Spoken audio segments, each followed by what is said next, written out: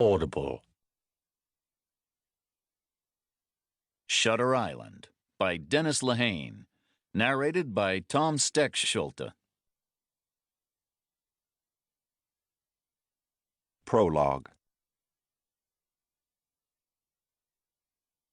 From the Journals of Dr. Lester Sheehan, May 3rd, 1993.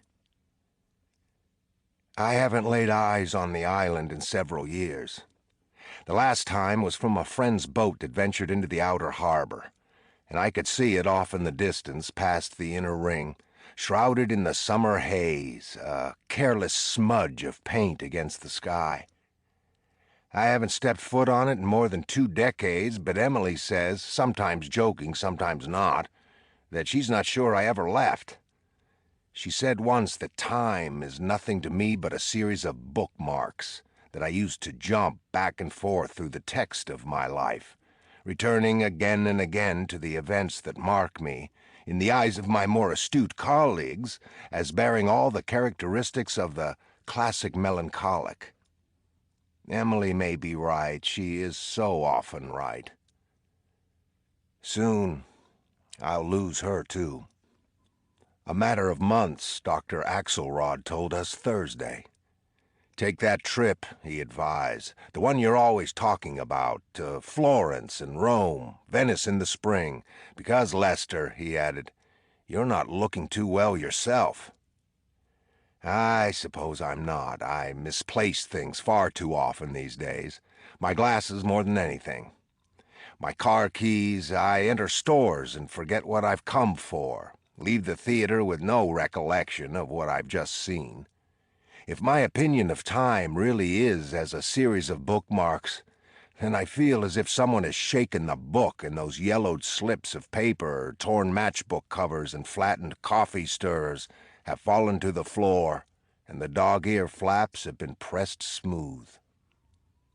I want to write these things down, then, not to alter the text so that I fall under a more favorable light. No. He would never allow that. In his own peculiar way, he hated lies more than anyone I have ever known. I want only to preserve the text, to transfer it from its current storage facility, which frankly is beginning to moisten and leak, to these pages. Ashecliffe Hospital sat on the central plain of the island's northwestern side, sat benignly, I might add. It looked nothing like a hospital for the criminally insane, and even less like the military barracks it had been before that. Its appearance reminded most of us, in point of fact, of a boarding school. Just outside the main compound, a mansard Victorian housed the warden and a dark, beautiful Tudor Min castle that had once housed the Union commander of the northeastern shoreline, served as the quarters of our chief of staff. Inside the wall were the staff quarters, quaint clapboard cottages for the clinicians, 3 low-slung cinder-block dormitories for the orderlies, the guards, and the nurses. The main compound was comprised of lawns and sculpted hedges, great shady oaks, Scotch pines, and trim maples, apple trees whose fruit dropped to the tops of the wall in late autumn or tumbled onto the grass. And in the center of the compound, twin red-brick colonials on either side of the hospital, itself a structure of large charcoal stones and handsome granite. Beyond were the bluffs and the tidal marsh and a long valley where a collective farm had sprung up and then failed in the years just after the American Revolution. The trees they planted survived, peach and pear and chokeberry, but no longer bore fruit, and the night winds often came howling into that valley and screeched like cats. And the fort, of course, which stood long before the first hospital staff arrived, and stands there still, jutting out of the southern cliff face, and the lighthouse beyond, out of service since before the Civil War, rendered obsolete by the beam of Boston light. From the sea, it didn't look like much. You have to picture it the way Teddy Daniels saw it on that calm morning in September of 1954. A scrub plane in the middle of the outer harbor, barely an island, you'd think, so much as the idea of one. What purpose could it have, he may have thought. What purpose? Rats were the most voluminous of our animal life. They scrabbled in the brush, formed lines along the shore at night, clambered over wet rock. Some were the size of flounder. In the years following those 4 strange days of late summer 1954, I took to studying the rats from a cut in the hill overlooking the northern shore. I was fascinated to discover that some of the rats would try to swim for Paddock Island, little more than a rock in a cup full of sand that remained submerged 22 hours out of every day. When it appeared, for that hour or two as the current reached its lowest ebb, sometimes they'd swim for it, these rats, never more than a dozen or so, and always driven back by the rip tide. I say always, but no. I saw one make it, once, the night of the harvest moon in October, '56. I saw its black moccasin of a body dart across the sand, or so I think. Emily, whom I met on the island, will say, "Lester, you couldn't have. It was too far away." She's right. And yet, I know what I saw. One fat moccasin darting across the sand that was pearl gray and already beginning to drown again as the current returned to swallow Paddock Island, swallow that rat, I assume, for I never saw it swim back. But in that moment, as I watched it scurry up the shore, and I saw it, distances be damned, I thought of Teddy. I thought of Teddy and his poor dead wife, Dolores Chanal, and those twin terrors, Rachel Solando and Andrew Latus. The havoc they wreaked on us all. I thought that if Teddy were sitting with me, he would have seen that rat too. He would have. And I'll tell you something else.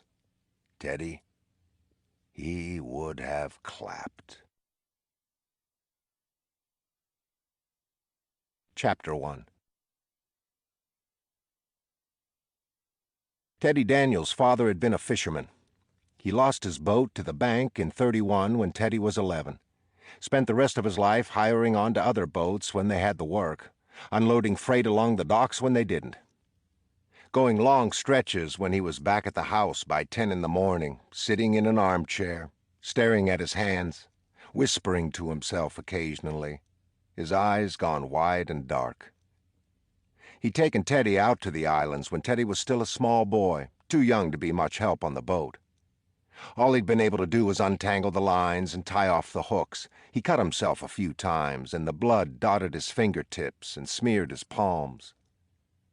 They'd left in the dark, and when the sun appeared, it was a cold ivory that pushed up from the edge of the sea, and the islands appeared out of the fading dusk, huddled together as if they'd been caught at something. Teddy saw small, pastel-colored shacks lining the beach of one, a crumbling limestone estate on another. His father pointed out the prison on Deer Island and the stately fort on George's. On Thompson, the high trees were filled with birds, and their chatter sounded like squalls of hail and glass. Out past them all, the one they called Shutter lay like something tossed from a Spanish galleon. Back then, in the spring of '28, it had been left to itself in a riot of its own vegetation, and the fort that stretched along its highest point was strangled in vines and topped with great clouds of moss. "Why Shutter?" Teddy asked. His father shrugged. "You with the questions, always the questions." "Yeah, but why?" "Some places just get a name and it sticks. Pirates, probably." "Pirates?" Teddy liked the sound of that. He could see them, big men with eye patches and tall boots, gleaming swords.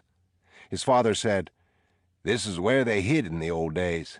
His arm swept the horizon. These islands hid themselves, hid their gold.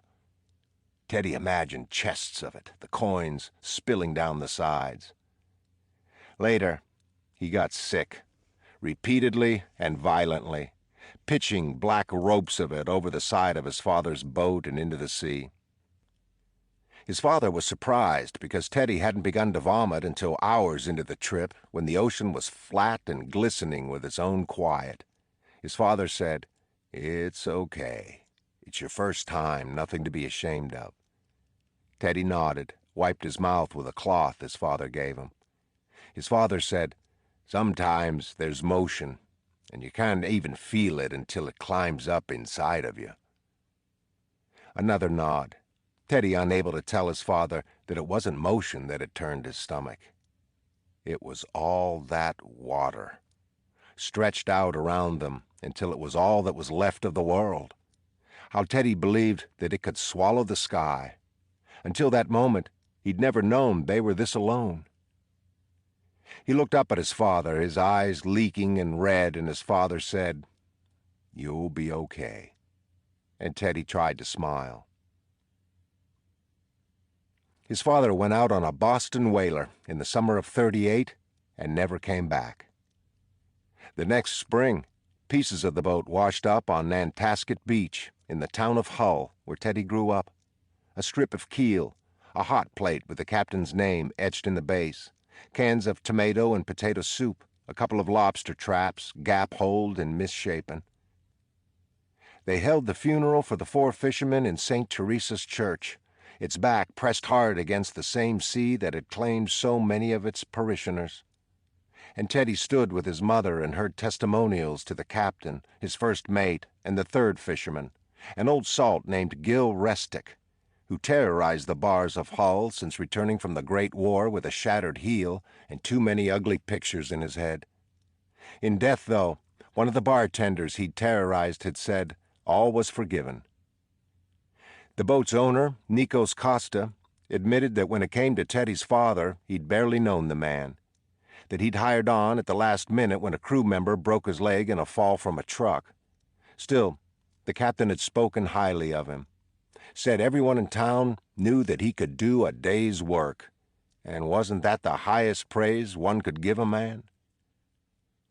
Standing in that church, Teddy remembered that day on his father's boat because they'd never gone out again.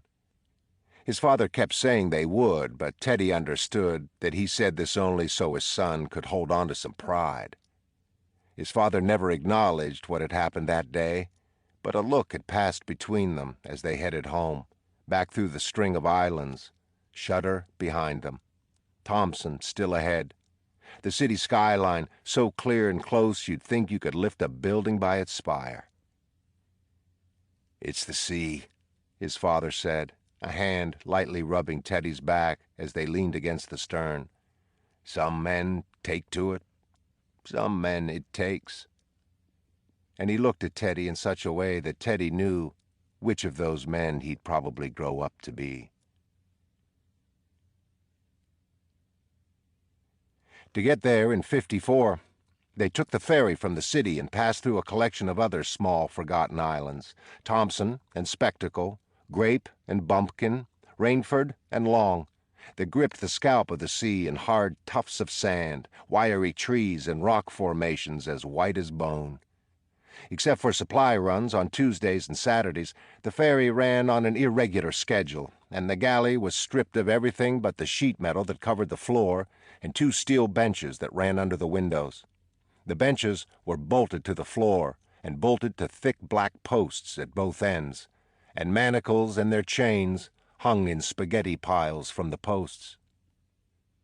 The ferry wasn't transporting patients to the asylum today, however.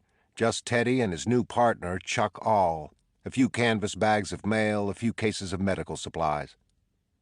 Teddy started the trip down on his knees in front of the toilet, heaving into the bowl as the ferry's engine chugged and clacked, and Teddy's nasal passages filled with the oily smells of gasoline and the late summer sea. Nothing came out of him but small streams of water, yet his throat kept constricting and his stomach banged up against the base of his esophagus, and the air in front of his face spun with motes that blinked like eyes.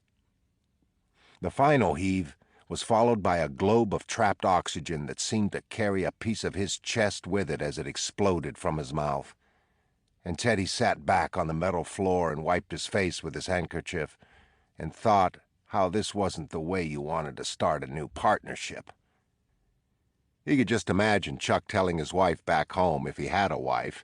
Teddy didn't even know that much about him yet, about his first encounter with the legendary Teddy Daniels. "Guy liked me so much, honey, he threw up."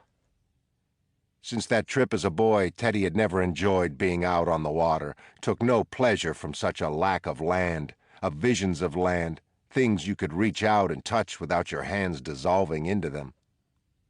You told yourself it was okay, because that's what you had to do to cross a body of water.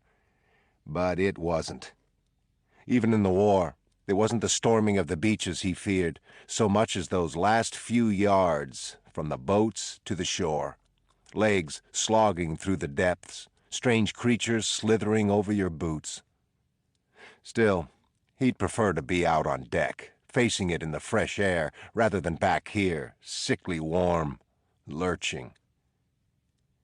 When he was sure it had passed, his stomach no longer bubbling, his head no longer swimming, he washed his hands and face, checked his appearance in a small mirror mounted over the sink, most of the glass eroded by sea salt, a small cloud in the center where Teddy could just make out his reflection. Still a relatively young man with a government-issue crew cut. But his face was lined with evidence of the war and the years since. His penchant for the dual fascinations of pursuit and violence living in eyes Dolores had once called dog-sad. I'm too young, Teddy thought, to look this hard. He adjusted his belt around his waist so the gun and holster rested on his hip. He took his hat from the top of the toilet and put it back on, adjusted the brim until it tilted just slightly to the right. He tightened the knot in his tie. It was one of those loudly floral ties that had been going out of style for about a year, but he wore it because she had given it to him. Slipped it over his eyes one birthday as he sat in the living room, pressed her lips to his Adam's apple, a warm hand on the side of his cheek, the smell of an orange on her tongue. Sliding into his lap, removing the tie, Teddy keeping his eyes closed, just to smell her, to imagine her, to create her in his mind, and hold her there. He could still do it, close his eyes and see her. But lately, white smudges would blur parts of her, an earlobe, her eyelashes, the contours of her hair. It didn't happen enough to fully obscure her yet, but Teddy feared time was taking her from him, grinding away at the picture frames in his head, crushing them. I miss you, he said, and went out through the galley to the foredeck. It was warm and clear out there, but the water was threaded with dark glints of rust and an overall pallor of gray, a suggestion of something growing dark in the depths, massing. Chuck took a sip from his flask and tilted the neck in Teddy's direction, one eyebrow cocked. Teddy shook his head, and Chuck slipped it back into his suit pocket, pulled the flaps of his overcoat around his hips, and looked out at the sea. You okay? Chuck asked. You look pale. Teddy shrugged it off. I'm fine. Sure? Teddy nodded. Just finding my sea legs. They stood in silence for a bit, the sea undulating all around them, pockets of it as dark and silken as velvet. You know it used to be a POW camp, Teddy said. Chuck said, The island? Teddy nodded. Back in the Civil War. They built a fort there, barracks. What do they use the fort for now? Teddy shrugged. Couldn't tell you. There's quite a few of them out here on the different islands. Most of them were target practice for artillery shells during the war. Not too many left standing. But the institution? From what I could tell, they used the old troop quarters. Chuck said, Be like going back to basic, huh? Don't wish that on us. Teddy turned on the rail. So, what's your story there, Chuck? Chuck smiled. He was a bit stockier and a bit shorter than Teddy, maybe 5'10" or so, and he had a head of tight, curly black hair and olive skin, and slim, delicate hands that seemed incongruous with the rest of him, as if he'd borrowed them until his real ones came back from the shop. His left cheek bore a small scythe of a scar, and he tapped it with his index finger. I always start with the scar, he said. People usually ask sooner or later. Okay. Wasn't from the war, Chuck said. My girlfriend says I should just say it was, be done with it, but, he shrugged. It was from playing war, though. When I was a kid, me and this other kid shooting slingshots at each other in the woods. My friend's rock just misses me, so I'm okay, right? He shook his head. His rock hit a tree, sent a piece of bark into my cheek, hence the scar. From playing war. From playing it, yeah. You transferred from Oregon? Seattle. Came in last week. Teddy waited, but Chuck didn't offer any further explanation. Teddy said, "How long you been with the Marshals?" 4 years. So you know how small it is. Sure? You want to know how come I transferred? Chuck nodded, as if deciding something for himself. If I said I was tired of rain... Teddy turned his palms up above the rail.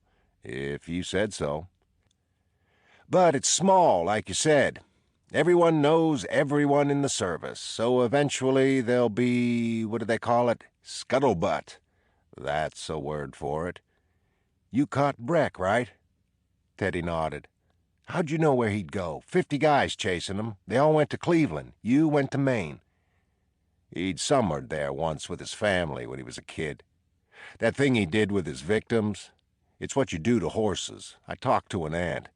She told me the only time he was ever happy was at a horse farm near his rental cottage in Maine, so I went up there. Shot him 5 times, Chuck said and looked down at the bow at the foam. Would have shot him 5 more, Teddy said. 5's what it took. Chuck nodded and spit over the rail. My girlfriend's Japanese. Well, born here, but, grew up in a camp.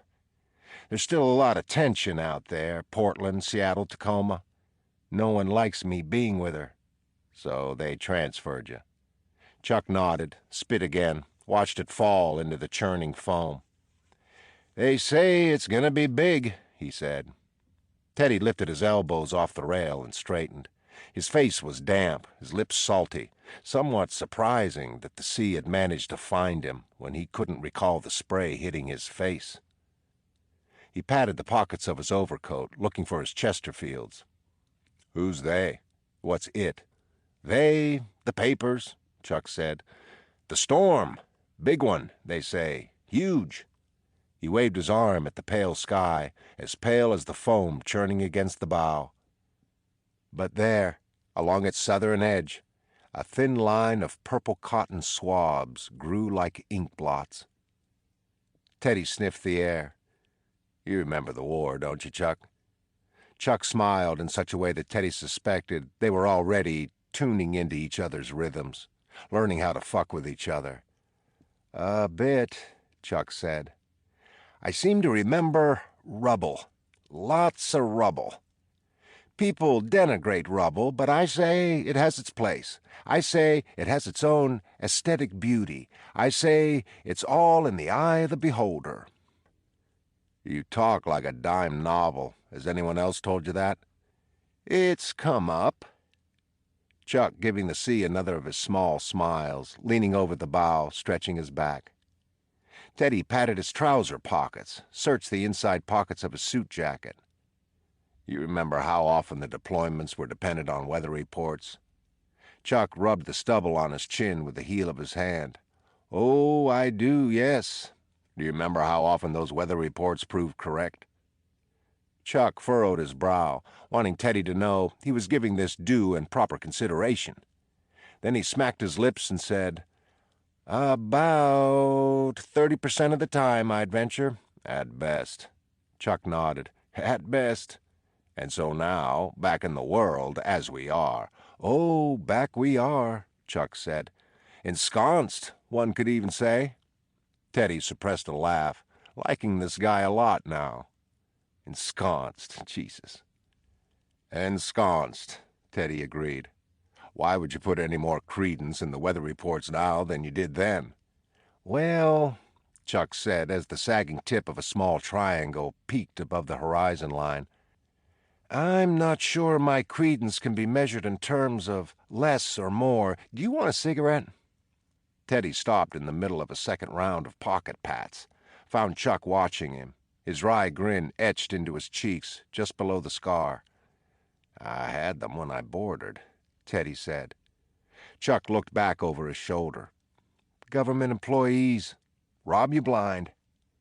Chuck shook a cigarette free of his pack of Luckies, handed one to Teddy, and lit it for him with his brass Zippo, the stench of the kerosene climbing over the salt air and finding the back of Teddy's throat. Chuck snapped the lighter closed, then flicked it back open with a snap of his wrist and lit his own. Teddy exhaled, and the triangle tip of the island disappeared for a moment in the plume of smoke. Overseas, Chuck said, when a weather report dictated if you went to the drop zone with your parachute pack or set off for the beachhead, well, there was much more at stake, wasn't there? True. But back home, where's the harm in a little arbitrary faith? That's all I'm saying, boss.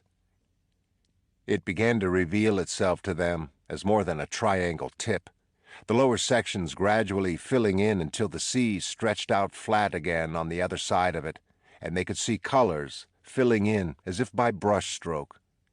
A muted green where the vegetation grew unchecked, a tan strip of shoreline, the dull ochre of cliff face on the northern edge. And at the top, as they churned closer, they began to make out the flat rectangular edges of buildings themselves. It's a pity, Chuck said. What's that? The price of progress. He placed one foot on the tow line and leaned against the rail beside Teddy, and they watched the island attempt to define itself. With the leaps, and there are leaps going on, don't kid yourself, leaps every day, happening in the field of mental health, a place like this will cease to exist. Barbaric, they'll call it 20 years from now. An unfortunate byproduct of the bygone Victorian influence. And go it should, they'll say. Incorporation, they'll say. Incorporation will be the order of the day. You are all welcomed into the fold. We will soothe you, rebuild you. We are all general marshals. We are a new society, and there is no place for exclusion. No Elbus. The buildings had disappeared again behind the trees, but Teddy could make out the fuzzy shape of a conical tower, and then hard jutting angles he took to be the old fort. But do we lose our past to assure our future? Chuck flicked his cigarette out into the foam. That's the question. What do you lose when you sweep a floor, Teddy? Dust? Crumbs that would otherwise draw ants? But what of the earring she misplaced? Is that in the trash now, too? Teddy said, Who's she? Where did she come from, Chuck? There's always a she, isn't there? Teddy heard the whine of the engine change pitch behind them, felt the ferry give a small lurch underfoot, and he could see the fort clearer now up atop the southern cliff face as they came around toward the western side of the island. The cannons were gone, but Teddy could make out the turrets easily enough. The land went back into hills behind the fort, and Teddy figured the walls were back there, blurring into the landscape from his current angle. And then Ashecliffe Hospital sat somewhere beyond the bluffs, overlooking the western shore. You got a girl, Teddy? Married? Chuck said. Was, Teddy said, picturing Dolores, a look she gave him once on their honeymoon, turning her head, her chin almost touching her bare shoulder, muscles moving under the flesh near her spine. She died. Chuck came off the rail, his neck turning pink. Ah, Jesus. It's okay, Teddy said. No. Chuck held his palm up by Teddy's chest. I'd heard that.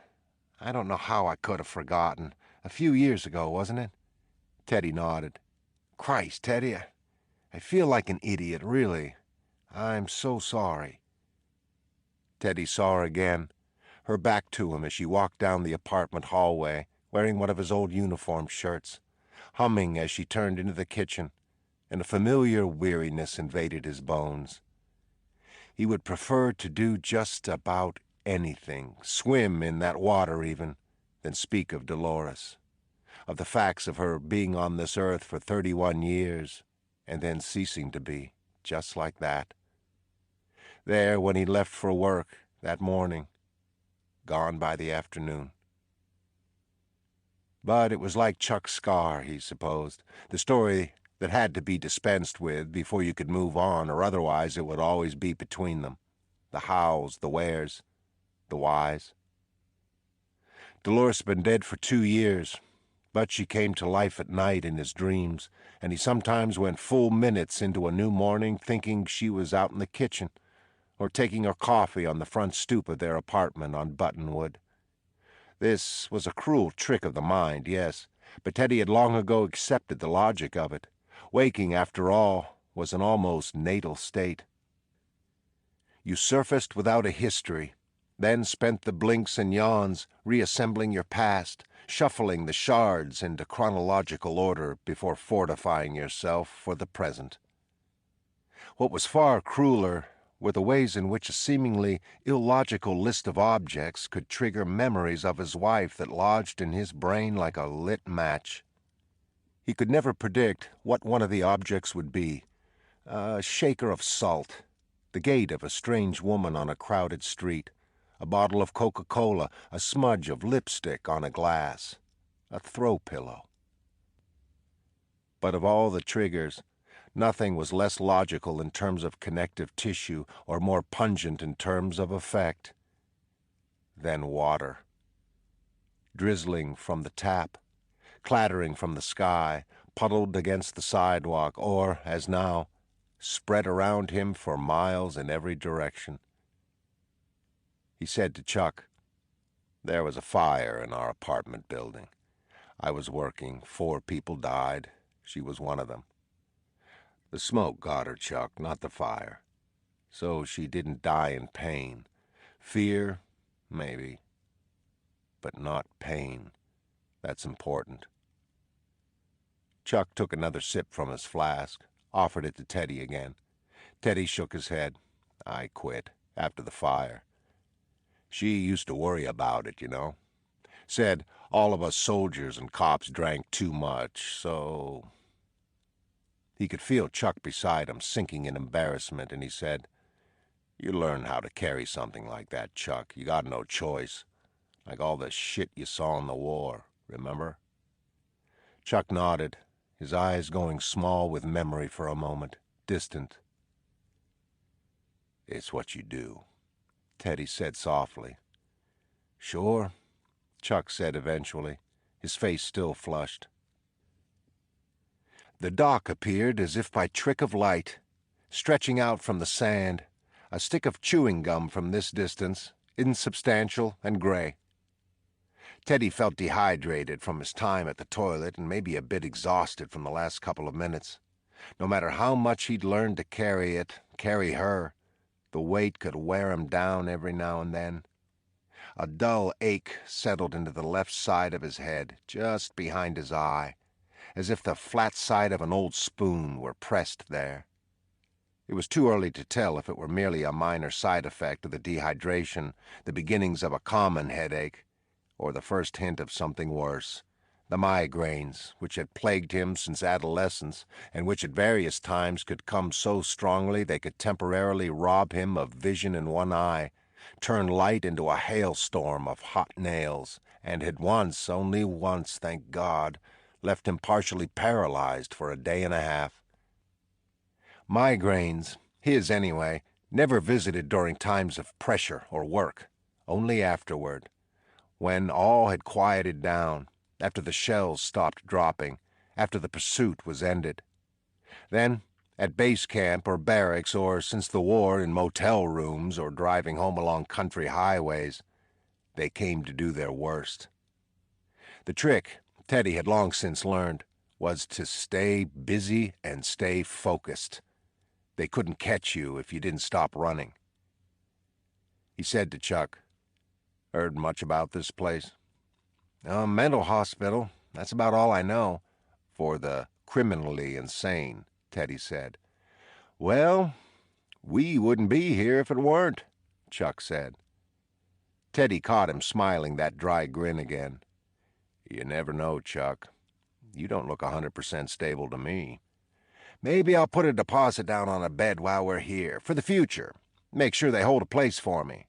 "Not a bad idea," Teddy said, as the engines cut out for a moment and the bow swung starboard, as they turned with the current and the engines kicked in again, and Teddy and Chuck were soon facing the open sea as the ferry backed toward the dock. "Far as I know," Teddy said, "they specialize in radical approaches." "Red?" Chuck said. "Not red," Teddy said. "Just radical. There's a difference." "You wouldn't know it lately."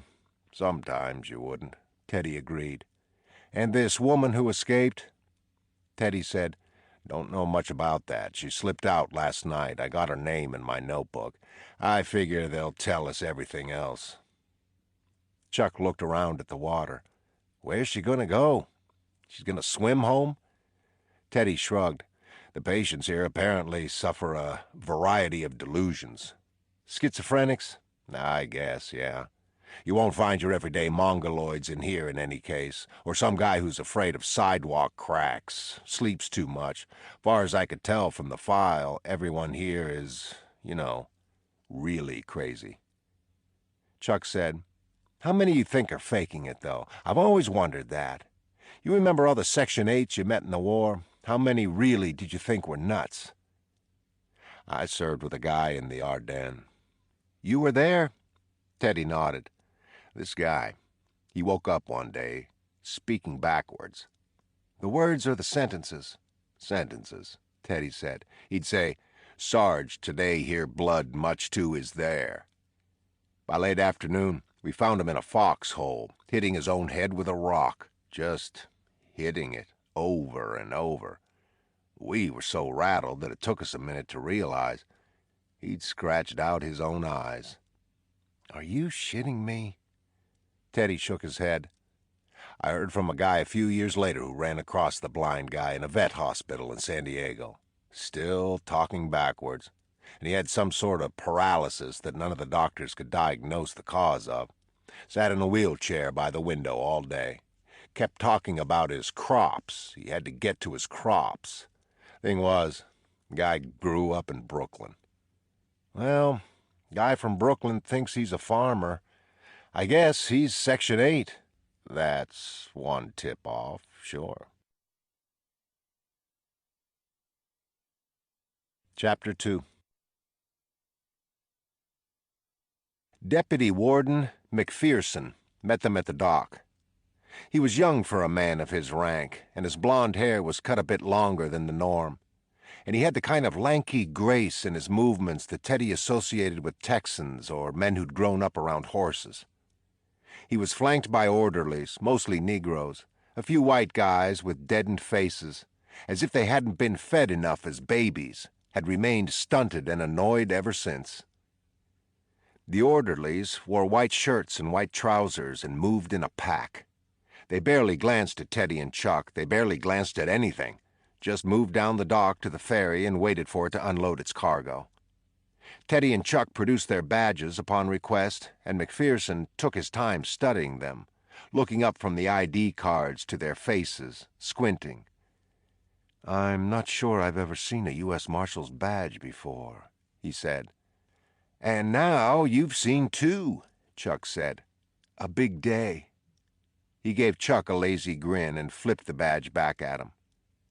The beach looked to have been lashed by the sea in recent nights. It was strewn with shells and driftwood, mollusk skeletons, and dead fish half-eaten by whatever scavengers lived here. Teddy noticed trash that must have blown in from the inner harbor, cans and sodden wads of paper, a single license plate tossed up by the tree line and washed beige and numberless by the sun. The trees were mostly pine and maple, thin and haggard, and Teddy could see some buildings through the gaps, sitting at the top of the rise.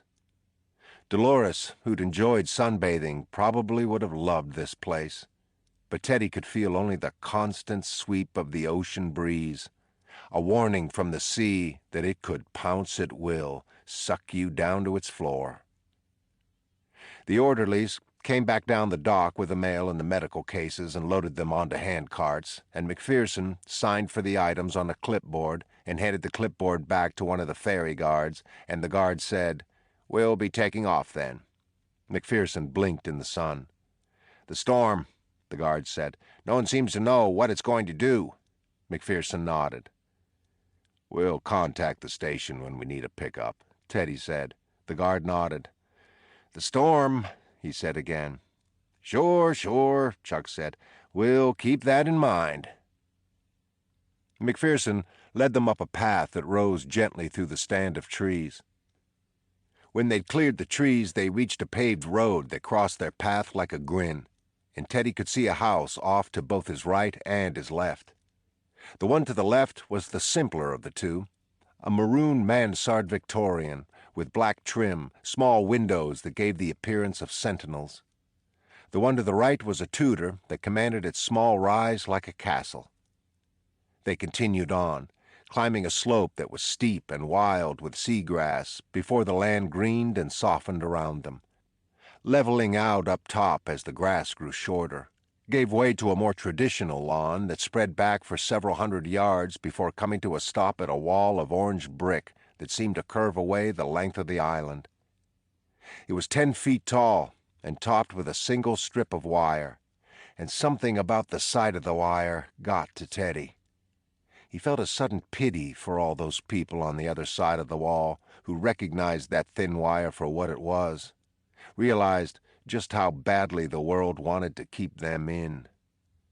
Teddy saw several men in dark blue uniforms just outside the wall, heads down as they peered at the ground. Chuck said, "Correctional guards at a mental institution. Weird sight, if you don't mind me saying, Mr. McPherson." "This is a maximum security institution," McPherson said. "We operate under dual charters, one from the Massachusetts Department of Mental Health, the other from the Federal Department of Prisons." "I understand that," Chuck said. "I've always wondered, though. You guys have much to talk about around the dinner table?" McPherson smiled and gave a tiny shake of his head. Teddy saw a man with black hair who wore the same uniform as the rest of the guards, but his was accented by yellow epaulets and a standing collar up top, and his badge was gold. He was the only one who walked with his head held up, one hand pressed behind his back as he strode among the men, and the stride reminded Teddy of full colonels he'd met in the war, men for whom command was not simply a necessary burden of the military, but of God. He carried a small black book pressed to his rib cage, and he nodded in their direction, and then walked down the slope from which they'd come, his black hair stiff in the breeze. "The Warden," McPherson said. "You'll meet later." Teddy nodded, wondering why they didn't meet now, and the Warden disappeared on the other side of the rise. One of the orderlies used a key to open the gate in the center of the wall, and the gate swung wide, and the orderlies and their carts went in as two guards approached McPherson and came to a stop on either side of him. McPherson straightened to his full height, all business now, and said, "I've got to give you guys the basic lay of the land." "Sure." "You gentlemen will be accorded all the courtesies we have to offer, all the help we can give. During your stay, however short that may be, you will obey protocol. Is that understood?" Teddy nodded, and Chuck said, "Absolutely." McPherson fixed his eyes on a point just above their heads. "Dr. Cawley will explain the finer points of protocol to you, I'm sure, but I have to stress the following. Unmonitored contact with patients of this institution is forbidden. Is that understood?" Teddy almost said, "Yes, sir," as if he were back in basic, but he stopped short with a simple, "Yes." "Ward A of this institution is the building behind me to my right, the male ward. Ward B, the female ward, is to my left. Ward C is beyond those bluffs directly behind the compound in the staff quarters, housed in what was once Fort Walton. Admittance to Ward C is forbidden without the written consent and physical presence of both the warden and Dr. Cawley. Understood?" Another set of nods. McPherson held out one massive palm as if in supplication to the sun. "You are hereby requested to surrender your firearms." Chuck looked at Teddy. Teddy shook his head. Teddy said, "Mr. McPherson, we're duly appointed federal marshals. We are required by government order to carry our firearms at all times." McPherson's voice hit the air like steel cable. Executive Order 391 of the Federal Code of Penitentiaries and Institutions for the Criminally Insane states that the peace officer's requirement to bear arms is superseded only by the direct order of his immediate superiors or that of persons entrusted with the care and protection of penal or mental health facilities. Gentlemen, you find yourself under the aegis of that exception. You will not be allowed to pass through this gate with your firearms. Teddy looked at Chuck. Chuck tilted his head at McPherson's extended palm and shrugged. Teddy said, "We'd like our exceptions noted for the record." McPherson said, "Guard, please note the exceptions of Marshals Daniels and all." "Noted, sir." "Gentlemen," McPherson said. The guard on McPherson's right opened a small leather pouch. Teddy pulled back his overcoat and removed the service revolver from his holster.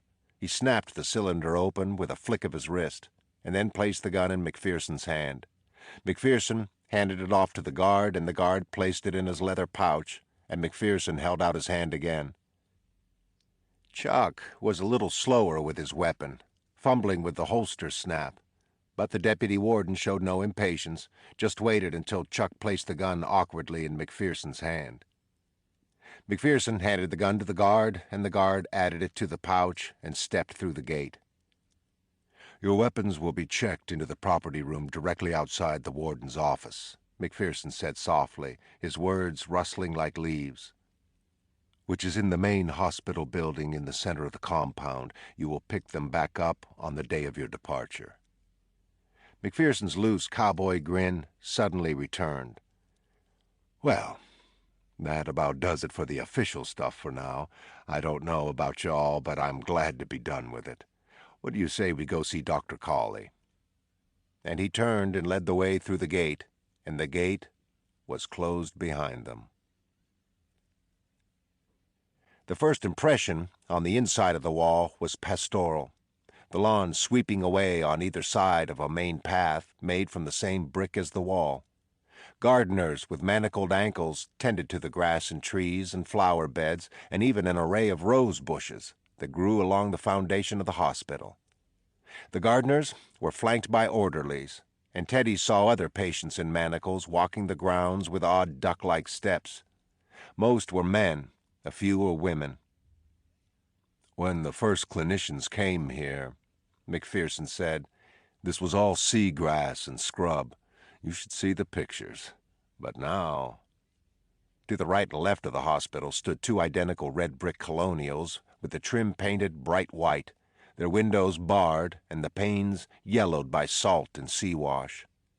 The hospital itself was charcoal-colored, its brick rubbed smooth by the sea, and it rose 6 stories until the dormer windows up top stared down at them. McPherson said, "Built as the battalion HQ just before the Civil War. They'd had some designs, apparently, to make this a training facility. Then when war seemed imminent, they concentrated on the fort, and then later on transforming this into a POW camp." Teddy noticed the tower he'd seen from the ferry. The tip of it peaked just above the tree line on the far side of the island. "What's that tower?" "An old lighthouse," McPherson said. "Hasn't been used as such since the early 1800s. The Union Army posted lookout sentries there, or so I've heard, but now it's a treatment facility." "For patients?" He shook his head. "Sewage. You wouldn't believe what ends up in these waters. Looks pretty from the ferry, but every piece of trash in just about every river in this state floats down into the inner harbor, out through the mid-harbor, and eventually reaches us." "Fascinating," Chuck said, and lit a cigarette, took it from his mouth to suppress a soft yawn as he blinked in the sun. "Beyond the wall that way," he pointed past Ward B, "is the original commander's quarters. You probably saw it on the walk up. Cost a fortune to build at the time, and the commander was relieved when Uncle Sam got the bill. You should see the place." "Who lives there now?" Teddy said. "Dr. Cawley." McPherson said, "None of this would exist if it weren't for Dr. Cawley and the warden. They created something really unique here." They'd looped around the back of the compound. met more manacled gardeners and orderlies, many hoeing a dark loam against the rear wall. One of the gardeners, a middle-aged woman with a wispy wheat hair gone almost bald on top, stared at Teddy as he passed, and then raised a single finger to her lips. Teddy noticed a dark red scar, thick as licorice, that ran across her throat. She smiled, finger still held to her lips, and then shook her head very slowly at him. "Cawley's a legend in his field," McPherson was saying as they passed back around toward the front of the hospital. "Top of his class at both Johns Hopkins and Harvard. Published his first paper on delusional pathologies at the age of 20. Has been consulted numerous times by Scotland Yard, MI5, and the OSS. "Why?" Teddy said. "Why?" Teddy nodded. It seemed a reasonable question. "Well..." McPherson seemed at a loss. "The OSS," Teddy said. "Try them for starters. Why would they consult a psychiatrist?" "War work," McPherson said. "Right," Teddy said slowly. "What kind, though?" "The classified kind," McPherson said. "Or so I'd assume." "How classified can it be?" Chuck said, one bemused eye catching Teddy's. "If we're talking about it." McPherson paused in front of the hospital, one foot on the first step. He seemed baffled. He looked off for a moment at the curve of orange wall and then said, "Well, I guess you can ask him. He should be out of his meeting by now." They went up the stairs and in through a marble foyer, the ceiling arching into a filigreed dome above them. A gate buzzed open as they approached it, and they passed on into a large anteroom where an orderly sat at a desk to their right and another across from him to their left. And beyond lay a long corridor behind the confines of another gate. They produced their badges again to the orderly by the upper staircase, and McPherson signed their 3 names to a clipboard as the orderly checked their badges and IDs and handed them back. Behind the orderly was a cage, and Teddy could see a man wearing a similar uniform to the warden in there, keys hanging from their rings on a wall behind him.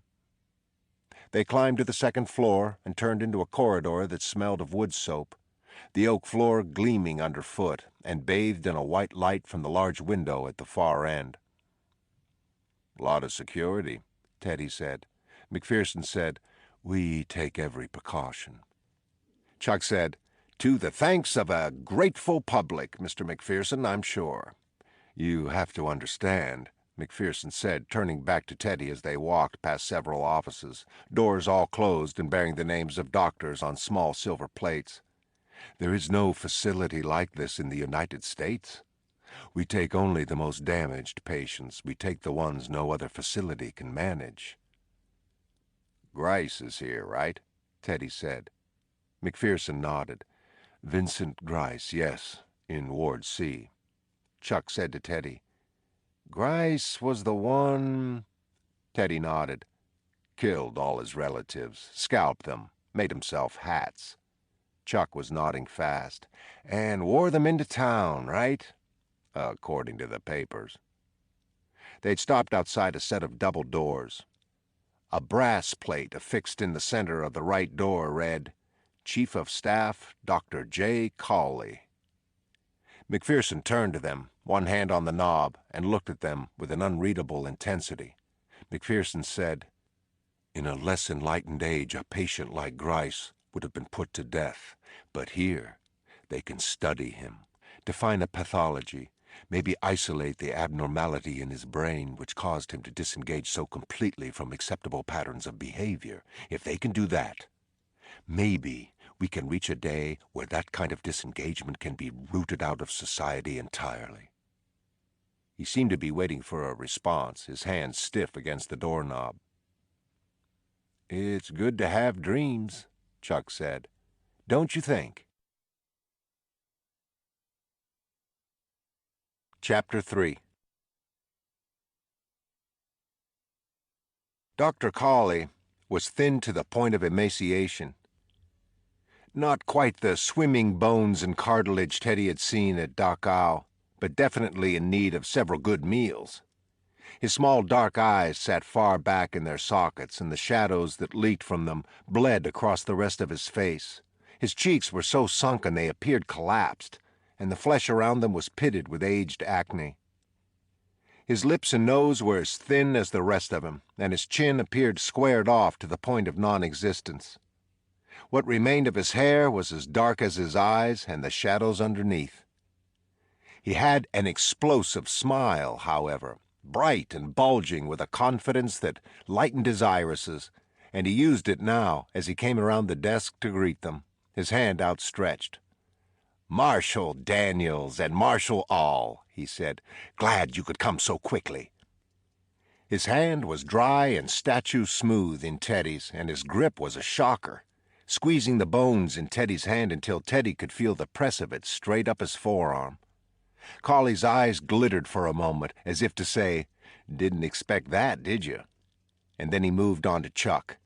He shook Chuck's hand with a "Pleased to meet you, sir." And then the smile shot off his face, and he said to McPherson, "That'll be all for now, Deputy Warden, thank you." McPherson said, "Yes, sir. A pleasure, gentlemen," and backed out of the room. Cawley's smile returned, but it was a more viscous version, and it reminded Teddy of the film that formed over soup. "He's a good man, McPherson, eager for," Teddy said, taking a seat in front of the desk. Cawley's smile morphed again, curling up one side of his face and freezing there for a moment. "I'm sorry?" "He's eager," Teddy said. "But for what?" Cawley sat behind the teak desk, spread his arms. "For the work. A moral fusion between law and order and clinical care. Just half a century ago, even less in some cases, the thinking on the kind of patients we deal with here was that they should, at best, be shackled and left in their own filth and waste. They were systematically beaten, as if that could drive the psychosis out. We demonized them, we tortured them, spread them on racks, yes, drove screws into their brains, even drowned them on occasion." "And now?" Chuck said. "Now we treat them morally. We try to heal, to cure, and if that fails, we at least provide them with a measure of calm in their lives." "And their victims?" Teddy said. Cawley raised his eyebrows, waiting. "These are all violent offenders," Teddy said, "right?" Cawley nodded. "Quite violent, actually." "So they've hurt people," Teddy said. "Murdered them in many cases." "Oh, in most. So why does their sense of calm matter in relation to their victims?" Cawley said, "Because my job is to treat them, not their victims. I can't help their victims. It's the nature of any life's work that it has limits. That's mine. I can only concern myself with my patients." He smiled. "Did the senator explain the situation?" Teddy and Chuck shot each other glances as they sat. Teddy said, "We don't know anything about a senator, Doctor. We were assigned by the state field office." Cawley propped his elbows on a green desk blotter and clasped his hands together, placed his chin on top of them and stared at them over the rim of his glasses. "My mistake, then. So what have you been told?" "We know a female prisoner is missing." Teddy placed his notebook on his knee, flipped the pages. Rachel Solando." "Patient?" Cawley gave them a dead smile. "Patient," Teddy said. "I apologize. We understand she escaped within the last 24 hours. Cawley's nod was a small tilt of his chin and hands. "Last night, sometime between 10 and midnight." "And she still hasn't been found?" Chuck said. "Correct, Marshal." He held up an apologetic hand. "All," Chuck said. Cawley's face narrowed around his hands, and Teddy noticed drops of water spit against the window behind him. He couldn't tell whether they were from the sky or the sea. "And your first name is Charles?" Cawley said. "Yeah," Chuck said. "I'd take you for a Charles," Cawley said, "but not necessarily an All." "That's fortunate, I guess." "How so?" "We don't choose our names," Chuck said. "So it's nice when someone thinks that one of them at least fits." "Who chose yours?" Cawley said. "My parents." "Your surname?" Chuck shrugged. Who's to tell? We'd have to go back 20 generations. Or one. Chuck leaned forward in his chair. Excuse me? You're Greek, Cawley said. Or Armenian, which? Armenian. So all was Anasmajian. Cawley turned his slim gaze on Teddy. And yourself? Daniels, Teddy said. 10th generation Irish. He gave Cawley a small grin. And yeah, I can trace it back, Doctor. But your given first name, Theodore? Edward. Cawley leaned his chair back, his hands falling free of his chin. He tapped a letter opener against the desk edge, the sound as soft and persistent as snow falling on a roof. My wife, he said, is named Margaret, yet no one ever calls her that except me. Some of her oldest friends call her Margot, which makes a certain amount of sense, but everyone else calls her Peggy. I've never understood that. What? How you get Peggy from Margaret, and yet it's quite common, or how you get Teddy from Edward. There's no P in Margaret and no T in Edward. Teddy shrugged. Your first name? John. Anyone ever call you Jack? He shook his head. Most people just call me Doctor. The water spit lightly against the window, and Cawley seemed to review their conversation in his head, his eyes gone shiny and distant. And then Chuck said, Is Miss Solando considered dangerous? All our patients have shown a proclivity for violence, Cawley said. It's why they're here, men and women. Rachel Solando was a war widow. She drowned her 3 children in the lake behind her house, took them out there one by one and held their heads under until they died. Then she brought them back into the house and arranged them around the kitchen table and ate a meal there before a neighbor dropped by. She kill the neighbor? Chuck asked. Cawley's eyebrows rose and he gave a small sigh. No. Invited him to sit and have breakfast with him. He declined, naturally, and called the police. Rachel still believes the children are alive, waiting for her. It might explain why she's tried to escape. To return home, Teddy said. Cawley nodded. And where's that? Chuck asked. A small town in the Berkshires, roughly 150 miles from here. With a tilt of his head, Cawley indicated the window behind him. To swim that way, you don't reach land for 11 miles. To swim north, you don't reach land until Newfoundland. Teddy said, And you've searched the grounds? Yes. Pretty thoroughly? Cawley took a few seconds to answer, played with a silver bust of a horse on the corner of his desk. The warden and his men and a detail of orderlies spent the night and a good part of the morning scouring the island and every building in the institution. Not a trace.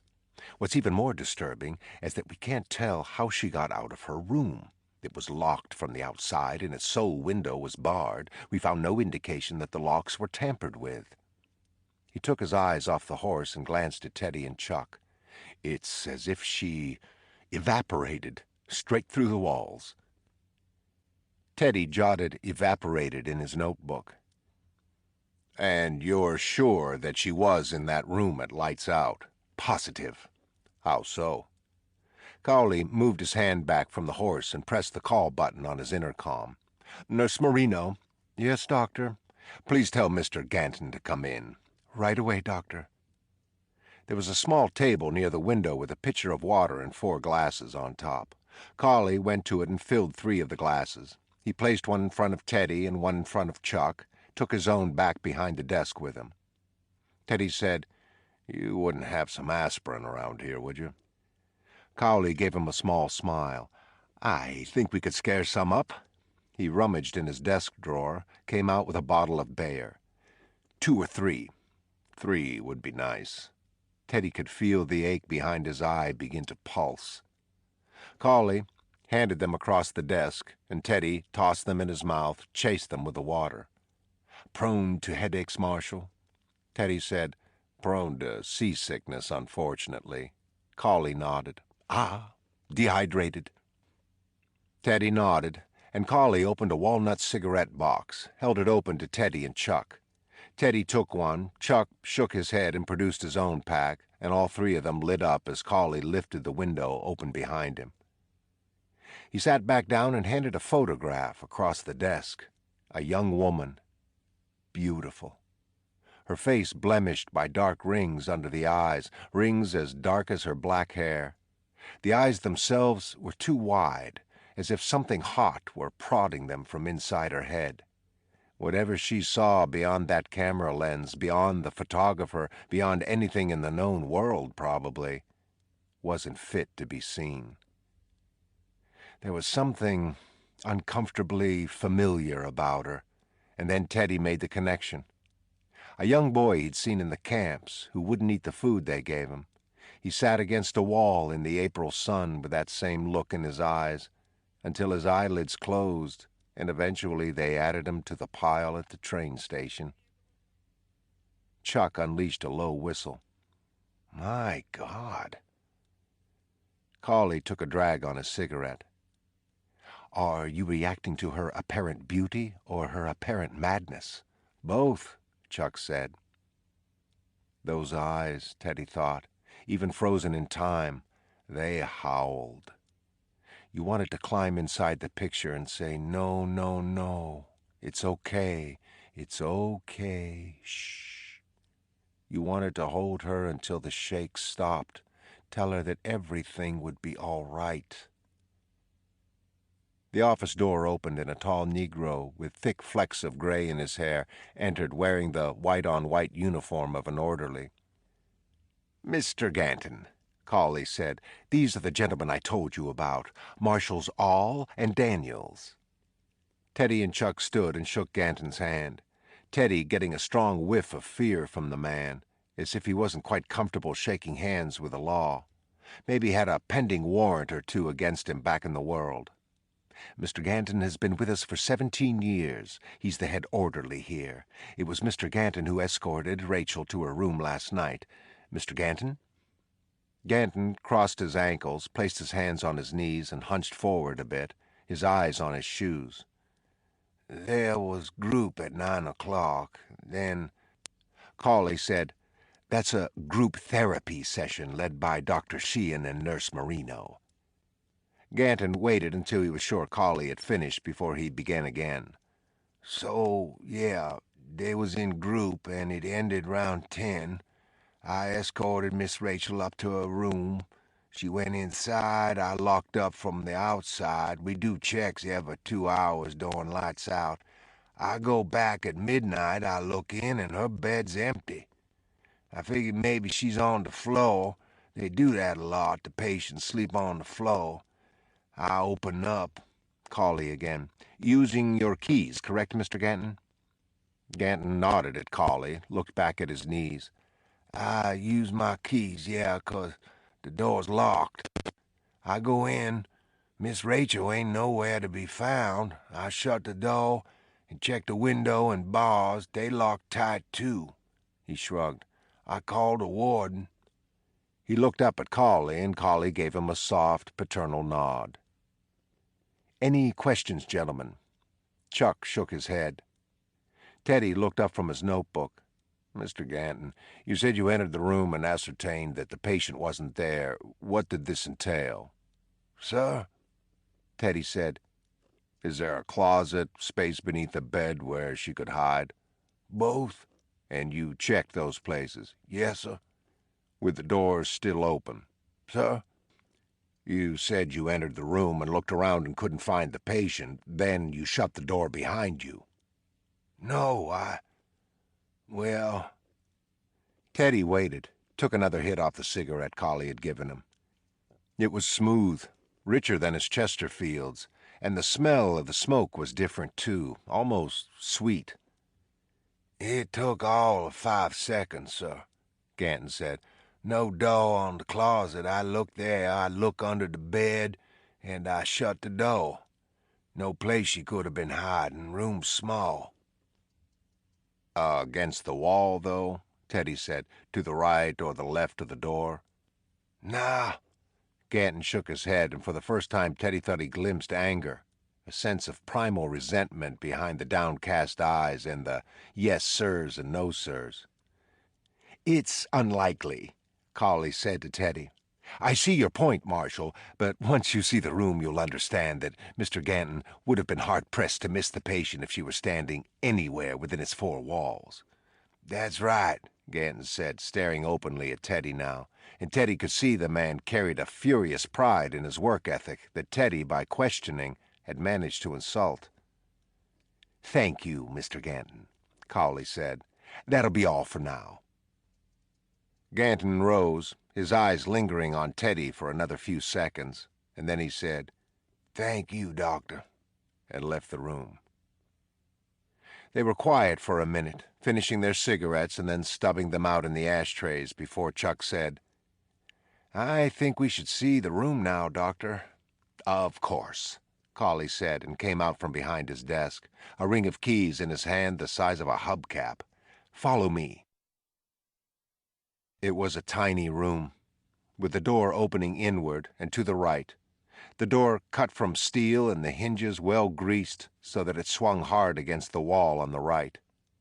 To their left was a short length of wall, and then a small wooden closet with a few smocks and drawstring pants hanging on plastic hangers. There goes that theory, Teddy admitted. Cawley nodded. There would have been no place for her to hide from anyone standing in this doorway.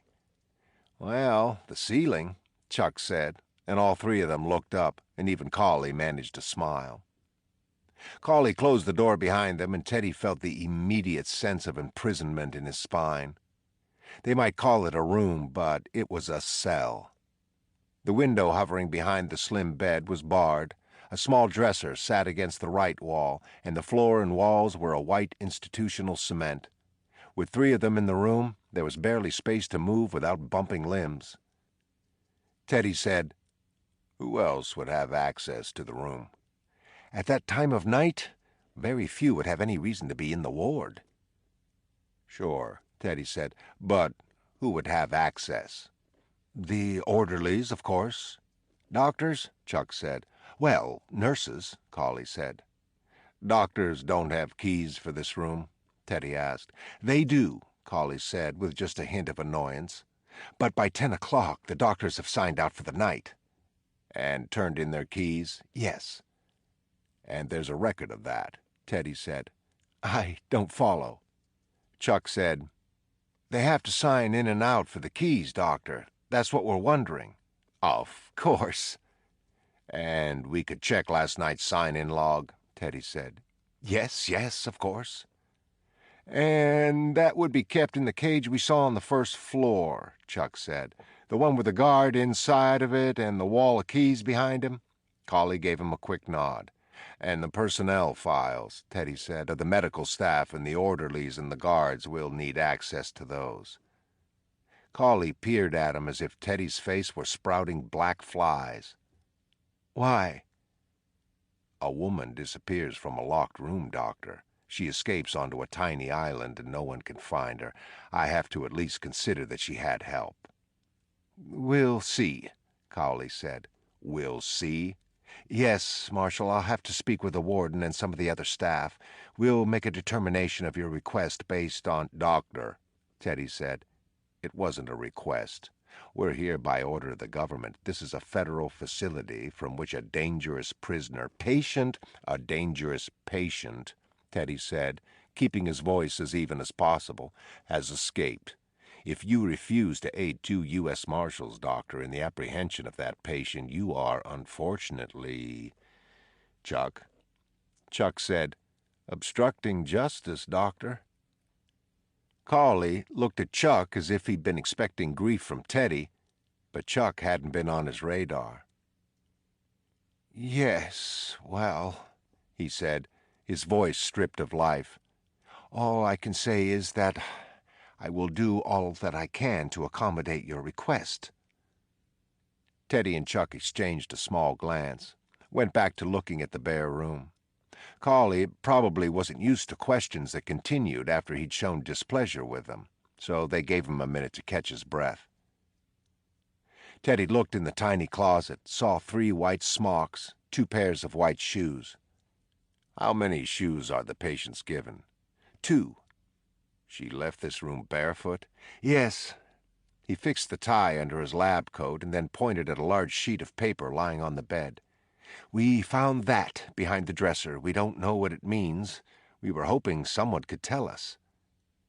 Teddy lifted the sheet of paper, turned it over to see that the other side was a hospital eye chart, the letters shrinking and descending in a pyramid. He turned it back over and held it up for Chuck. "The law of 4. I am 47. They were 80. Plus you are 3. We are 4. But who is 67? Teddy didn't even like holding it. The edges of the paper tingled against his fingers. Chuck said, "Fuck if I know." Cawley stepped up beside them. "Quite similar to our clinical conclusion." "We are 3, Teddy said. Chuck peered at the paper. "Huh?" "We could be the 3, Teddy said. "The 3 of us right now, standing in this room." Chuck shook his head. "How's she gonna predict that?" Teddy shrugged. "It's a reach." "Yeah." Cawley said, "It is, and yet Rachel is quite brilliant in her games. Her delusions, particularly the one which allows her to believe her 3 children are still alive, are conceived on a very delicate but intricate architecture. To sustain the structure, she employs an elaborate narrative thread to her life that is completely fictitious." Chuck turned his head slowly, looked at Cawley. "I'd need a degree to understand that, Doctor." Cawley chuckled. "Think of the lies you tell your parents as a child. How elaborate they are. Instead of keeping them simple to explain why you missed school or forgot your chores, you embellish, you make them fantastical, yes?" Chuck thought about it and nodded. Teddy said, "Sure. Criminals do the same thing." "Exactly. The idea is to obfuscate. Confuse the listener until they believe out of exhaustion more than any sense of truth. Now, consider those lies being told to yourself. That's what Rachel does. In 4 years, she never so much as acknowledged that she was in an institution. As far as she was concerned, she was back home in the Berkshires, in her house, and we were delivery men, milkmen, postal workers, just passing by. Whatever the reality, she used sheer force of will to make her illusion stronger."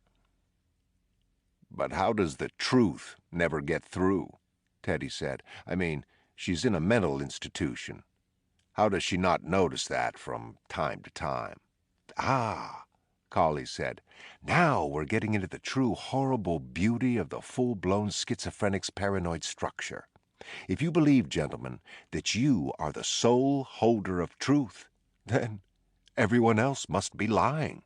And if everyone is lying, then any truth they say," Chuck said, "must be a lie."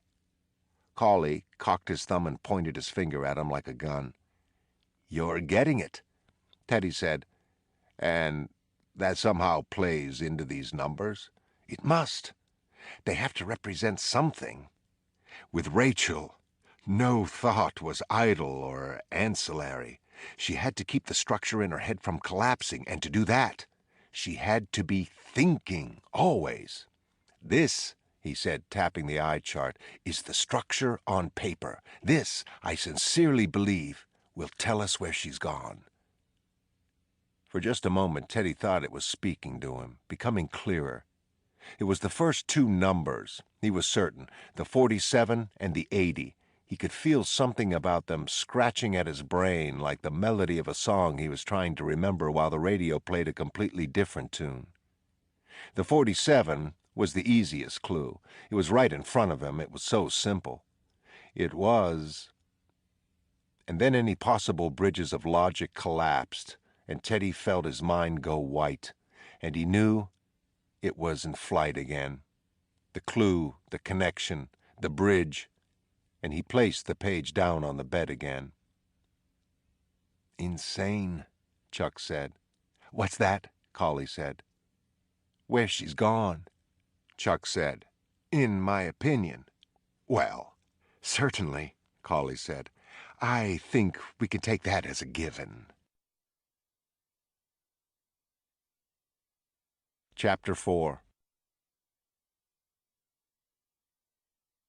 They stood outside the room. The corridor broke off from a staircase in the center. Rachel's door was to the left of the stairs, halfway down on the right-hand side. "This is the only way off this floor?" Teddy said. Cawley nodded. "No roof access?" Chuck said. Cawley shook his head. "The only way up is from the fire escape. You'll see it on the south side of the building. It has a gate, and the gate is always locked. Staff has keys, of course, but no patients. To get to the roof, she'd have to go downstairs, outside, use a key, and climb back up top."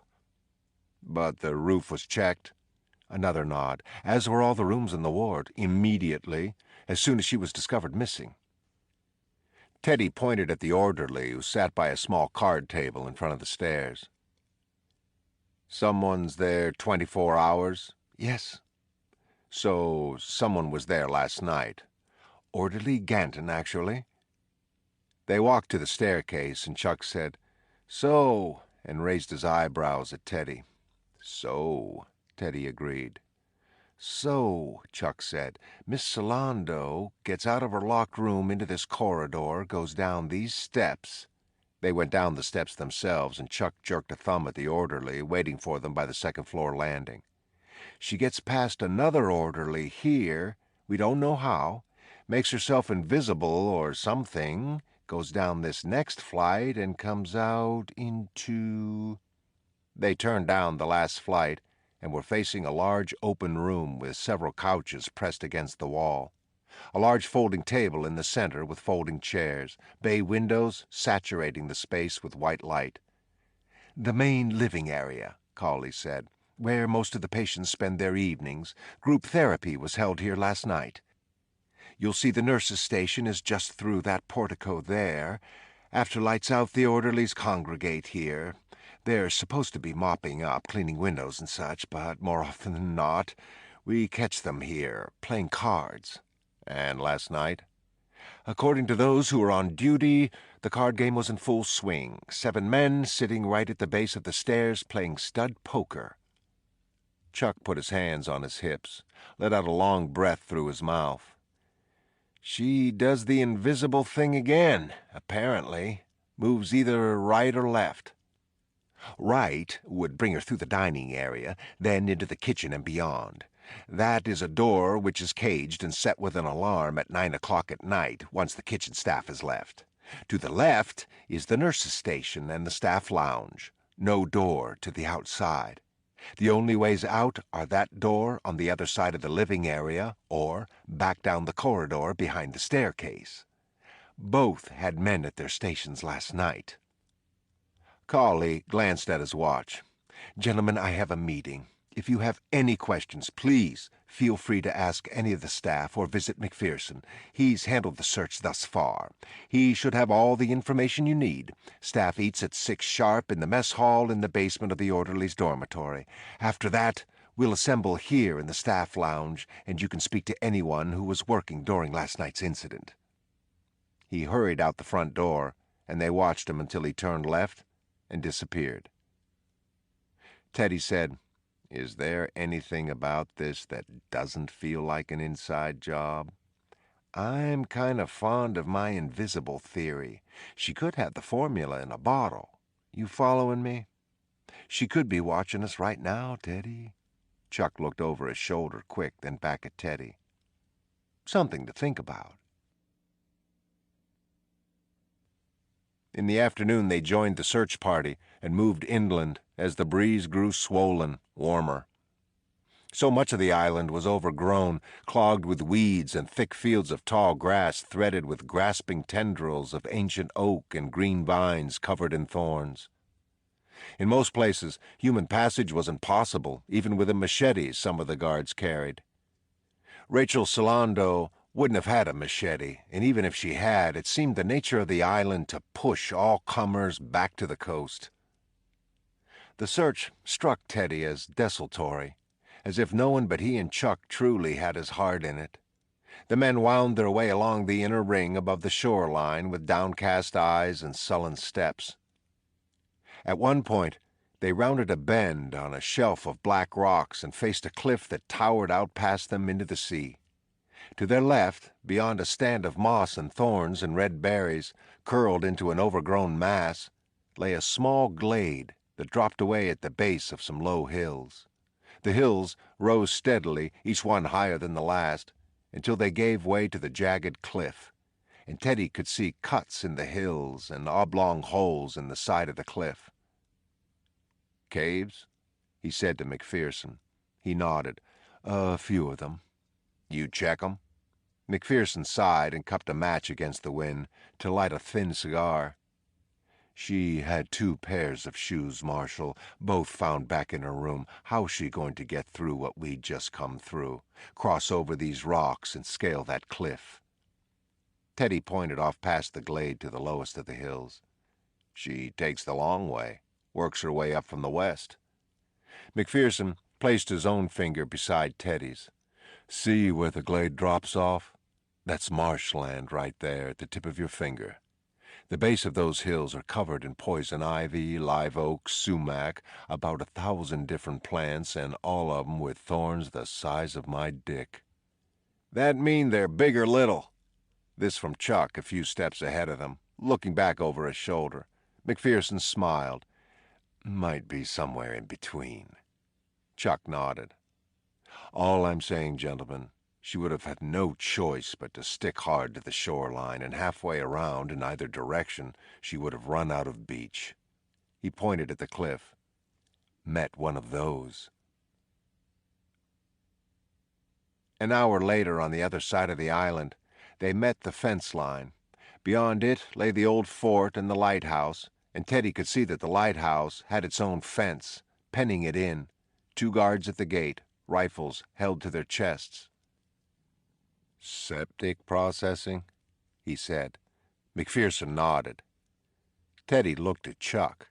Chuck raised his eyebrows. "Septic processing," Teddy said again. No one came to their table at dinner. They sat alone, damp from the careless spits of rain, that warm breeze that had begun to carry the ocean with it.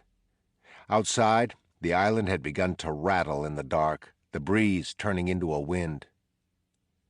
"A locked room," Chuck said, "barefoot." Teddy said, "Past 3 interior checkpoints, a room full of orderlies." "Barefoot," Chuck agreed. Teddy stirred his food, some kind of shepherd's pie, the meat stringy. "Over a wall with electric security wire. Or through a manned gate, out into that. The wind shaking the building, shaking the dark. Barefoot, no one sees her." Chuck chewed his food, took a sip of coffee. "Someone dies on this island, it's got to happen, right? Where do they go?" "Buried." Chuck nodded. "You see a cemetery today?" Teddy shook his head. "Probably fenced in somewhere." "Like the septic plant, sure."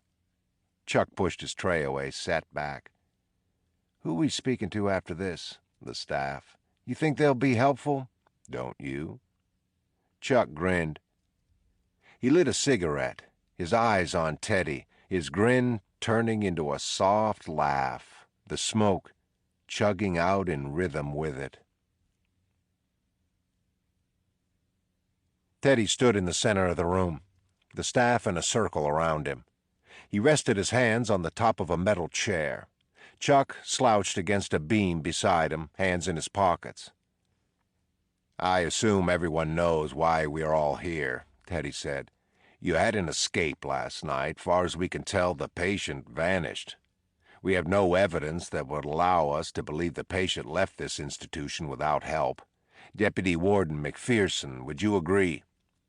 "Yep, I'd say that's a reasonable assessment at this time." Teddy was about to speak again when Cawley, sitting in a chair beside the nurse, said, "Could you gentlemen introduce yourselves? Some of my staff have not made your acquaintance." Teddy straightened to his full height. U.S. Marshal Edward Daniels. This is my partner, U.S. Marshal Charles All. Chuck gave a small wave to the group, put his hand back in his pocket. Teddy said, Deputy Warden, you and your men searched the grounds. Sure did. And you found... McPherson stretched in his chair. We found no evidence to suggest a woman in flight, no shreds of torn clothing, no footprints, no bent vegetation. The current was strong last night, the tide pushing in. A swim would have been out of the question. But she could have tried. This from the nurse, Carrie Marino, a slim woman with a bundle of red hair that she'd loosed from the pile atop her head and unclenched from another clip just above her vertebrae as soon as she'd walked into the room. Her cap sat in her lap, and she finger-combed her hair in a lazy way that suggested weariness but had every guy in the room sneaking glances at her.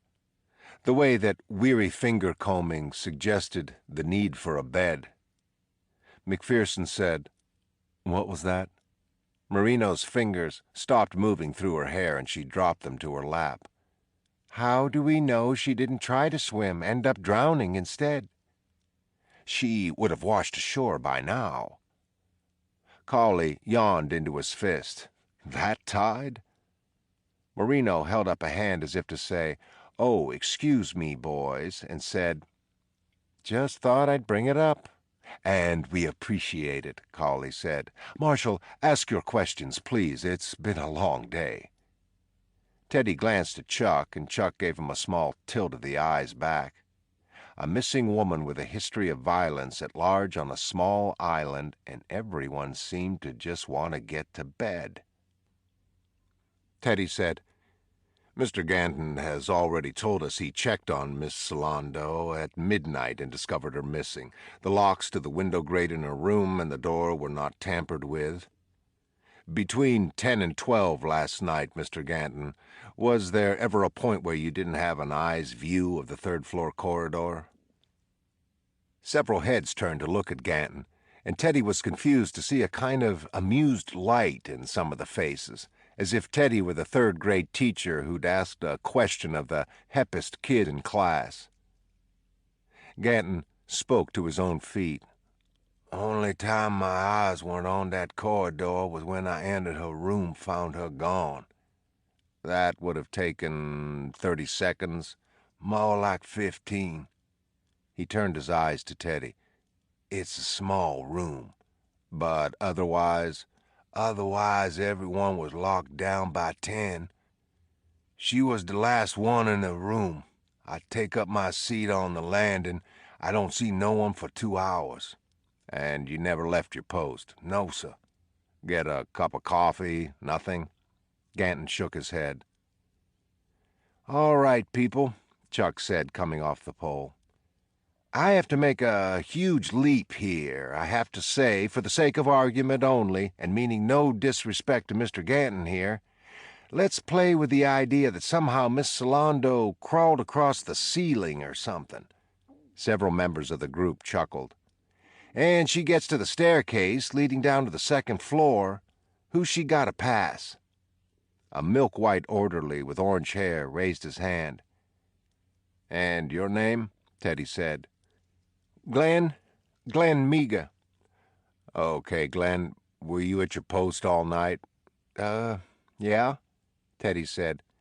Glenn. Yeah? He looked up from the hangnail he'd been picking. The truth.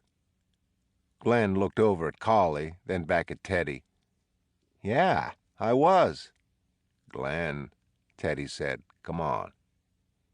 Glenn held Teddy's gaze, his eyes beginning to widen, and then he said, I went to the bathroom.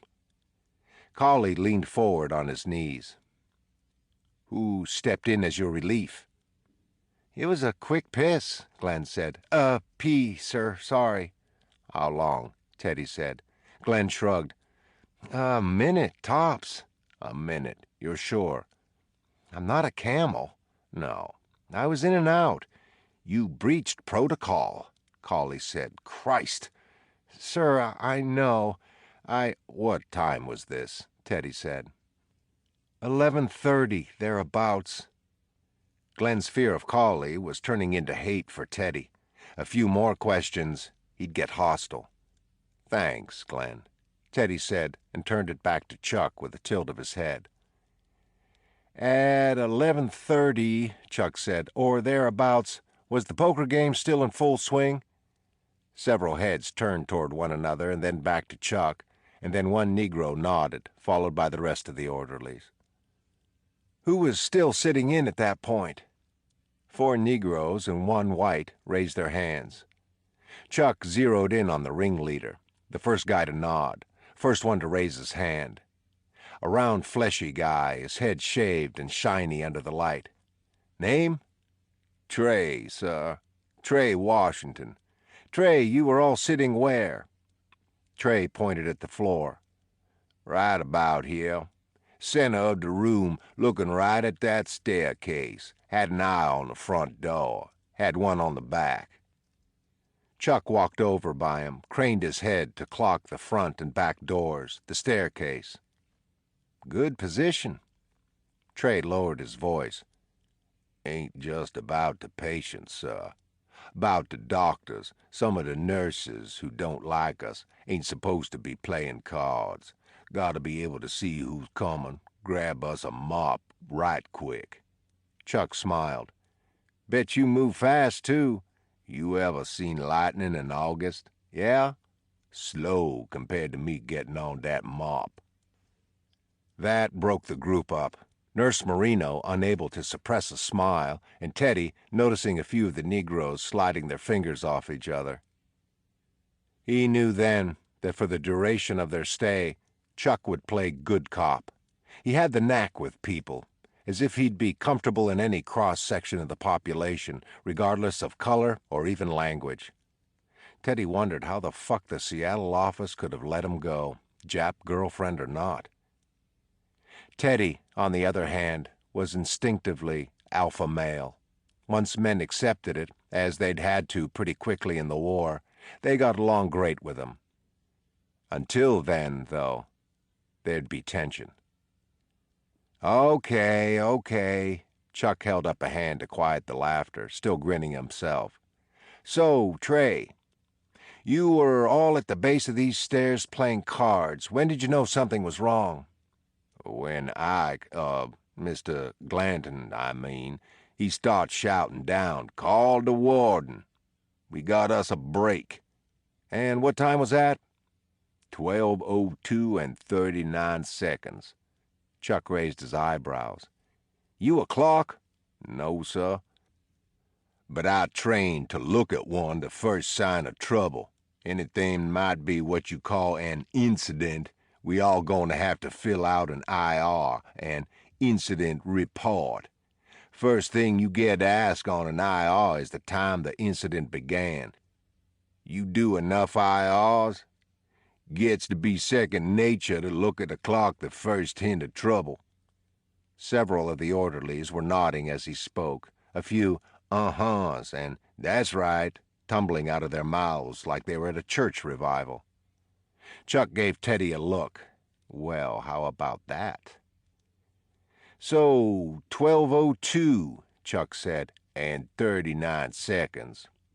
Teddy said to Ganton, those extra 2 minutes past midnight, that would be because you checked a few rooms before you got to Miss Solando's, right?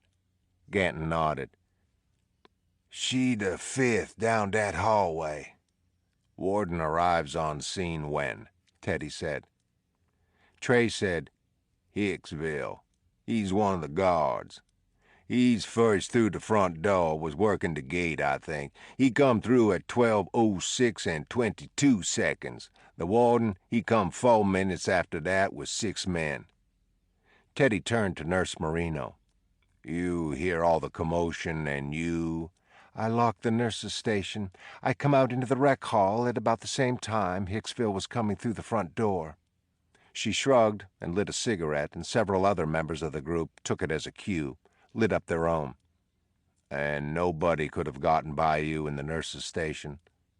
She propped her chin on the heel of her palm, stared through a sickle stream of smoke at him. Gotten by me to where? The door to hydrotherapy? You go in there, you're locked in a cement box with a lot of tubs, a few small pools. That room was checked.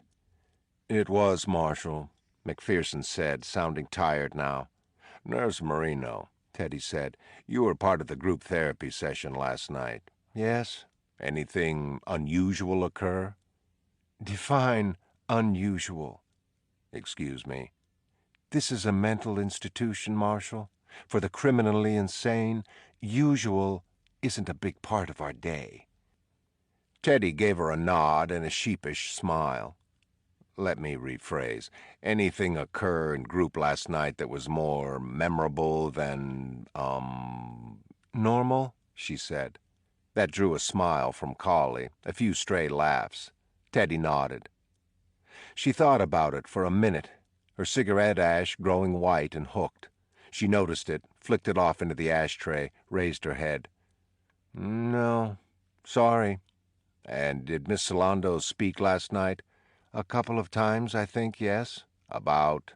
Marino looked over at Cawley. He said, we're waiving patient confidentiality with the marshals for now.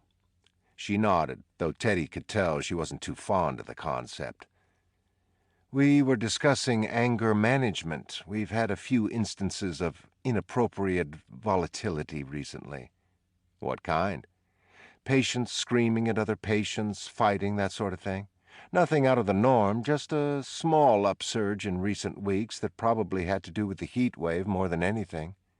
So, last night we discussed appropriate and inappropriate ways to display anxiety or displeasure. Has Miss Solando had any anger issues of late? Rachel? No. Rachel only became agitated when it rained. That was her contribution to group last night.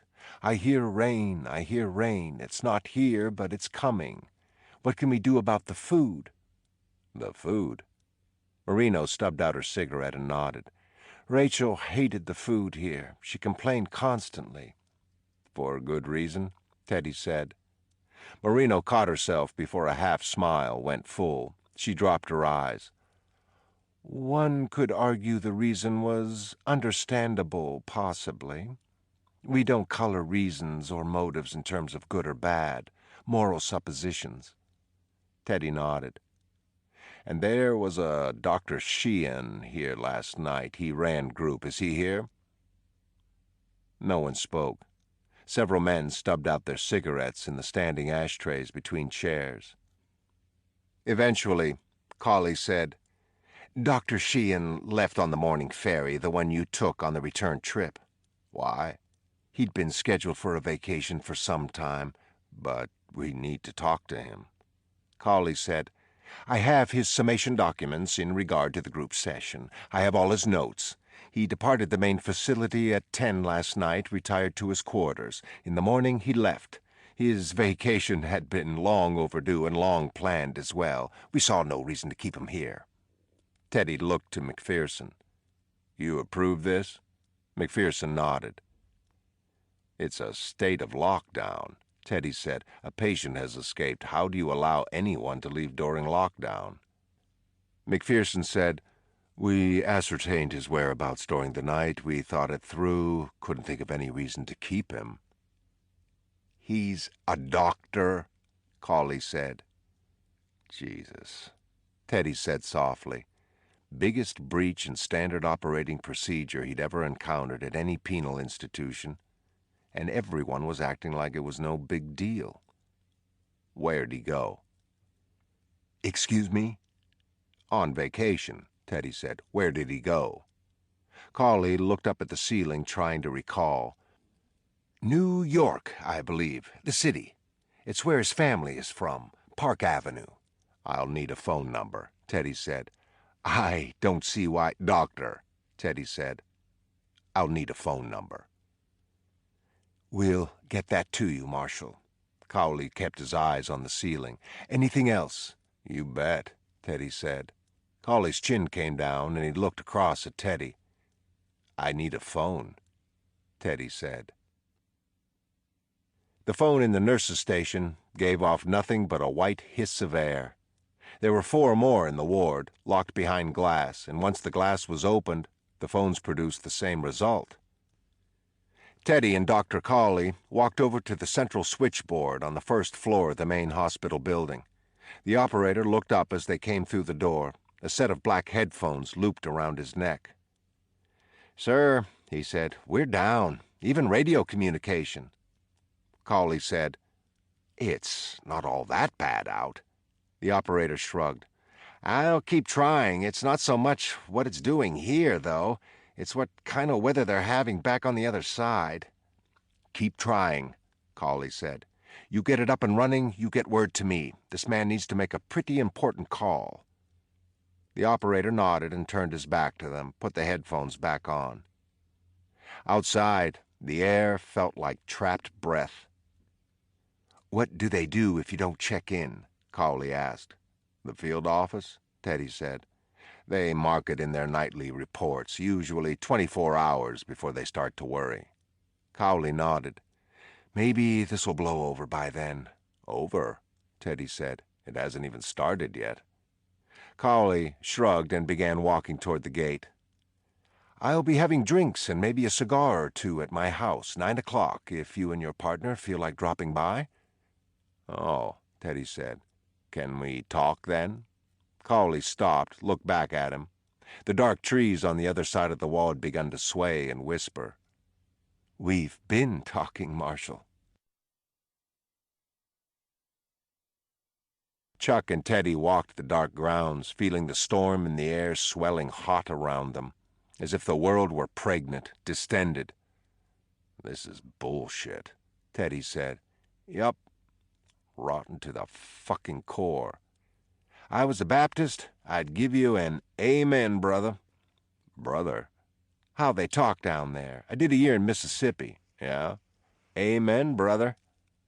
Teddy bummed another cigarette off Chuck and lit it. Chuck said, "You call the field office?" Teddy shook his head. "Cawley said the switchboard's down." He raised his hand. "The storm, you know."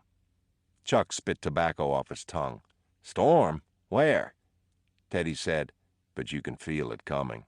He looked at the dark sky, though not to where it's taking out their central comm. "Central comm," Chuck said.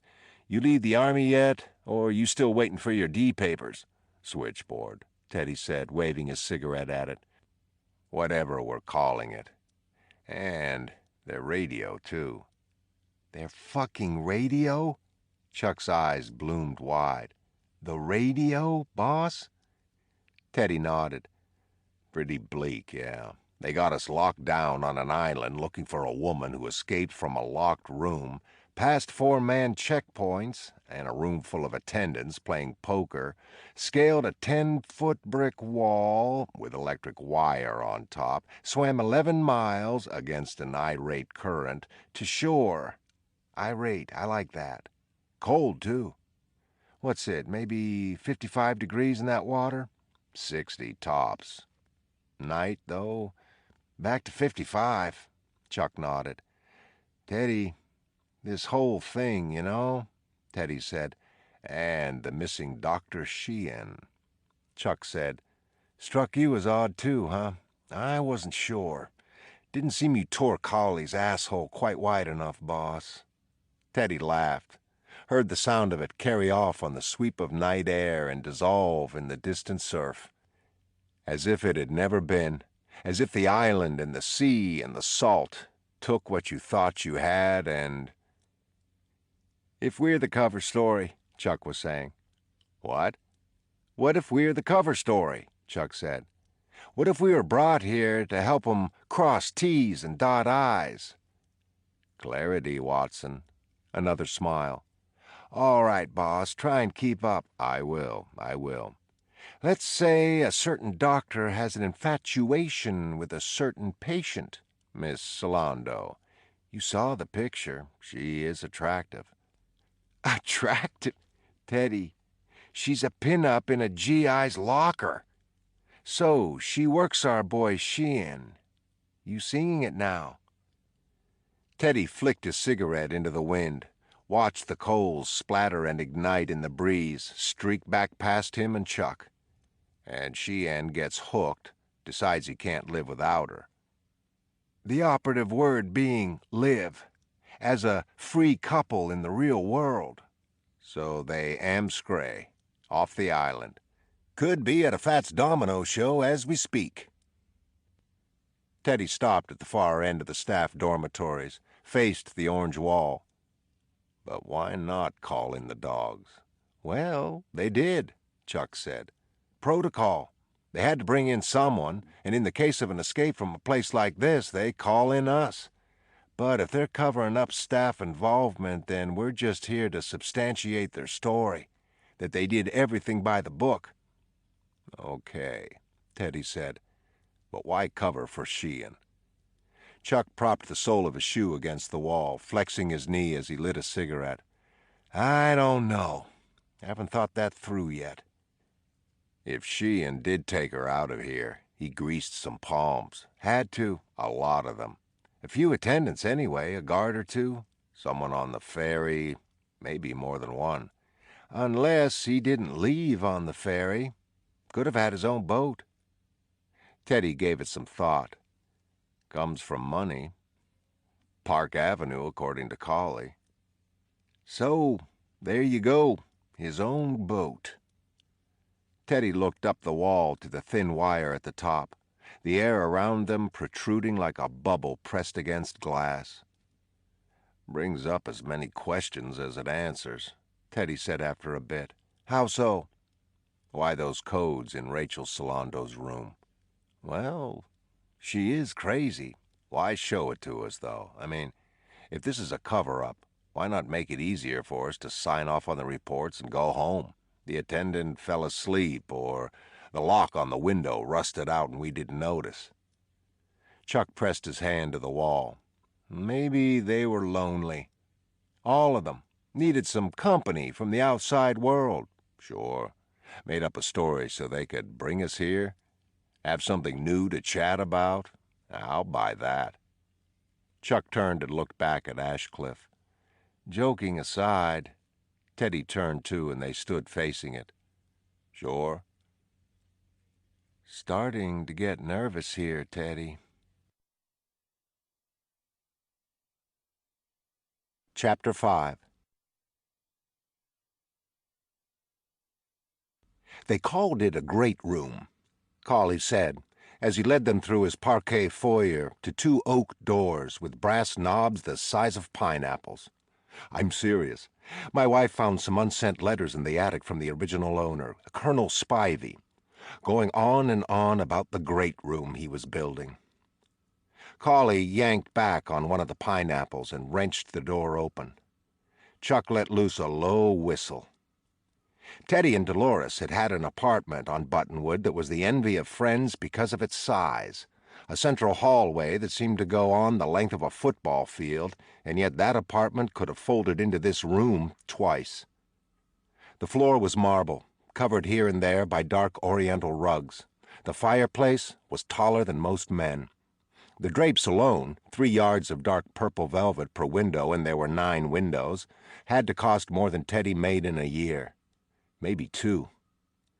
A billiards table took up one corner under oil paintings of a man in Union Army formal blue, another of a woman in a frilly white dress, a third of the man and woman together, a dog at their feet, that same gargantuan fireplace behind them.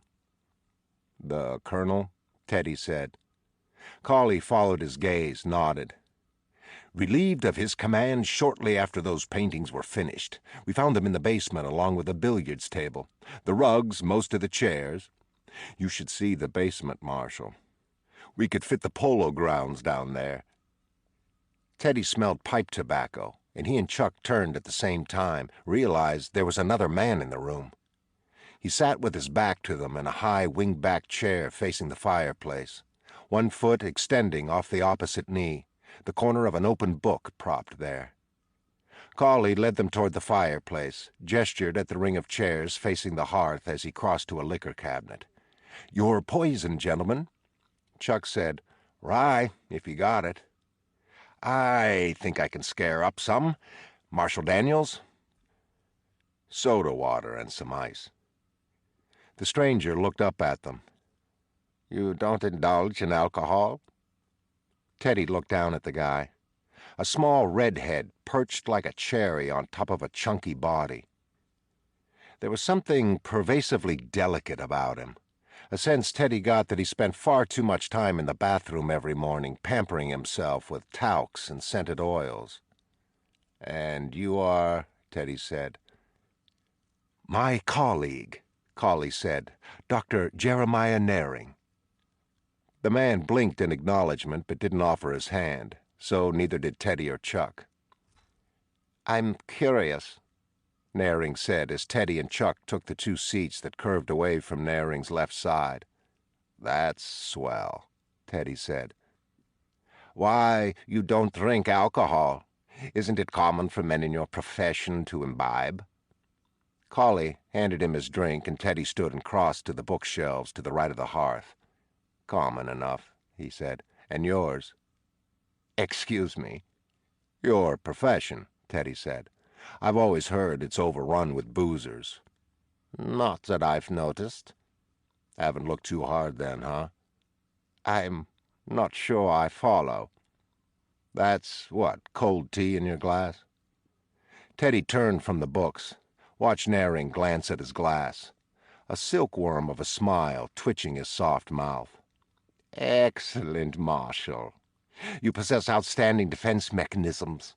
I assume you're quite adept at interrogation." Teddy shook his head, noticing that Cawley kept little in the way of medical texts, at least in this room.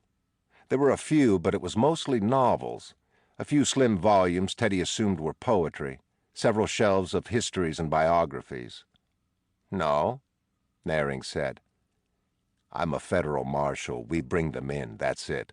Most times, others handle the interviewing." "I called it interrogation. You called it interviewing." "Yes, Marshal. You do have astonishing defense capabilities." He clicked the bottom of his scotch glass off the table several times, as if in applause. "Men of violence fascinate me." "Men of what?" Teddy strolled over to Naring's chair, looked down at the little man and rattled the ice in his glass. Naring tilted his head back, took a sip of scotch. "Violence. Hell of an assumption to make, Doc." This from Chuck, looking as openly annoyed as Teddy had ever seen him. "There's no assumption. No assumption." Teddy gave his glass one more rattle before he drained it. Saw something twitch near Naring's left eye. "I have to agree with my partner," he said, and took his seat. "No." Naring turned the one syllable into three. "I said you were men of violence. That's not the same as accusing you of being violent men." Teddy gave him a big smile. "Edify us." Cawley, behind them, placed a record on the phonograph, and the scratch of needle was followed by stray pops and hisses that reminded Teddy of the phones he'd tried to use. Then a balm of strings and piano replaced the hisses. Something classical, Teddy knew that much, Prussian, reminding him of cafes overseas and a record collection he'd seen in the office of a sub-commandant at Dachau, the man listening to it when he'd shot himself in the mouth. He was still alive when Teddy and 4 GIs entered the room, gurgling, unable to reach the gun for a second shot because it had fallen to the floor. That soft music, crawling around the room like spiders. Took him another 20 minutes to die. 2 of the GIs asking him if it hurt, der Kommandant, as they ransacked the room. Teddy had taken a framed photograph off the guy's lap, a picture of his wife and 2 kids, the guy's eyes going wide and reaching for it as Teddy took it away from him. Teddy stood back and looked from the photo to the guy, back and forth, until the guy died. And all the time, that music, tinkling. "Brahms?" Chuck asked. "Mahler." Cawley took the seat beside Naring. "You asked for edification," Naring said. Teddy rested his elbows on his knees, spread his hands. "Since the schoolyard," Naring said. "I would bet," Neither of you has ever walked away from physical conflict. That's not to suggest you enjoyed it, only the retreat wasn't something you considered an option, yes? Teddy looked over at Chuck. Chuck gave him a small smile, slightly abashed. Chuck said, "Wasn't raised to run, Doc." "Ah, yes, raised. And who did raise you?" "Bears," Teddy said. Cawley's eyes brightened, and he gave Teddy a small nod. Naring didn't seem appreciative of humor, though. He adjusted his pants at the knee. "Believe in God?" Teddy laughed. Naring leaned forward. "Oh, you're serious," Teddy said. Naring waited. "Ever seen a death camp, Doctor?" Naring shook his head. "No." Teddy hunched forward himself. "Your English is very good, almost flawless. You still hit the consonants a tad hard, though. Is legal immigration a crime, Marshal?" Teddy smiled, shook his head. "Back to God, then. You see a death camp someday, Doctor, then get back to me with your feelings about God." Naring's nod was a slow closing and reopening of his eyelids, and then he turned his gaze on Chuck. "And you?" "Never saw the camps myself. Believe in God." Chuck shrugged. "Haven't given 'em a lot of thought, one way or the other, in a long time. Since your father died, yes?" Chuck leaned forward now, too, stared at the fat little man with his glass-cleaner eyes. "Your father is dead, yes? And yours as well, Marshal Daniels? In fact, I'll wager that both of you lost the dominant male figure in your lives before your 15th birthdays." "5 of diamonds," Teddy said. "I'm sorry," hunching ever forward. "Is that your next parlor trick?" Teddy said. "You tell me what card I'm holding, or no, wait. You cut a nurse in half, pull a rabbit from Dr. Cawley's head. These are not parlor tricks." "How about this?" Teddy said, wanting to pluck that cherry head right off those lumpy shoulders. "You teach a woman how to walk through walls, levitate over a building full of orderlies and penal staff, and float across the sea." Chuck said, "That's a good one." Naring allowed himself another slow blink that reminded Teddy of a house cat after it's been fed. "Again, your defense mechanisms are, oh, here we go, impressive. But the issue at hand, Teddy said, is that this facility suffered about 9 flagrant security breaches last night. You've got a missing woman and no one's looking for—" "We're looking hard." Naring sat back, glanced over at Cawley in such a way that Teddy wondered which of them was really in charge. Cawley caught Teddy's look, and the underside of his jaw turned slightly pink. "Dr. Naring, among other capacities, serves as chief liaison to our Board of Overseers. I asked him here in that capacity tonight to address your earlier requests." "Which requests were those?" Naring stoked his pipe back to life with a cupped match. "We will not release personnel files of our clinical staff." "Sheehan," Teddy said. "Anyone." "You're cock-blocking us, essentially." "I'm not familiar with that term." "Consider traveling more." "Marshal, continue your investigation, and we'll help where we can, but no." "Excuse me?" Cawley leaning forward now, all 4 of them with hunched shoulders and extended heads. "No," Teddy repeated. "This investigation is over. We'll return to the city on the first ferry. We'll file our reports, and the matter will be turned over, I can only assume, to Hoover's boys. But we're out of this." Naring's pipe stayed hovering in his hand. Cawley took a pull on his drink. Mahler tinkled. Somewhere in the room a clock ticked. Outside, the rain had grown heavy. Cawley placed his empty glass on the small table beside his chair. "As you wish, Marshal." It was pouring when they left Cawley's house, the rain clattering against the slate roof and brick patio, the black roof of the waiting car.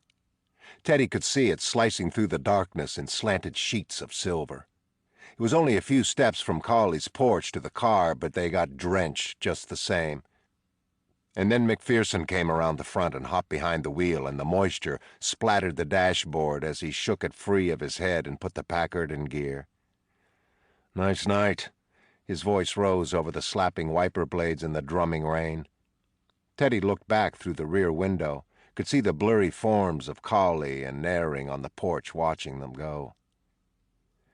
"Not fit for man nor beast," McPherson said as a thin branch torn from its mother trunk floated past the windshield. Chuck said, "How long you worked here, McPherson?" 4 years. "Ever had a break before?" "Hell no." "How about a breach? You know, someone gets missing for an hour or two." McPherson shook his head. "Not even that. You'll have to be, well, fucking crazy. Where can you go?" "How about Dr. Sheehan?" Teddy said. "You know him? Sure. How long has he been here?" "I think a year before me, so 5 years. Sounds right." "Did he work with Miss Solando much?" "Not that I know of. Dr. Cawley was her primary psychotherapist." "Is that common for the chief of staff to be the primary on a patient's case?" McPherson said, "Well..." They waited, and the wipers continued to slap and the dark trees bent toward them. "It depends," McPherson said, waving at the guard as the Packard rolled through the main gate. "Dr. Cawley does a lot of primary work with the Ward C patients, of course, and then, yeah, there are a few in the other wards whose casework he assumes." "Who besides Miss Solando?" McPherson pulled up outside the male dormitory. "You don't mind if I don't come around to open the doors, do you? You get some sleep. I'm sure Dr. Cawley will answer all your questions in the morning." "McPherson," Teddy said as he opened his door. McPherson looked back over the seat at him. "You're not very good at this," Teddy said. "Good at what?" Teddy gave him a grim smile and stepped out into the rain. They shared a room with Trey Washington and another orderly named Bibby Luce. The room was a good size, with 2 sets of bunk beds and a small sitting area where Trey and Bibby were playing cards when they came in. Teddy and Chuck dried their hair with white towels from a stack someone had left for them on the top bunk, and then they pulled up chairs and joined the game. Trey and Bibby played penny ante, and cigarettes were deemed an acceptable substitute if anyone ran short of coins. Teddy strung all 3 of them along on a hand of 7 card, came away with $5 and 18 cigarettes on a club flush, pocketed the cigarettes, and played conservative from that point on. Chuck turned out to be the real player, though, jovial as ever, impossible to read, amassing a pile of coins and cigarettes and eventually bills, glancing down at the end of it all as if surprised how such a fat pile got in front of him. Trey said, "You got yourself some of them X-ray eyes, Marshal." "Lucky, I guess." "Bullshit. Motherfucker that lucky. He got hisself some voodoo working." Chuck said, "Maybe some motherfucker shouldn't tug his earlobe." "Huh?" "You tug your earlobe, Mr. Washington, every time you got less than a full house." He pointed at Bibby. "And this motherfucker..." All 3 of them burst out laughing. No, wait a minute, wait. He gets all squirrely-eyed, starts looking at everybody's chips just before he bluffs. When he's got a hot hand, though, he's all serene and inward-looking." Trey ripped the air with the loudest guffaw and slapped the table. "What about Marshal Daniels? How's he give himself away?" Chuck grinned. "I'm gonna rat out my partner? No, no, no." "Oh," Bibby pointed across the table at them both. "Can't do it." I see," Trey said. "It's a white man kind of thing." Chuck's face darkened, and he stared at Trey until the room was sucked dry of air. Trey's Adam's apple bobbed, and he started to raise a hand in apology, and Chuck said, "Absolutely. What else would it be?" and the grin that broke across his face was river-sized. "Motherfucker!" Trey slapped his hand off Chuck's fingers. "Motherfucker!" Bibby said. "Motherfucker!" Chuck said, and then all three of them giggled like little girls. Teddy thought of trying it, decided he'd fail. A white man trying to sound hep. And yet Chuck could pull it off somehow. "So, what gave me away?" Teddy asked Chuck as they lay in the dark. Across the room, Trey and Bibby were locked in a snoring competition, and the rain had gone soft in the last half an hour, as if it were catching its breath, awaiting reinforcements. "At cards?" Chuck said from the lower bunk. "Forget it. No, I want to know. You thought you were pretty good up till now, didn't you? Admit it." "I didn't think I was bad." "You're not.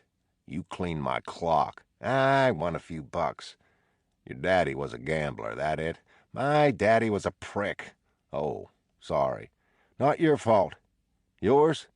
"My daddy?" "No, your uncle. Of course your daddy." Teddy tried to picture him in the dark, could only see his hands, welted with scars.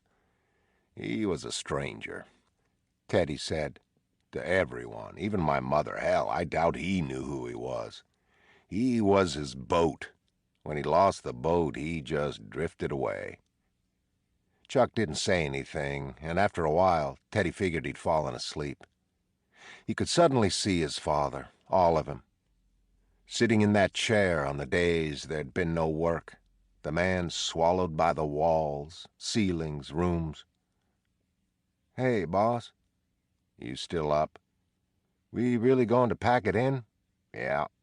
You surprised?" "I'm not blaming you. I don't know." "What?" "I never quit anything before." Teddy lay quiet for a bit. Finally he said, "We haven't heard the truth once. We got no way through to it, and we got nothing to fall back on, nothing to make these people talk." I know," Chuck said. "I agree with the logic, but I never quit anything before is all." Rachel Solando didn't slip barefoot out of a locked room without help. A lot of help. The whole institution's help. My experience, you can't break a whole society that doesn't want to hear what you have to say, not if there's only two of us. Best case scenario, the threat worked and Cawley's sitting up in his mansion right now, rethinking his whole attitude. Maybe in the morning. "So you're bluffing." "I didn't say that. I just played cards with you, boss." They lay in silence, and Teddy listened to the ocean for a while. "You purse your lips," Chuck said, his voice beginning to garble with sleep. "What?" "When you're holding a good hand. You only do it for a second, but you always do it." "Oh." "Night, boss."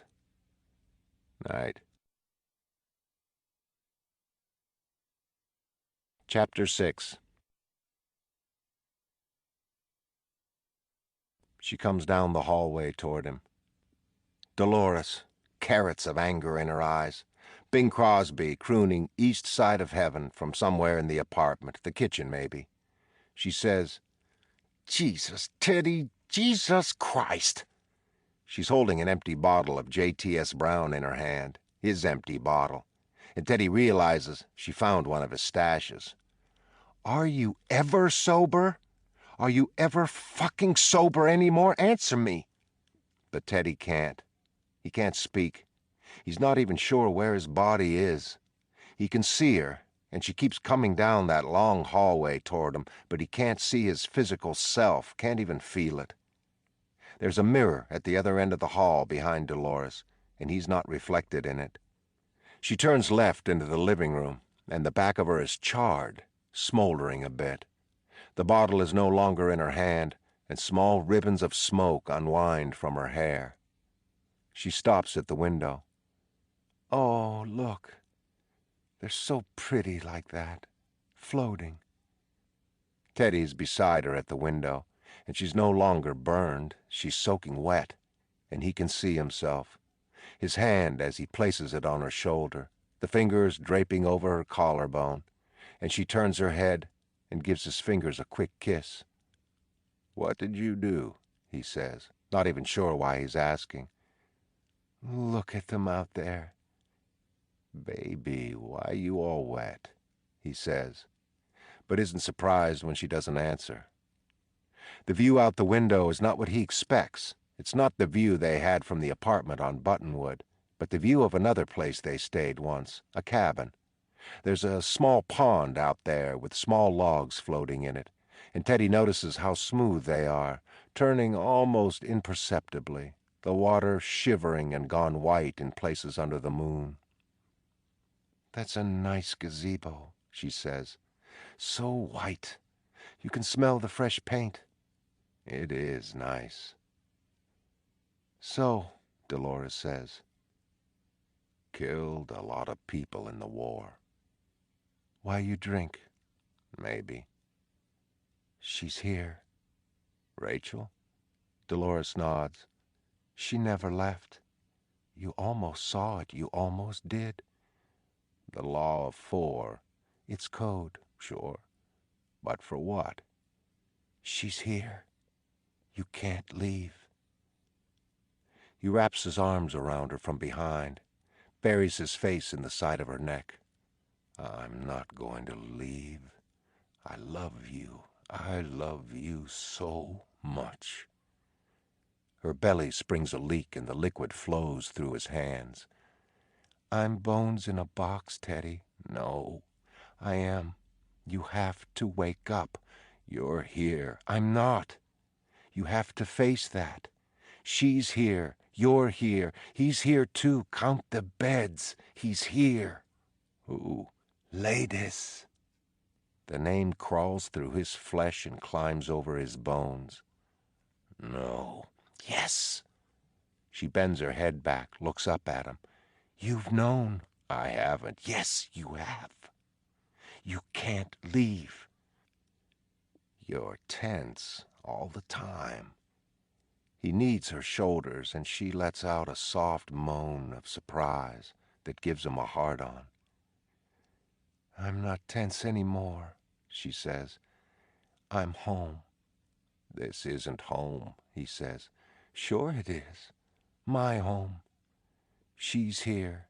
He's here." "Latus." "Latus," she says. Then, "I need to go." "No." He's crying. "No. Stay." "Oh, God." She leans back into him. "Let me go. Let me go."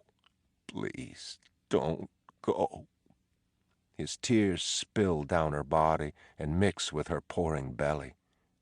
"I need to hold you just a little longer, please." She lets loose a small bubble of a sound, half sigh, half howl, so torn and beautiful in its anguish, and she kisses his knuckles. "Okay. Hold tight.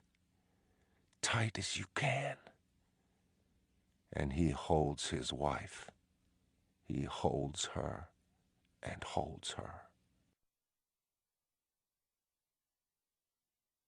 5 o'clock in the morning, the rain dropping on the world, and Teddy climbed off the top bunk and took his notebook from his coat.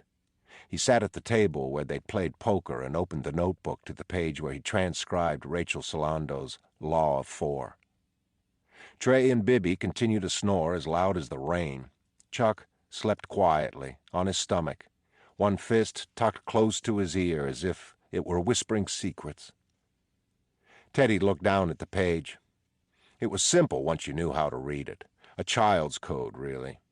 It was still code, though, and it took Teddy until 6 to break it. He looked up, saw Chuck watching him from the lower bunk, Chuck's chin propped up on a fist. "We leaving, boss?" Teddy shook his head. "Ain't nobody leaving in this shit," Trey said, climbing out of his bunk, pulling up the window shade on a drowning landscape the color of pearl. "Nohow." The dream was harder to hold suddenly. the smell of her evaporating with the ascent of the shade, a dry cough from Bibby. Trey stretching with a loud, long yawn. Teddy wondered, and not for the first time, not by a long shot, if this was the day that missing her would finally be too much for him. If he could turn back the years to that morning of the fire and replace her body with his own, he would. That was a given. That had always been a given. But as the years passed, he missed her more, not less, and his need for her became a cut that would not scar over, would not stop leaking. I held her, he wanted to say to Chuck and Trey and Bibby. I held her as Bing Crosby crooned from the kitchen radio, and I could smell her, and the apartment on Buttonwood, and the lake where we stayed that summer, and her lips grazed my knuckles. I held her. This world can't give me that. This world can only give me reminders of what I don't have, can never have, didn't have for long enough. We were supposed to grow old together. Dolores. Have kids. Take walks under old trees. I wanted to watch the lines etch themselves into your flesh and know when each and every one of them appeared. Die together. Not this, not this. I held her, he wanted to say. And if I knew for certain that all it would take to hold her again would be to die, then I couldn't raise the gun to my head fast enough. Chuck was staring at him, waiting. Teddy said, I broke Rachel's code. Oh, Chuck said. Is that all? Chapter 7. Cawley met them in the foyer of Ward B. His clothes and face were drenched, and he looked like a man who'd spent the night on a bus stop bench. Chuck said, The trick, Doctor, is to sleep when you lie down. Cawley wiped his face with a handkerchief. Oh, is that the trick, Marshal? I knew I was forgetting something. Sleep, you say. Right. They climbed the yellow staircase, nodded at the orderly, posted at the first landing. And how was Dr. Naring this morning? Teddy asked. Cawley gave him a weary rise and fall of his eyebrows. I apologize for that. Jeremiah is a genius, but he could use some social polishing. He has this idea for a book about the male warrior culture throughout history. He's constantly bringing his obsession into conversation, trying to fit people into his preconceived models again. I'm sorry. You guys do that a lot? What's that, Marshal? Sit around over drinks and, probe people? Occupational hazard, I guess. How many psychiatrists does it take to screw in a light bulb? I don't know how many. 8. Why? Oh, stop overanalyzing it. Teddy caught Chuck's eyes, and they both laughed. Shrink humor, Chuck said. Who would have guessed? You know what the state of the mental health field is these days, gentlemen? Not a clue, Teddy said. Warfare, Cawley said, and yawned into his damp handkerchief. Ideological, philosophical, and yes, even psychological warfare. You're doctors, Chuck said. You're supposed to play nice, share your toys. Cawley smiled, and they passed the orderly on the second-floor landing. From somewhere below, a patient screamed, and the echo fled up the stairs toward them. It was a plaintive howl, and yet Teddy could hear the hopelessness in it, the certainty it carried that whatever it longed for was not going to be granted. The old school, Cawley said, believes in shock therapy, partial lobotomies, spa treatments for the most docile patients. Psychosurgery is what we call it. The new school is enamored of psychopharmacology. It's the future, they say. Maybe it is, I don't know. He paused, a hand on the banister midway between the second floor and the third, and Teddy could feel his exhaustion as a living, broken thing, a fourth body in the stairwell with him. How does psychopharmacology apply? Chuck asked. Oh, it's the future, Cawley said. A drug has just been approved. Lithium is its name, which relaxes psychotic patients. Tames them, some would say. Manacles will become a thing of the past. Chains, handcuffs, bars even, or so the optimists say. The old school, of course, argues that nothing will replace psychosurgery, but the new school is stronger, I think, and it will have money behind it. Money from where? Pharmaceutical companies, of course. Buy stock now, gentlemen, and you'll be able to retire to your own island. New schools, old schools, my God, I do rant sometimes. Which school are you?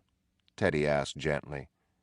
Believe it or not, Marshal, I believe in talk therapy, basic interpersonal skills. I have this radical idea that if you treat a patient with respect and listen to what he's trying to tell you, you just might reach him. Another howl. Same woman, Teddy was pretty sure. It slid between them on the stairs and seemed to spike Cawley's attention. But these patients, Teddy said. Cawley smiled. Well, yes. Many of these patients need to be medicated and some need to be manacled. No argument, but it's a slippery slope. Once you introduce the poison into the well, how do you ever get it out of the water? You don't, Teddy said. He nodded. That's right. What should be the last resort gradually becomes standard response. And I know I'm mixing my metaphors. Sleep, he said to Chuck. Right, I'll try that next time. I've heard it works wonders, Chuck said, and they headed up the final flight. In Rachel's room, Cawley sat heavily on the edge of her bed and Chuck leaned against the door. Chuck said, Hey, how many surrealists does it take to screw in a light bulb? Cawley looked over at him. I'll bite. How many? Fish, Chuck said, and let loose a bright bark of a laugh. You'll grow up someday, Marshal, Cawley said. Won't you? I've got my doubts. Teddy held the sheet of paper in front of his chest and tapped it to get their attention. Take another look. The Law of 4. I am 47. They were 80. Plus you are 3. We are 4. But who is 67? After a minute, Cawley said, I'm too tired, Marshal. It's all gibberish to me right now. Sorry. Teddy looked at Chuck. Chuck shook his head. Teddy said, It was the plus sign that got me going, made me look at it again. Look at the line under, they were 80. We're supposed to add the 2 lines. What do you get? 127. 1, 2, and 7, Teddy said. Right. Now, you add the 3. But it's separated. She wants us to keep the integers apart. So, you have 1 plus 2 plus 7 plus 3. What's that give you? 13. Cawley sat up on the bed a bit. Teddy nodded. Does 13 have any particular relevance to Rachel Solando? Was she born on the 13th, married on it, killed her kids on the 13th? I'd have to check, Cawley said. But 13 is often a significant number to schizophrenics. Why? He shrugged. The same way it is to many people. It's a harbinger of bad luck. Most schizophrenics live in a state of fear. It's the common bonding element in the disease. So most schizophrenics are also deeply superstitious. 13 plays into that. That makes sense, then, Teddy said. Look at the next number, 4. Add 1 plus 3 to get 4. But 1 and 3 on their own? 13. Chuck came off the wall and cocked his head at the sheet of paper. And the last number, Cawley said, 67. 6 and 7 equals 13. Teddy nodded. It's not the law of 4. It's the law of 13. There are 13 letters in the name Rachel Solando. Teddy watched both Cawley and Chuck count it up in their heads. Cawley said, Go on. Once we've accepted that, Rachel leaves a whole lot of breadcrumbs. The code follows the most rudimentary principle of number-to-letter assignation. 1 equals A, 2 equals B. You with me? Cawley nodded, followed by Chuck a few seconds later. The first letter of her name is R. Numerical assignation of R is 18. A is 1, C is 3, H is 8, E is 5, L is 12. 18, 1, 3, 8, 5, and 12. Add 'em up, guys, and what do you get? Jesus, Cawley said softly. 47, Chuck said, his eyes gone wide, staring at the sheet of paper over Teddy's chest. That's the I, Cawley said. Her first name, I get that now. But what about they? Her last name, Teddy said. It's theirs. Whose? Her husband's family and their ancestors. It's not hers, not by birth, or it refers to her children. In either case, it doesn't really matter. The Y's. It's her last name, Solando. Take the letters and add up their numerical assignations, and yeah, trust me, you come up with 80. Cawley came off the bed, and both he and Chuck stood in front of Teddy to look at the code draped over his chest. Chuck looked up after a while into Teddy's eyes. What are you, fucking Einstein? Have you broken code before, Marshal? Cawley said, eyes still on the sheet of paper. In the war? No. So how did you... Chuck said. Teddy's arms were tired from holding up the sheet. He placed it on the bed. I don't know. I do a lot of crosswords. I like puzzles. He shrugged. Cawley said, But you were Army intelligence overseas, right? Teddy shook his head. Regular Army. You, though, Doctor, you were OSS. Cawley said, No, I did some consulting. What kind of consulting? Cawley gave him that sliding smile of his, gone almost soon as it appeared. The never talk about it kind. But this code, Teddy said, it's pretty simple. Simple, Chuck said. You've explained it and my head still hurts. But for you, Doctor. Cawley shrugged. What can I tell you, Marshal? I wasn't a code breaker. Cawley bent his head and stroked his chin as he turned his attention back to the code. Chuck caught Teddy's eyes, his own filled with question marks. Cawley said, So, we figured it out. Well, you have, Marshal. The 47 and the 80. We've ascertained that all clues are permutations of the number 13. What about the 3? Again, Teddy said, it either refers to us, in which case she's clairvoyant, not likely, or it refers to her children. I'll buy that. Add Rachel to the 3, and you get the next line, Cawley said. We are 4. So, who's 67? Cawley looked at him. You're not being rhetorical? Teddy shook his head. Cawley ran his finger down the right side of the paper. None of the numbers add up to 67? Nope. Cawley ran a palm over the top of his head and straightened. And you have no theories? Teddy said, it's the one I can't break. Whatever it refers to isn't anything I'm familiar with, which makes me think it's something on this island. You, Doctor? Me? What? Have any theories? None. I wouldn't have gotten past the first line. You said that, yeah, tired and all. Very tired, Marshal. He said it with his gaze fixed on Teddy's face. And then he crossed to the window, watched the rain sluice down it, the sheets so thick they walled off the land on the other side. You said last night that you'd be leaving. First ferry out, Teddy said, riding the bluff.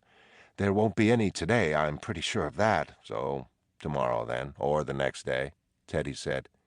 You still think she's out there, in this?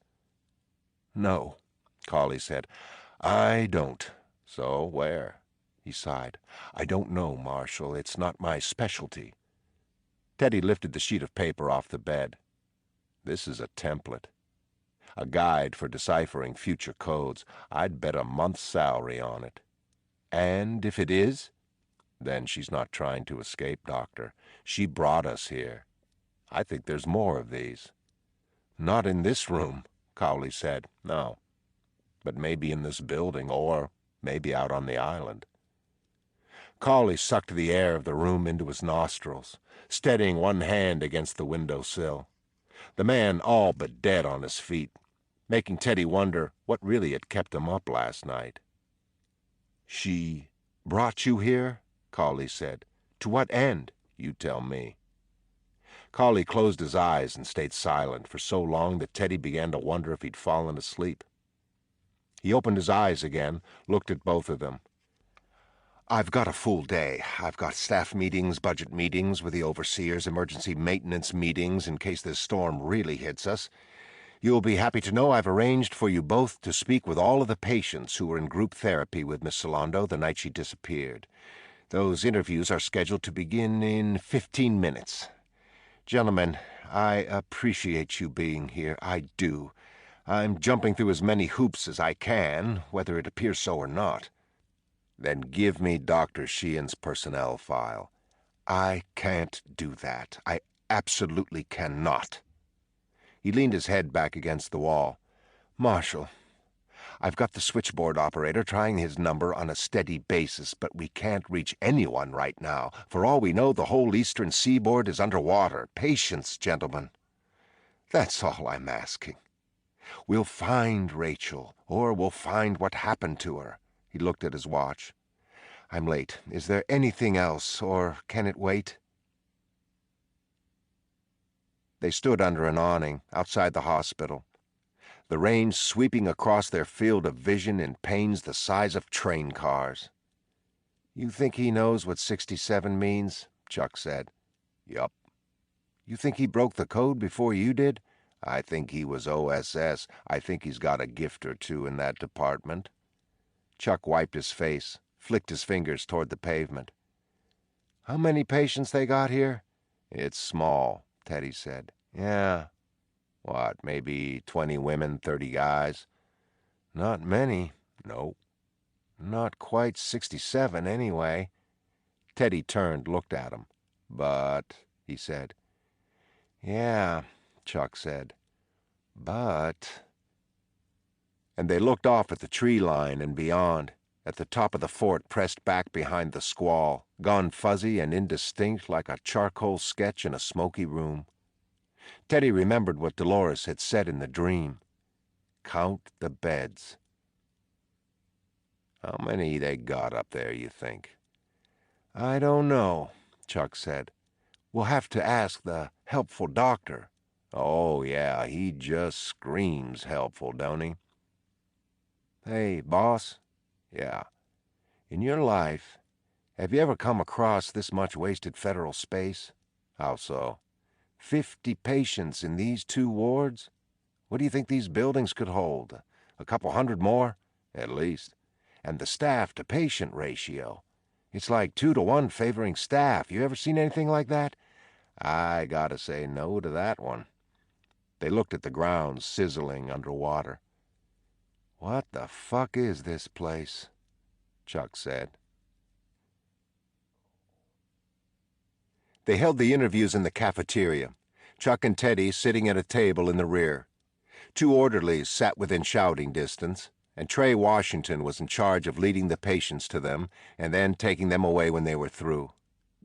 The first guy was a stubbled wreck of ticks and eye blinks. He sat hunched into himself like a horseshoe crab, scratching his arms and refusing to meet their eyes. Teddy looked down at the top page in the file Cawley had provided. Just thumbnail sketches from Cawley's own memory, not the actual patient files. This guy was listed first, and his name was Ken Gage.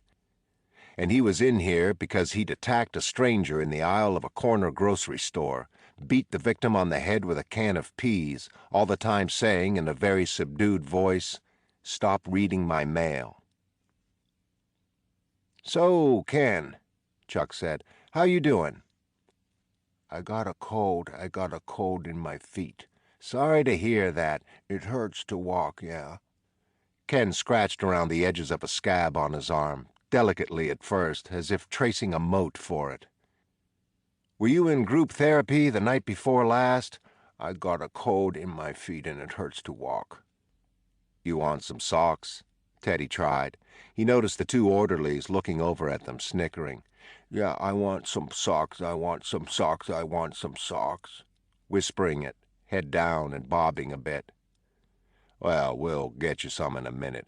We just need to know if you are—" "It's just so cold in my feet. It's cold and it hurts to walk." Teddy looked over at Chuck. Chuck smiled at the orderlies as the sound of their giggles floated to the table. "Ken," Chuck said. "Ken, can you look at me?" Ken kept his head down, bobbing a bit more. His fingernail tore open the scab, and a small line of blood seeped into the hairs of his arm. "Ken!" "I can't walk. Not like this, not like this. It's so cold, cold, cold." "Ken, come on. Look at me." Ken brought his fists down on the table. Both orderlies stood, and Ken said, "It shouldn't hurt, it shouldn't, but they want it to. They filled the air with cold. They fill my kneecaps." The orderlies crossed to their table, looked over Ken at Chuck. The white one said, "You guys about done, or you want to hear more about his feet?" "My feet are cold." The black orderly raised an eyebrow. "It's okay, Kenny. We'll take you to Hydro, warm you right up." The white one said, "I've been here 5 years. Topic don't change." "Ever?" Teddy said. "It hurts to walk." "Ever," the orderly said. "Hurts to walk 'cause they put cold in my feet." The next one, Peter Breen, was 26, blond and pudgy, a knuckle cracker and a nail biter. "What are you here for, Peter?" Peter looked across the table at Teddy and Chuck with eyes that seemed permanently damp. "I'm scared all the time." "Of what?" "Things." "Okay." Peter propped his left ankle up on his right knee, gripped the ankle, and leaned forward. "It sounds stupid, but I'm afraid of watches, the ticking. It gets in your head. Rats terrify me." "Me too," Chuck said. "Yeah?" Peter brightened. "Hell yeah. Squeaky bastards. I get the piss shivers just looking at one." "Don't go out past the wall at night, then," Peter said. "They're everywhere." "Good to know, thanks." "Pencils," Peter said. "The lead, you know? The scratch on the paper. I'm afraid of you." "Me?" "No," Peter said, pointing his chin at Teddy. "Him." "Why?" Teddy asked. He shrugged. "You're big. Mean-looking crew cut. You can handle yourself. Your knuckles are scarred. My father was like that. He didn't have the scars.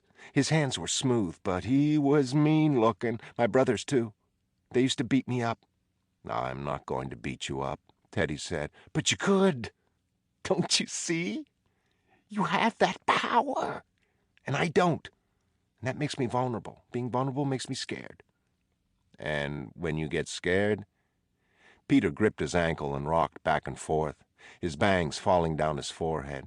"She was nice. I didn't mean anything. But she scared me with her big breasts. And the way her can moved in that white dress coming to our house every day. She'd look at me like, you know, the smile you give a child. She'd give me that smile. And she was my age. Oh, okay, maybe a few years older, but still, in her 20s. She had so much sexual knowledge. It was apparent in her eyes. She liked to be naked. She sucked cock. And when she asked me if she can have a glass of water, she's alone in the kitchen with me, as if it's no big deal." Teddy tilted the file so Chuck could see Cawley's notes. Patient assaulted his father's nurse with a broken glass. Victim critically injured, permanently scarred. Patient in denial over his responsibility for the act. "It's only because she scared me," Peter said. "She wanted to pull out my things so she could laugh at it. Tell me how I'd never be with a woman, never have children of my own, never be a man. Because otherwise, I mean, you know this, you can see it in my face, I wouldn't hurt a fly. It's not in me, but when I'm scared, oh, the mind." "What about it?" Chuck's voice was soothing. "You ever think about it?" "Your mind?"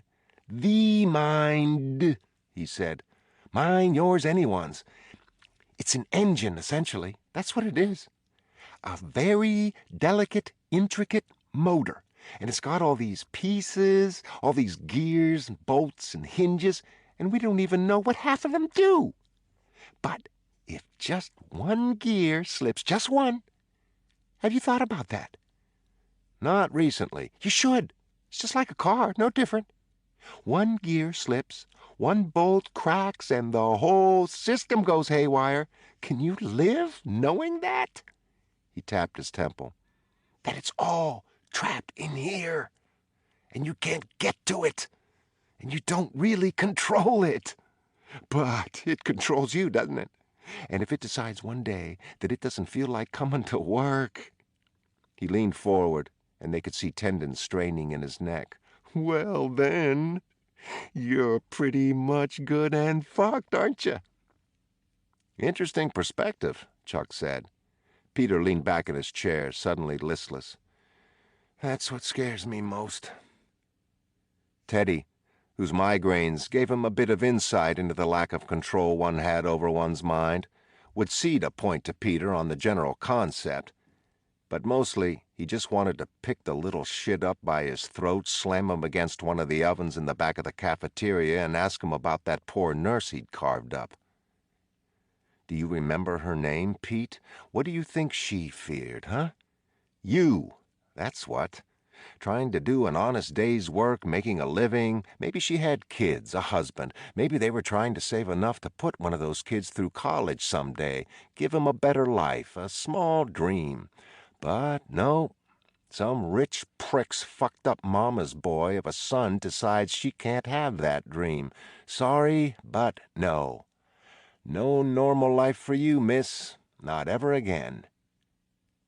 Teddy looked across the table at Peter Breen, and he wanted to punch him in the face so hard the doctors would never find all the bones in his nose, hit him so hard the sound would never leave his head. Instead, he closed the file and said, "You were in group therapy the night before last with Rachel Solando, correct?" Yes, I sure was, sir. You see her go up to her room? No, the men left first. She was still sitting there with Bridget Kearns and Lenora Grant and that nurse. That nurse?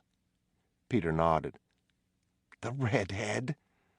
Sometimes I like her. She seems genuine. But other times, you know. No, Teddy said, keeping his voice as smooth as Chuck's had been. I don't. Well, you've seen her, right? Sure. What's her name again? She doesn't need a name, Peter said. Women like that?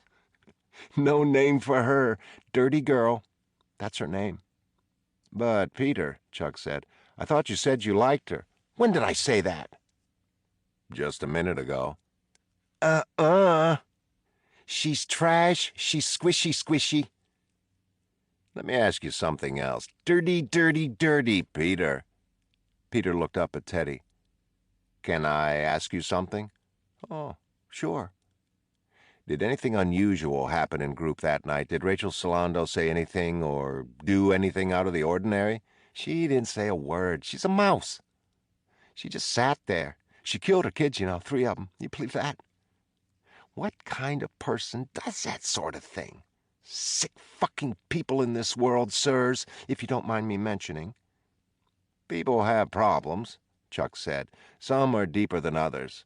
Sick, like you said, they need help. They need gas, Peter said. Excuse me? Gas, Peter said to Teddy. Gas the retards. Gas the killers. Killed her own kids. Gas the bitch.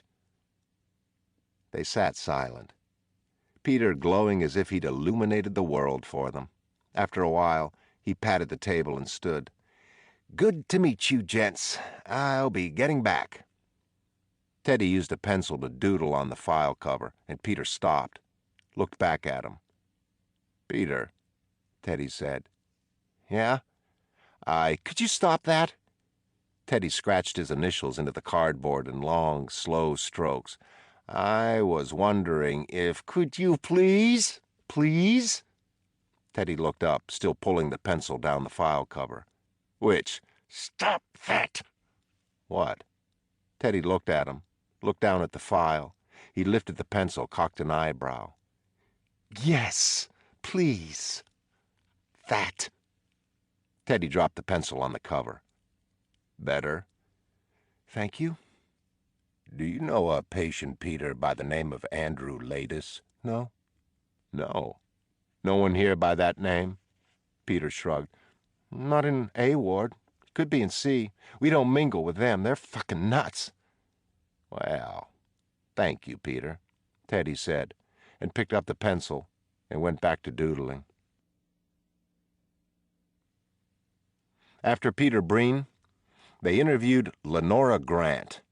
Lenora was convinced that she was Mary Pickford, and Chuck was Douglas Fairbanks, and Teddy was Charlie Chaplin. She thought that the cafeteria was an office on Sunset Boulevard, and they were here to discuss a public stock offering in United Artists.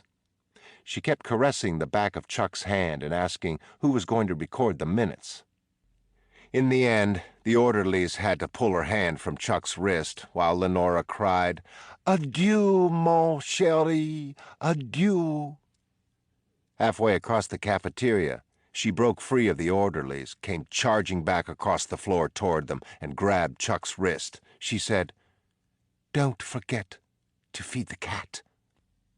Chuck looked her in her eyes and said, "Noted." After that, they met Arthur Toomey, who kept insisting they call him Joe.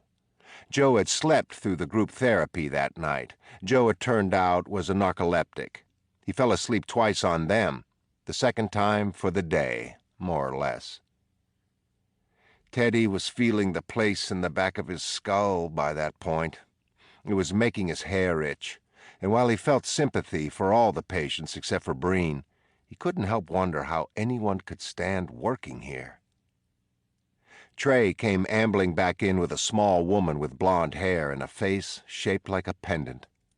Her eyes pulsed with clarity, and not the clarity of the insane, but the everyday clarity of an intelligent woman in a less than intelligent world. She smiled and gave them each a small, shy wave as she sat. Teddy checked Cawley's notes. Bridget Kearns. "I'll never get out of here," she said after they'd been sitting there for a few minutes. She smoked her cigarettes only halfway before stubbing them out, and she had a soft, confident voice, and a little over a decade ago, she'd killed her husband with an axe. "I'm not sure I should," she said. "Why's that?" Chuck said. "I mean, excuse me for saying it, Miss Kearns." Mrs. Kearns, excuse me, but you seem, well, normal to me." She leaned back in her chair, as at ease as anyone they'd met in this place, and gave a soft chuckle. "I suppose. I wasn't when I first came here. Oh, my God. I'm glad they didn't take pictures. I've been diagnosed as a manic depressive, and I have no reason to doubt that. I do have my dark days. I suppose everyone does. The difference is that most people don't kill their husbands with an axe. I've been told I have deep unresolved conflicts with my father, and I'll agree to that, too. I doubt I'd go out and kill someone again, but you can never tell." She pointed the tip of her cigarette in their direction. "I think if a man beats you and fucks half the women he sees and no one will help you, axing him isn't the least understandable thing you can do." She met Teddy's eyes, and something in her pupils, a schoolgirl's shy giddiness, perhaps, made him laugh. "What?" she said, laughing with him. "Maybe you shouldn't get out," he said. "You say that because you're a man." "You're damn right." "Well, then, I don't blame you." It was a relief to laugh after Peter Breen, and Teddy wondered if he was actually flirting a bit, too, with a mental patient, an axe murderer. Chapter 8. Teddy walked over to the edge of the breezeway and stuck his head out from under the roof to douse his face and hair. He could see her in the drops, dissolving on impact. She hadn't wanted him to go to work that morning. In that final year of her life, she'd grown inexplicably skittish, prone to insomnia that left her tremor-filled and addled. She tickled him after the alarm had gone off, then suggested they close the shutters and block out the day, never leave the bed. When she hugged him, she held on too tightly and for too long, and Teddy could feel the bones in her arms crush into his neck. As he took his shower, she came to him, but he was too rushed, already late, and, as had so often been the case in those days, hungover. His head simultaneously soggy and filled with spikes. Her body like sandpaper when she pressed it against his, the water from the shower as hard as BBs. "Just stay," she said. "One day. What difference will one day make?" He tried to smile as he lifted her gently out of the way and reached for the soap. "Honey, I can't." "Why not?" She ran her hand between his legs. "Here, give me the soap. I'll wash it for you."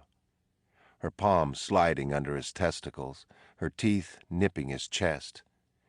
He tried not to push her. He gripped her shoulders as gently as he could and lifted her back a step or two. "Come on," he said. "I've really got to go." She laughed some more, tried to nuzzle him again, but he could see her eyes growing hard with desperation. To be happy, to not be left alone, to have the old days back, before he worked too much, drank too much, before she woke up one morning and the world seemed too bright, too loud, too cold. "Okay, okay." She leaned back so he could see her face as the water bounced off his shoulders and misted her body. "I'll make a deal with you. Not the whole day, baby. Not the whole day. Just an hour. Just be an hour late." "I'm already 1 hour," she said, stroking him again, her hand soapy now. 1 hour, and then you can go. I want to feel you inside of me." She raised herself up on her toes to kiss him. He gave her a quick peck on the lips and said, "Honey, I can't," and turned his face to the shower spray. "Will they call you back up?" she said. "Huh?" "To fight." "That pissant country, honey. That war will be over before I could lace my boots." "I don't know," she said. "I don't even know why we're there. I mean, because the NKPA doesn't get weaponry like that from nowhere, honey. They got it from Stalin. We have to prove that we learned from Munich, that we should have stopped Hitler then, so we'll stop Stalin and Mao now in Korea." "You'd go?" "If they called me up, I'd have to. But they won't, honey." "How do you know?" He shampooed his hair. "You ever wonder why they hate us so much? The communists?" she said. "Why can't they leave us alone? The world's going to blow up and I don't even know why." "It's not going to blow up." "It is. You read the papers and—" "Stop reading the papers, then." Teddy rinsed the shampoo from his hair, and she pressed her face to his back, and her hands snaked around his abdomen. "I remember the first time I saw you at the Grove, in your uniform." Teddy hated when she did this. Memory lane. She couldn't adapt to the present, to who they were now, warts and all. So she drove winding lanes into the past to warm herself. "You were so handsome." And Linda Cox said, "I saw him first, but you know what I said?" "I'm late, honey." "Why would I say that?" "No," I said, "you might have seen him first, Linda, but I'll see him last." She thought you looked mean up close, but I said, "Honey, have you looked in his eyes? There's nothing mean there."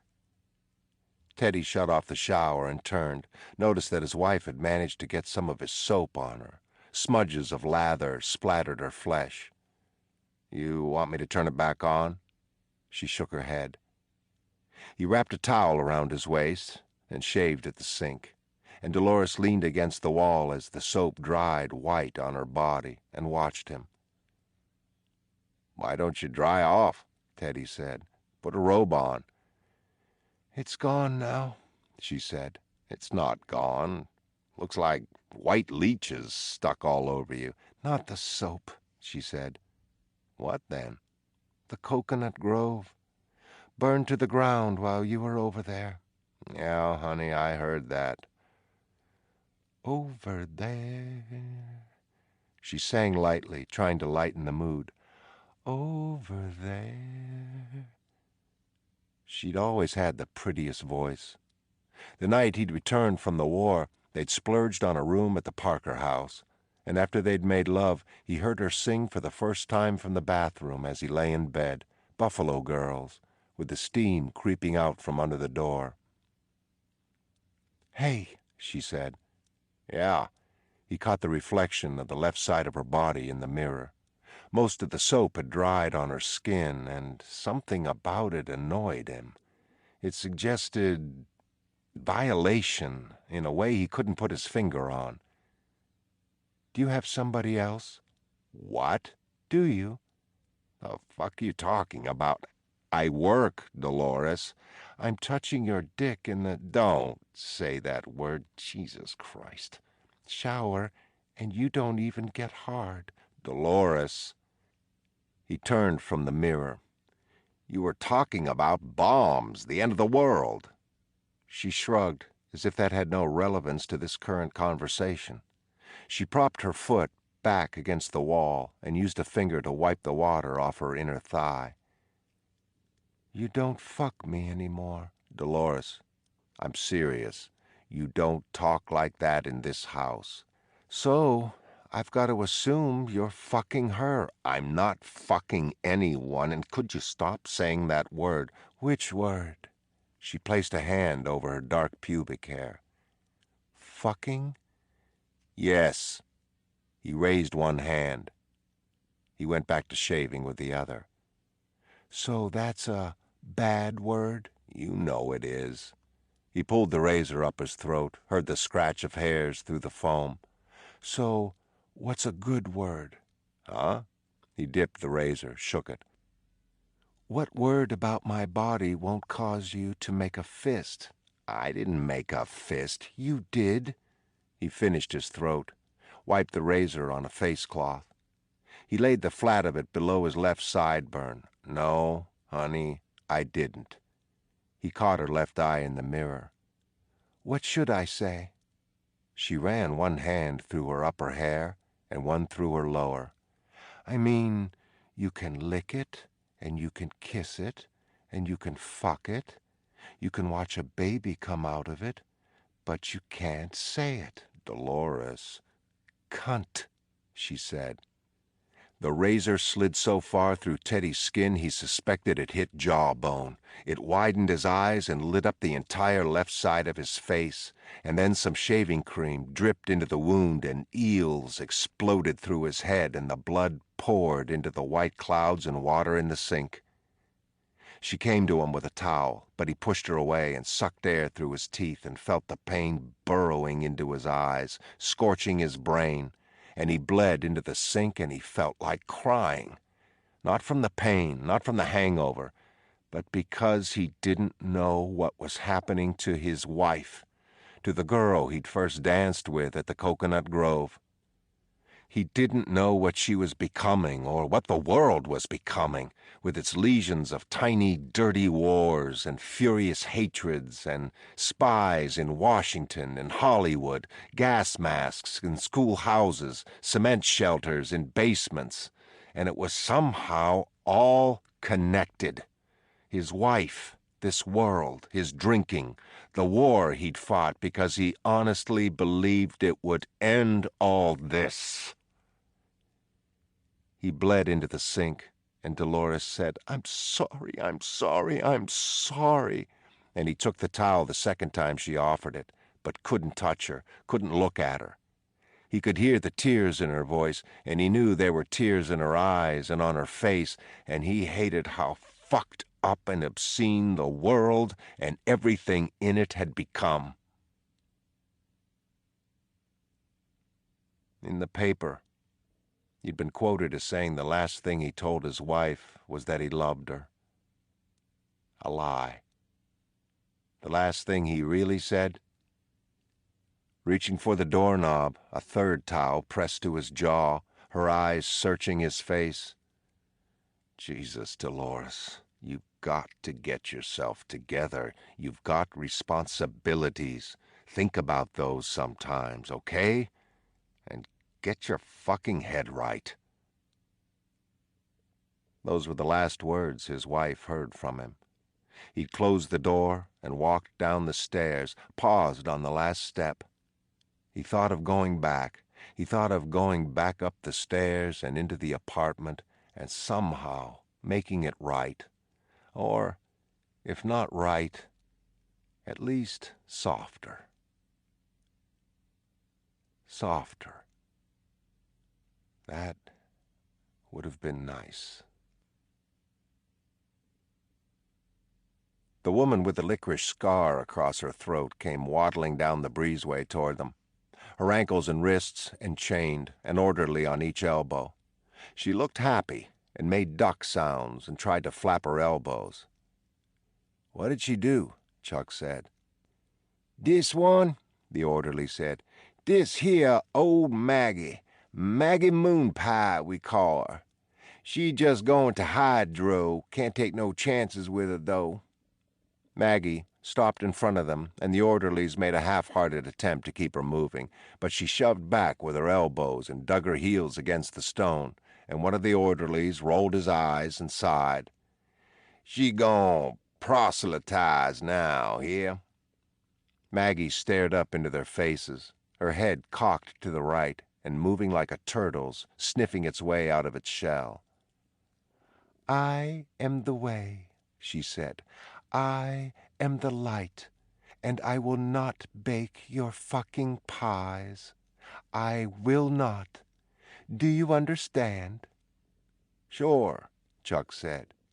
"You bet," Teddy said. "No pies." "You've been here. You'll stay here." Maggie sniffed the air. "It's your future and your past, and it cycles like the moon cycles around the earth." "Yes, ma'am." She leaned in close and sniffed them. First Teddy, then Chuck. "They keep secrets. That's what feeds this hell." "Well, that and pies," Chuck said. She smiled at him, and for a moment it seemed as if someone lucid entered her body and passed behind her pupils. "Laugh," she said to Chuck. "It's good for the soul. Laugh." "Okay," Chuck said. "I will, ma'am." She touched his nose with a hooked finger. "I want to remember you that way, laughing." And then she turned away and started walking. The orderlies fell into step, and they walked down the breezeway and through a side door into the hospital. Chuck said, "Fun girl. Kind you'd bring home to Mom. And then she'd kill Mom and bury her in an outhouse, but still." Chuck lit a cigarette. "Latus killed my wife. You said that." "How?" "He was a firebug. Said that too. He was also the maintenance man in our building. Got in a fight with the owner. The owner fired him. At the time, all we knew was that the fire was arson. Someone had to set it. Latus was on a list of suspects, but it took them a while to find him. And once they did, he'd shored up an alibi. Hell, I wasn't even sure it was him." "What changed your mind?" "A year ago. I opened the paper, and there he is. Burned down a schoolhouse where he'd been working. Same story. They fired him, and he came back." Lit it in the basement, primed the boiler so it would explode. Exact same M.O., identical. No kids in the schoolhouse, but the principal was there, working late. She died. Latus went to trial, claimed he heard voices, what have you, and they committed him to Shattuck. Something happened there, I don't know what, but he was transferred here 6 months ago. But no one's seen him. No one in A or B wards. Which suggests he's in C. Yup. Or dead, possibly. One more reason to find the cemetery.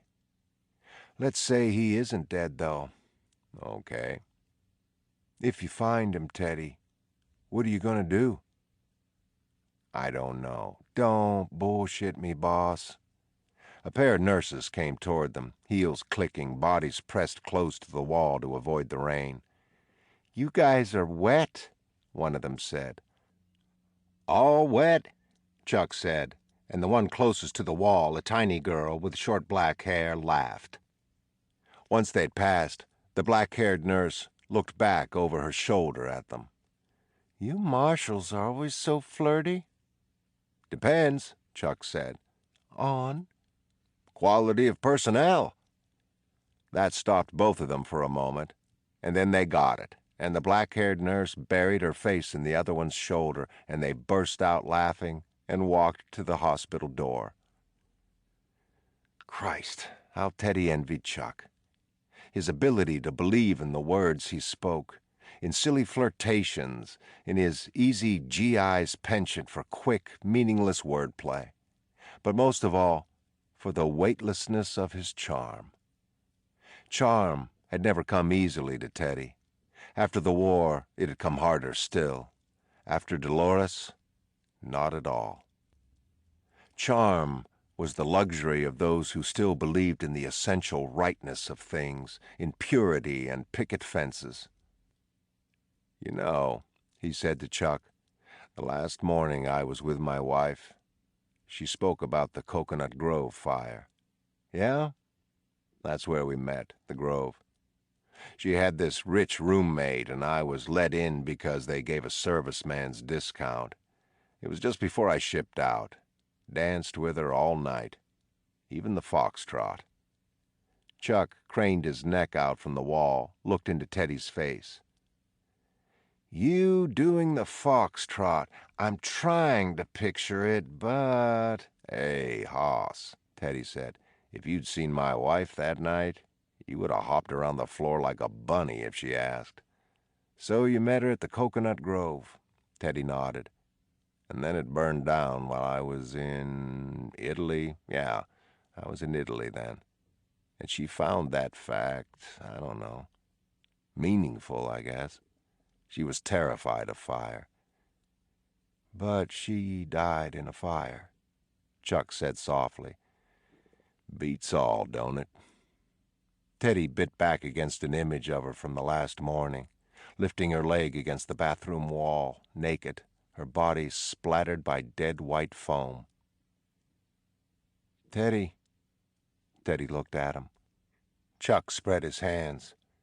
I'll back you on this, no matter what. You want to find Latus and kill him? That's Jake with me. Jake.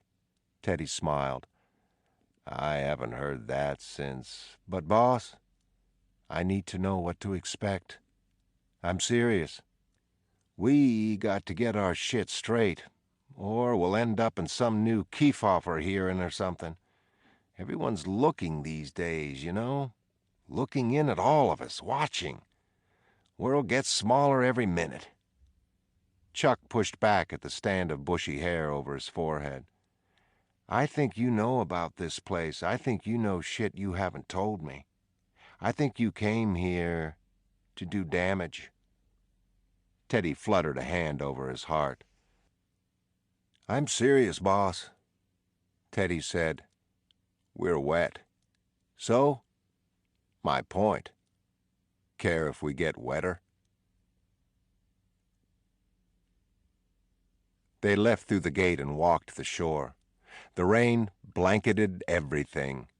Waves the size of houses hit the rocks. They flared high and then shattered to make way for new ones. "I don't want to kill 'em," Teddy shouted over the roar. "No, no." "Not sure I believe you." Teddy shrugged. "It was my wife," Chuck said. "I'd kill 'em twice." "I'm tired of killing," Teddy said. "In the war, I lost track." "How's that possible, Chuck? But I did." "Still, your wife, Teddy." They found an outcropping of sharp black stones that rose off the beach toward the trees, and they climbed inland. "Look," Teddy said once they'd reached a small plateau and a circle of high trees that blocked some of the rain. "I still put the job first. We find what happened to Rachel Solando, and if I meet up with Latus while I'm doing it, great. I'll tell him I know he killed my wife. I'll tell him I'll be waiting on the mainland when he gets released. I'll tell him free air isn't something he breathes as long as I'm alive." "And that's all," Chuck said. "That's all." Chuck wiped his eyes with his sleeve, pushed his hair off his forehead. "I don't believe you.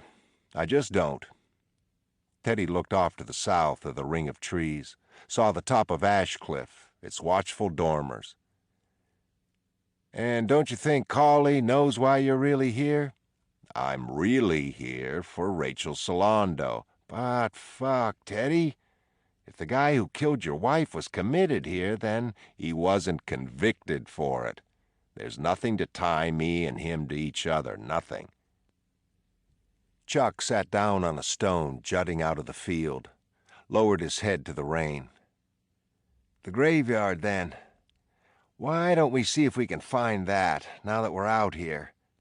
We see a latus headstone, we know half the battle's over." Teddy looked off at the ring of trees, the black depth of them. "Fine." Chuck stood. "What did she say to you, by the way?" "Who?" "The patient," Chuck snapped his fingers. "Bridget. She sent me for water. She said something to you. I know it." "She didn't." "She didn't? You're lying. I know she—" "She wrote it," Teddy said, and patted the pockets of his trench coat for his notebook. He found it eventually in his inside pocket and started to flip through it. Chuck began to whistle and clop his feet into the soft earth in a goose step. When he reached the page, Teddy said, "Adolf, enough." Chuck came over. "You find it?" Teddy nodded, turned the notebook so that Chuck could see the page, the single word written there, tightly scrawled and already beginning to bleed in the rain.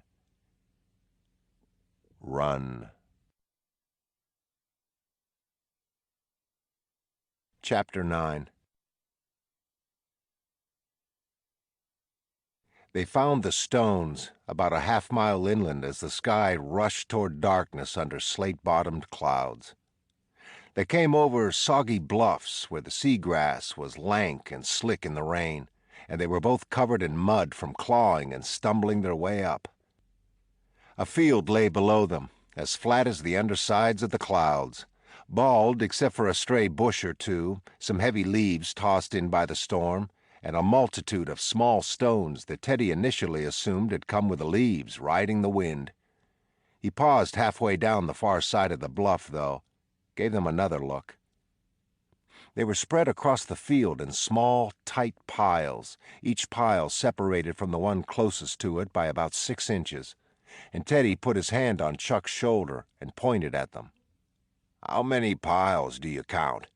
Chuck said. "What?" Teddy said. "Those rocks, you see 'em? Yeah? They're piled separately. How many do you count?" Chuck gave him a look like the storm had found his head.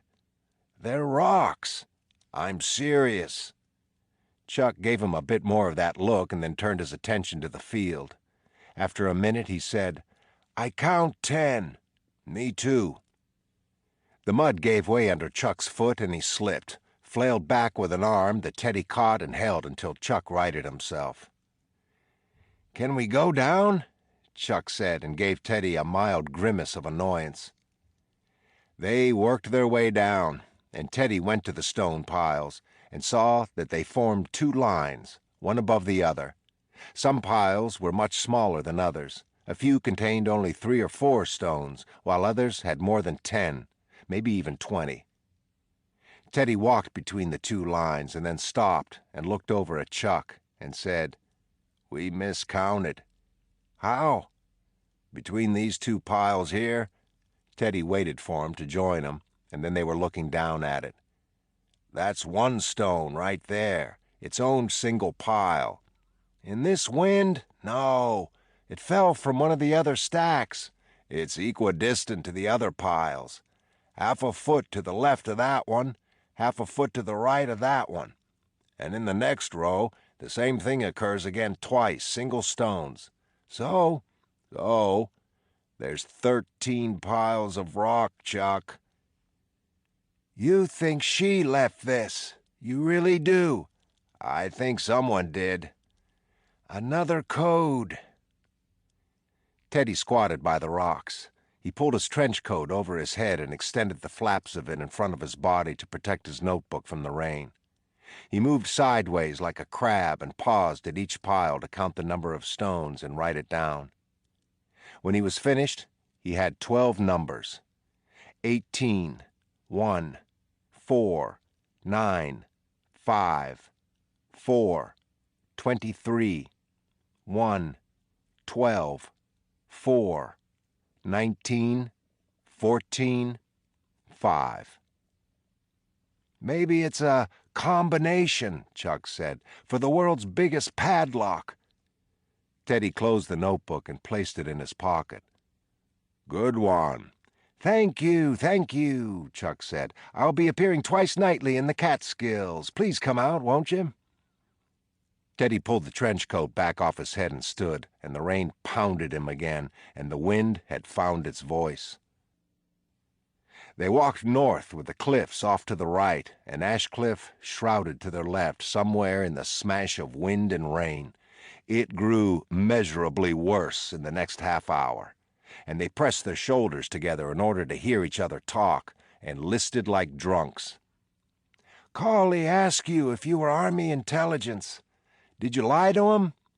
"I did and I didn't," Teddy said.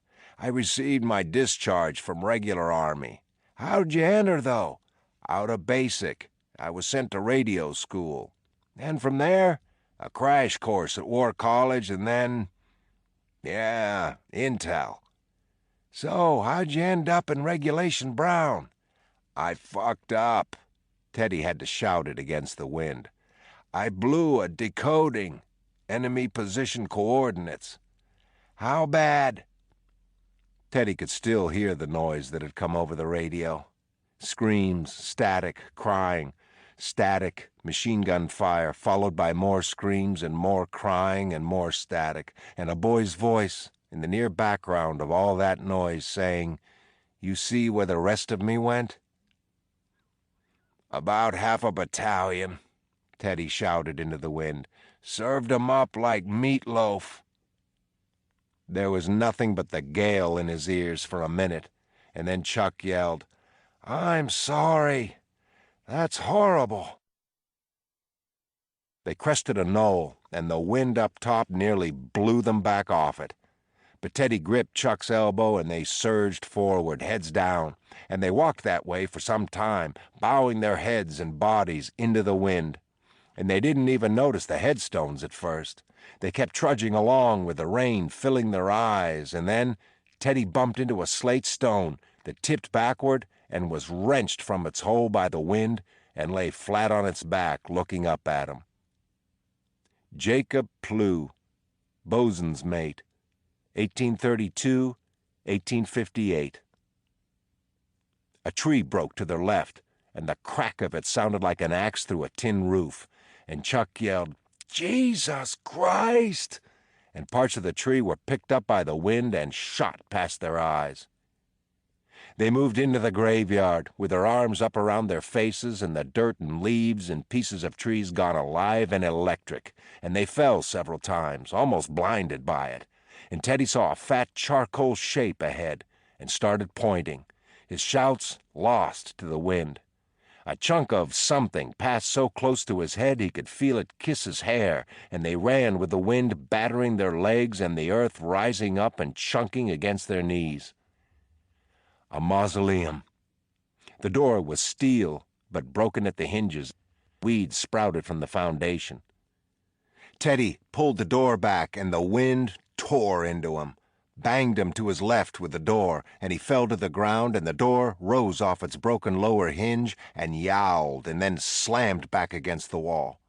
Teddy slipped in the mud and rose to his feet, and the wind battered his shoulders, and he dropped to one knee, and he saw the black doorway facing him, and he plunged forward through the muck and crawled inside. "You ever see anything like this?" Chuck said as they stood in the doorway and watched the island whirl itself into a rage. The wind was thick with dirt and leaves, tree branches and rocks, and always the rain, and it squealed like a pack of boar and shredded the earth. "Never," Teddy said, and they stepped back from the doorway. Chuck found a pack of matches that was still dry in the inside pocket of his coat, and he lit 3 at once and tried to block the wind with his body, and they saw that the cement slab in the center of the room was empty of a coffin or a body, either moved or stolen in the years since it had been interred. There was a stone bench built into the wall on the other side of the slab, and they walked to it as the matches went out. They sat down, and the wind continued to sweep past the doorway and hammer the door against the wall. "Kinda pretty, though, huh?" Chuck said. "Nature gone crazy. The color of that sky. You see the way that headstone did a backflip? I gave it a nudge, but yeah, that was impressive. Wow!" Chuck squeezed his pants cuffs until there were puddles under his feet, fluttered his soaked shirt against his chest. "Guess we should have stayed closer to home base. We might have to ride this out here." Teddy nodded. "I don't know enough about hurricanes, but I get the feeling it's just warming up." "That wind changes direction? That graveyard's going to be coming in here." "I'd still rather be in here than out there. Sure, but seeking high ground in a hurricane? How fucking smart are we?" "Not very." "It was so fast. One second it was just heavy rain, the next second we're Dorothy heading to Oz." "That was a tornado." "Which?" "In Kansas." "Oh." The squealing rose in pitch, and Teddy could hear the wind find the thick stone wall behind him, pounding on it like fists until he could feel tiny shudders of impact in his back. "Just warming up," he repeated. "What do you suppose all the crazies are doing about now?" "Screaming back at it," he said. They sat silent for a while, and each had a cigarette.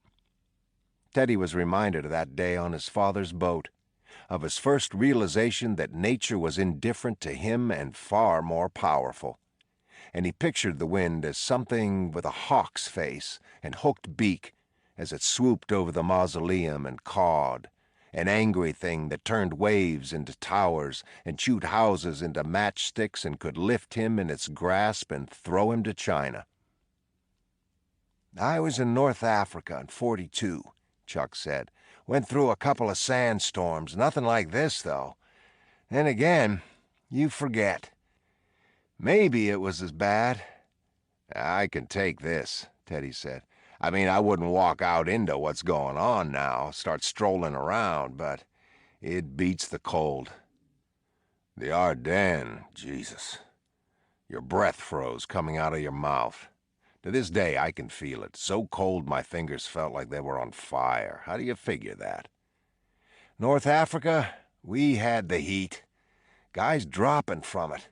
Just standing there 1 minute, on the deck the next. Guys had coronaries from it. I shot this guy, and his skin was so soft from the heat, he actually turned and watched it fly out the other side of his body." Chuck tapped the bench with his finger. "Watched it fly," he said softly. "I swear to God." Only guy you ever killed? Up close. You? I was the opposite. Killed a lot. Saw most of them. Teddy leaned his head back against the wall, looked up at the ceiling. If I ever had a son, I don't know if I'd let him go to war. Even a war like where we had no choice. I'm not sure that should be asked of anyone. What? Killing. Chuck raised a knee to his chest. My parents, my girlfriend, some of my friends who couldn't pass the physical, they all ask, you know? Yeah. What was it like? That's what they want to know, and you want to say, I don't know what it was like, it happened to someone else. I was just watching it from above or something. He held out his hands.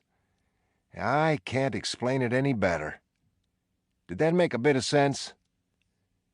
Teddy said, At Dachau, the SS guards surrendered to us. 500 of them. Now, there were reporters there, but they'd seen all the bodies piled up at the train station, too. They could smell exactly what we were smelling.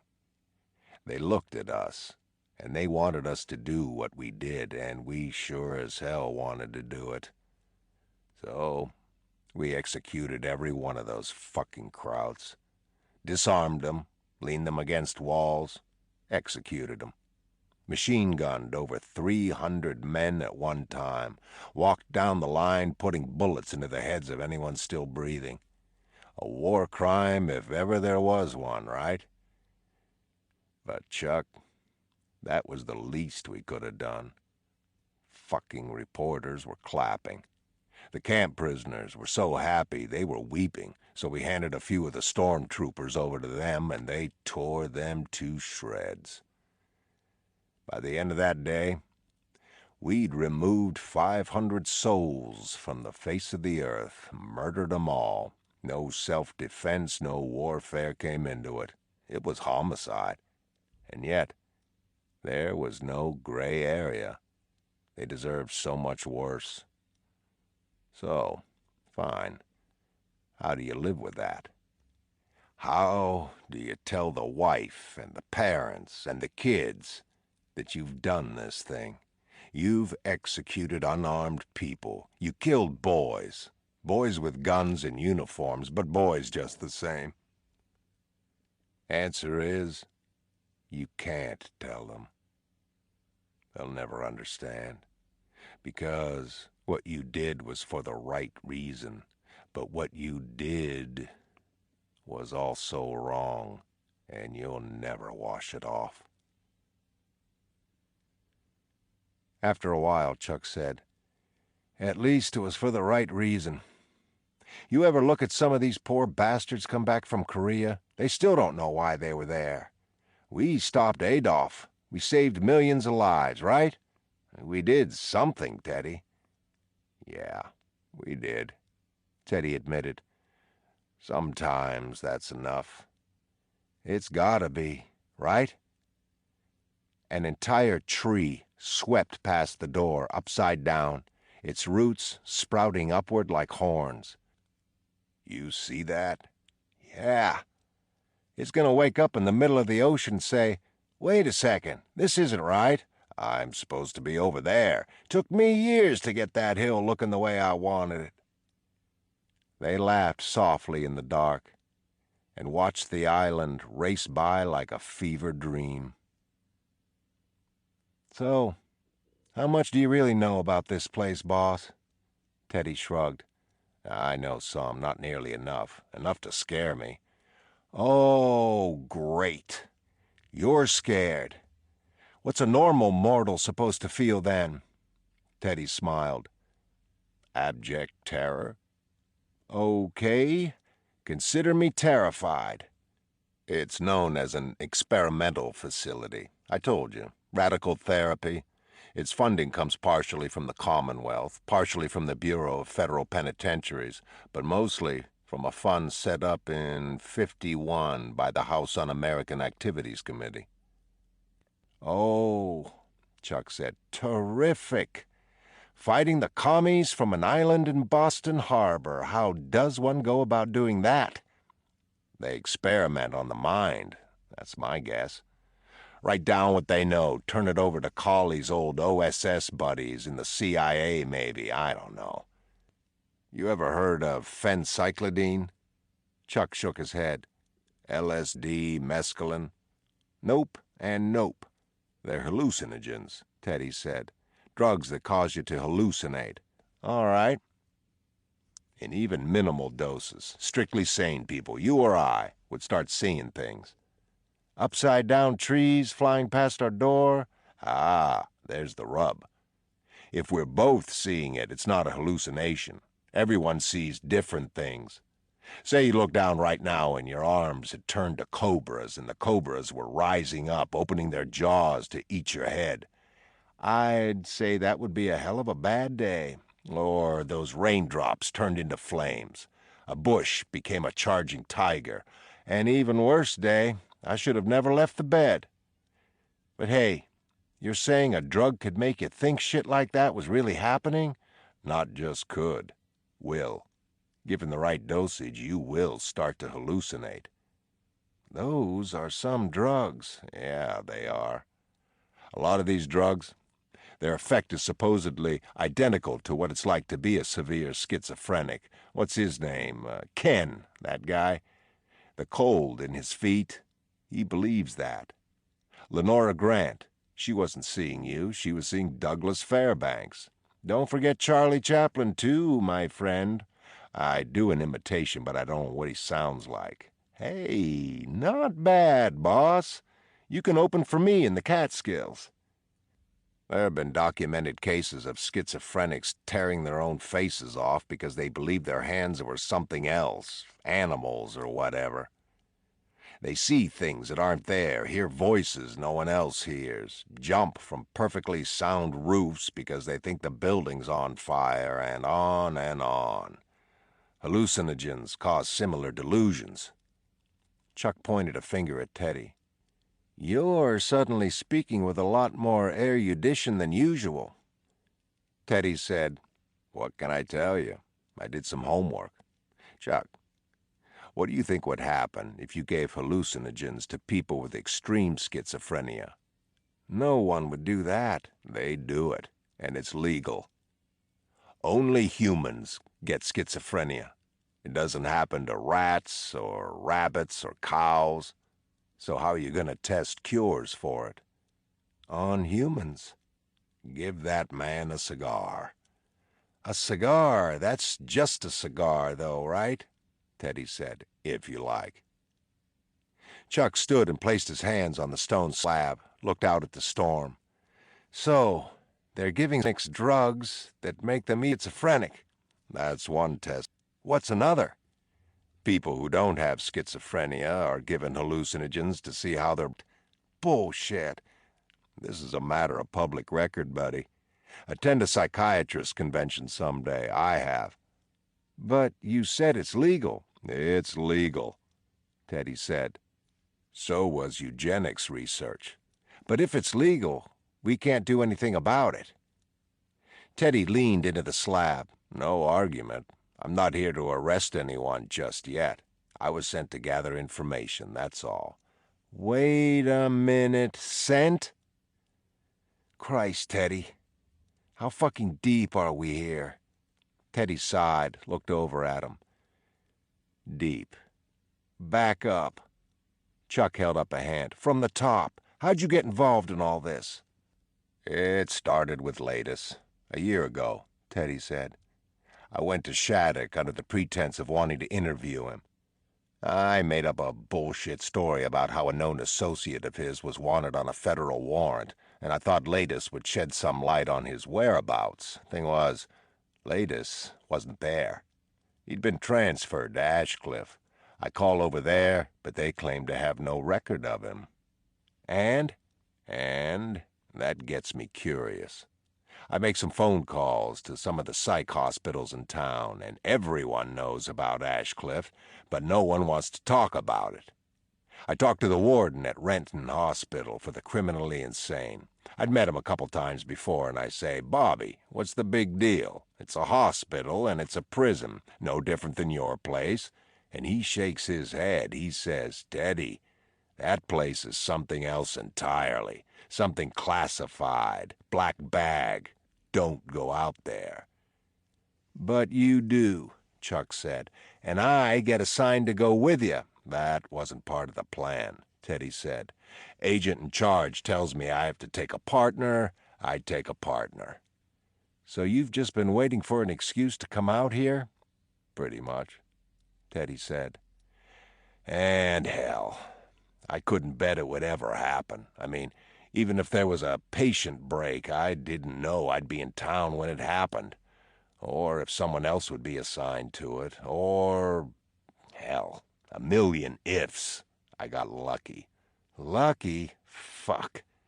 What?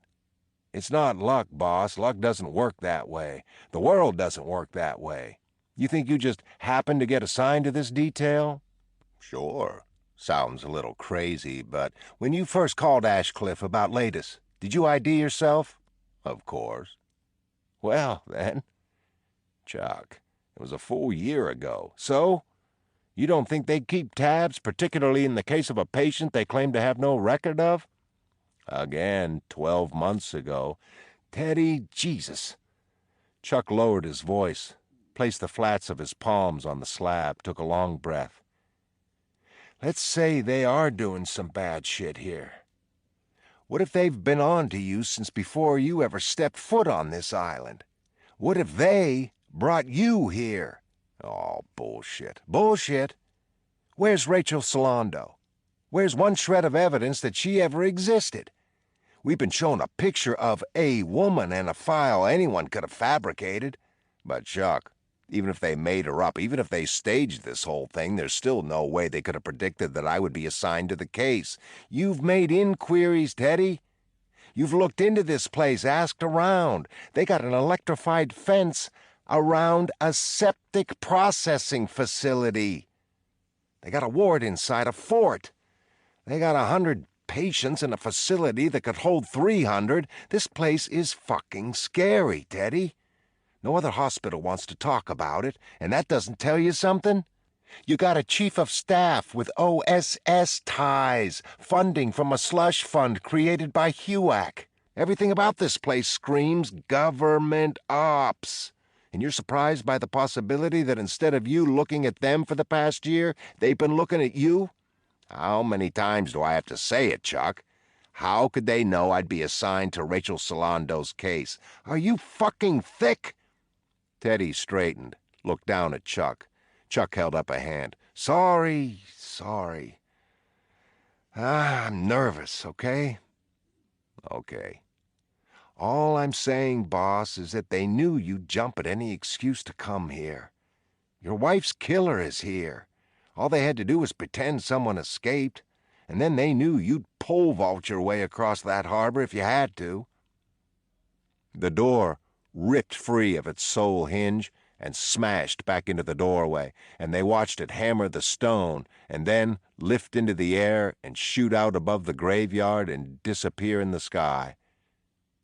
Both of them stared at the doorway, and then Chuck said, "We both saw that, right?" "They're using human beings as guinea pigs," Teddy said. "Doesn't that bother you?" "It terrifies me, Teddy." "But how do you know this? You say you were sent to gather information. Who sent you?" "In our first meeting with Cawley, you heard him ask about the senator, yeah? Senator Hurley, Democrat, New Hampshire, heads up a subcommittee on public funding for mental health affairs. He saw what kind of money was being funneled to this place, and he didn't like it. Now, I'd come across a guy named George Noyce. Now, Noyce spent time here, in Ward C. He was off the island 2 weeks when he walked into a bar at Attleboro and began stabbing people, strangers. In jail, he starts talking about dragons in Ward C. His lawyer wants to claim insanity. If ever there was a case for it, it's this guy. He's bonkers. But Noyce fires his lawyer, goes in front of the judge and pleads guilty, pretty much begs to be sent to a prison, any prison, just not a hospital. Takes him about a year in prison, but his mind starts coming back, and eventually he starts telling stories about Ashecliffe. Stories that sound crazy, but the senator thinks that maybe not as crazy as everyone else assumes.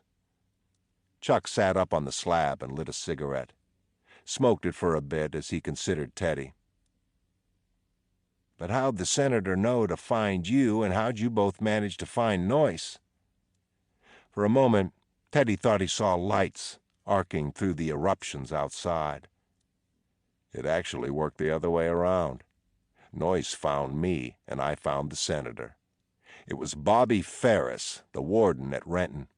He called me one morning and asked if I was still interested in Ashecliffe. I said sure. And he told me about this convict down in Dedham who was making all this noise about Ashecliffe. So I go to Dedham a few times, talk to Noyce. Noyce says when he was in college he got a bit tense one year around exams time. Shouted at a teacher. Put his fist through a window in his dorm. He ends up talking to somebody in the psych department. Next thing you know, he agrees to be part of a test so he can make a little pocket change. A year later, he's out of college, a full-fledged schizophrenic, raving on street corners, seeing things, the whole 9 yards. Now, this is a kid who started out normal. Teddy saw lights again flaring through the storm, and he walked near to the door, stared out. Lightning? It would make sense, he supposed, but he hadn't seen any before this. Normal as pecan pie. Maybe had some, what do you call it here, anger management issues, but all in all, perfectly sane. A year later, he's out of his mind. So he sees this guy in Park Square one day, thinks it's the professor who first recommended he see someone in the psych department. Long story short, it ain't. But Noyce fucks him up pretty bad. Gets sent to Ashecliffe. Ward B. But he's not there long. He's a pretty violent guy by this time, and they send him to Ward C. They fill him up with hallucinogens, and they step back and watch as the dragons come to eat him, and he goes crazy. A little crazier than they hoped, I guess, because in the end, just to calm him down, they performed surgery. Surgery, Chuck said. Teddy nodded. A transorbital lobotomy. Those are fun, Chuck. They zap you with electroshock, and then they go in through your eyes with, and get this, an ice pick. I'm not kidding. No anesthesia. They poke around in there and take a few nerve fibers out of your brain, and then that's it. It's over. Piece of cake. Chuck said, "The Nuremberg Code prohibits experimenting on humans purely in the interest of science, yes. I thought we had a case based on Nuremberg, too. So did the senator. No go. Experimentation is allowable if it's used to directly attack a patient's malady. So as long as a doctor can say, hey, we're just trying to help the poor bastard, see if these drugs can induce schizophrenia and these drugs over here can stop it, then they're legally in the clear." Wait a second, Chuck said. You said this Noyce had a transorbital lobotomy, yeah. But if the point of that, however medieval, is to calm someone down, how's he managed to go fuck some guy up in Park Square? Obviously it didn't take. Is that common? Teddy saw the arcing lights again, and this time he was pretty sure he could hear the whine of an engine behind all that squealing. "Marshals!" The voice was weak on the wind, but they both heard it. Chuck swung his legs over the end of the slab and jumped off and joined Teddy at the doorway, and they could see headlights at the far end of the cemetery, and they heard the squawk of a megaphone and a screech of feedback, and then, "Marshals! If you're out here, please signal us. This is Deputy Warden McPherson. Marshals!" Teddy said, "How about that? They found us. It's an island, boss. They'll always find us." Teddy met Chuck's eyes and nodded. For the first time since they'd met, he could see fear in Chuck's eyes, his jaw trying to tighten against it. It's gonna be okay, partner. Marshals, are you out here? Chuck said. I don't know. I do, Teddy said, though he didn't. Stick with me. We're walking out of this fucking place, Chuck. Make no mistake about it. And they stepped out of the doorway and into the cemetery. The wind hit their bodies like a team of linemen, but they stayed on their feet, locking arms and gripping the other's shoulder as they stumbled toward the light. Chapter 10. Are you fucking crazy? This from McPherson, shouting into the wind as the Jeep hurtled down a makeshift trail along the western edge of the cemetery. He was in the passenger seat, looking back at them with red eyes, all vestiges of Texas country boy charm washed away in the storm. The driver hadn't been introduced to them. Young kid, lean face and pointed chin, about all Teddy could make out under the hood of his rain slicker. Drove that Jeep like a professional, though, tearing through scrub brush and the storm's debris like it wasn't even there. This has just been upgraded from a tropical storm to a hurricane.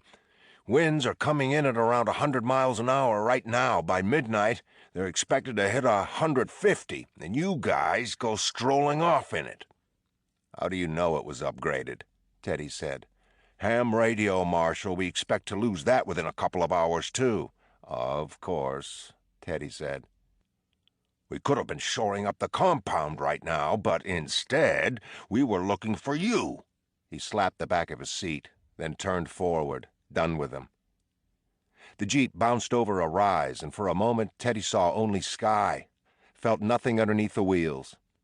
And then the tires hit dirt, and they spun through a sharp curve that dipped steeply with the trail, and Teddy could see the ocean off their left, the water churning with explosions that bloomed white and wide like mushroom clouds. The Jeep tore down through a rise of small hills and then burst into a stand of trees, Teddy and Chuck holding onto the seats as they banged off each other in the back. And then the trees were behind them, and they were facing the back of Cawley's mansion, crossing a quarter-acre of wood chips and pine needles before they hit the access road, and the driver pushed out of low gear and roared toward the main gate. We're taking you to see Dr. Cawley, McPherson said, looking back at them. He just can't wait to talk to you guys. And here I thought my mother was back in Seattle, Chuck said. They showered in the basement of the staff dormitory and were given clothes from the orderly's stockpile. Their own clothes were sent to the hospital laundry, and Chuck combed his hair back in the bathroom and looked at his white shirt and white pants and said, Would you like to see a wine list? Our special tonight is beef Wellington. It's quite good. Trey Washington stuck his head in the bathroom. He seemed to be biting back on a smile as he appraised their new clothes and then said, I'm to bring you to Dr. Cawley. How much trouble we in? Oh, a bit, I'd expect. Gentlemen, Cawley said as they entered the room, good to see you. He seemed in a magnanimous mood, his eyes bright, and Teddy and Chuck left Trey at the door as they entered into a boardroom on the top floor of the hospital. The room was filled with doctors, some in white lab coats, some in suits, all sitting around a long teak table with green-shaded banker's lamps in front of their chairs and dark ashtrays that smoldered with cigarettes or cigars, the sole pipe belonging to Naring, who sat at the head of the table. Doctors, these are the federal marshals we discussed, Marshals Daniels and all. Where are your clothes? One man asked. Good question, Cawley said, enjoying the hell out of this, in Teddy's opinion. We were out in the storm, Teddy said.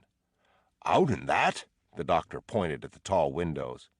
They'd been crisscrossed with heavy tape, and they seemed to breathe slightly, exhaling into the room. The panes drummed with fingertips of rain, and the entire building creaked under the press of wind. Afraid so, Chuck said. If you could take a seat, gentlemen, Naring said. We're just finishing up. They found 2 seats at the end of the table. "John," Naring said to Cawley, "we need a consensus on this." "You know where I stand." "And I think we all respect that. But if neuroleptics can provide the necessary decrease in 5-HT imbalances of serotonin, then I don't feel we have much choice. We have to continue the research. This first test patient, this Doris Walsh, fits all the criteria. I don't see a problem there.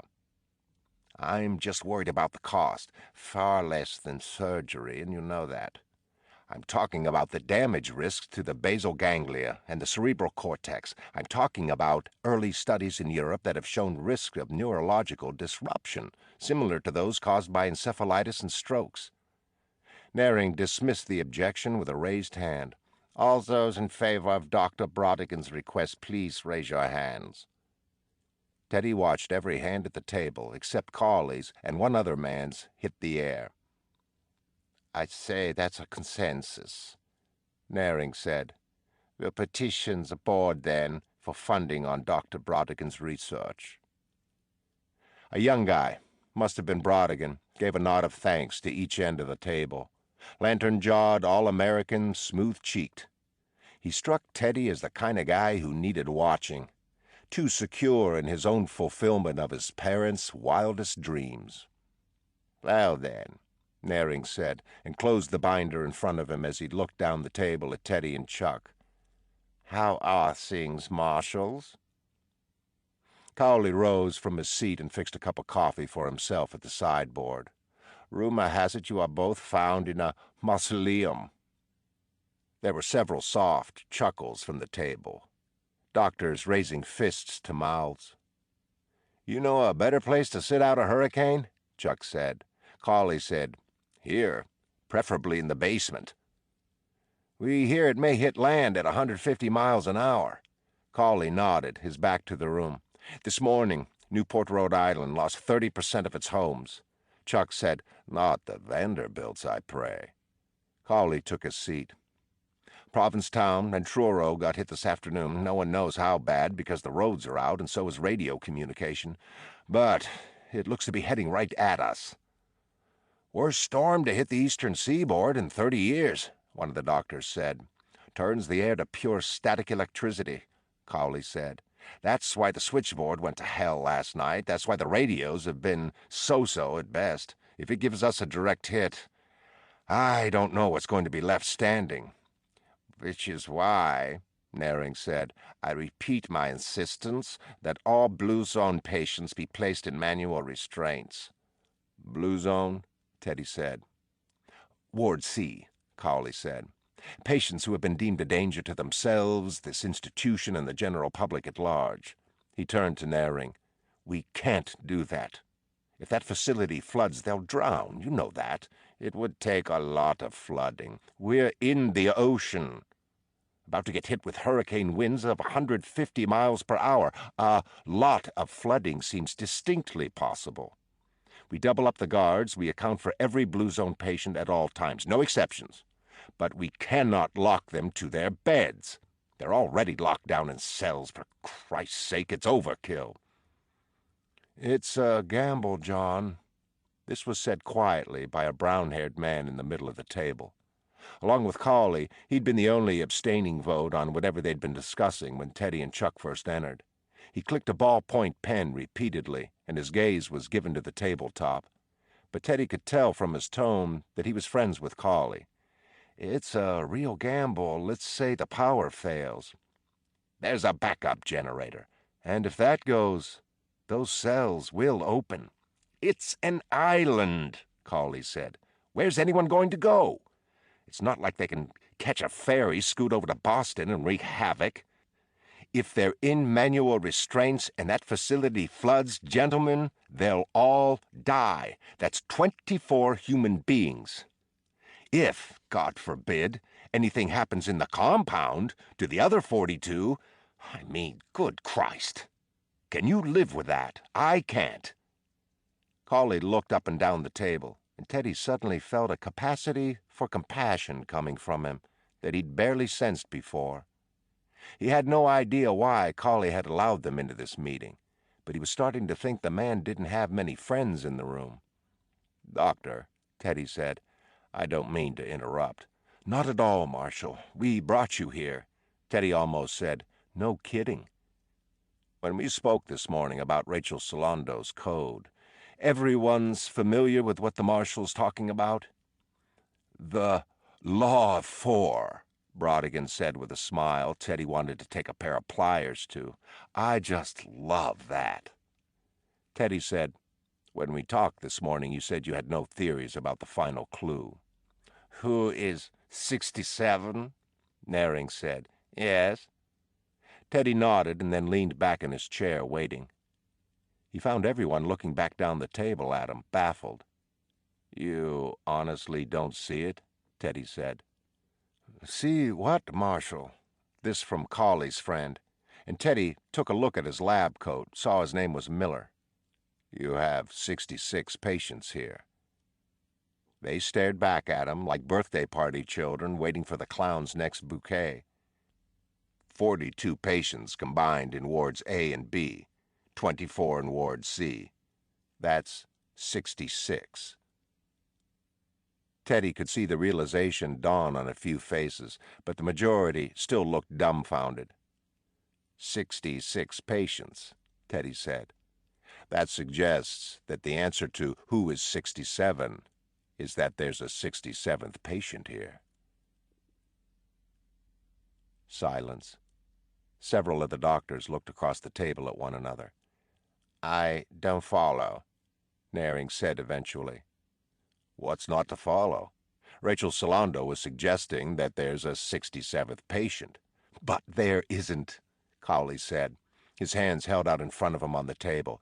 "It's a great idea, Marshal, and it would certainly crack the code if it were true, but 2 plus 2 never equals 5, even if you wanted to.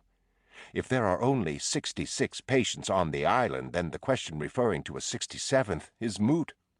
You see what I mean?" "No," Teddy said, keeping his voice calm. "I'm not quite with you on this one." Cawley seemed to choose his words carefully before he spoke, as if picking the simplest ones. "If, say, this hurricane weren't going on, we would have received 2 new patients this morning. That would put our total at 68. If a patient, God forbid, died in his sleep last night, that would put our total at 65. The total can change day by day, week by week, depending on a number of variables. But," Teddy said, "as of the night Miss Solando wrote her code, there were 66, including her. I'll grant you that, Marshal, but that's still one short of 67, isn't it? You're trying to put a round peg into a square hole." "But that was her point." "I realize that, yes, but her point was fallacious. There is no 67th patient here." "Would you permit my partner and me to go through the patient files?" That brought a round of frowns and offended looks from the table. "Absolutely not," Naring said. "We can't do that, Marshal. I'm sorry." Teddy lowered his head for a minute, looked at his silly white shirt and matching pants. He looked like a soda jerk, probably appeared as authoritative. Maybe he should serve scoops of ice cream to the room, see if he could get to them that way. "We can't access your staff files. We can't access your patient files. How are we supposed to find your missing patient, gentlemen?" Naring leaned back in his chair, cocked his head. Cawley's arm froze, a cigarette half lifted to his lips. Several of the doctors whispered to one another. Teddy looked at Chuck. Chuck whispered, "Don't look at me. I'm baffled." Cawley said, "The warden didn't tell you?" "We've never seen the warden. We were picked up by McPherson." "Oh," Cawley said, "my goodness." "What?" Cawley looked around at the other doctors, his eyes wide. "What?" Teddy repeated. Cawley let a rush of air out of his mouth and looked back down the table at them. "We found her." "You what?" Cawley nodded and took a drag off his cigarette. "Rachel Solando. We found her this afternoon. She's here, gentlemen. Right out that door and down the hall." Teddy and Chuck both looked over their shoulders at the door. "You can rest now, Marshals. Your quest is over." Chapter 11. Cawley and Naring led them down a black and white tiled corridor and through a set of double doors into the main hospital ward. They passed a nurse's station on their left and turned right into a large room with long fluorescent bulbs and U-shaped curtain rods hanging from hooks in the ceiling. And there she was, sitting up on a bed in a pale green smock that ended just above her knees, her dark hair freshly washed and combed back off her forehead. "Rachel," Cawley said, "we've dropped by with some friends. I hope you don't mind." She smoothed the hem of the smock under her thighs and looked at Teddy and Chuck with a child's air of expectation. There wasn't a mark on her.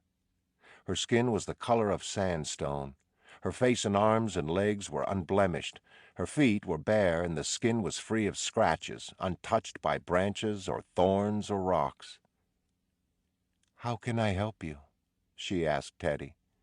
"Miss Solando, we came here to—" "Sell something?" "Ma'am?" "You're not here to sell something, I hope. I don't want to be rude, but my husband makes all those decisions." "No, ma'am, we're not here to sell anything." "Well, that's fine then. What can I do for you?" "Could you tell me where you were yesterday?" "I was here. I was home." She looked at Cawley. "Who are these men?" Cawley said, "They're police officers, Rachel. Did something happen to Jim?" "No," Cawley said. No. Jim's fine. Not the children." She looked around. "They're right out in the yard. They didn't get into any mischief, did they?" Teddy said, "Miss Solando, no. Your children aren't in any trouble. Your husband's fine." He caught Cawley's eye, and Cawley nodded in approval. We heard there was a known subversive in the area yesterday. He was seen on your street passing out communist literature." "Oh, dear Lord. No. To children?" "Not as far as we know." "But in this neighborhood, on this street?" Teddy said, "I'm afraid so, ma'am. I was hoping you could account for your whereabouts yesterday so we'd know if you ever crossed paths with the gentleman in question." "Are you accusing me of being a communist?" Her back came off the pillows and she bunched the sheet in her fists. Cawley gave Teddy a look that said, "You dug the hole. You dig your way out." "A communist, ma'am, you? What man in his right mind would think that? You're as American as Betty Grable. Only a blind man could miss that." She unclenched one hand from the sheet, rubbed her kneecap with it. "But I don't look like Betty Grable." "Only in your obvious patriotism. No, I'd say you look more like Teresa Wright, ma'am. What was that one she did with Joseph Cotton 10, 12 years ago?" "Shadow of a Doubt. I've heard that," she said, and her smile managed to be gracious and sensual at the same time. "Jim fought in that war. He came home and said the world was free now because Americans fought for it, and the whole world saw that the American way was the only way." "Amen," Teddy said. "I fought in that war, too." "Did you know my Jim?" "Afraid not, ma'am. I'm sure he's a fine man. Army?" She crinkled her nose at that. "Marines." "Semper Fi," Teddy said. "Miss Solando, it's important we know every move this subversive made yesterday. Now, you might not have even seen him. He's a sneaky one. So we need to know what you did, so that we can match that against what we know about where he was, so we can see if you two may have ever passed each other." "Like ships in the night?" "Exactly. So you understand?" "Oh, I do." She sat up on the bed and tucked her legs underneath her, and Teddy felt her movements in his stomach and groin. "So, if you could walk me through your day," he said. Well, let's see. I made Jim and the children their breakfast, and then I packed Jim's lunch, and Jim left, and then I sent the children off to school, and then I decided to take a long swim in the lake. You do that often? No, she said, leaning forward and laughing, as if he'd made a pass at her. I don't know. I felt a little kooky. You know how you do sometimes? You just feel a little kooky? Sure. Well, that's how I felt. So, I took off all my clothes and swam in the lake until my arms and legs were like logs, they were so heavy. And then I came out and dried off and put my clothes right back on and took a long walk along the shore. And I skipped some stones and built several small sand castles, little ones. You remember how many? Teddy asked, and felt Cawley staring at him. She thought about it, eyes tilted toward the ceiling. I do. How many? 13. That's quite a few. Some were very small, she said, teacup-sized. And then what did you do? I thought about you, she said. Teddy saw Naring glance over at Cawley from the other side of the bed. Teddy caught Naring's eye, and Naring held up his hands as surprised as anyone. Why me? Teddy said. Her smile exposed white teeth that were nearly clamped together, except for a tiny red tip of tongue pressed in between. Because you're my Jim, silly. You're my soldier. She rose on her knees and reached out and took Teddy's hand in hers, caressed it. So rough. I love your calluses. I love the bump of them on my skin. I miss you, Jim. You're never home. I work a lot, Teddy said. Sit. She tugged his arm. Cawley nudged him forward with a glance, so Teddy allowed himself to be led to the bed. He sat beside her. Whatever had caused that howl in her eyes in the photograph had fled from her, at least temporarily, and it was impossible, sitting this close, not to be fully aware of how beautiful she was. The overall impression she gave was liquid, dark eyes that shone with a gaze as clear as water, languid uncoilings of her body that made her limbs appear to swim through air, a face that was softly overripe in the lips and chin. You work too much, she said, and ran her fingers over the space just below his throat, as if she were smoothing a kink in the knot of his tie.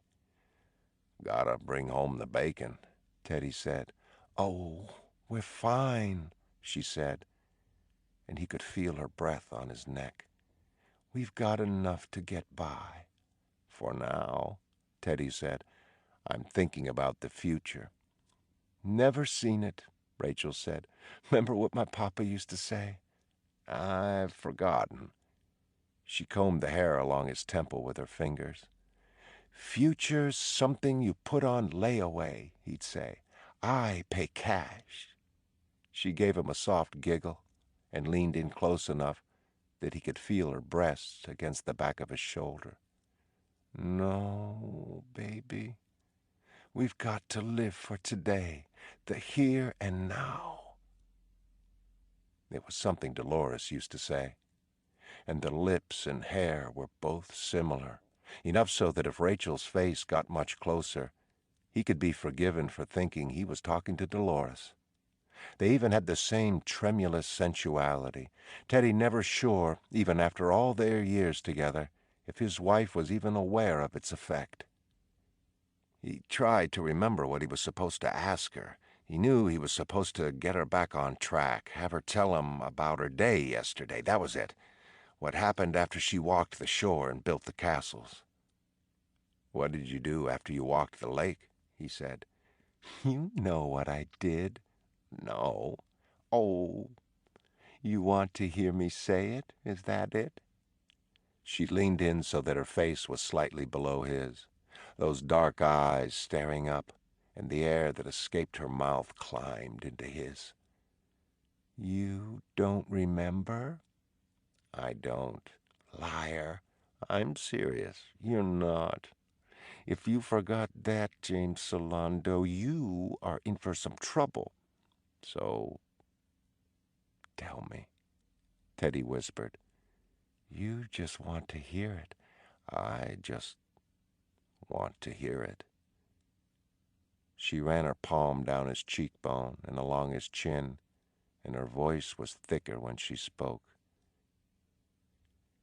"I came back still wet from the lake, and you licked me dry." Teddy placed his hands on her face before she could close the distance between them. His fingers slid back along her temples, and he could feel the dampness from her hair against his thumbs, and he looked into her eyes.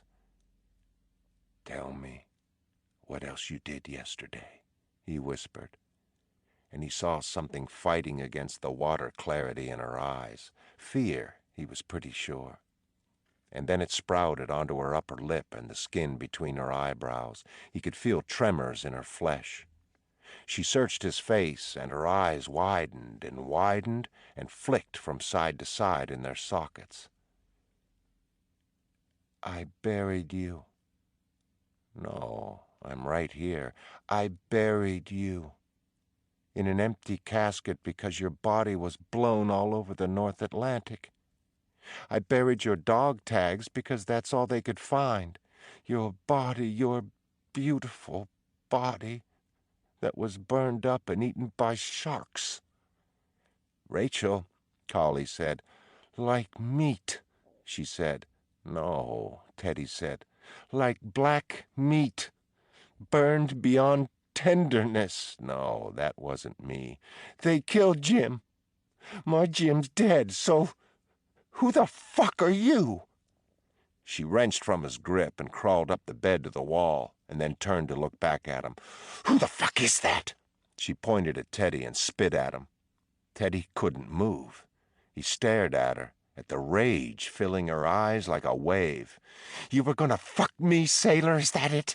Put your dick inside me while my children played in the yard? Was that your plan?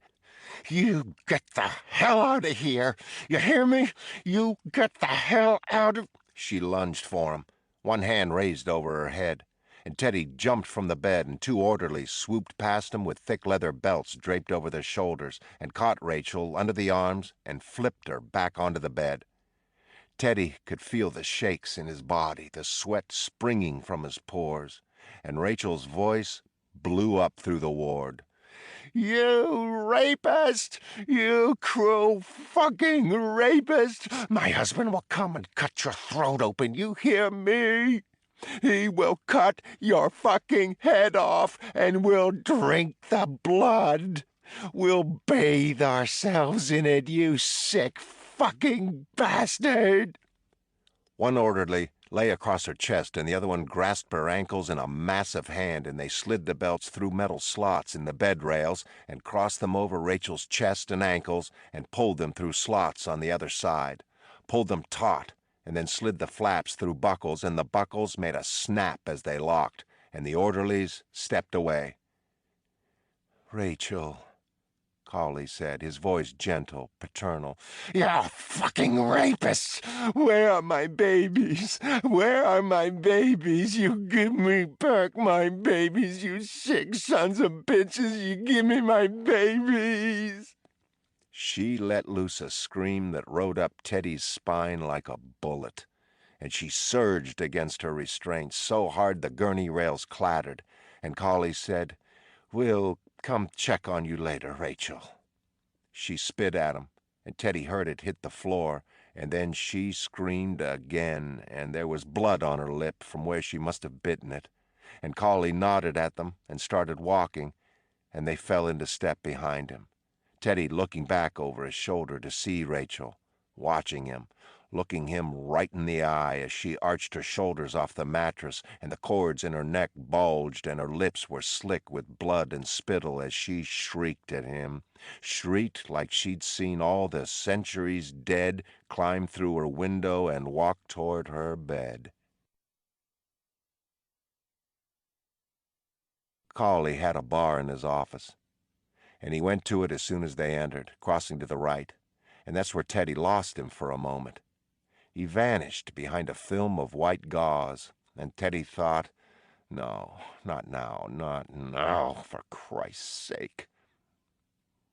Where'd you find her? Teddy said. On the beach near the lighthouse, skipping stones into the ocean. Cawley reappeared, but only because Teddy shifted his head to the left as Cawley continued on to the right. As Teddy turned his head, the gauze covered a built-in bookcase and then a window. He rubbed his right eye, hoping against all evidence, but it did no good. And then he felt it along the left side of his head. A canyon filled with lava cut through the skull just below the part in his hair. He thought it was Rachel's screams in there, the furious noise, but it was more than that, and the pain erupted like a dozen dagger points pushed slowly into his cranium, and he winced and raised his fingers to his temple. Marshal? He looked up to see Cawley on the other side of his desk, a ghostly blur to his left. Yeah, Teddy managed. You're deathly pale. You okay, boss? Chuck was beside him suddenly. Fine, Teddy managed, and Cawley placed his scotch glass down on the desk, and the sound of it was like a shotgun report. Sit down, Cawley said. I'm okay, Teddy said. But the words made their way down from his brain to his tongue on a spiked ladder. Cawley's bones cracked like burning wood as he leaned against the desk in front of Teddy. Migraine? Teddy looked up at the blur of him. He would have nodded, but past experience had taught him never to nod during one of these. Yeah, he managed. I could tell by the way you're rubbing your temple. Oh, you get them often? Half dozen.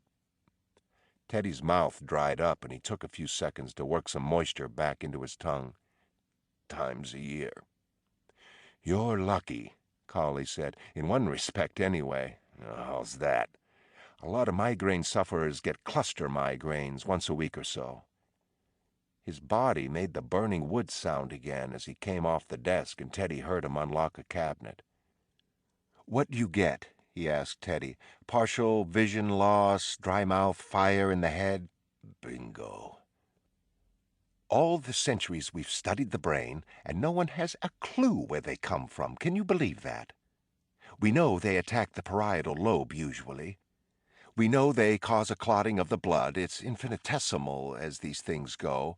But have it occur in something as delicate and small as the brain, and you will get explosions. All this time, though, all this study, and we know no more about the cause or much of the long-term effects than we do about how to stop the common cold.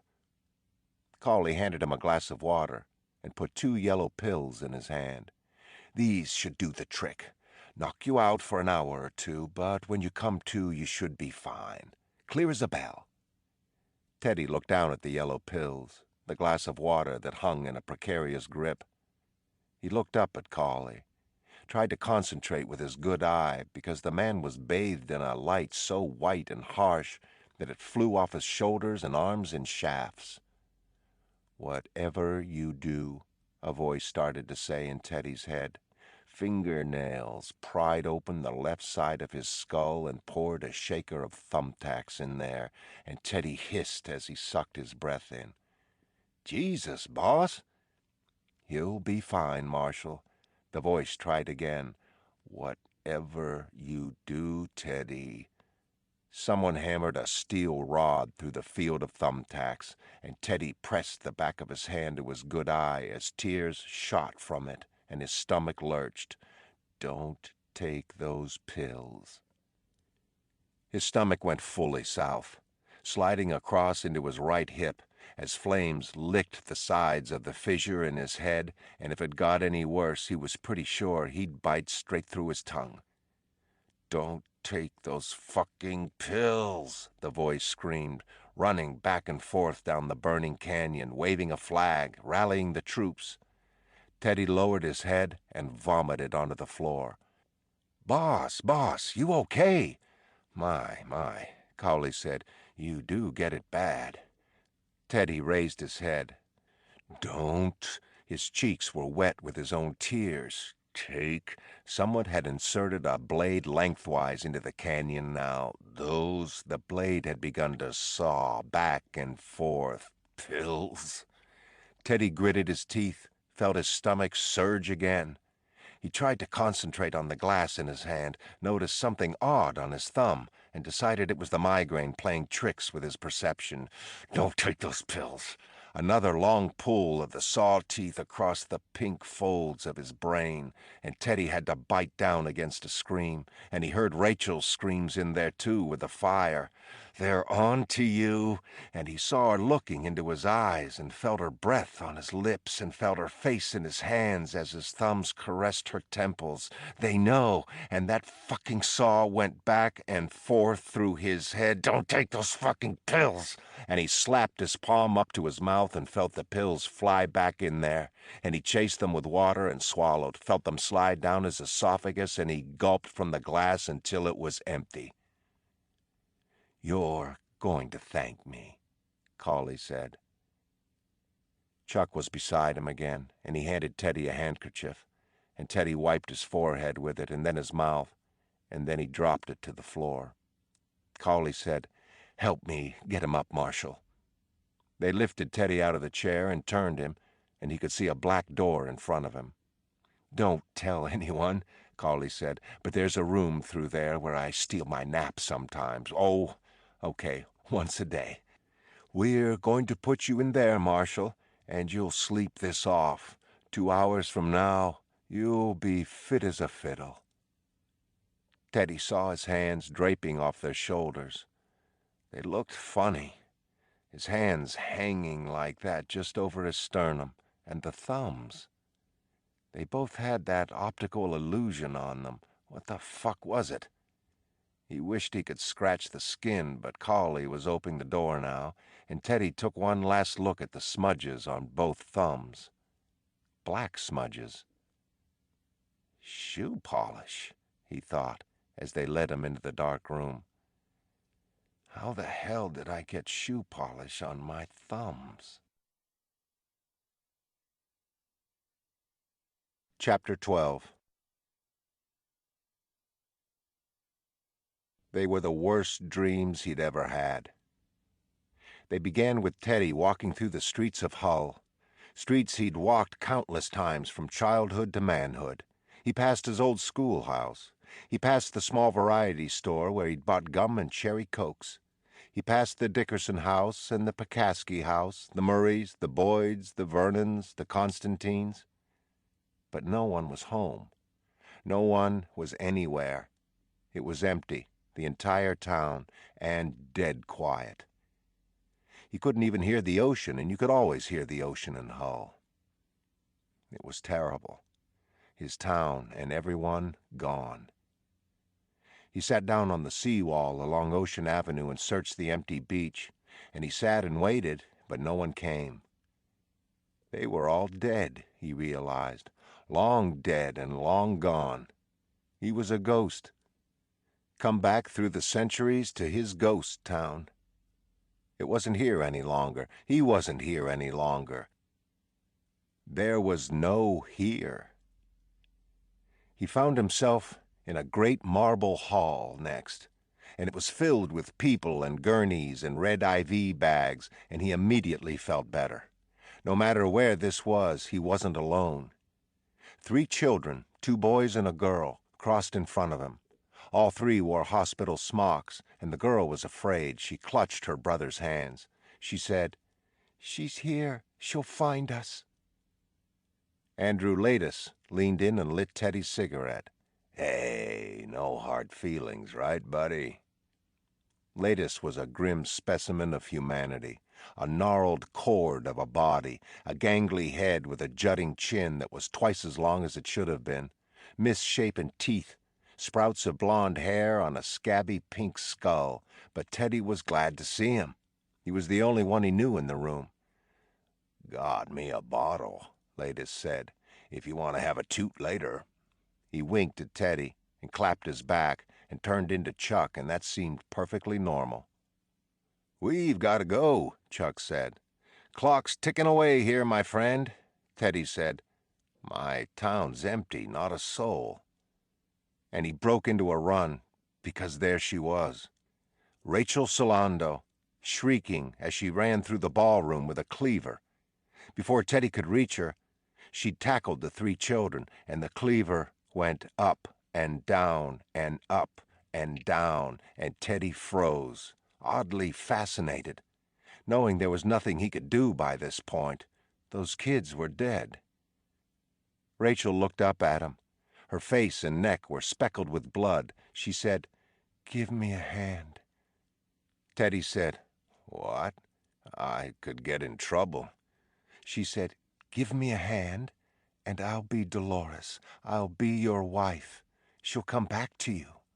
So he said, "Sure, you bet," and helped her.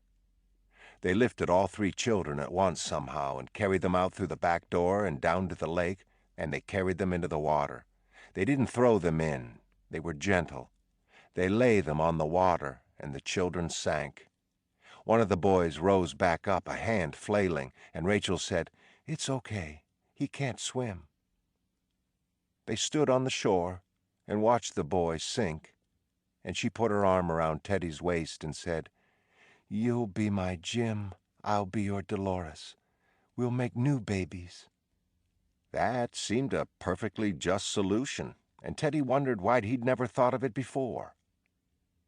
He followed her back into Ashecliffe, and they met up with Chuck, and the 3 of them walked down a long corridor that stretched for a mile. Teddy told Chuck, "She's taking me to Dolores. I'm going home, buddy." "That's great," Chuck said. "I'm glad. I'm never getting off this island." No, but it's okay, boss. It really is. I belong here. This is my home." Teddy said, "My home is Rachel." "Dolores, you mean?" Right. What did I say? You said Rachel." "Oh, sorry about that." "You really think you belong here?" Chuck nodded. "I've never left. I'm never gonna leave. I mean, look at my hands, boss." Teddy looked at them. They looked perfectly fine to him. He said as much. Chuck shook his head. "They don't fit. Sometimes the fingers turn into mice." "Well, then, I'm glad you're home." "Thanks, boss." He slapped his back and turned into Cawley. And Rachel had somehow gotten far ahead of him, and Teddy started walking double time. Cawley said, "You can't love a woman who killed her children." "I can," Teddy said, walking faster. "You just don't understand." "What?" Cawley wasn't moving his legs, but he was keeping pace with Teddy just the same, gliding. "What don't I understand?" "I can't be alone. I can't face that. Not in this fucking world. I need her. She's my Dolores. She's Rachel. I know that. But we've got a deal. She'll be my Dolores. I'll be her Jim. It's a good deal." "Uh-oh," Cawley said. The 3 children came running back down the corridor toward them. They were soaking wet, and they were screaming their little heads off. "What kind of mother does that?" Cawley said. Teddy watched the children run in place. They'd gotten past him and Cawley, and then the air changed or something because they ran and ran, but never moved forward. "Kills her kids?" Cawley said. "She didn't mean to," Teddy said. "She's just scared." "Like me?" Cawley said. But he wasn't Cawley anymore. He was Peter Breen. "She's scared? So she kills her kids, and that makes it okay?" "No, I mean, yes. I don't like you, Peter. What are you going to do about it? Teddy placed his service revolver to Peter's temple. "You know how many people I've executed," Teddy said, and there were tears streaming down his face. "Well, don't," Peter said. "Please?" Teddy pulled the trigger, saw the bullet come out the other side of Breen's head, and the three kids had watched the whole thing, and they were screaming like crazy now. And Peter Breen said, "Damn it!" and leaned against the wall, holding his hand over the entrance wound. "In front of the children?" And they heard her, a shriek that came out of the darkness ahead of them. Her shriek. She was coming. She was up there somewhere in the dark, and she was running toward them full tilt, and the little girl said, "Help us." "I'm not your daddy. It's not my place." "I'm going to call you Daddy." "Fine," Teddy said with a sigh, and took her hand. They walked the cliffs overlooking the Shutter Island shore, and then they wandered into the cemetery, and Teddy found a loaf of bread and some peanut butter and jelly, and made them sandwiches in the mausoleum, and the little girl was so happy, sitting on his lap, eating her sandwich. And Teddy took her out with him into the graveyard, and pointed out his father's headstone, and his mother's headstone, and his own. Edward Daniels, bad sailor, 1920, 1957. "Why are you a bad sailor?" the girl asked. "I don't like water." "I don't like water either. That makes us friends." "I guess it does." "You're already dead. You got a whatchamacallit." "A headstone." "Yeah." "I guess I am then. There was no one in my town." "I'm dead too." "I know. I'm sorry about that." "You didn't stop her." "What could I do? By the time I reached her, she'd already, you know." "Oh, boy." "What?" "Here she comes again." And there was Rachel, walking into the graveyard by the headstone Teddy had knocked over in the storm. She took her time. She was so beautiful. Her hair wet and dripping from the rain, and she traded in the cleaver for an axe with a long handle, and she dragged it beside her and said, "Teddy, come on. They're mine." "I know. I can't give them to you, though." "It'll be different this time." "How?" "I'm okay now. I know my responsibilities. I got my head right." Teddy wept.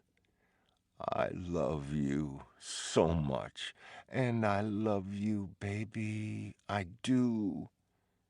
She came up and kissed him, really kissed him, her hands on his face and her tongue sliding over his, and a low moan traveling up her throat and into his mouth as she kissed him harder and harder, and he loved her so much.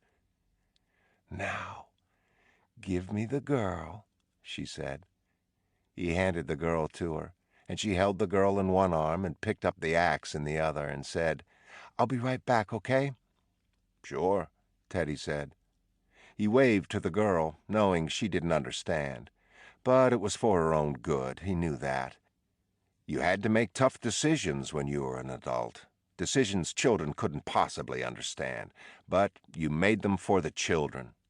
And Teddy kept waving, even though the girl wouldn't wave back, as her mother carried her toward the mausoleum, and the little girl stared at Teddy, her eyes beyond hope for rescue, resigned to this world, this sacrifice, her mouth still smeared with peanut butter and jelly. "Oh, Jesus." Teddy sat up. He was crying. He felt he'd wrenched himself awake, tore his brain into consciousness just to get out of that dream. He could feel it back there in his brain, waiting, its doors wide open. All he had to do was close his eyes and tip his head back toward the pillow, and he'd topple right back into it. "How are you, Marshal?" He blinked several times into the darkness. "Who's there?" Cawley turned on a small lamp. It stood beside his chair in the corner of the room. "Sorry, I didn't mean to startle you." Teddy sat up on the bed. How long have I been here? Cawley gave him a smile of apology. The pills were a little stronger than I thought. You've been out for 4 hours. Shit. Teddy rubbed his eyes with the heels of his hands. You were having nightmares, Marshal. Serious nightmares. I'm in a mental institution on an island in a hurricane, Teddy said. Touché, Cawley said. I was here a month before I had a decent night's sleep. Who's Dolores? Teddy said, What? And swung his legs off the side of the bed. You kept saying her name. My mouth is dry. Cawley nodded and turned his body in the chair, lifted a glass of water off the table beside him. He handed it across to Teddy. A side effect, I'm afraid. Here. Teddy took the glass and drained it in a few gulps. How's the head? Teddy remembered why he was in this room in the first place and took a few moments to take stock. Vision clear, no more thumbtacks in his head. Stomach a little queasy, but not too bad. A mild ache in the right side of his head, like a 3-day-old bruise, really. I'm okay, he said. Those were some pills. We aim to please, so. Who's Dolores? My wife, Teddy said. She's dead, and yes, Doctor, I'm still coming to terms with it. Is that okay? It's perfectly fine, Marshal, and I'm sorry for your loss. She died suddenly? Teddy looked at him and laughed. What? I'm not really in the mood to be psychoanalyzed, Doc. Cawley crossed his legs at the ankles and lit a cigarette. And I'm not trying to fuck with your head, Marshal, believe it or not. But something happened in that room tonight with Rachel. It wasn't just her.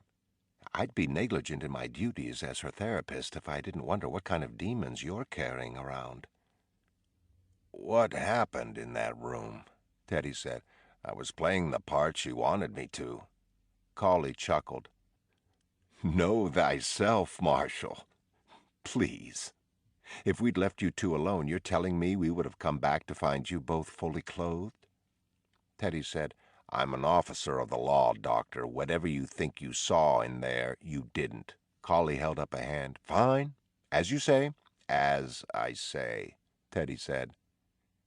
He sat back and smoked and considered Teddy, and smoked some more, and Teddy could hear the storm outside, could feel the press of it against the walls, feel it pushing through the gaps under the roof, and Cawley remained silent and watchful, and Teddy finally said, She died in a fire. I miss her like you. If I was underwater, I wouldn't miss oxygen that much. He raised his eyebrows at Cawley. Satisfied? Cawley leaned forward and handed Teddy a cigarette and lit it for him. I loved a woman once in France, he said. Don't tell my wife, okay? Sure. I loved this woman the way you love... Well, nothing, he said, a note of surprise in his voice. You can't compare that kind of love to anything, can you? Teddy shook his head. It's its own unique gift. Cawley's eyes followed the smoke from his cigarette, his gaze gone out of the room over the ocean. What were you doing in France? He smiled, shook a playful finger at Teddy. Ah, Teddy said. Anyway, this woman was coming to meet me one night. She's hurrying, I guess. It's a rainy night in Paris.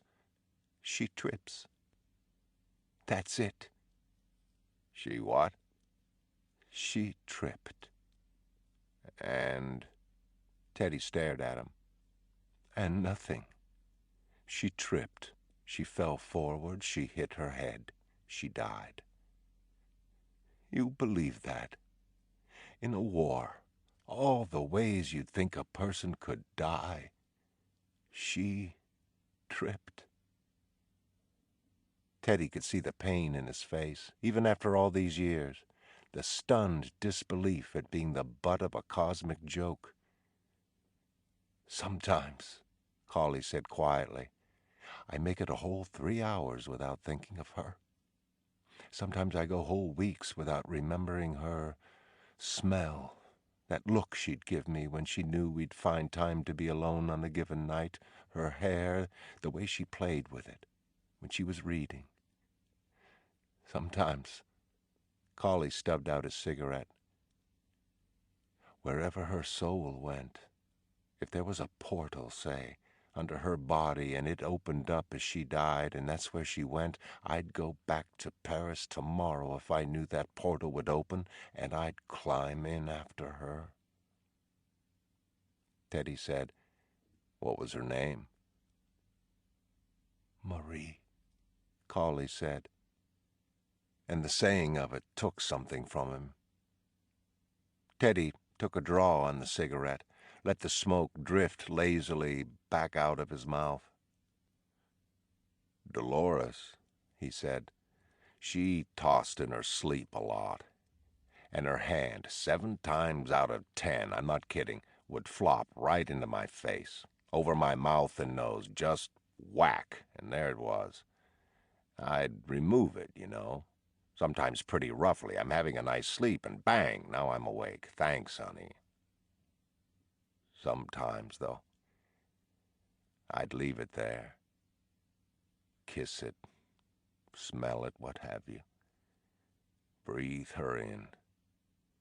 If I could have that hand back over my face, Doc, I'd sell the world. The walls rumbled. The night shook with wind. Cawley watched Teddy the way you'd watch children on a busy street corner. I'm pretty good at what I do, Marshal.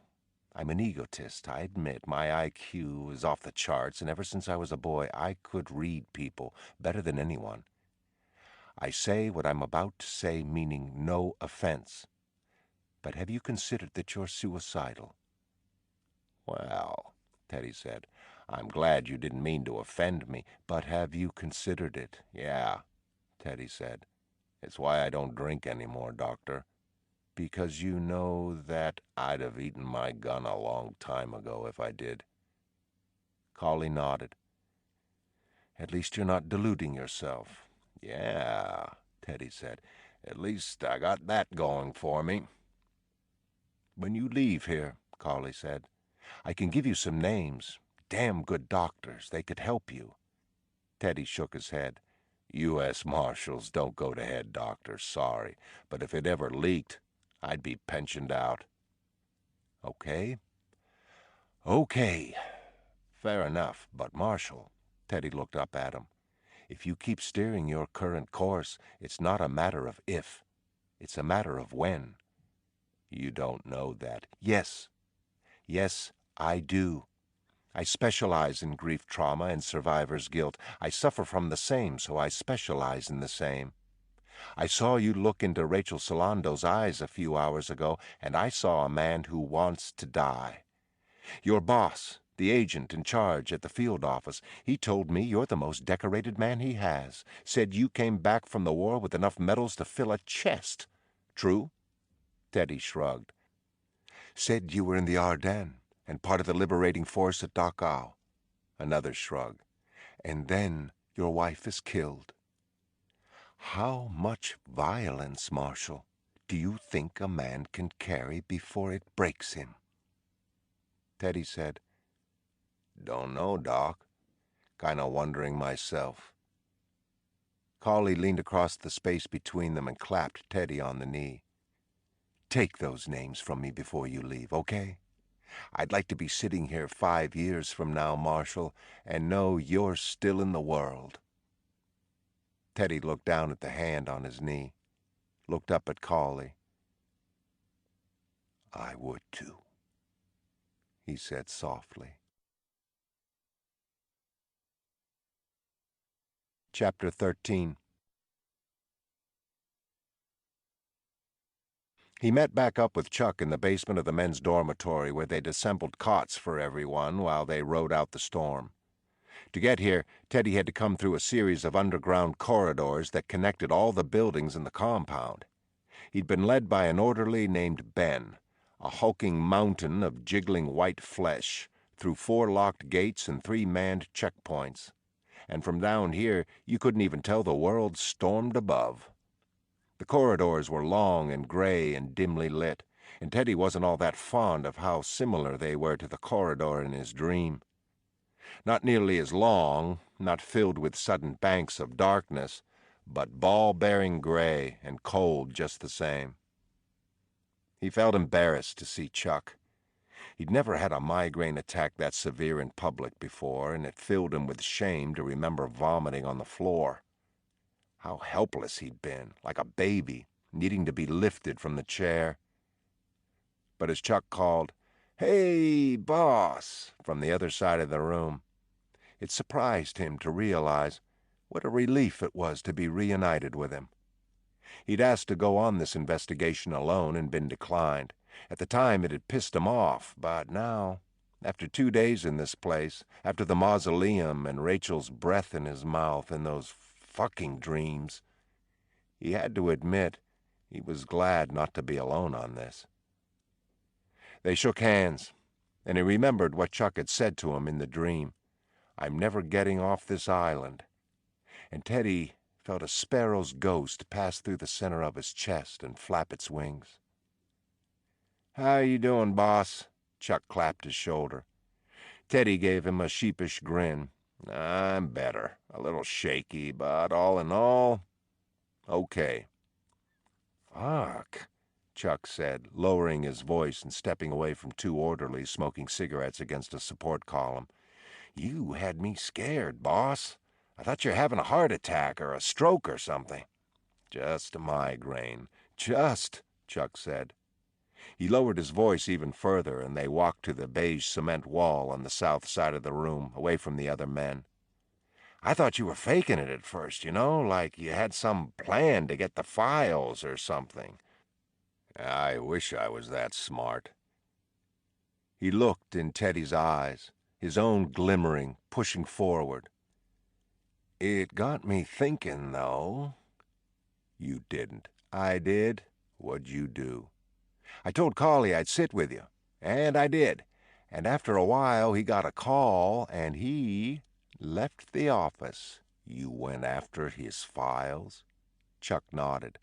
"What did you find?" Chuck's face dropped. "Well, not much, actually. I couldn't get into the file cabinets. He had some locks I'd never seen before, and I've picked a lot of locks. I could have picked these, but I would have left marks, Teddy nodded. "You did the right thing." Well." Chuck nodded at a passing orderly, and Teddy had the surreal sensation that they'd been somehow transported into an old Cagney movie. Cons on the yard, plotting their escape. "I did get into his desk." "You what?" Chuck said. "Crazy, huh? You can slap my wrist later." "Slap your wrist? Give you a medal?" "No medal. I didn't find much, boss. Just his calendar. Here's the thing, though. Yesterday, today, tomorrow, and the next day were all blocked off, He bordered them in black." "The hurricane," Teddy said. He'd heard it was coming. Chuck shook his head. "He wrote across the 4 boxes, you know what I mean? Like you'd write vacation on Cape Cod. Following me?" Teddy said, "Sure." Trey Washington ambled on over to them, a ratty stogie in his mouth, his head and clothes drenched with rain. "Y'all getting clandestine over here, marshals?" "You bet," Chuck said. "You been out there?" Teddy said. "Oh, yeah. Brutal now, marshals. We was sandbagging the whole compound, boarding up all the windows. Shit, motherfuckers falling all over themselves out there." Trey relit his cigar with a Zippo and turned to Teddy. "You okay, Marshal? Word around the campfire was you had some sort of attack." "What sort of attack?" "Oh, now. You'd be here all night. You tried to get every version of the story." Teddy smiled. "I get migraines. Bad ones. Had an aunt used to get 'em, something awful. Lock herself up in the bedroom, shut off the light, pull the shades. You wouldn't see her for 24 hours. She's got my sympathy." Trey puffed his cigar. "Well, she long dead and all now, but I'll pass it upstairs in my prayers tonight. She is a mean woman anyway, headache or not.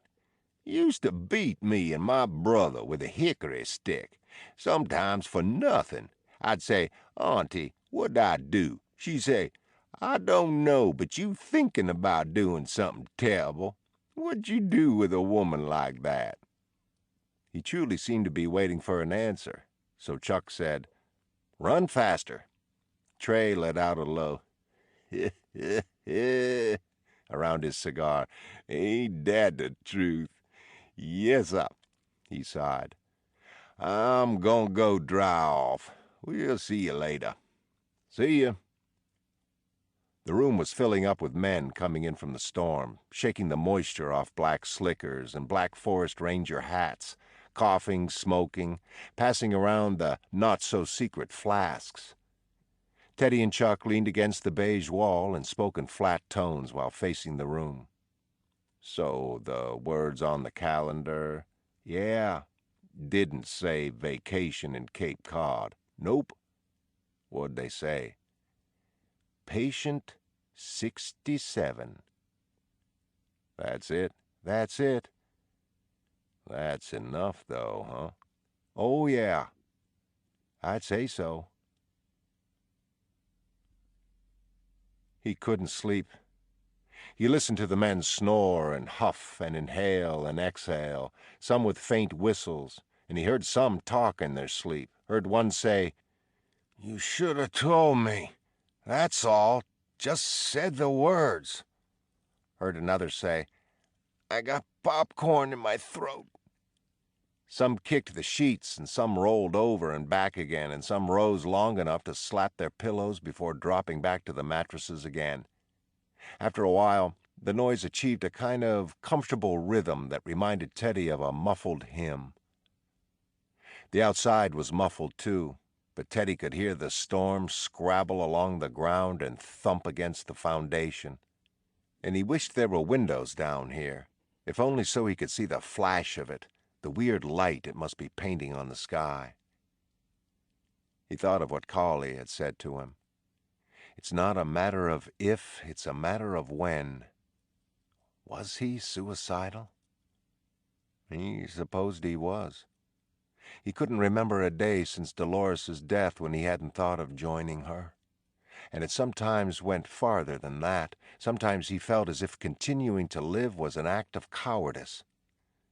What was the point of buying groceries, of filling the Chrysler tank, of shaving, putting on socks, standing in yet another line, picking a tie, ironing a shirt, washing his face, combing his hair, cashing a check, renewing his license, reading the paper, taking a piss, eating, alone, always alone, going to a movie, buying a record, paying bills, shaving again, washing again, sleeping again, waking up again, if none of it brought him closer to her? He knew he was supposed to move on, recover, put it behind him. His few stray friends and few stray relatives had said as much, and he knew that if he were on the outside looking in, that he would tell that other Teddy to buck up and suck in your gut and get on with the rest of your life. But to do that, he'd have to find a way to put Dolores on a shelf, to allow her to gather dust in the hope that enough dust would accumulate to soften his memory of her, mute her image, until one day she'd be less a person who had lived and more the dream of one. They say, get over her. You have to get over her. But get over to what? To this fucking life? How am I gonna get you out of my mind? It hasn't worked so far. So how am I supposed to do that? How am I supposed to let you go? That's all I'm asking. I want to hold you again, smell you, and yes, to, I just want you to fade. To please, please, fade. He wished he'd never taken those pills. He was wide awake at 3 in the morning. Wide awake and hearing her voice, the dusk in it, the faint Boston accent that didn't reveal itself on the A and R so much as the E and R, so that Dolores loved him in a whispered forever and ever. He smiled in the dark, hearing her, seeing her teeth, her eyelashes, the lazy, carnal appetite in her Sunday morning glances. That night he'd met her at the Coconut Grove, the band playing a big brassy set and the air gone silver with smoke and everyone dressed to the nines. Sailors and soldiers in their best dress whites, dress blues, dress grays. Civilian men in explosive floral ties and double-breasted suits with handkerchief triangles pressed smartly into pockets. Sharp-brimmed fedoras propped on the tables, and the women. The women were everywhere. They danced even as they walked to the powder room. They danced moving from table to table, and they spun on their toes as they lit cigarettes and snapped open their compacts, glided to the bar and threw back their heads to laugh, and their hair was satin shiny and caught the light when they moved. Teddy was there with Frankie Gordon, another sergeant from Intel, and a few other guys, all of them shipping out in a week. But he dumped Frankie the moment he saw her, left him in mid-sentence and walked down to the dance floor, lost her for a minute in the throng between them, everyone pushing to the sides to make space for a sailor and a blonde in a white dress, as the sailor spun her across his back, then shot her above his head in a twirl and caught her coming back down, dipped her toward the floor as the throng broke out in applause, and then Teddy caught the flash of her violet dress again. It was a beautiful dress, and the color had been the first thing to catch his eye. But there were a lot of beautiful dresses there that night, too many to count, so it wasn't the dress that had held his attention, but the way she wore it, nervously, self-consciously, touching it with a hint of apprehension, adjusting and readjusting it, palms pressing down on the shoulder pads. It was borrowed or rented. She'd never worn a dress like that before. It terrified her, so much so that she couldn't be sure if men and women looked at her out of lust, envy, or pity. She'd caught Teddy watching as she fidgeted and pulled her thumb back out from the bra strap. She dropped her eyes, the color rushing up from her throat, and then looked back up, and Teddy held her eyes and smiled and thought, I feel stupid in this get-up too. Willing that thought across the floor, and maybe it worked, because she smiled back, less a flirtatious smile than a grateful one. And Teddy left Frankie Gordon right there and then, Frankie talking about feed stores in Iowa or something. And by the time he passed through the sweaty siege of dancers, he realized he had nothing to say to her. What was he going to say? Nice dress, can I buy you a drink? You have beautiful eyes. She said, Lost? His turn to spin. He found himself looking down at her. She was a small woman, no more than 5'4" in heels, outrageously pretty. Not in a tidy way like so many of the other women in there with perfect noses and hair and lips. There was something unkempt about her face. Eyes maybe a bit too far apart, lips that were so wide they seemed messy on her small face, a chin that was uncertain. A bit, he said. Well, what are you looking for? He said it before he could think to stop himself. You. Her eyes widened, and he noticed a flaw, a speckle of bronze in the left iris, and he felt horror sweep through his body as he realized he'd blown it, come off as a Romeo, too smooth, too full of himself. You. Where the fuck did he come up with that one? What the fuck was he? Well, she said. He wanted to run. He couldn't bear to look at her another second. At least you didn't have to walk far. He felt a goofy grin break across his face, felt himself reflected in her eyes. A goof, an oaf, too happy to breathe. No, miss, I guess I didn't. My God, she said, leaning back to look at him, her martini glass pressed to her upper chest. What? You're as out of place here as I am, aren't you, soldier? Leaning in the cab window as she sat in the back with her friend, Linda Cox, Linda hunching forward to give the driver an address, and Teddy said, Dolores. Edward. He laughed. What? He held up a hand. Nothing. No, what? No one calls me Edward but my mother. Teddy, then. He loved hearing her say the word. Yes. Teddy, she said again, trying it out. Hey, what's your last name? He said. Chanel. Teddy cocked an eyebrow at that. She said, I know. It doesn't go with the rest of me at all. Sounds so highfalutin. Can I call you? You got a head for numbers? Teddy smiled. Actually, Baker 4346, she said. And Teddy had leaned into the cab and spoken to her in whispers, and what they talked about even now, he couldn't bear to recount, even to himself, because it was pure. It was the purest thing he'd ever felt. He'd stood on the sidewalk as the cab pulled away, and the memory of her face just an inch from his, through the cab window, on the dance floor, nearly short-circuited his brain, almost drove her name and number right out of there. He thought, so this is what it feels like to love. No logic to it. He barely knew her, but there it was, just the same.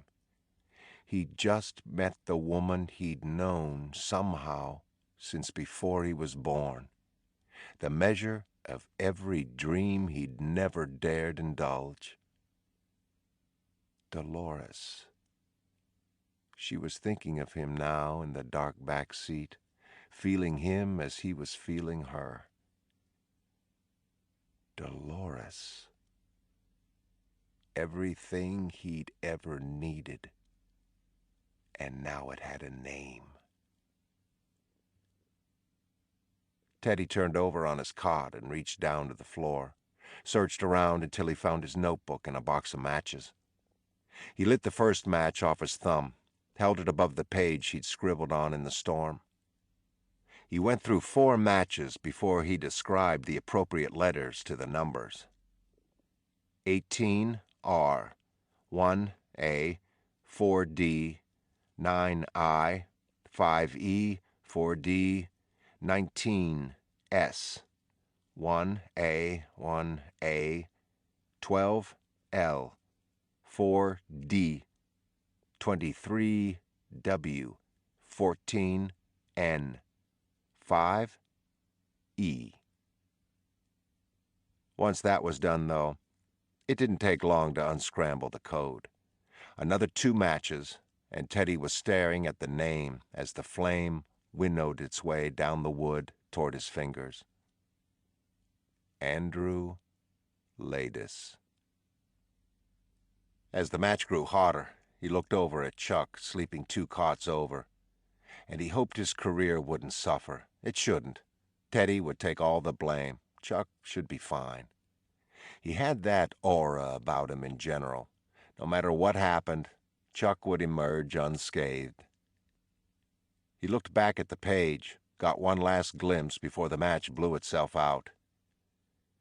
Going to find you today, Andrew.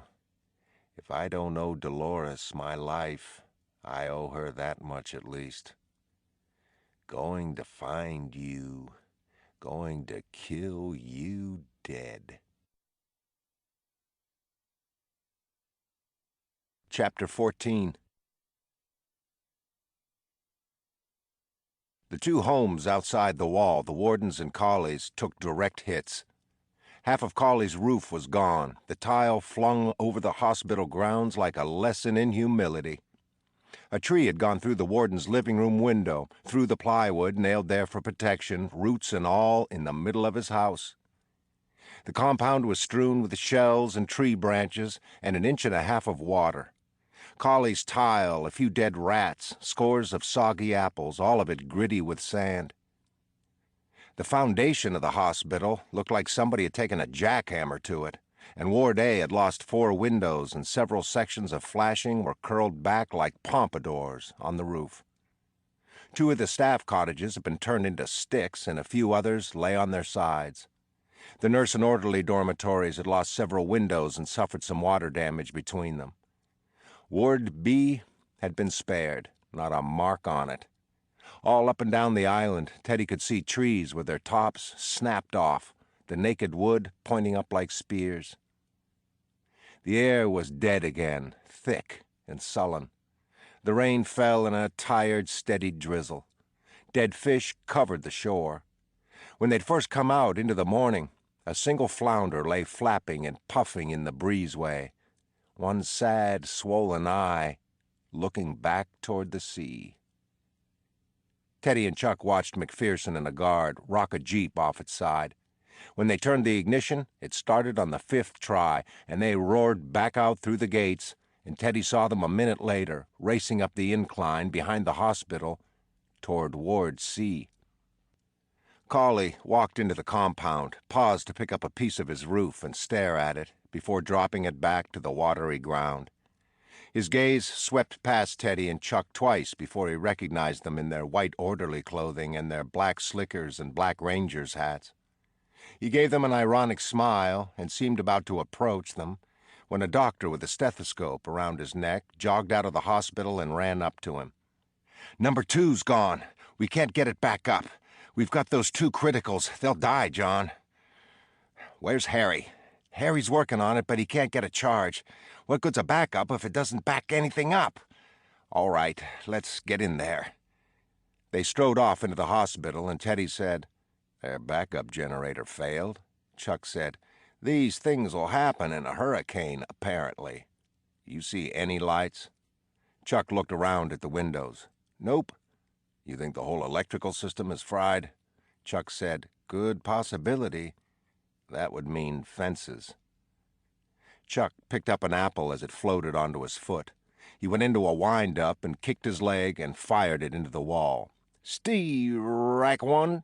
He turned to Teddy. "That would mean fences, yes. Probably all electronic security, gates, doors." Chuck said, "Oh, dear God, help us." He picked up another apple, tossed it above his head, and caught it behind his back. "You want to go into that fort, don't you?" Teddy tilted his face into the soft rain. "Perfect day for it." The warden made an appearance, driving into the compound with 3 guards in a jeep, the water churning out from the tires. The warden noticed Chuck and Teddy standing idly in the yard, and it seemed to annoy him. He was taking them for orderlies, Teddy realized, just as Cawley had, and it pissed him off that they didn't have rakes or water pumps in their hands. He drove past, though, his head snapping forward, on to more important things. Teddy realized he had yet to hear the man's voice. Then he wondered if it was as black as his hair or as pale as his skin. "Probably should get going then," Chuck said. "This won't hold forever." Teddy started walking toward the gate. Chuck caught up with him. "I'd whistle, but my mouth's too dry." "Scared?" Teddy said lightly. "I believe the term is shit-scared, boss." He rifled the apple into another section of wall. They approached the gate, and the guard there had a little boy's face and cruel eyes. He said, "All orderlies are to report to Mr. Willis in the admin office. You guys are on cleanup detail." Chuck and Teddy looked at each other's white shirts and pants. Chuck said, "Eggs Benedict." Teddy nodded. "Thanks. I was wondering, lunch?" "A thinly sliced Reuben." Teddy turned to the guard, flashed his badge. "Our clothes are still in the laundry." The guard glanced at Teddy's badge, then looked at Chuck, waiting.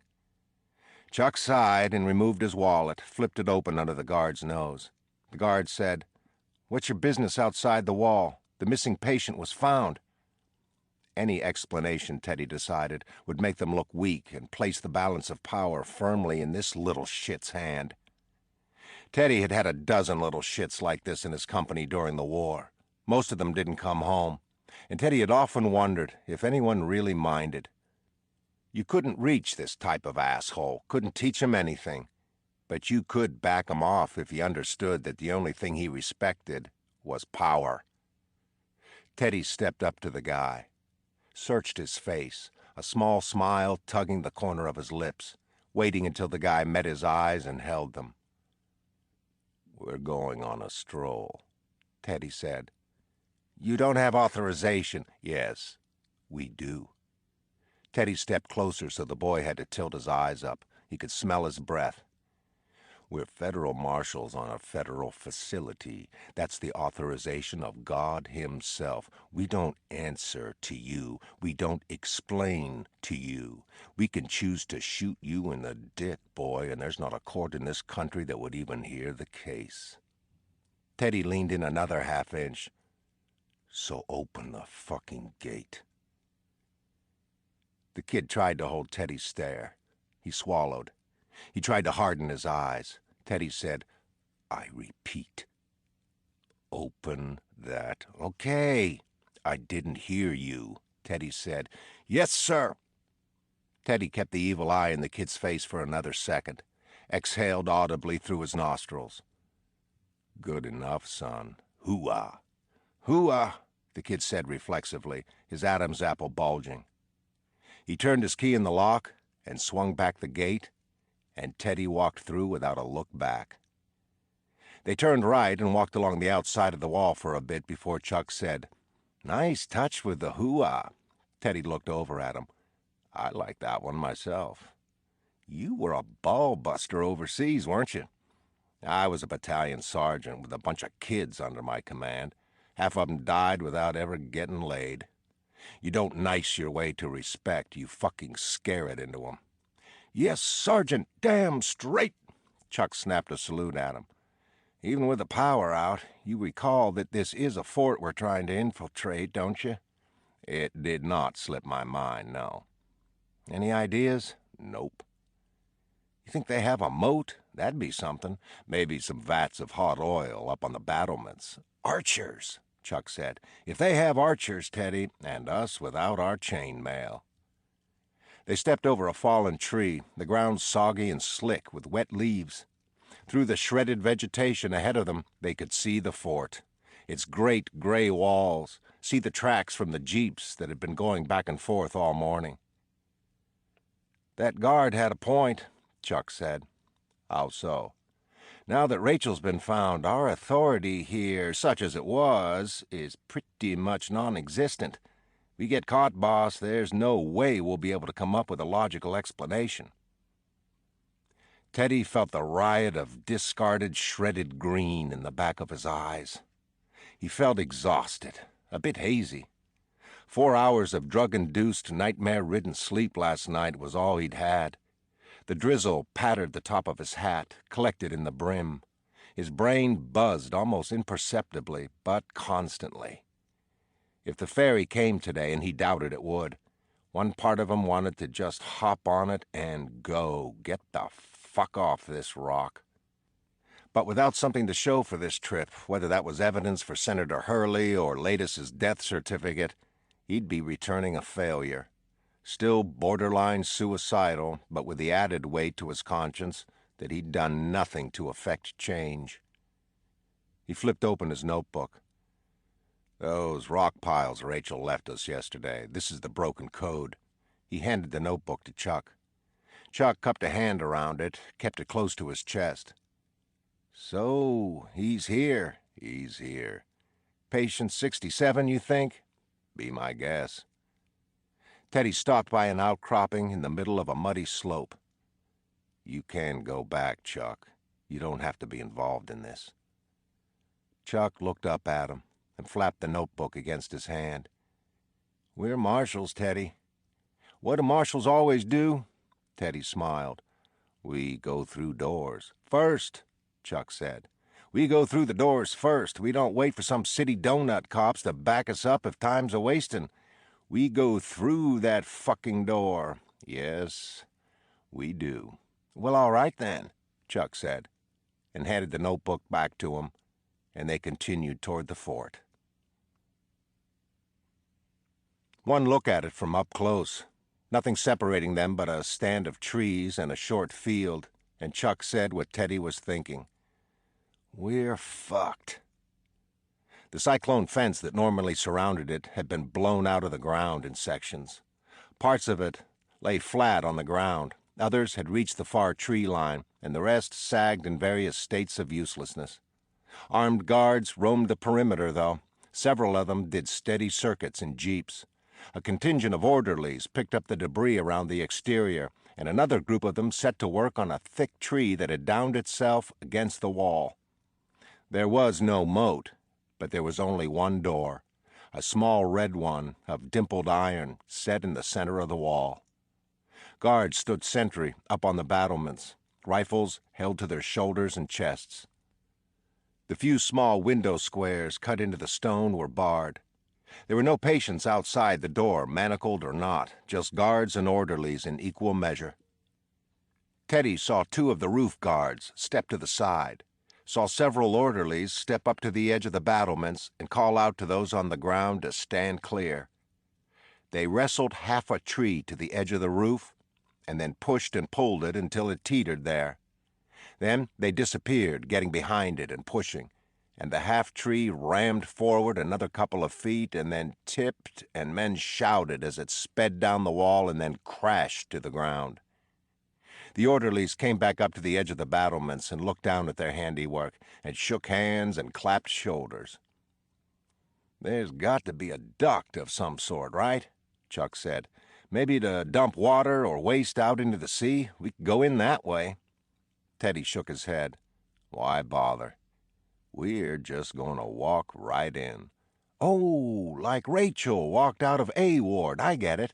Take some of that invisible powder she had. Good idea. Chuck frowned at him, and Teddy touched the collar of his rain slicker. We're not dressed like marshals, Chuck. Know what I mean? Chuck looked back at the orderlies working the perimeter and watched one come out through the iron door with a cup of coffee in his hand, the steam rising through the drizzle in small snakes of smoke. Amen, he said. Amen, brother. They smoked cigarettes and talked gibberish to each other as they walked down the road toward the fort. Halfway across the field, they were met by a guard, his rifle hanging lazily under his arm and pointed at the ground. Teddy said, They sent us over something about a tree on the roof. The guard looked back over his shoulder. Nah, they took care of that. Oh, great, Chuck said, and they started to turn away. Whoa, Trigger, the guard said. There's still plenty of work to be done. They turned back. Teddy said, You got 30 guys working that wall. Yeah, well, the inside's a fucking mess. A storm ain't gonna knock a place like this down, but it's still gonna get inside, you know? Oh, sure, Teddy said. Where's the mop detail? Chuck said to the guard lounging against the wall by the door. He jerked his thumb and opened the door, and they passed through into the receiving hall. I don't want to appear ungrateful, Chuck said, but that was too easy. Teddy said, Don't overthink it. Sometimes you get lucky. The door closed behind them. Luck, Chuck said, a small vibration in his voice. That's what we're calling it? That's what we're calling it. The first thing that hit Teddy was the smells. An aroma of industrial-strength disinfectant doing its level best to disguise the reek of vomit, feces, sweat, and most of all, urine. Then the noise billowed out from the rear of the building and down from the upper floors. The rumble of running feet, shouts that bounced and echoed off the thick walls and dank air. Sudden, high-pitched yelps that seized the ear and then died. The pervasive yammering of several different voices, all talking at once. Someone shouted, "You can't! You fucking can't do that! You hear me? You can't! Get away!" And the words trailed off. Somewhere above them, around the curve of a stone staircase, a man sang 100 bottles of beer on the wall. He'd reached the 77th bottle and started on the 76th. 2 canisters of coffee sat up on a card table, along with stacks of paper cups and a few bottles of milk. A guard sat at another card table at the base of the staircase, looking at them, smiling. "First time, huh?" Teddy looked over at him, even as the old sounds were replaced by new ones. The whole place a kind of sonic orgy, yanking the ears in every direction. "Yeah, heard stories, but you get used to it," the guard said. "You get used to anything. Ain't that the truth?" He said, "If you guys aren't working the roof, you can hang your coats and hats in the room behind me." "They told us we're on the roof," Teddy said. "Who'd you piss off?" The guard pointed. "Just follow those stairs. We got most of the bugsies locked down in their beds now, but a few are running free. You see one, you shout, all right? Whatever you do. Don't try to restrain them yourself. This ain't Ward B, you know. These fuckers'll kill you. Clear?" "Clear." They started up the steps, and the guard said, "Wait a minute." They stopped, looked back down at him. He was smiling, pointing a finger at them. They waited. "I know you guys." His voice had a sing-song lilt to it. Teddy didn't speak. Chuck didn't speak. "I know you guys," the guard repeated. Teddy managed a, "Yeah? Yeah? You're the guys who got stuck with roof detail in the fucking rain." He laughed and extended the finger and slapped the card table with his other hand. "That's us," Chuck said. "Ha ha. Ha fucking ha," the guard said. Teddy pointed back at him and said, "You got us, pal," and turned up the stairs. "You really got our number." The idiot's laughter trailed them up the stairs. At the first landing, they paused. They faced a great hall with an arched ceiling of hammered copper, a dark floor polished to mirror gloss. Teddy knew he could throw a baseball or one of Chuck's apples from the landing and not reach the other side of the room. It was empty, and the gate facing them was ajar, and Teddy felt mice scurry along his ribs as he stepped into the room, because it reminded him of the room in his dream, the one where Latus had offered him a drink and Rachel had slaughtered her children.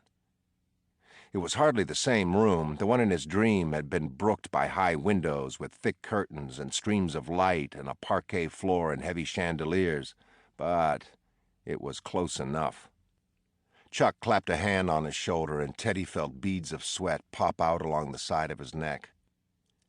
"I repeat," Chuck whispered with a weak smile, "this is too easy. Where's the guard on that gate? Why isn't it locked?" Teddy could see Rachel, wild-haired and shrieking, as she ran through the room with a cleaver. "I don't know." Chuck leaned in and hissed in his ear, "This is a setup, boss." Teddy began to cross the room. His head hurt from the lack of sleep, from the rain, from the muffled shouting and running feet above him. The 2 boys and the little girl had held hands, looking over their shoulders, trembled. Teddy could hear the singing patient again. "You take one down, pass it around, 54 bottles of beer on the wall." They flashed before his eyes, swimming through the swimming air, and Teddy saw those yellow pills Cawley had placed in his hand last night, felt a slick of nausea eddy in his stomach. 54 bottles of beer on the wall, 54 bottles of beer. "We need to get right back out, Teddy. We need to leave. This is bad. You can feel it. I can feel it. At the other end of the hall, a man jumped into the doorway. He was barefoot and bare-chested, wearing only a pair of white pajama bottoms. His head was shaved, but the rest of his features were impossible to see in the dim light. He said, "Hi." Teddy walked faster. The man said, "Tag, you're it," and bolted from the doorway. Chuck caught up with Teddy. "Boss, for Christ's sake." He was here. Latus, somewhere. Teddy could feel him. They reached the end of the hall and were met by a wide stone landing and a stairwell that curved down steeply into darkness. Another that rose toward the shouting and the chattering, all of it louder now, and Teddy could hear snaps of metal and chains, heard someone shout, "Billings, all right now, boy, just calm down, nowhere to run, here?" Teddy heard someone breathing beside him. He turned his head to the left, and the shaven head was an inch from his own. "You're it," the guy said, and tapped Teddy's arm with his index finger. Teddy looked into the guy's gleaming face. "I'm it," Teddy said. "Course, I'm so close," the guy said. "You could just flick your wrist, and I'd be it again. And then I could flick mine, and you'd be it. And we could go on like that for hours, all day even. We could just stand here turning each other into it over and over, not even break for lunch, not even break for dinner. We could just go on and on." "What fun would that be?" Teddy said. "You know what's out there?" The guy gestured with his head in the direction of the stairs. "In the sea?" "Fish," Teddy said. "Fish?" The guy nodded. "Very good fish, yes, lots of fish, but yes, fish, very good fish, yes, but also, subs. Yeah, that's right, Soviet submarines. 200, 300 miles off our coast. We hear that, right? We're told, sure. And we get used to the idea. We forget, really. I mean, okay, there are subs. Thanks for the info.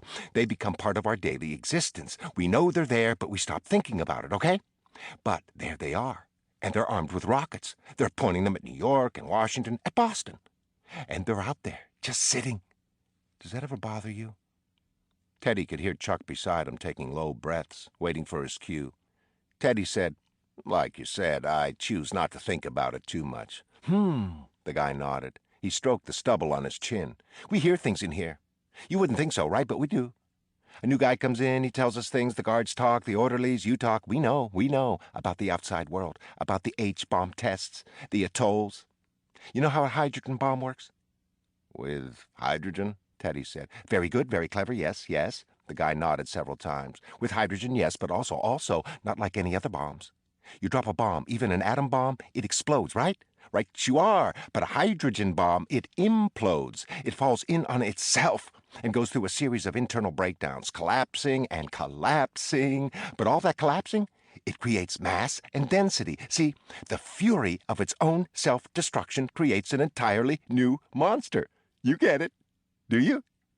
The bigger the breakdown, then the bigger the destruction of self. Then the more potent it becomes. And then, okay? Fucking blammo! Just bang, boom, whoosh.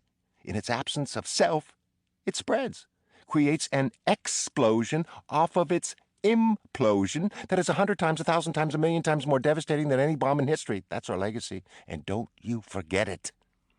He tapped Teddy's arm several times, light taps, as if playing a drum beat with his fingers. "You're it, to the 10th degree. Hee!" He leapt down the dark stairwell, and they heard him shouting, "Blammo!" all the way down. 49 bottles of beer, you'll take one down." Teddy looked over at Chuck. His face was damp, and he exhaled carefully through his mouth. "You're right," Teddy said. "Let's get out of here. Now you're talking." It came from the top of the stairwell. "Somebody, give me a fucking hand here, Jesus!" Teddy and Chuck looked up and saw two men coming down the stairs in a ball. One wore guard blues, the other patient whites, and slammed to a stop at the curve in the staircase on the widest stair. The patient got a hand free and dug it into the guard's face just below his left eye and pulled a flap of skin free, and the guard screamed and wrenched his head back. Teddy and Chuck ran up the steps. The patient's hand plunged down again, but Chuck grabbed it at the wrist. The guard wiped at his eye and smeared blood down to his chin. Teddy could hear all four of them take breaths, hear the distant beer bottle song, that patient on 32 now, rounding the corner for 31. And then he saw the guy below him rear up with his mouth wide open, and he said, "Chuck, watch it!" and slammed the heel of his hand into the patient's forehead before he could take a bite out of Chuck's wrist. "You got to get off him," he said to the guard. "Come on, get off." The guard freed himself of the patient's legs and scrambled back up 2 steps. Teddy came over the patient's body and clamped down hard on his shoulder, pinning it to the stone, and he looked back over his shoulder at Chuck, and the baton sliced between them, cut the air with a hiss and a whistle, and broke the patient's nose. Teddy felt the body underneath him go slack, and Chuck said, "Jesus Christ." The guard swung again, and Teddy turned on the patient's body and blocked the arm with his elbow. He looked into his bloody face. Hey, he's out cold, hey." The guard could smell his own blood, though. He cocked the baton. Chuck said, "Look at me, look at me." The guard's eyes jerked to Chuck's face. "You stand the fuck down. You hear me? You stand down. This patient is subdued." Chuck let go of the patient's wrist, and his arm flopped to his chest. Chuck sat back against the wall, kept his stare locked on the guard. "Do you hear me?" he said softly. The guard dropped his eyes and lowered the baton. He touched the wound on his cheekbone with his shirt, looked at the blood on the fabric. "He tore my face open."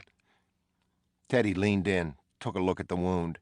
He'd seen a lot worse. The kid wouldn't die from it or anything, but it was ugly. No doctor would ever be able to sew it back clean. He said, "You'll be fine.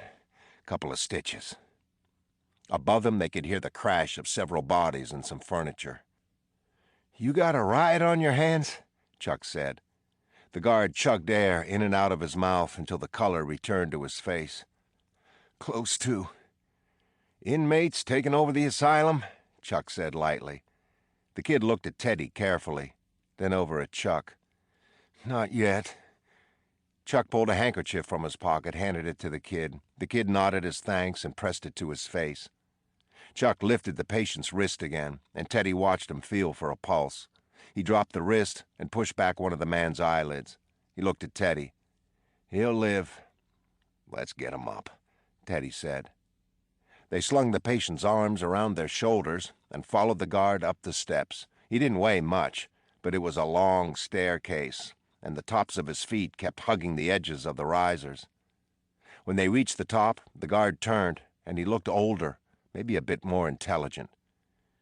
"You're the marshals," he said. "What's that?" He nodded. "You are. I saw you when you arrived." He gave Chuck a small smile. "That scar on your face, you know?" Chuck sighed. "What are you doing in here?" the kid said. "Saving your face," Teddy said. The kid took the handkerchief from his wound, looked at it, and pressed it back there again. "Guy you're holding there?" he said. "Paul Vingus, West Virginia. Killed his brother's wife and 2 daughters while the brother was serving in Korea. Kept them in a basement, you know, pleasuring himself while they were rotting." Teddy resisted the urge to step out from under Vingus's arm, let him drop back down the stairs. "Truth is," the kid said and cleared his throat, "truth is, he had me." He met their eyes, and his own were red. "What's your name?" "Baker. Fred Baker." Teddy shook his hand. "Look, Fred, hey, we're glad we could help." The kid looked down at his shoes, the spots of blood there. "Again, what are you doing here?" "Taking a look around," Teddy said. "A couple of minutes and we'll be gone." The kid took some time considering that. And Teddy could feel the previous 2 years of his life, losing Dolores, honing in on latus, finding out about this place, stumbling across George Noyce and his stories of drug and lobotomy experiments, making contact with Senator Hurley, waiting for the right moment to cross the harbor like they'd waited to cross the English Channel to Normandy. All of it hanging in the balance of this kid's paws. "You know," the kid said, "I've worked a few rough places. Jails, a max prison. Another place was also a hospital for the criminally insane." He looked at the door and his eyes widened as if with a yawn, except that his mouth didn't open. "Yeah, worked some places, but this place..." He gave each of them a long, level gaze. "They wrote their own playbook here." He stared at Teddy, and Teddy tried to read the answer in the kid's eyes, but the stare was of the 1,000 yards variety, flat, ancient. "A couple of minutes," the kid nodded to himself. "All right, no one will notice in all this fucking mayhem. You take your couple of minutes and then get out, okay?" "Sure," Chuck said. "And hey," the kid gave them a small smile as they reached the door, "try not to die in those few minutes, okay? I'd appreciate that." Chapter 15. They went through the door and entered a cell block of granite walls and granite floors that ran the length of the fort, under archways 10 feet wide and 14 feet tall. Tall windows at either end of the floor provided the only light, and the ceiling dripped water and the floors were filled with puddles. The cells stood off to their right and left, buried in the dark. Baker said, "Our main generator blew at around 4 this morning. The locks on the cells are controlled electronically. That's one of our more recent innovations. Great fucking idea, huh? So, all the cells opened at 4. Luckily, we can still work those locks manually, so we got most of the patients back inside and locked them in. But some prick has a key. He keeps sneaking in and getting to at least one cell before he takes off again." Teddy said, "Bald guy, maybe?" Baker looked over at him. "Bald guy, yeah. He's one we can't account for. Figured it might be him. His name's Litchfield." "He's playing tag in that stairwell we just came up, the lower half." Baker led them to the third cell on the right and opened it. "Toss him in there." It took them a few seconds to find the bed in the dark, and then Baker clicked on a flashlight and shone the beam inside, and they lay Vingus on the bed, and he moaned, and the blood bubbled in his nostrils. "I need to get some backup and go after Litchfield," Baker said. "The basement's where we keep the guys we don't even feed unless there's 6 guards in the room. If they get out, it'll be the fucking Alamo in here." "You get medical assistance first," Chuck said. Baker found an unstained section of handkerchief and pressed it back over his wound. "Don't got time. For him," Chuck said. Baker looked in through the bars at them. "Yeah, all right. I'll find a doctor. And you two, in and out in record time, right?" "Right.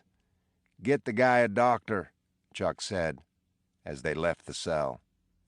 Baker locked the cell door. "I'm on it." He jogged down the cell block, sidestepping 3 guards dragging a bearded giant toward his cell. Kept running. "What do you think?" Teddy said. Through the archways he could see a man by the far window, hanging up on the bars, some guards dragging in a hose. His eyes were beginning to adjust to what there was of the pewter light in the main corridor, but the cells remained black. "There has to be a set of files in here somewhere," Chuck said. "If only for basic medical and reference purposes. You look for latus, I look for files. Where do you figure those files are?" Chuck looked back at the door. "By the sounds of it, it gets less dangerous the higher you go in here. I figure their admin has gotta be up." "Okay. Where and when do we meet?" 15 minutes? The guards had gotten the hose working and fired a blast. Blew the guy off the bars, pushed him across the floor. Some men clapped in their cells, others moaned so deep and abandoned they could have come from a battlefield. 15 sounds right. Meet back in that big hall? Sure. They shook hands, and Chuck's was damp, his upper lip slick. You watch your ass, Teddy. A patient banged through the door behind them and ran past them into the ward. His feet were bare and grimy, and he ran like he was training for a prize fight. Fluid strides, working in tandem with shadow-boxing arms. See what I can do. Teddy gave Chuck a smile. All right, then. All right. Chuck walked to the door. He paused to look back. Teddy nodded. Chuck opened the door as two orderlies came through from the stairs. Chuck turned the corner and disappeared, and one of the orderlies said to Teddy, You see the great white hope come through here? Teddy looked back through the archway, saw the patient dancing in place on his heels, punching the air with combinations. Teddy pointed, and the three of them fell into step.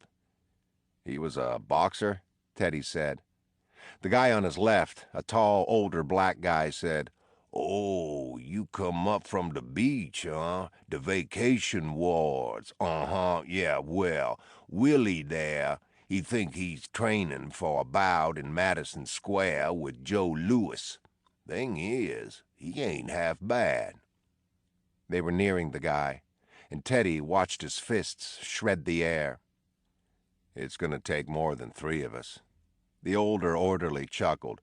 Won't take but one. I'm his manager. You didn't know? He called out. Yo, Willie, gotta get you a massage, my man. Ain't but an hour till the fight. Don't want no massage. Willie started tapping the air with quick jabs. Can't have my meal ticket cramping up on me, the orderly said. Here? Only cramped up that time I fought Jersey Joe. And look how that turned out. Willie's arms snapped to his sides. You got a point. Training room right over here. The orderly swept his arm out to the left with a flourish. Just don't touch me. I don't like to be touched before a fight. You know that. Oh, I know, killer. He opened up the cell. Come on now. Willie walked toward the cell. You can really hear 'em, you know? The crowd. SRO, my man. SRO. Teddy and the other orderly kept walking, the orderly holding out a brown hand. I'm Al. Teddy shook the hand. Teddy, Al, nice to meet you. Why you all got up for the outside, Teddy? Teddy looked at his slicker. Roof detail. Saw a patient on the stairs, though. Chased him in here. Figured you guys could use an extra hand.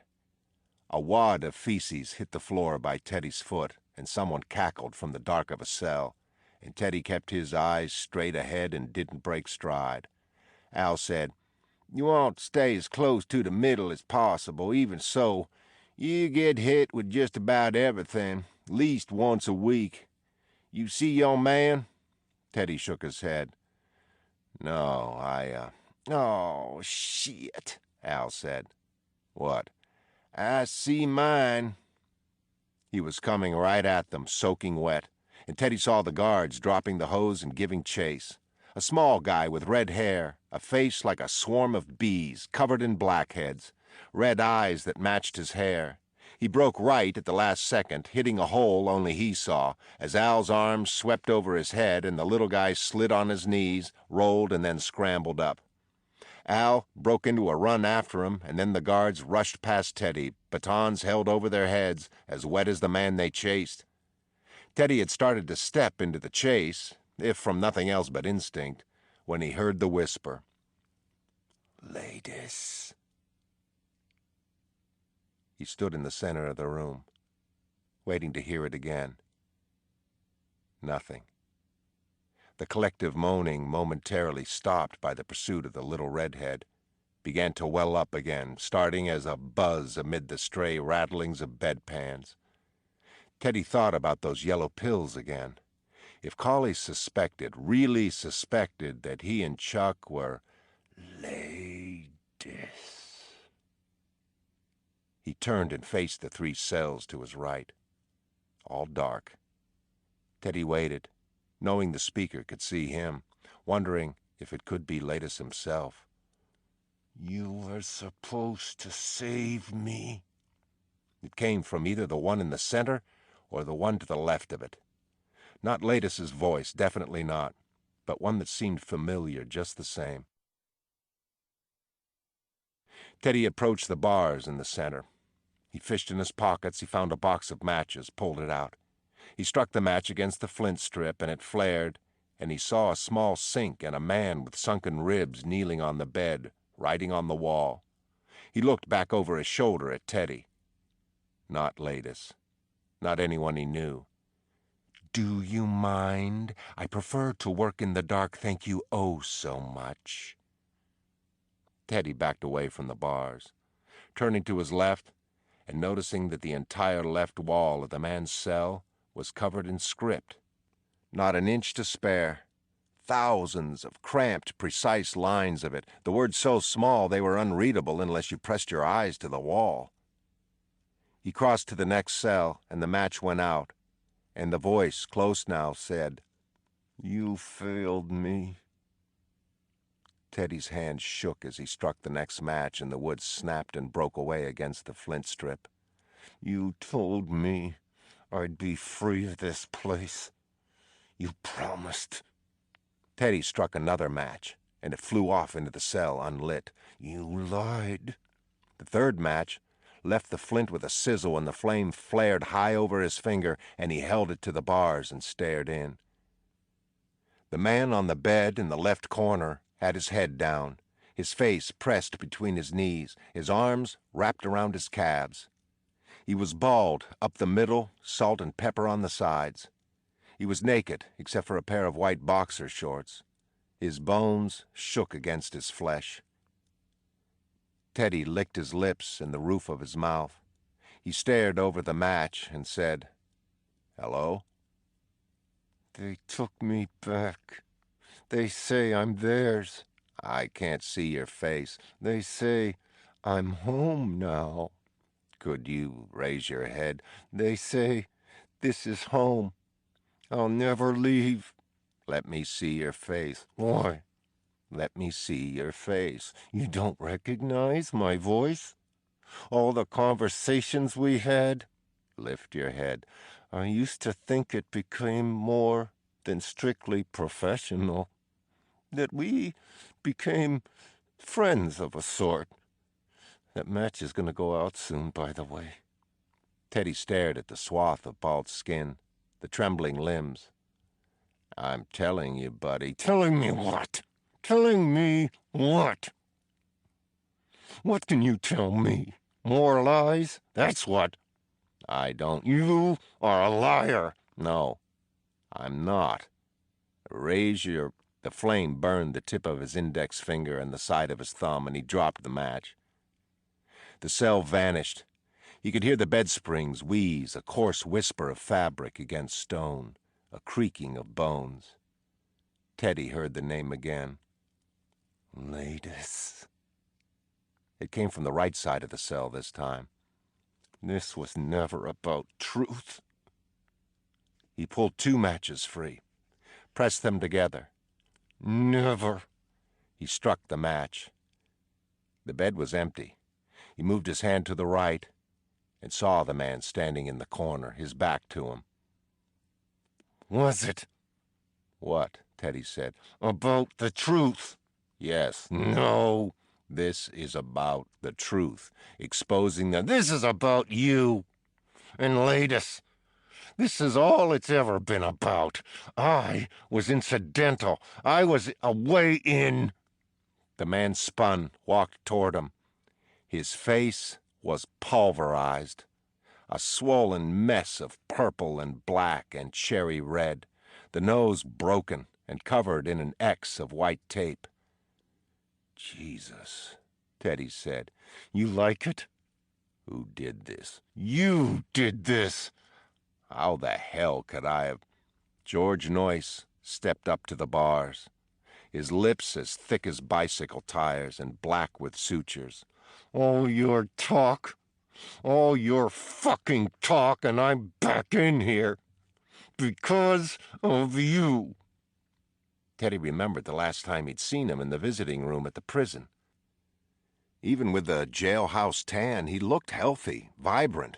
Most of his dark clouds lifted. He told a joke, something about an Italian and a German walking into a bar in El Paso. "You look at me," George Noyce said. "Don't look away. You never wanted to expose this place." "George," Teddy said, keeping his voice low, calm. "That's not true." "It is." "No. What do you think I've spent the last 2 years of my life planning for? This, now. Right here." "Fuck you!" Teddy could feel the scream hit his face.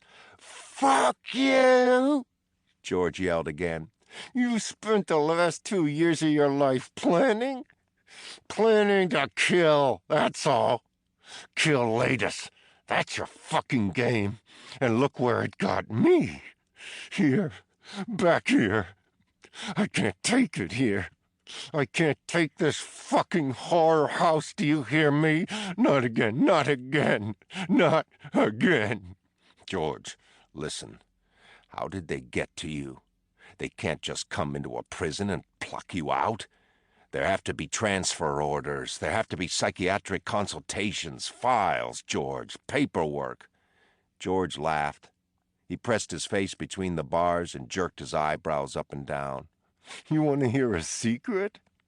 Teddy took a step closer. George said, "This is good." "Tell me," Teddy said. And George spit in his face. Teddy stepped back and dropped the matches and wiped the phlegm off his forehead with his sleeve. In the dark, George said, "You know what dear Dr. Cawley's specialty is?" Teddy ran a hand over his forehead and the bridge of his nose, found it dry. "Survivor guilt, grief trauma." "No." The word left George's mouth in a dry chuckle. "Violence. In the male of the species, specifically. He's doing a study." "No, that's Naring." "Cawley," George said. "All Cawley. He gets the most violent patients and felons shipped in from all over the country. Why do you think the patient base here is so small? And do you honestly think that anyone is going to look closely at the transfer paperwork of a convicted felon with a history of violence and a history of psychological issues? Do you honestly fucking think that?" Teddy fired up another 2 matches. "I'm never getting out now," Noyce said. "I got away once, not twice. Never twice." Teddy said, calm down. "How did they get to you?" "They knew. Don't you get it? Everything you were up to. Your whole plan. This is a game. A handsomely mounted stage play. All this," his arms swept the air above him, "is for you." Teddy smiled. "They threw in a hurricane just for me, huh? Neat trick." Noyce was silent. "Explain that," Teddy said. "I can't." "Didn't think so. Let's relax with the paranoia, okay?" "Been alone much?" Noyce said, staring through the bars at him. "What?" "Alone. Have you ever been alone since this whole thing started?" Teddy said, "All the time." George cocked one eyebrow. "Completely alone?" "Well, my partner." "And who's your partner?" Teddy jerked a thumb back up the cell block. "His name's Chuck. He's—" "Let me guess," Noyce said. "You never worked with him before, have you?" Teddy felt the cell block around him. The bones in his upper arms felt cold. For a moment he was unable to speak, as if his brain had forgotten how to connect with his tongue. Then he said, He's a U.S. Marshal from the Seattle. You've never worked with him before, have you? Teddy said, That's irrelevant. I know men. I know this guy. I trust him. Based on what? There was no simple answer for that. How did anyone know where faith developed? One moment it wasn't there, the next it was. Teddy had known men in the war whom he'd trust with his life on a battlefield, and yet never with his wallet once they were off it. He'd known men he'd trust with his wallet and his wife, but never to watch his back in a fight or go through a door with him. Chuck could have refused to accompany him, could have chosen to stay back in the men's dormitory right now, sleeping off the storm cleanup, waiting for word of the ferry. Their job was done. Rachel Solando had been found. Chuck had no cause, no vested interest in following Teddy on his search for latus. His quest to prove Ashecliffe was a mockery of the Hippocratic Oath. And yet, he was here. I trust him, Teddy repeated. That's the only way I know how to put it. Noyce looked at him sadly through the steel tubing. Then they've already won. Teddy shook the matches out and dropped them. He pushed open the cardboard box and found the last match. He heard Noyce, still at the bars, sniffing the air. Please, he whispered, and Teddy knew he was weeping. Please. What? Please, don't let me die here. You won't die here. They're going to take me to the lighthouse. You know that. The lighthouse? They're gonna cut out my brain. Teddy lit the match, saw in the sudden flare that Noyce gripped the bars and shook, the tears falling from his swollen eyes and down his swollen face. They're not going to. You go there. You see that place. And if you come back alive, you tell me what they do there. See it for yourself. I'll go, George. I'll do it. I'm going to get you out of here. Noyce lowered his head and pressed his bare scalp to the bars and wept silently. And Teddy remembered that last time they'd met in the visitor's room, and George had said, if I ever had to go back to that place, I'd kill myself. And Teddy had said, that's not going to happen. A lie, apparently. Because here Noyce was, beaten, broken, shaking with fear. George, look at me. Noyce raised his head. I'm going to get you out of here. You hold on. Don't do anything you can't come back from. You hear me? You hold on. I will come back for you. George Noyce smiled through the stream of tears and shook his head very slowly. You can't kill latus and expose the truth at the same time. You have to make a choice. You understand that, don't you? Where is he? Tell me you understand. I understand. Where is he? You have to choose. I won't kill anyone. George? I won't. And looking through the bars at Noyce, he felt this to be true. If that's what it took to get this poor wreck, this terrible victim home, then Teddy would bury his vendetta, not extinguish it. Save it for another time, and hope Dolores understood. I won't kill anyone, he repeated. Liar. No. She's dead. Let her go. He pressed his smiling, weeping face between the bars and held Teddy with his soft, swollen eyes. Teddy felt her in him, pressed at the base of his throat. He could see her sitting in the early July haze in that dark orange light a city gets on summer nights just after sundown, looking up as he pulled to the curb and the kids returned to their stickball game in the middle of the street, and the laundry flapped overhead, and she watched him approach with her chin propped on the heel of her hand and the cigarette held up by her ear. And he'd brought flowers for once, and she was so simply his love, his girl.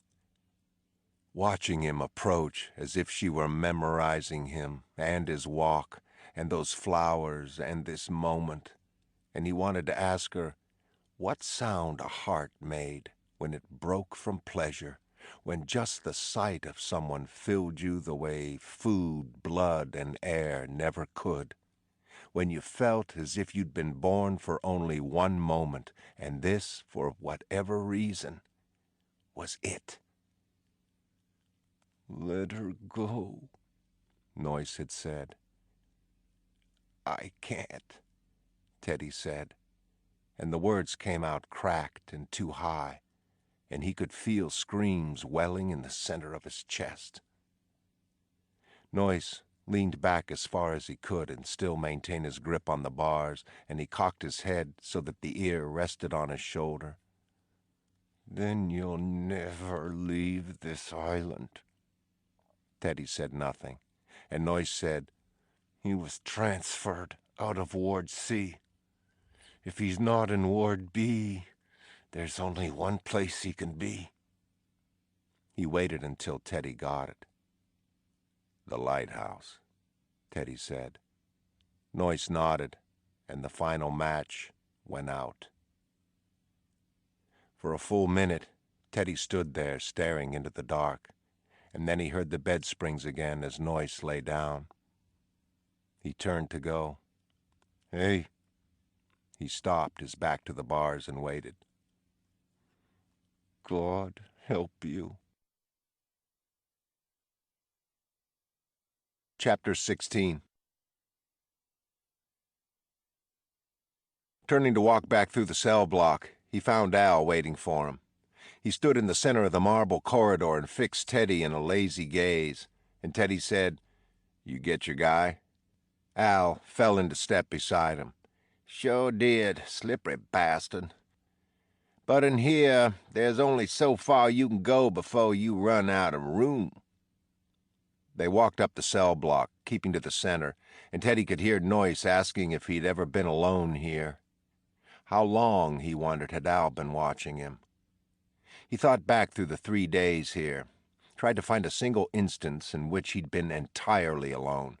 Even using the bathroom, he was using staff facilities, a man at the next stall or waiting just outside the door. But no. He and Chuck had gone out on the island alone several times. He and Chuck. What exactly did he know about Chuck? He pictured his face for a moment, could see him on the ferry looking off at the ocean. Great guy, instantly likable, had a natural ease with people, the kind of guy you wanted to be around. From Seattle, recently transferred, hell of a poker player, hated his father, the one thing that didn't seem to jibe with the rest of him. There was something else off, too. Something buried in the back of Teddy's brain, something... What was it? Awkward, that was the word, but no. There was nothing awkward about Chuck. He was smooth incarnate. Slick as shit through a goose, to use an expression Teddy's father had been fond of. No. There was nothing remotely awkward about the man. But wasn't there? Hadn't there been one blip in time when Chuck had been clumsy in his movements? Yes. Teddy was sure the moment had happened, but he couldn't remember the specifics. Not right now. Not here. And anyway, the whole idea was ridiculous. He trusted Chuck. Chuck had broken into Cawley's desk, after all. Did you see him do it? Chuck, right now, was risking his career to get to Latus's file. How do you know? They'd reached the door, and Al said, "Just go back to the stairwell and follow those steps up. You'll find the roof easy enough." "Thanks." Teddy waited, not opening the door just yet, wanting to see how long Al would hang around. But Al just nodded and walked back into the cell block, and Teddy felt vindicated. Of course, they weren't watching him.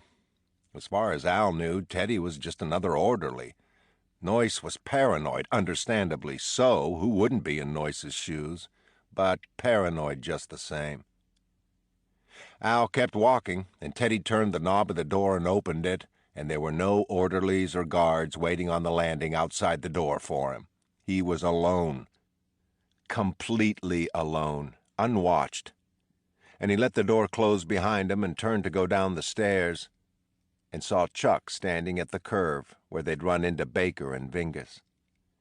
He pinched his cigarette and took hard, quick hits off it, and looked up at Teddy as he came down the steps, and turned and started moving fast. "I thought we were meeting in the hall." "They're here," Chuck said as Teddy caught up to him and they turned into the vast hall. "Who?" "The Warden and Cawley. Just keep moving, we gotta fly." "They see you?" "I don't know. I was coming out of the records room 2 floors up. I see them down the other end of the hall. Cawley's head turns and I go right through the exit door into the stairwell." So they probably didn't give it a second thought. Chuck was practically jogging. An orderly in a rain slicker and a ranger's hat coming out of the records room on the admin floor? Oh, I'm sure we're fine. The lights went on above them in a series of liquid cracks that sounded like bones breaking underwater. Electric charges hummed in the air and were followed by an explosion of yells and catcalls and wailing. The building seemed to rise up around them for a moment and then settle back down again. Alarm bells pealed throughout the stone floors and walls. "Power's back. How nice," Chuck said, and turned into the stairwell. They went down the stairs as 4 guards came running up, and they shouldered the wall to let them pass. The guard at the card table was still there, on the phone, looking up with slightly glazed eyes as they descended, and then his eyes cleared, and he said, "Wait a sec," into the phone, and then to them as they cleared the last step, "Hey, you two, hold on a minute." A crowd was milling around in the foyer, orderlies, guards, 2 manacled patients, splattered in mud, and Teddy and Chuck moved right into them, sidestepped a guy backing up from the coffee table, swinging his cup carelessly toward Chuck's chest, and the guard said, "Hey, you two, hey!" They didn't break stride, and Teddy saw faces looking around, just now hearing the guard's voice, wondering who he was calling to. Another second or two, those same faces would hone in on him and Chuck. "I said, hold up!" Teddy hit the door chest high with his hand. It didn't budge. "Hey!" He noticed the brass knob, another pineapple like the one in Cawley's house, and he gripped it, found it slick with rain. "I need to talk to you." Teddy turned the knob and pushed the door open, and 2 guards were coming up the steps. Teddy pivoted and held the door open as Chuck passed through, and the guard on the left gave him a nod of thanks. He and his partner passed through, and Teddy let go of the door, and they walked down the steps. He saw a group of identically dressed men to their left, standing around smoking cigarettes and drinking coffee in the faint drizzle.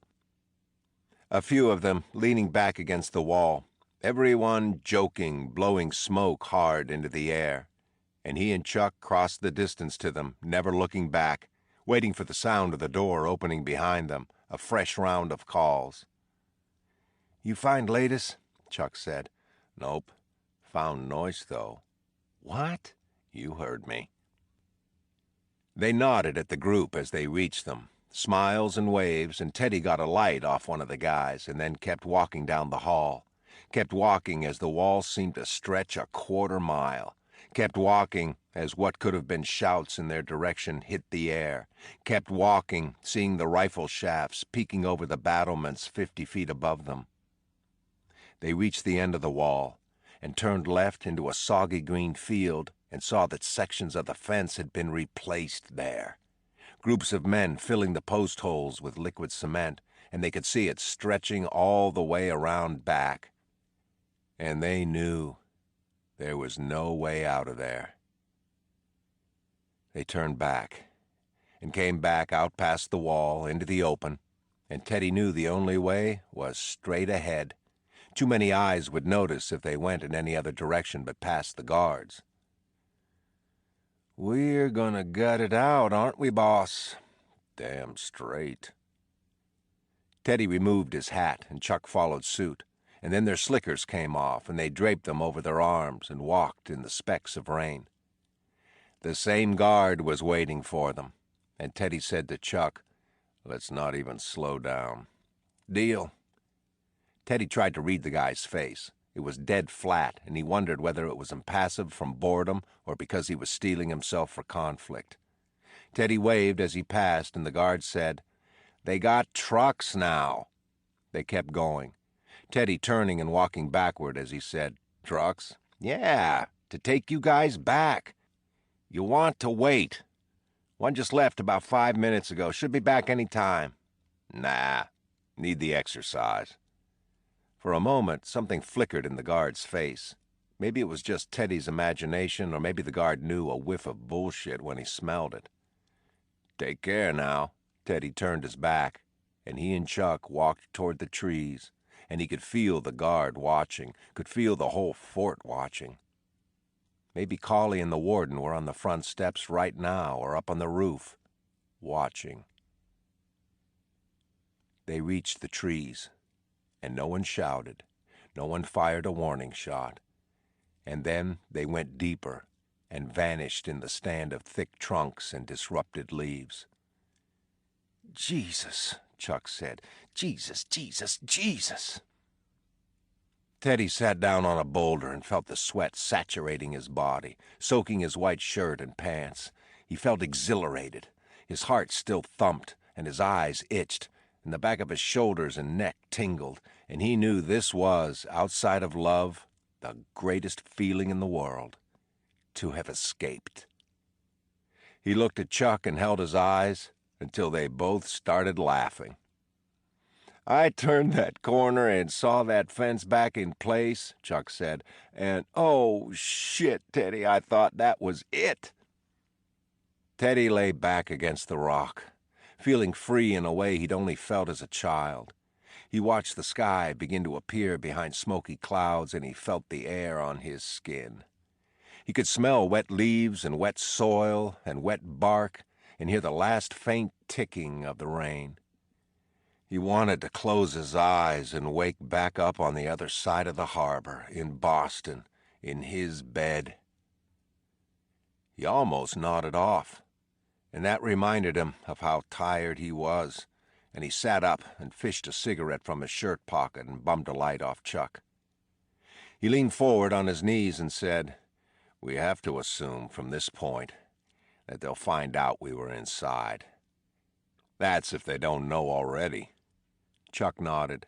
"Baker, for sure, will fold under questioning. That guard by the stairs, he was tipped to us, I think. Or he just wanted us to sign out. Either way, we'll be remembered." The foghorn from Boston Light moaned across the harbor, a sound Teddy had heard every night of his childhood in Hull, the loneliest sound he knew. Made you want to hold something, a person, a pillow, yourself. "Noyce," Chuck said. "Yeah, he's really here, in the flesh," Chuck said. "For Christ's sake, Teddy, how?" And Teddy told him about Noyce, about the beating he'd taken, about his animosity toward Teddy, his fear, his shaking limbs, his weeping. He told Chuck everything except what Noyce had suggested about Chuck, and Chuck listened, nodding occasionally, watching Teddy the way a child watches a camp counselor around the fire as the late-night boogeyman story unfolds. And what was all this, Teddy was beginning to wonder, if not that? When he was done, Chuck said, "You believe him?" "I believe he's here, no doubt about that." "He could have had a psychological break, though. I mean, an actual one. He does have the history. This could all be legitimate. He cracks up in prison and they say, 'Hey, this guy was once a patient at Ashecliffe. Let's send him back.'" "It's possible," Teddy said. "But the last time I saw him, he looked pretty damn sane to me." "When was that?" "A month ago." "A lot can change in a month." "True." "And what about the lighthouse?" Chuck said. "You believe there's a bunch of Mad scientists in there implanting antennas into Latus's skull as we speak. I don't think they fence off a septic processing plant. I'll grant you, Chuck said, but it's all a bit grand guignol, don't you think? Teddy frowned. I don't know what the fuck that means. Horrific, Chuck said, in a fairy tale booga booga booga kind of way. I understand that, Teddy said. What was that? Grand guig what? Grand guignol, Chuck said. It's French. Forgive me. Teddy watched Chuck trying to smile his way through it, probably thinking of a way to change the subject. Teddy said, You study a lot of French growing up in Portland? Seattle. Right. Teddy placed a palm to his chest. Forgive me. I like theater, okay? Chuck said. It's a theatrical term. You know, I knew a guy worked the Seattle office, Teddy said. Really?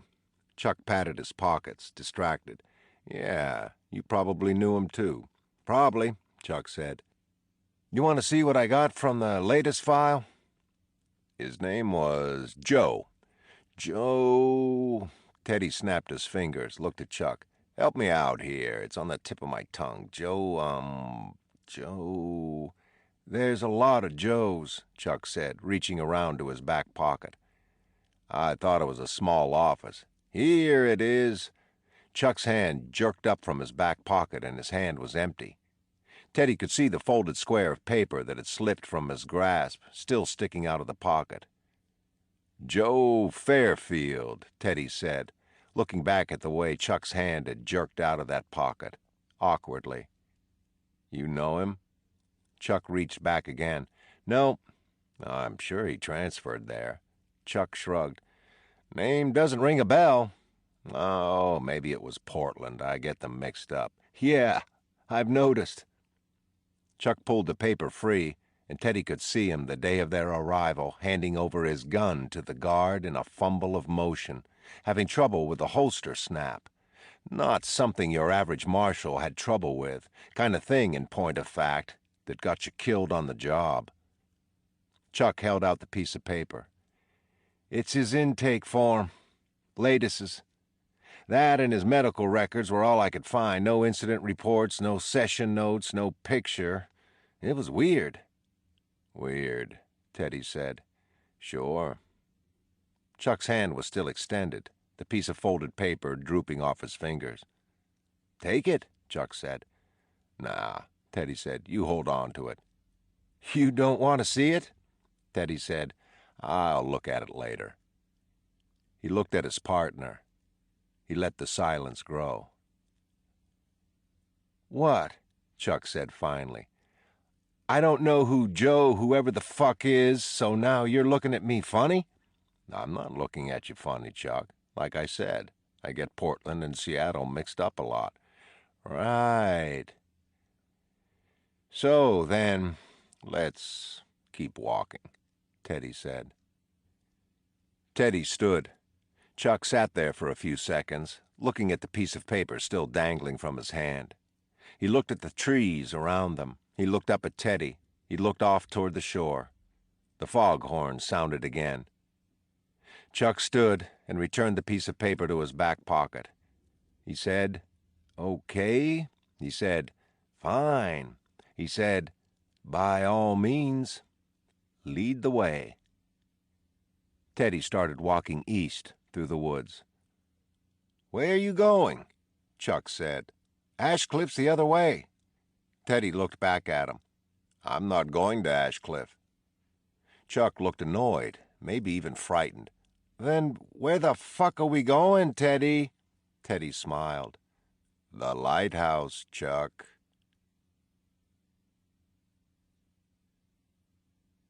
Where are we? Chuck said. Lost. They'd come out of the woods, and instead of facing the fence around the lighthouse, they'd somehow managed to move well north of it. The woods had been turned into a bayou by the storm, and they'd been forced off a straight path by a number of downed or leaning trees. Teddy had known they'd be off course by a bit, but judging by his latest calculations, they meandered their way almost as far as the cemetery. He could see the lighthouse just fine. Its upper third peeked out from behind a long rise and another notch of trees and a brown and green swath of vegetation. Directly beyond the patch of field where they stood was a long tidal marsh, and beyond that, jagged black rocks formed a natural barrier to the slope, and Teddy knew that the one approach left them was to go back through the woods and hope to find the place where they'd taken the wrong turn without having to return all the way to their point of origin. He said as much to Chuck. Chuck used a stick to swipe at his pants legs, free them of burrs. "Or we could loop around, come at it from the east. Remember with McPherson last night? That driver was using a semblance of an access road. That's got to be the cemetery over that hill there. We work our way around." "Better than what we just came through." "Oh, you didn't like that?" Chuck ran a palm across the back of his neck. "Me? I love mosquitoes. Fact, I think I have one or two spots left on my face that they didn't get to." It was the first conversation they'd had in over an hour, and Teddy could feel both of them trying to reach past the bubble of tension that had grown between them. But the moment passed when Teddy remained silent too long, and Chuck set off along the edge of the field, moving more or less northwest, the island at all times pushing them toward its shores.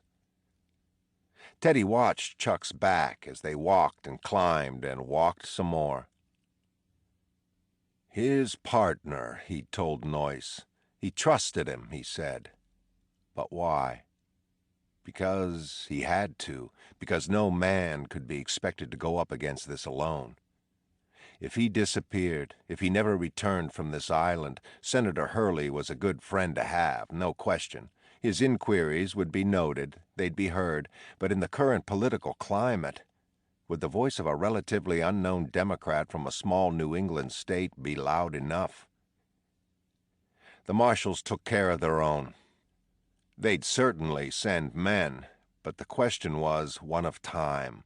Would they get there before Ashecliffe and its doctors had altered Teddy irreparably, turned him into Noyce, or worse, the guy who played tag? Teddy hoped so, because the more he found himself looking at Chuck's back, the more certain he grew that he was now alone on this. Completely alone. "More rocks," Chuck said. "Jesus, boss." They were on a narrow promontory, with the sea a straight drop down on their right and an acre of scrub plain below them to the left, the wind picking up as the sky turned red-brown and the air tasted of salt. The rock piles were spaced out in the scrub plain, 9 of them in 3 rows, protected on all sides by slopes that cupped the plain in a bowl. Teddy said, "What? We ignore it?" Chuck raised a hand to the sky. "We're going to lose the sun in a couple hours. We're not at the lighthouse, in case you haven't noticed. We're not even at the cemetery. We're not even sure we can get there from here. And you want to climb all the way down there and look at rocks? Hey, if it's code, what does it matter by this point? We have proof that latus is here. You saw Noyce. All we have to do is head back home with that information, that proof. And we've done your job." He was right. Teddy knew that. Right, however, only if they were still working on the same side. If they weren't, and this was a code Chuck didn't want him to see. 10 minutes down, 10 minutes to get back up, Teddy said. Chuck sat down wearily on the dark rock face, pulled a cigarette from his jacket. "Fine, but I'm sitting this one out. Suit yourself." Chuck cupped his hands around the cigarette as he got it going. "That's the plan." Teddy watched the smoke flow out through his curved fingers and drift out over the sea. "See ya," Teddy said. Chuck's back was to him. "Try not to break your neck." Teddy made it down in 7 minutes, 3 less than his estimate, because the ground was loose and sandy and he'd slid several times. He wished he'd had more than coffee this morning because his stomach was yowling from its own emptiness, and the lack of sugar in his blood, combined with lack of sleep, had produced eddies in his head, stray floating specks in front of his eyes. He counted the rocks in each pile and wrote them in his notebook with their alphabetical assignations beside them. 13 M, 21 U, 25 Y, 18 R, 1 A, 5 E, 8 H, 15 O, 9 I. He closed the notebook, placed it in his front pocket, and began to climb back up the sandy slope, clawing his way through the steepest part, taking whole clumps of seagrass with him when he slipped and slid. It took him 25 minutes to get back up, and the sky had turned a dark bronze, and he knew Chuck had been right, whatever side he was on. They were losing the day fast, and this had been a waste of time, whatever the code turned out to be. They probably couldn't reach the lighthouse now, and if they could, what then? If Chuck was working with him, then Teddy going with him to the lighthouse was like a bird flying toward a mirror.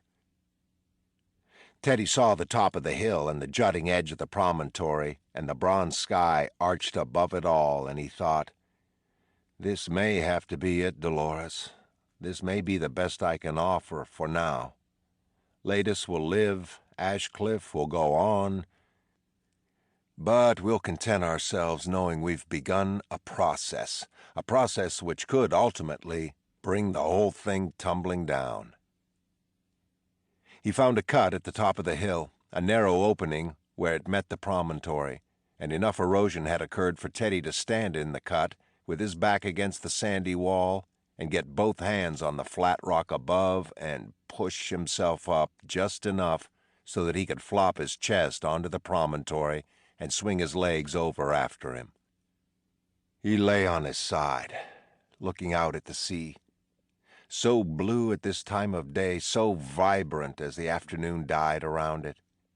He lay there feeling the breeze on his face and the sea spreading out forever under the darkening sky, and he felt so small, so utterly human. But it wasn't a debilitating feeling. It was an oddly proud one. To be a part of this, a speck, yes, but part of it, one with it, breathing. He looked across the dark flat stone, one cheek pressed to it, and only then did it occur to him that Chuck wasn't up there with him. Chapter 17. Chuck's body lay at the bottom of the cliff, the water lapping over him. At least it looked like it could be him from up here. A body, in either case, about the right length, swathed in shredded black clothing that Teddy took to be his slicker. Teddy slid over the lip of the promontory legs first, searched the black rocks with the soles of his shoes until he was almost sure they'd take his weight.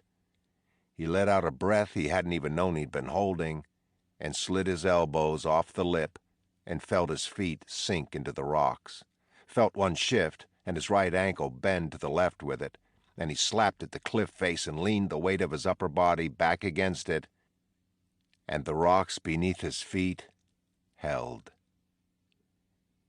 He turned his body around and lowered himself until he was pressed like a crab to the rocks, and he began to climb down. There was no fast way to do it. Some rocks were wedged hard into the cliff, as secure as bolts in a battleship hull. Others weren't held there by anything but the ones below them, and you couldn't tell which were which until you placed your weight on one. After about 10 minutes, he saw one of Chuck's luckies, half-smoked, the coal gone black and pointed like the tip of a carpenter's pencil. What caused the fall? The breeze had picked up, but it wasn't strong enough to knock a man off a flat ledge. Teddy thought of Chuck up there alone, smoking his cigarette in the last minute of his life. And he thought of all the others he'd cared for who had died while he was asked to soldier on. Dolores, of course, and his father, somewhere on the floor of this same sea. His mother, when he was 16. Tutti Vaselli, shot through the teeth in Sicily, smiling curiously at Teddy as if he'd swallowed something whose taste surprised him, the blood trickling out of the corners of his mouth. Martin Phelan, Jason Hill, that big Polish machine gunner from Pittsburgh, what was his name? Yardak, that was it. Yardak Gilebiowski. The blonde kid who'd made them laugh in Belgium, shot in the leg, seemed like nothing until it wouldn't stop bleeding. And Frankie Gordon, of course, who he'd left in the Coconut Grove that night. 2 years later, Teddy had flicked a cigarette off Frankie's helmet and called him a shitbird Iowan asshole, and Frankie said, "You curse better than any man I've," and stepped on a mine. Teddy still had a piece of the shrapnel in his left calf. And now, Chuck. Would Teddy ever know if he should have trusted him? If he should have given him the last benefit of the doubt? Chuck, who'd made him laugh, had made the whole cranial assault of the last 3 days so much easier to bear. Chuck, who just this morning had said they'd be serving eggs Benedict for breakfast and a thinly sliced Reuben for lunch. Teddy looked back up at the promontory lip. By his estimation, he was now about halfway down, and the sky was the dark blue of the sea and getting darker every second. What could have pitched Chuck off that ledge? Nothing natural. Unless he'd dropped something. Unless he'd followed something down. Unless, like Teddy now, he tried to work his way down the cliff, grasping and towing stones that might not hold. Teddy paused for breath, the sweat dripping off his face. He removed one hand gingerly from the cliff and wiped it on his pants until it was dry. He returned it, got a grip, and did the same thing with the other hand. And as he placed that hand back over a pointed shard of rock, he saw the piece of paper beside him. It was wedged between a rock and a brown tendril of roots, and it flapped lightly in the sea air. Teddy took his hand from the black shard and pinched it between his fingers, and he didn't have to unfold it to know what it was. Latus's intake form. He slid it into his back pocket, remembering the way it had nestled unsteadily in Chuck's back pocket, and he knew now why Chuck had come down here. For this piece of paper. For Teddy. The last 20 feet of the cliff face was comprised of boulders, giant black eggs covered in kelp, and Teddy turned when he reached them, turned so that his arms were behind him and the heels of his hands supported his weight, and worked his way across to them and down them, and saw rats hiding in their crevices. When he reached the last of them, he was at the shore, and he spied Chuck's body, and walked over to it, and realized it wasn't a body at all, just another rock, bleached white by the sun and covered in thick black ropes of seaweed. Thank something. Chuck was not dead. He was not this long, narrow rock covered in seaweed. Teddy cupped his hands around his mouth and called Chuck's name back up the cliff. Called and heard it ride out to sea and bounce off the rocks and carry on the breeze, and he waited to see Chuck's head peek over the promontory.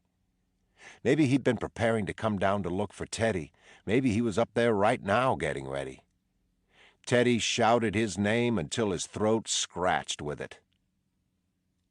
Then he stopped and waited to hear Chuck call back to him. It was growing too dark to see up to the top of that cliff. Teddy heard the breeze. He heard the rats in the crevices of the boulders. He heard a gull caw, the ocean lap. A few minutes later, he heard the foghorn from Boston Light again. His vision adjusted to the dark, and he saw eyes watching him, dozens of them. The rats lounged on the boulders and stared at him, unafraid. This was their beach at night, not his. Teddy was afraid of water, though, not rats. Fuck the little slimy bastards. He could shoot them. See how many of them hung tough once a few of their friends exploded. Except that he didn't have a gun, and they doubled in number while he watched, long tails sweeping back and forth over the stone. Teddy felt the water against his heels, and he felt all those eyes on his body, and, fear or no fear, he was starting to feel a tingling in his spine, an itching sensation in his ankles. He started walking slowly along the shore, and he saw that there were hundreds of them, taking to the rocks in the moonlight like seals to the sun.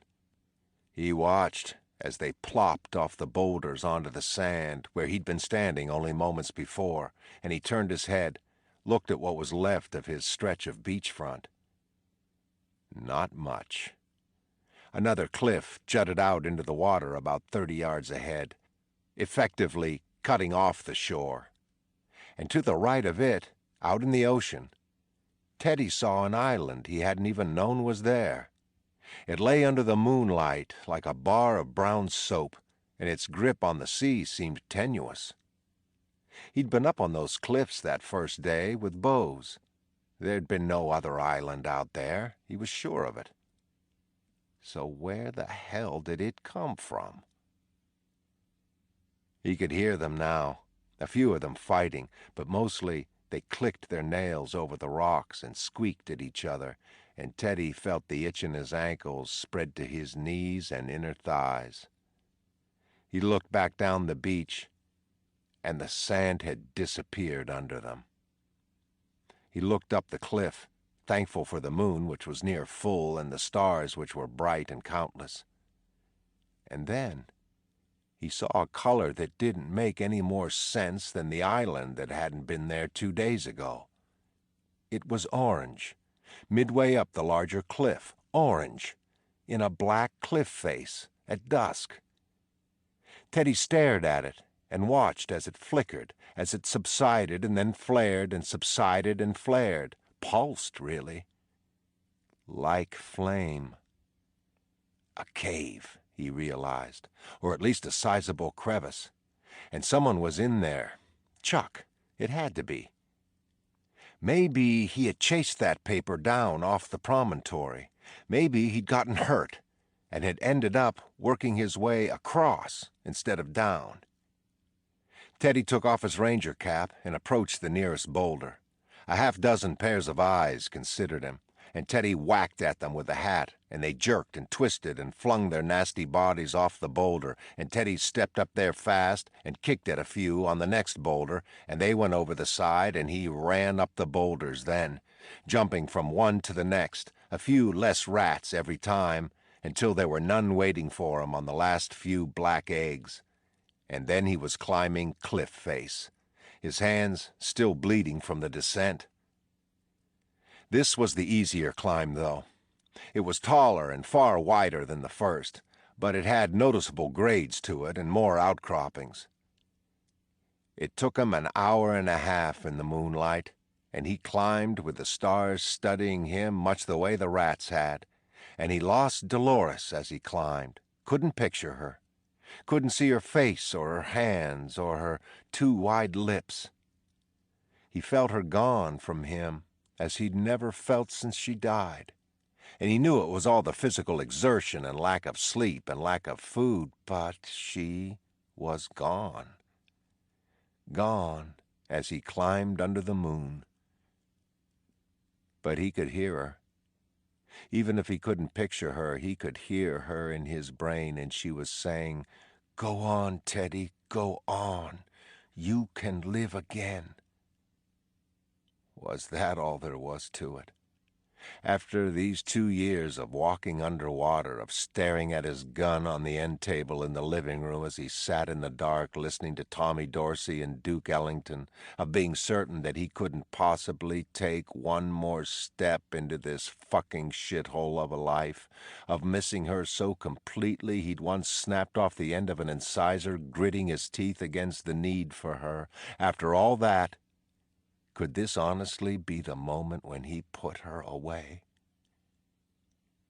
"I didn't dream you, Dolores, I know that. But at this moment, it feels like I did. And it should, Teddy.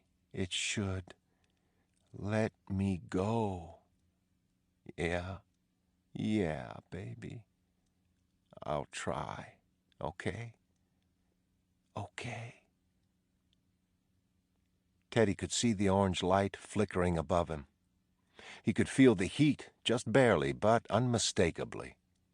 He placed his hand on the ledge above him and saw the orange reflect off his wrist, and he pulled himself up and onto the ledge and pulled himself forward on his elbows and saw the light reflecting off the craggy walls. He stood. The roof of the cave was just an inch above his head, and he saw that the opening curved to the right, and he followed it around and saw that the light came from a pile of wood in a small hole dug into the cave floor, and a woman stood on the other side of the fire with her hands behind her back and said, "Who are you?" "Teddy Daniels." The woman had long hair and wore a patient's light pink shirt and drawstring pants and slippers. "That's your name," she said. "But what do you do?" "I'm a cop." She tilted her head, her hair just beginning to streak with gray. "You're the marshal." Teddy nodded. "Could you take your hands from behind your back?" "Why?" she said. "Because I'd like to know what you're holding." "Why?" "Because I'd like to know if it could hurt me." She gave that a small smile. "I suppose that's fair." "I'm glad you do." She removed her hands from behind her back, and she was holding a long, thin surgical scalpel. "I'll hold on to it if you don't mind." Teddy held up his hands. "Fine with me." "Do you know who I am?" Teddy said, "A patient from Ashecliffe." She gave him another head tilt and touched her smock. "My, what gave me away?" Okay, good point." "Are all U.S. Marshals so astute?" Teddy said, "I haven't eaten in a while. I'm a little slower than usual." "Slept much?" "What's that?" "Since you've been on island, have you slept much?" "Not well, if that means anything." "Oh, it does." She hiked up her pants at the knees and sat on the floor, beckoned him to do the same. Teddy sat and stared at her over the fire. "You're Rachel Solando," he said. "The real one." She shrugged. "You kill your children?" he said. She poked a log with a scalpel. "I never had children." "No?" "No, I was never married. I was, you'll be surprised to realize, more than just a patient here." "How can you be more than just a patient?" She poked another log, and it settled with a crunch, and sparks rose above the fire and died before hitting the roof. "I was staff," she said, "since just after the war." "You were a nurse?" She looked over the fire at him. "I was a doctor, Marshal. The first female doctor on staff at Drummond Hospital in Delaware. The first on staff here at Ashecliffe. You, sir, are looking at a genuine pioneer." Or a delusional mental patient, Teddy thought. He looked up and found her eyes on him, and hers were kind and wary and knowing. She said, "You think I'm crazy." "No." "What else would you think? A woman who hides in a cave?" "I've considered that there might be a reason." She smiled darkly and shook her head. "I'm not crazy. I'm not. Of course, what else would a crazy person claim? That's the Kafkaesque genius of it all. If you're not crazy, but people have told the world you are, then all your protests to the contrary just underscore their point. Do you see what I'm saying?" "Sort of," Teddy said. "Look at it as a syllogism. Let's say the syllogism begins with this principle. Insane men deny that they are insane. You follow?" "Sure," Teddy said. "Okay, part 2. Bob denies he is insane. Part 3, the ergo part. Ergo, Bob is insane." She placed the scalpel on the ground by her knee and stoked the fire with a stick. "If you are deemed insane, then all actions that would otherwise prove you are not do in actuality fall into the framework of an insane person's actions. Your sound protests constitute denial. Your valid fears are deemed paranoia. Your survival instincts are labeled defense mechanisms. It's a no-win situation. It's a death penalty, really. Once you're here, you're not getting out. No one leaves Ward C. No one. Well, a few have, okay, I'll grant you. A few have gotten out. But they've had surgery. In the brain, squish, right through the eye. It's a barbaric medical practice, unconscionable, and I told them that. I fought them, I wrote letters, and they could have removed me, you know. They could have fired me, or dismissed me, let me take a teaching post, or even practice out of state, but that wasn't good enough.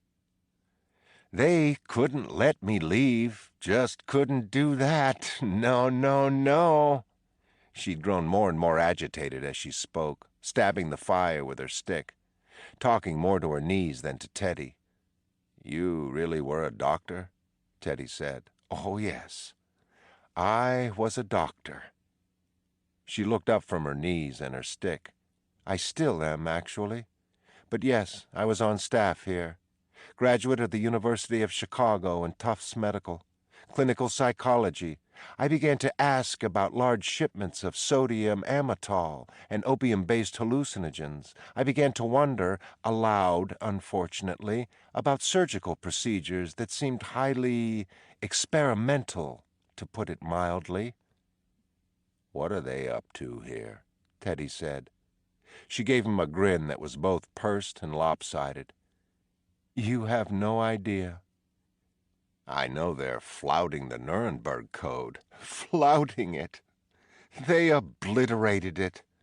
"I know they're performing radical treatments." "Radical, yes. Treatments? No. There is no treating going on here, Marshal. You know where the funding for this hospital comes from?" Teddy nodded. "From HUAC." "Not to mention slush funds," she said. "Money flows into here. Now ask yourself, how does pain enter the body?" "Depends upon where you're hurt." "No." She shook her head emphatically. "It has nothing to do with the flesh. The brain sends neurotransmitters down through the nervous system. The brain controls pain," she said. "It controls fear, sleep, empathy, hunger. Everything we associate with the heart or the soul or the nervous system is actually controlled by the brain. Everything." "Okay." Her eyes shone in the firelight. "What if you could control it?" "The brain?" She nodded. "Recreate a man so that he doesn't need sleep, doesn't feel pain, or love, or sympathy. A man who can't be interrogated because his memory banks are wiped clean." She stoked the fire and looked up at him. "They're creating ghosts here, Marshal. Ghosts to go out into the world and do ghostly work." "But that kind of ability, that kind of knowledge is—" "Years off," she agreed. "Oh, yes. This is a decades-long process, Marshal. Where they've begun is much the same place the Soviets have. Brainwashing, deprivation experiments. Much like the Nazis experimented on Jews to see the effect of heat and cold extremes, and apply those results to help the soldiers of the Reich. But don't you see, Marshal? A half-century from now, people in the know will look back and say, 'This,'" she struck the dirt floor with her index finger, "this is where it all began. The Nazis used Jews, the Soviets used prisoners in their own gulags. Here in America, we tested patients on Shutter Island." Teddy said nothing.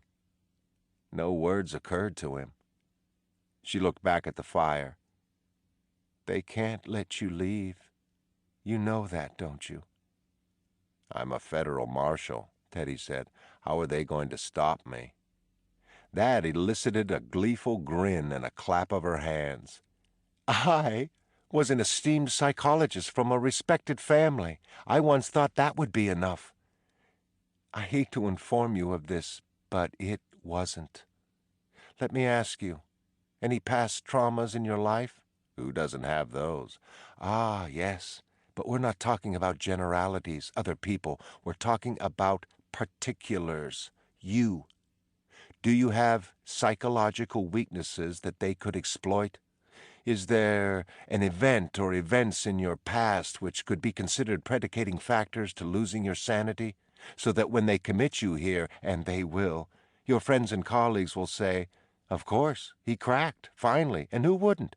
It was the war that did it to him, and losing his mother, or what have you, like that."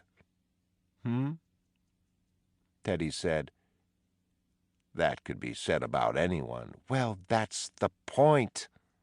Don't you see? Yes, it could be said about anyone, but they're going to say it about you. How's your head? My head? She chewed on her lower lip and nodded several times. The block atop your neck, yes. How is it? Any funny dreams lately? Sure. Headaches? I'm prone to migraines. Jesus. You're not. I am. Have you taken pills since you've come here, even aspirin? Yes. Feeling just a bit off, maybe? Not 100% yourself? Oh, it's no big deal, you say. You just feel a little punkish. Maybe your brain isn't making connections quite as fast as normal. But you haven't been sleeping well, you say. A strange bed, a strange place, a storm. You say these things to yourself, yes? Teddy nodded. And you've eaten in the cafeteria, I assume? Drank the coffee they've given you? Tell me, at least, that you've been smoking your own cigarettes. My partner's, Teddy admitted. Never bummed one from a doctor or an orderly? Teddy could feel the cigarettes he'd won in poker that night nestled in his shirt pocket. He remembered smoking one of Cawley's the day they'd arrived, how it had tasted sweeter than other tobaccos he'd had in his life. She could see the answer in his face. It takes an average of 3 or 4 days for neuroleptic narcotics to reach workable levels in the bloodstream. During that time, you'd barely notice their effects. Sometimes patients have seizures. Seizures can often be dismissed as migraines, particularly if the patient has a migraine history. These seizures are rare in any event. Usually the only noticeable effect are that the patient, stop calling me a patient, dreams with an increased vividness and for longer sections of time. The dreams often stringing together and piggybacking off one another until they come to resemble a novel written by Picasso. The other noticeable effect is that the patient feels just a bit, foggy. His thoughts are a wee bit less accessible. But he hasn't been sleeping well, all those dreams, and so he can be forgiven for feeling a bit sluggish. And no, Marshal, I wasn't calling you a patient. Not yet. I was speaking rhetorically. If I avoid all food, cigarettes, coffee, pills, how much damage could already be done? She pulled her hair back off her face and twisted it into a knot behind her head. A lot, I'm afraid. Let's say I can't get off this island until tomorrow. Let's say the drugs have begun to take effect. How will I know?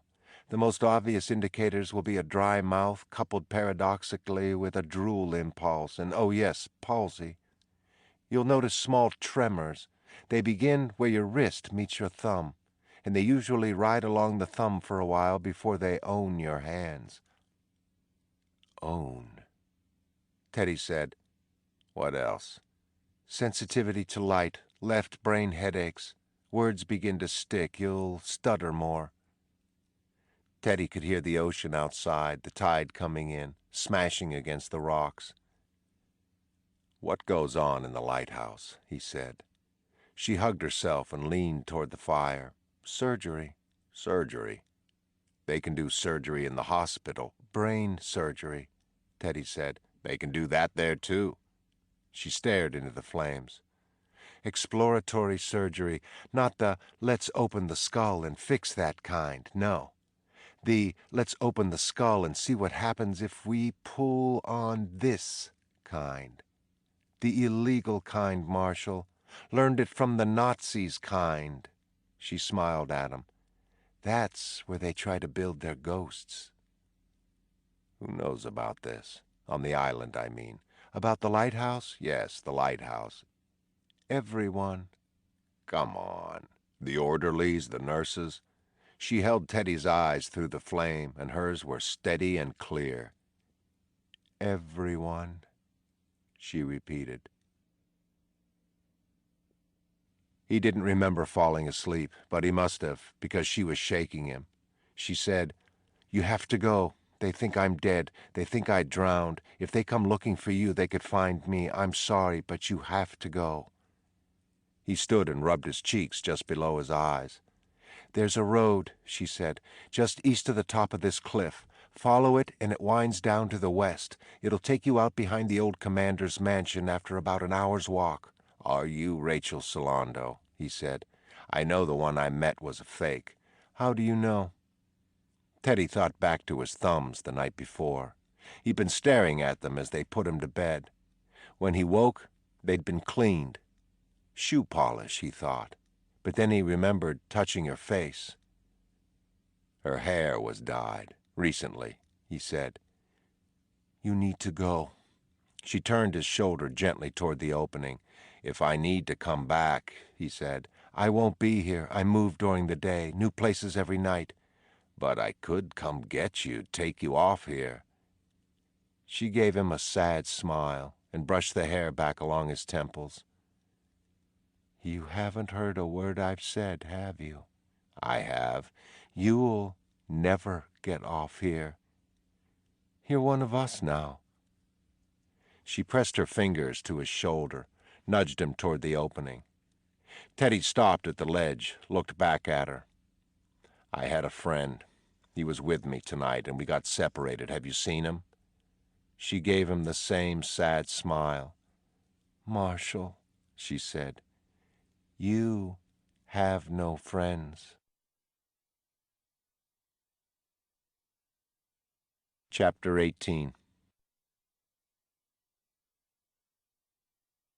By the time he reached the back of Cawley's house, he could barely walk. He made his way out from behind the house and started up the road to the main gate, feeling as if the distance had quadrupled since this morning. And a man came out of the dark on the road beside him and slid his arm under Teddy's and said, "We've been wondering when you'd show up." The warden. His skin was the white of candle wax, as smooth as if it were lacquered, and vaguely translucent. His nails, Teddy noticed, were as long and white as his skin, their points stopping just short of hooking and meticulously filed. But his eyes were the most disruptive thing about him, a silken blue filled with a strange wonderment, the eyes of a baby. "Nice to finally meet you, Warden. How are you?" "Oh," the man said, "I'm tip-top. Yourself?" "Never better." The warden squeezed his arm. "Good to hear. Taking a leisurely stroll, were we?" "Well, now that the patient's been found, I thought I'd tour the island." "Enjoyed yourself, I trust?" "Completely." "Wonderful. Did you come across our natives?" It took Teddy a minute. His head was buzzing constantly now. His legs were barely holding him up. "Oh, the rats," he said. The warden clapped his back. "The rats! Yes. There's something strangely regal about them, don't you think?" Teddy looked into the man's eyes and said, "They're rats." "Vermin, yes, I understand. But the way they sit on their haunches and stare at you, if they believe you're at a safe distance, and how swiftly they move in and out of a hole before you can blink." He looked up at the stars. "Well, maybe regal is the wrong word. How about utile? They're exceptionally utile creatures."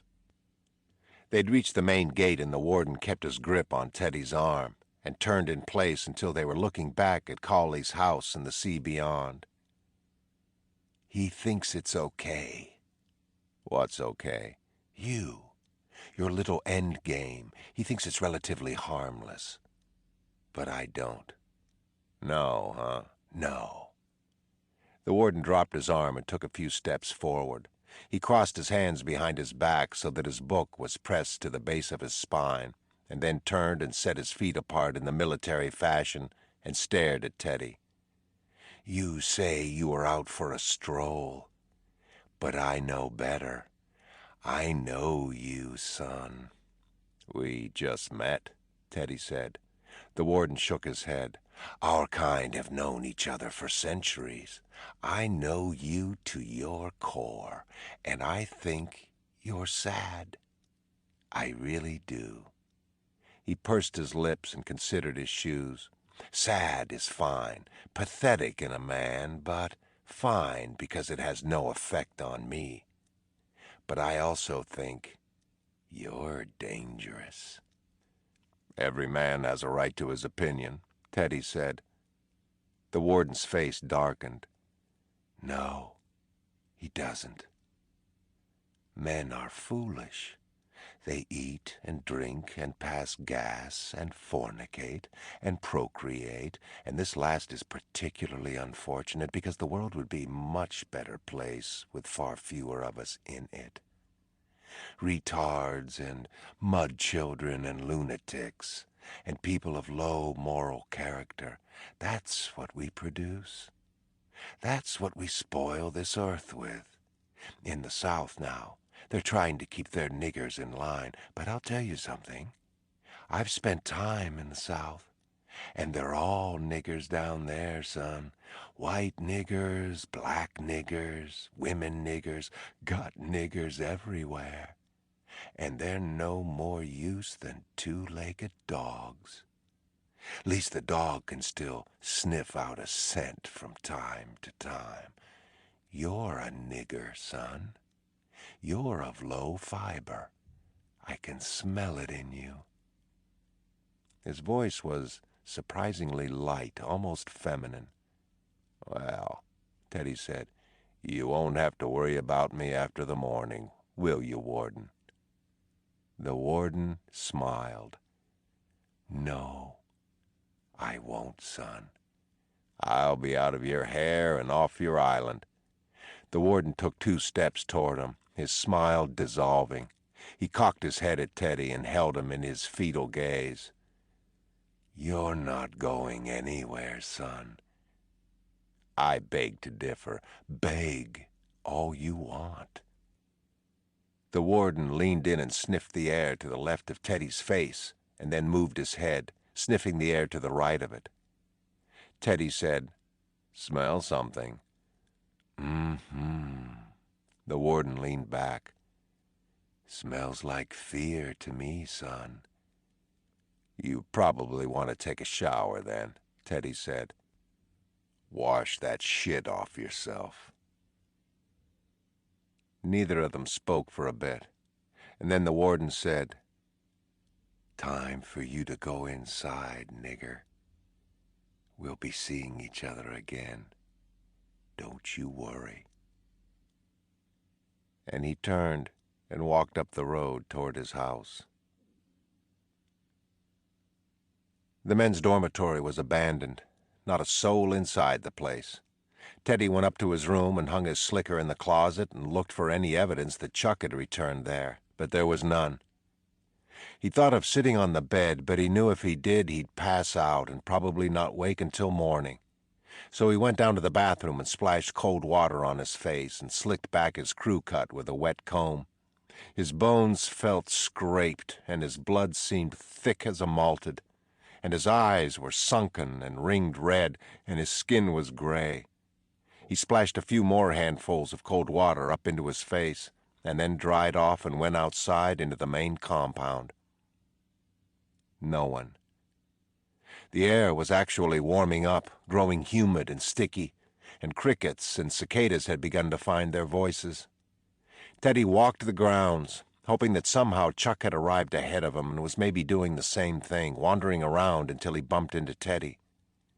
There was the guard on the gate, and Teddy could see lights in the rooms, but otherwise, the place was empty. He made his way over to the hospital and went up the steps and pulled on the door, only to find it locked. He heard a squeak of hinges, and looked out to see that the guard had opened the gate and gone out to join his comrade on the other side. And when the gate swung closed again, Teddy could hear his shoes scrape on the concrete landing as he stepped back from the door. He sat on the steps for a minute. So much for Noyce's theory. Teddy was now, beyond any doubt, completely alone. Locked in, yes, but unwatched as far as he could tell. He walked around to the back of the hospital, and his chest filled when he saw an orderly sitting on the back landing smoking a cigarette. Teddy approached, and the kid, a slim, rangy black kid, looked up at him. Teddy pulled a cigarette from his pocket and said, "Got a light?" "Sure do." Teddy leaned in as the kid lit his cigarette, smiled his thanks as he leaned back, and remembered what the woman had told him about smoking their cigarettes, and he let the smoke flow slowly out of his mouth without inhaling. "How you doing tonight?" he said. "All right, sir. You?" "I'm okay. Where is everyone?" The kid jerked his thumb behind him. "In there. Some big meeting. Don't know about what." "All the doctors and nurses?" The kid nodded. "Some of the patients, too. Most of us orderlies. I got stuck with this here door 'cause the latch don't work real good. Otherwise, though, yeah, everyone in there." Teddy took another cigar puff off his cigarette, hoped the kid didn't notice. He wondered if he should just bluff his way up the stairs, hoped the kid took him for another orderly, one from Ward C, maybe. Then he saw through the window behind the kid that the hallway was filling and people were heading for the front door. He thanked the kid for the cigarette and walked around out front, was met with a crowd of people milling there, talking, lighting cigarettes. He saw Nurse Marino say something to Trey Washington, put her hand on his shoulder as she did, and Trey threw back his head and laughed. Teddy started to walk over to them when Cawley called to him from the stairs. "Marshal!" Teddy turned, and Cawley came down the stairs toward him, touched Teddy's elbow, and began walking toward the wall. "Where have you been?" Cawley said. "Wandering. Looking at your island." "Really?" "Really." "Find anything amusing?" "Rats." "Well, sure we have plenty of those." "How's the roof repair coming?" Teddy said. Cawley sighed. "I have buckets all over my house catching water. The attic is done, wrecked. So's the floor in the guest room. My wife's going to be beside herself. Her wedding gown was in that attic."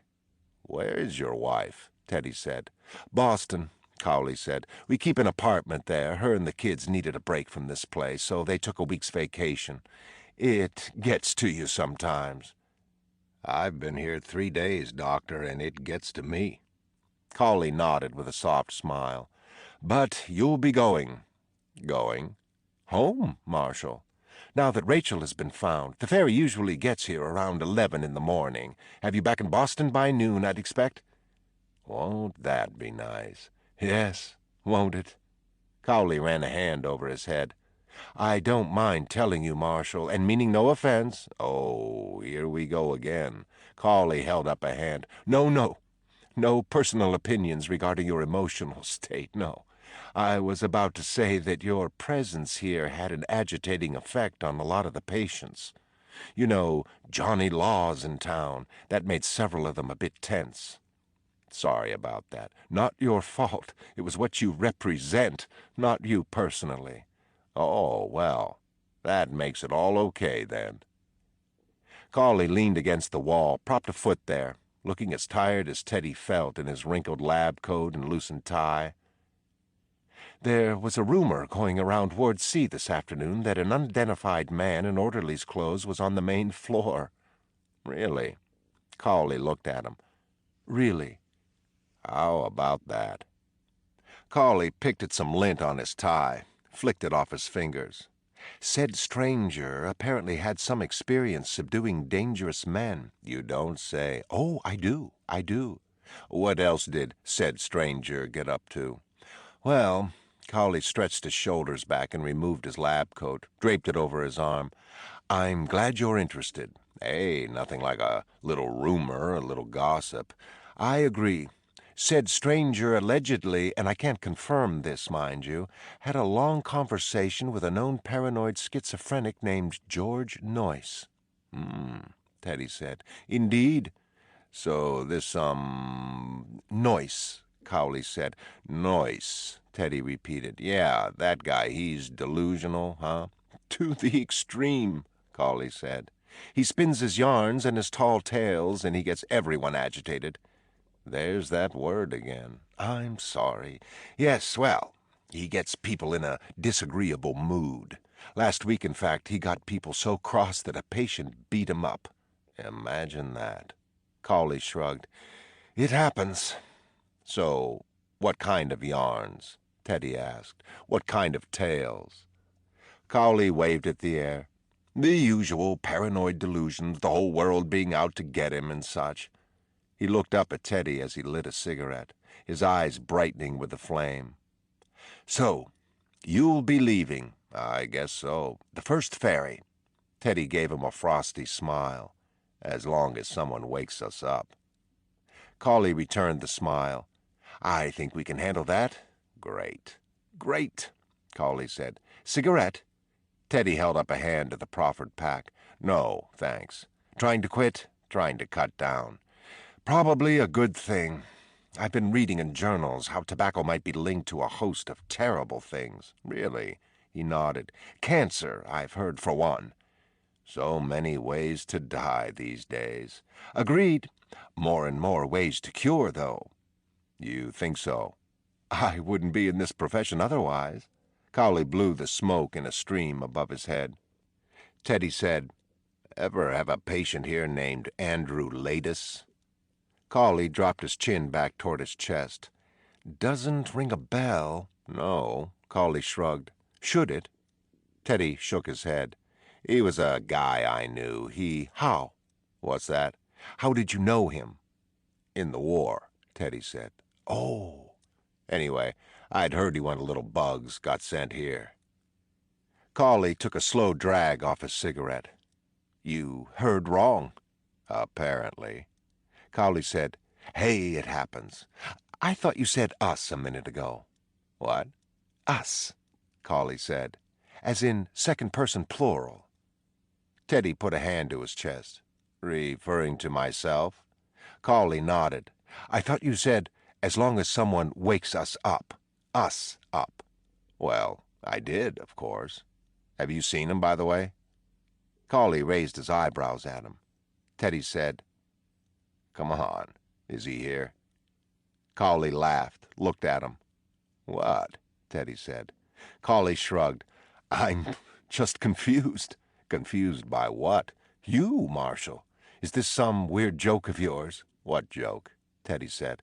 I just want to know if he's here. Who? Cawley said, a hint of exasperation in his voice. Chuck. Chuck, Cawley said slowly. My partner, Teddy said. Chuck. Cawley came off the wall, the cigarette dangling from his fingertips. You don't have a partner, Marshal. You came here alone. Chapter 19. Teddy said, Wait a minute. Found Cawley, closer now, peering up at him. Teddy closed his mouth, felt the summer night find his eyelids. Cawley said, Tell me again about your partner. Cawley's curious gaze was the coldest thing Teddy had ever seen, probing and intelligent and fiercely bland. It was the gaze of a straight man in a vaudeville revue, pretending not to know where the punchline would come from, and Teddy was Ollie to his Stan. A buffoon with loose suspenders and a wooden barrel for pants, the last one in on the joke. Marshal? Cawley taking another small step forward, a man stalking a butterfly. If Teddy protested, if he demanded to know where Chuck was, if he even argued that there was a Chuck, he played into their hands. Teddy met Cawley's eyes, and he saw the laughter in them. Insane men deny they're insane, Teddy said. Another step. Excuse me. Bob denies he's insane. Cawley crossed his arms over his chest. Ergo, Teddy said, Bob is insane." Cawley leaned back on his heels, and now the smile found his face. Teddy met it with one of his own. They stood there like that for some time, the night breeze moving through the trees above the wall with a soft flutter.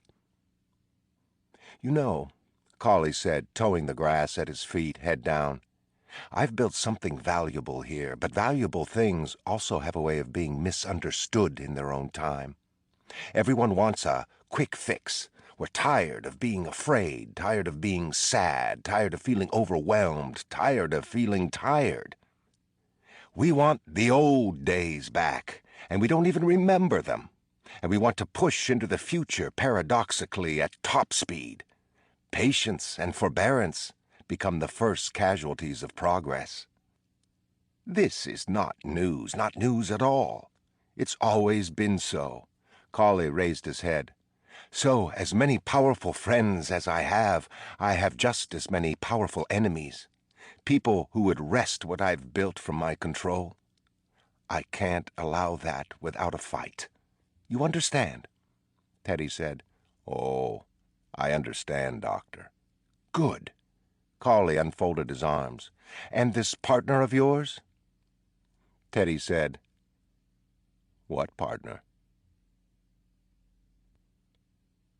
Trey Washington was in the room when Teddy got back, lying on the bed reading an old issue of Life. Teddy looked at Chuck's bunk. The bed had been remade and the sheet and blanket were tucked tight, and you'd never know someone had slept there 2 nights before. Teddy's suit jacket, shirt, tie, and pants had been returned from the laundry and hung in the closet under plastic wrap, and he changed out of his orderly clothes and put them on as Trey flipped the glossy pages of the magazine. "How you doing tonight, Marshal?" "Doing okay." That's good. He noticed that Trey wouldn't look at him, kept his eyes on that magazine, turning the same pages over and over. Teddy transferred the contents of his pockets, placing Latus's intake form in his inside coat pocket along with his notebook. He sat on Chuck's bunk across from Trey and tied his tie, tied his shoes, and then sat there quietly. Trey turned another page of the magazine. "Gonna be hot tomorrow." "Really?" "Hot as a motherfucker. Patients don't like the heat." "No?" He shook his head, turned another page. "No, sir. Make 'em all itchy and what not. Got us a full moon, too, coming tomorrow night. Just make things a whole lot worse, all we need." "Why's that?" "What's that, Marshal?" "The full moon. You think it makes people crazy?" "I know it does." Found a wrinkle in one of the pages and used his index finger to smooth it out. "How come?" "Well, you think about it. The moon affects the tide, right?" "Sure." "Has some sort of magnet effect or something on water." "I'll buy that." "Human brain," Trey said, "is over 50% water." "No kidding." "No kidding. You figure old Mr. Moon can jerk the ocean around. Think what it can do to the head." "How long you been here, Mr. Washington?" He finished smoothing out the wrinkle, turned the page. "Oh, long time now. Since I got out of the Army in 46. "You were in the Army?" "Yes, I was. Came there for a gun that gave me a part. Fought the Germans with bad cooking, sir." "That was bullshit," Teddy said. "That was some bullshit, yes, Marshal. They let us into the war. It would have been over by 44. "You'll get no argument from me." "You was in all sorts of places, huh?" "Yeah, I was. Saw the world." "What'd you think of it?" "Different languages, same shit." "Yeah, that's the truth, huh?" "You know what the warden called me tonight, Mr. Washington?" "What's that, Marshal?" "A nigger." Trey looked up from the magazine. "He what?" Teddy nodded. "Said there were too many people in the world of low fiber, mud races, niggers, retards. Said I was just a nigger to him." "You didn't like that, did you?" Trey chuckled. and the sound died as soon as it left his mouth. "You don't know what it is to be a nigger, though." "I'm aware of that, Trey. This man is your boss, though." "Ain't my boss. I work for the hospital end of things. The white devil, he on the prison side." "Still your boss." "No, he ain't." Trey rose up on his elbow. "You hear? I mean, are we definitely clear on that one, Marshal?" Teddy shrugged. Trey swung his legs over the bed and sat up. "You trying to make me mad, sir?" Teddy shook his head. "So then, why don't you agree with me when I tell you I don't work for that white son of a bitch?" Teddy gave him another shrug. "In a pinch, if it came down to it and he started giving orders, you'd hop too." "I'd what?" "Hop too, like a bunny." Trey ran a hand along his jaw, considered Teddy with a hard grin of disbelief. "I don't mean any offense," Teddy said. "Oh, no. It's just I've noticed that people on this island have a way of creating their own truth." "Figure they say it so enough times, then. It must be so." "I don't work for that man." Teddy pointed at him. "Yeah, that's the island truth I know and love." Trey looked ready to hit him. "See," Teddy said, "they held a meeting tonight, and afterward Dr. Cawley comes up and tells me I never had a partner, and if I ask you, you'll say the same thing. You'll deny that you sat with the man and played poker with the man and laughed with the man. You'll deny he ever said the way you should have dealt with your mean old aunt was to run faster. You'll deny he ever slept right here in this bed, won't you, Mr. Washington?" Trey looked down at the floor. "Don't know what you're talking about, Marshal." "Oh, I know. I never had a partner. That's the truth now. It has been decided. I never had a partner, and he's not somewhere out on this island hurt, or dead, or locked up in Ward C, or in the lighthouse. I never had a partner. You want to repeat that after me, just so we're clear? I never had a partner. Come on, try it." Trey looked up. "You never had a partner," Teddy said, "and you don't work for the Warden." Trey clasped his hands on his knees. He looked at Teddy, and Teddy could see that this was eating him. His eyes grew moist, and the flesh along his chin trembled. "You need to get out of here," he whispered.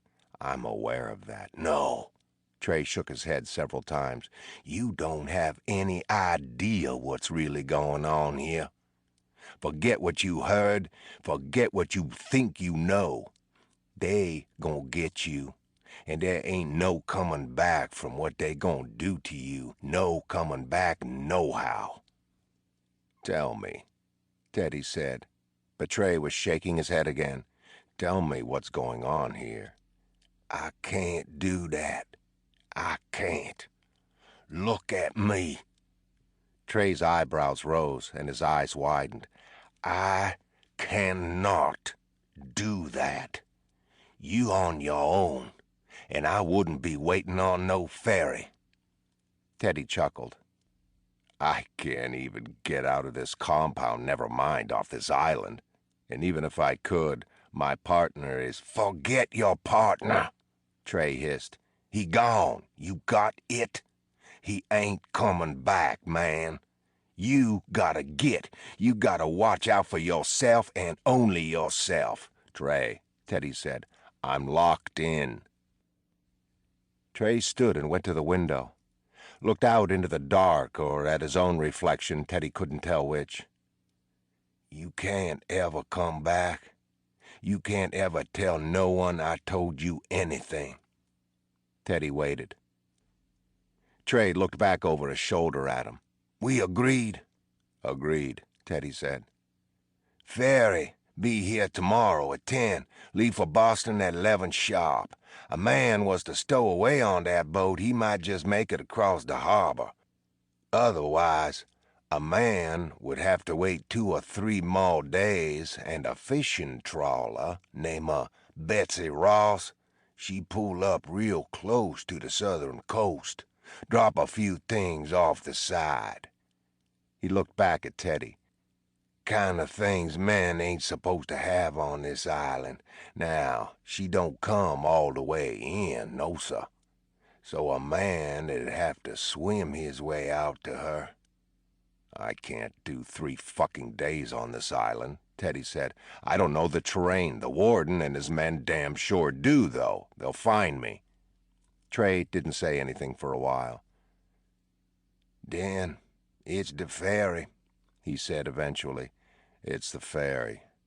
But how do I get out of the compound?" "Shit," Trey said. "You might not buy this, but it is your lucky day. Storm fucked up everything, particularly the electrical systems. Now, we repaired most of the wires on the wall. Most of them." Teddy said, "Which sections didn't you get to?" "The southwest corner. Those 2 are dead, right where the wall meets in a 90-degree angle. The rest of them will fry you like chicken, so don't slip and reach out and grab one here." "I hear." Trey nodded to his reflection. "I'd suggest you get. Time's wasting." Teddy stood. "Chuck," he said. Trey scowled. "There is no Chuck, all right? Never was. You get back to the world, you talk about Chuck all you like, but here, the man never happened." It occurred to Teddy as he faced the southwest corner of the wall that Trey could be lying. If Teddy put a hand to those wires, got a good grip, and they were live, they'd find his body in the morning at the foot of the wall as black as last month's steak. Problem solved. Trey gets Employee of the Year, maybe a nice gold watch. He searched around until he found a long twig, and then he turned to a section of wire to the right of the corner. He took a running jump at the wall, got his foot on it, and leapt up. He slapped the twig down on the wire, and the wire spit out a burst of flame, and the twig caught fire. Teddy came back to earth and looked at the wood in his hand. The flame went out, but the wood smoldered. He tried it again, this time on the wire over the right side of the corner.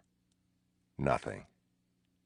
He stood down below again, taking a breath, and then he jumped up the left wall, hit the wire again, and again. Nothing.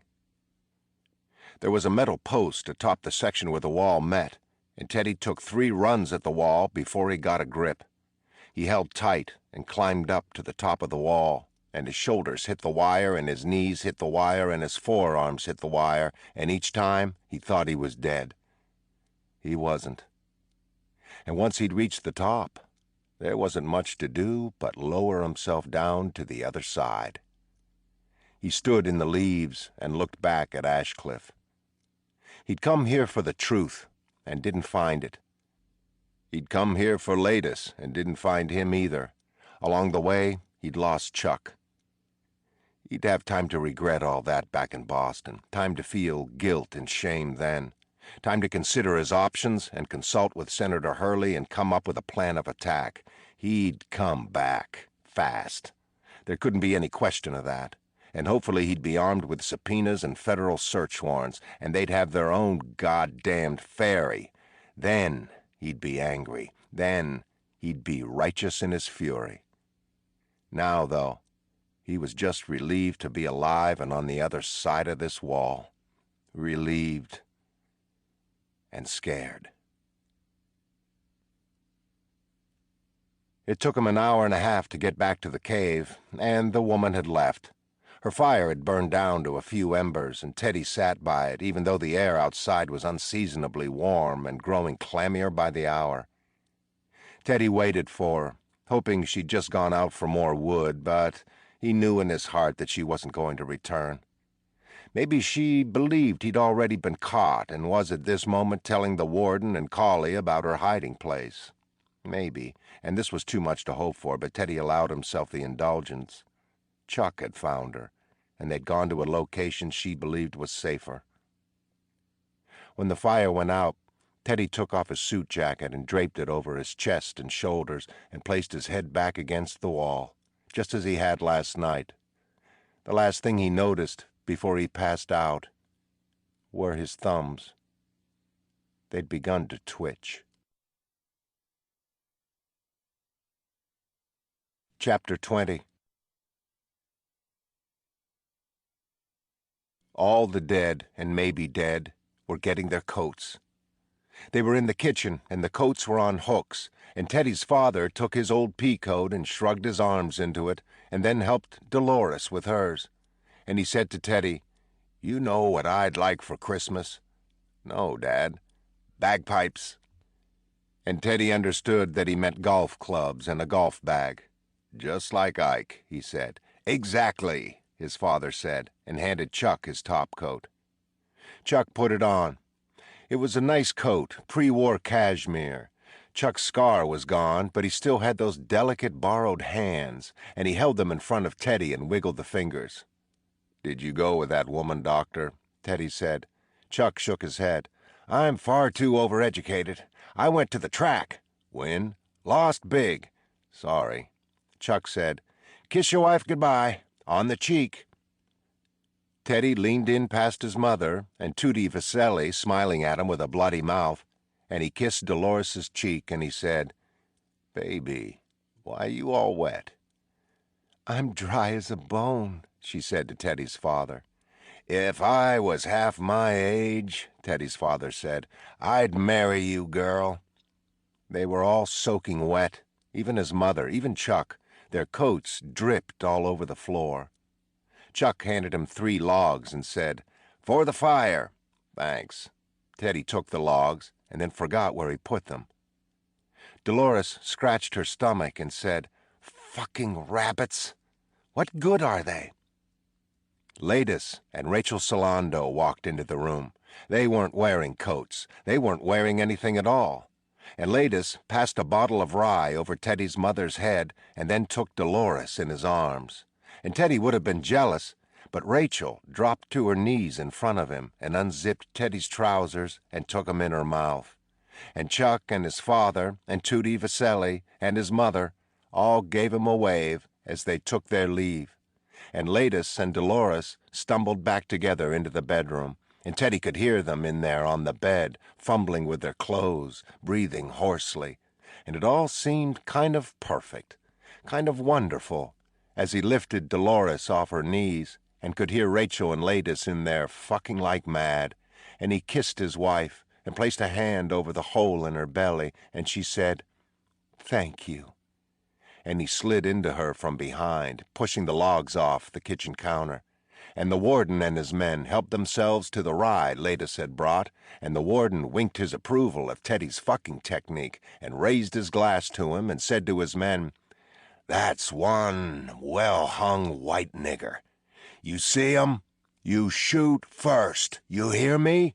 You don't give it a second thought. This man gets off the island. We are all summarily fucked, gentlemen." Teddy threw his coat off his chest and crawled to the edge of the cave. The warden and his men were up on the ridge above him. The sun was up. Seagulls shrieked. Teddy looked at his watch. 8 a.m. "Do not take chances," the warden said. "This man is combat-trained, combat-tested, and combat-hardened. He has the Purple Heart and the oak leaf with clusters. He killed 2 men in Sicily with his bare hands."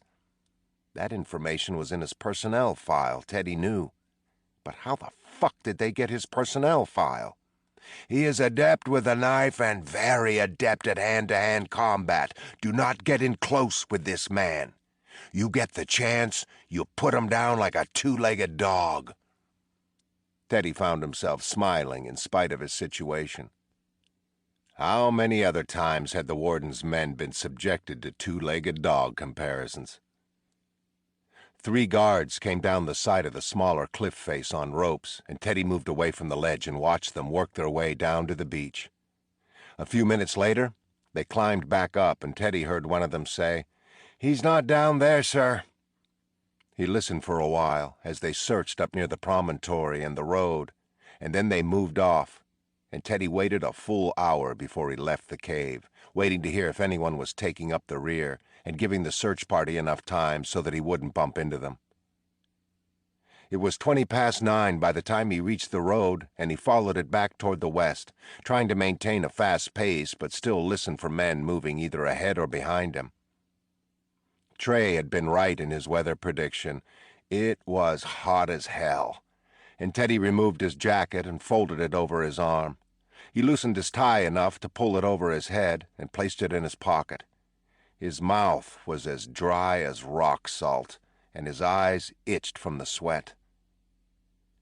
He saw Chuck again in his dream, putting on his coat, and the image stabbed him deeper than the one of Latus fondling Dolores. Until Rachel and Latus had shown up, everyone in that dream was dead, except for Chuck. But he'd taken his coat from the same set of hooks and followed them out the door. Teddy hated what that symbolized. If they'd gotten to Chuck on the promontory, they'd probably been dragging him away while Teddy climbed his way back out of the field. And whoever had sneaked up on him must have been very good at his job, because Chuck hadn't even gotten off a scream.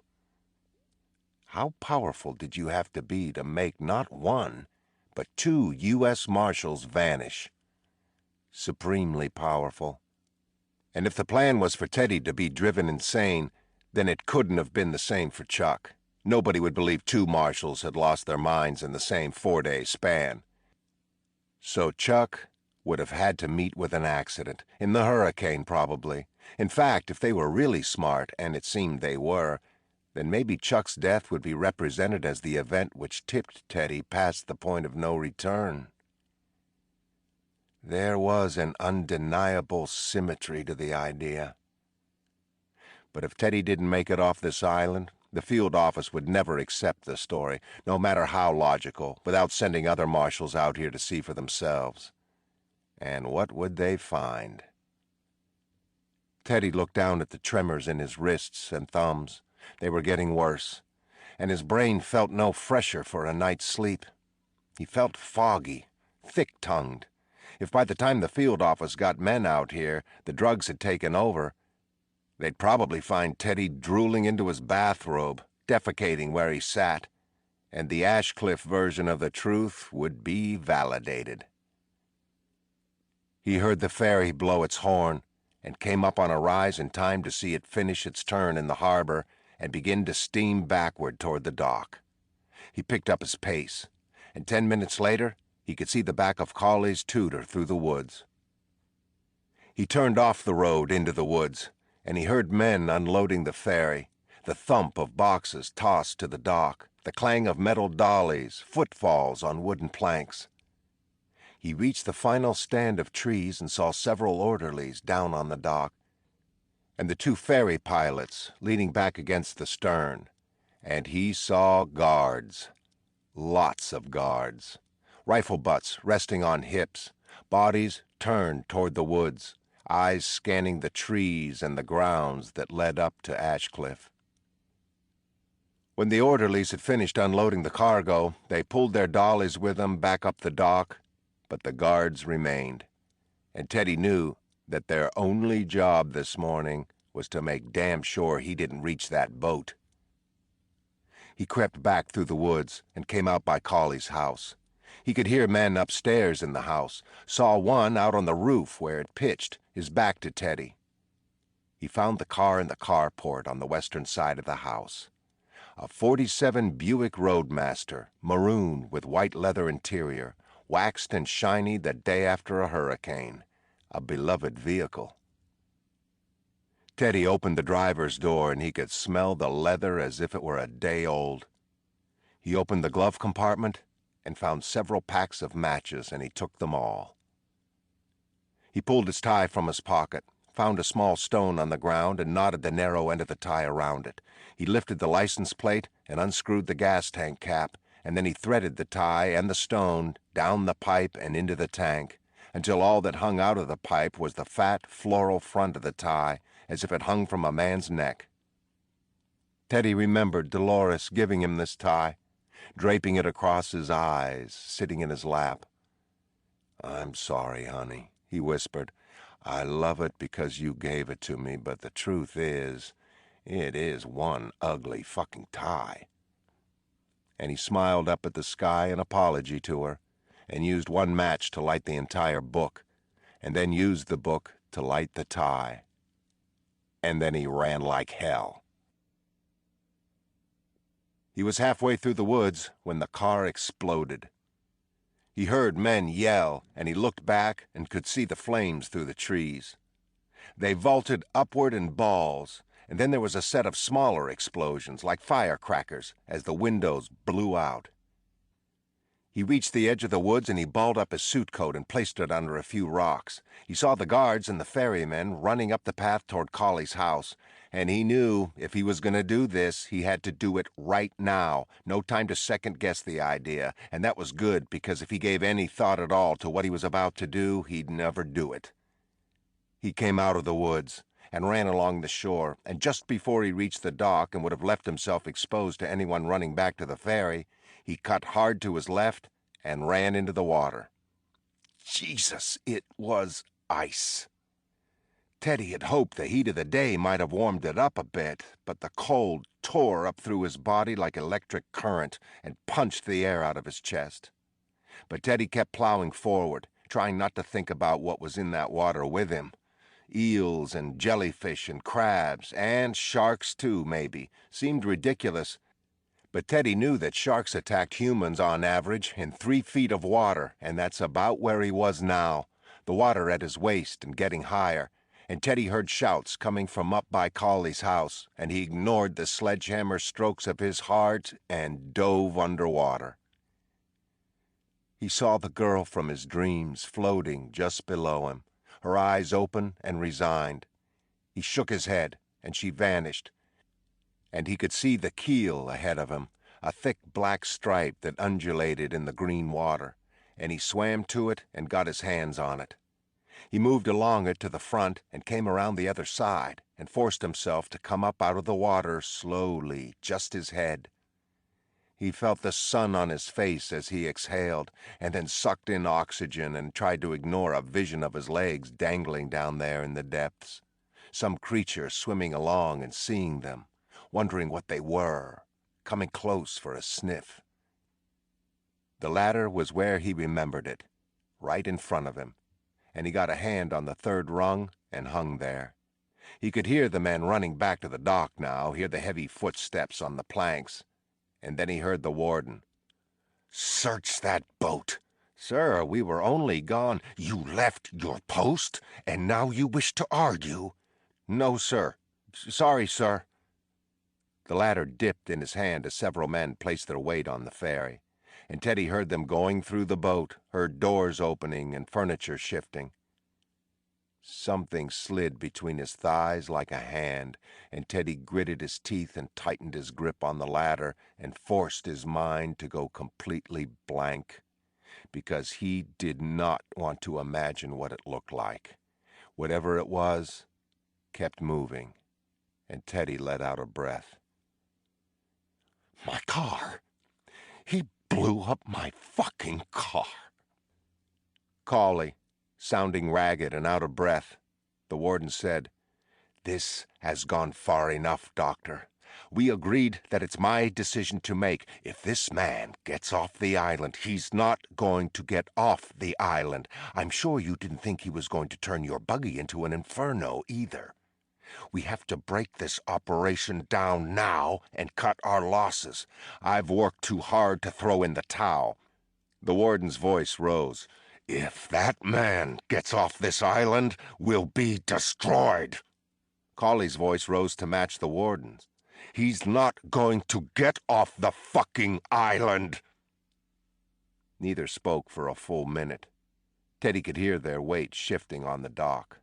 "Fine, Doctor, but that ferry stays. It does not leave this dock until that man is found." Teddy hung there, the cold finding his feet and burning them. Cawley said, "They'll want answers for that in Boston." Teddy closed his mouth before his teeth could chatter. "Then give them. but that ferry stays." Something nudged the back of Teddy's left leg. "All right, Warden." Another nudge against his leg, and Teddy kicked back, heard the splash he made hit the air like a gunshot. Footsteps on the stern. "He's not in there, sir. We checked everywhere." "So where did he go?" the warden said. "Anyone?" "Shit." "Yes, Doctor. He's headed for the lighthouse. That thought did occur to me. I'll handle it. Take some men. I said I'll handle it. We've got men there. Not enough. I'll handle it, I said." Teddy heard Cawley's shoes bang their way back up the dock and get softer as they hit the sand. "Lighthouse or no lighthouse," the warden said to his men, "this boat goes nowhere. Get the engine keys from the pilot and bring them to me." He swam most of the way there. Dropped away from the ferry and swam toward shore until he was close enough to the sandy bottom to use it, clawing along until he'd gone far enough to raise his head from the water and risk a glance back. He'd covered a few 100 yards, and he could see the guards forming a ring around the dock. He slipped back under the water and continued clawing, unable to risk the splashing that freestyle or even doggy paddling would cause, and after a while, he came to the bend in the shoreline and made his way around it and walked up onto the sand and sat in the sun and shook from the cold. He walked as much of the shore as he could before he ran into a set of outcroppings that pushed him back into the water, and he tied his shoes together and hung them around his neck and went for another swim, and envisioned his father's bones somewhere on this same ocean floor, and envisioned sharks and their fins and their great snapping tails, and barracuda with rows of teeth, and he knew he was getting through this because he had to, and the water had numbed him, and he had no choice now but to do this, and he might have to do it again in a couple of days when the Betsy Ross dropped its booty off the island's southern tip. And he knew that the only way to conquer fear was to face it. He'd learned that in the war enough. But even so, if he could manage it, he would never, ever get in the ocean again. He could feel it watching him and touching him. He could feel the age of it, more ancient than gods and prouder of its body count. He saw the lighthouse at just about 1 o'clock. He couldn't be sure because his watch was back in his suit jacket, but the sun was roughly in the right place.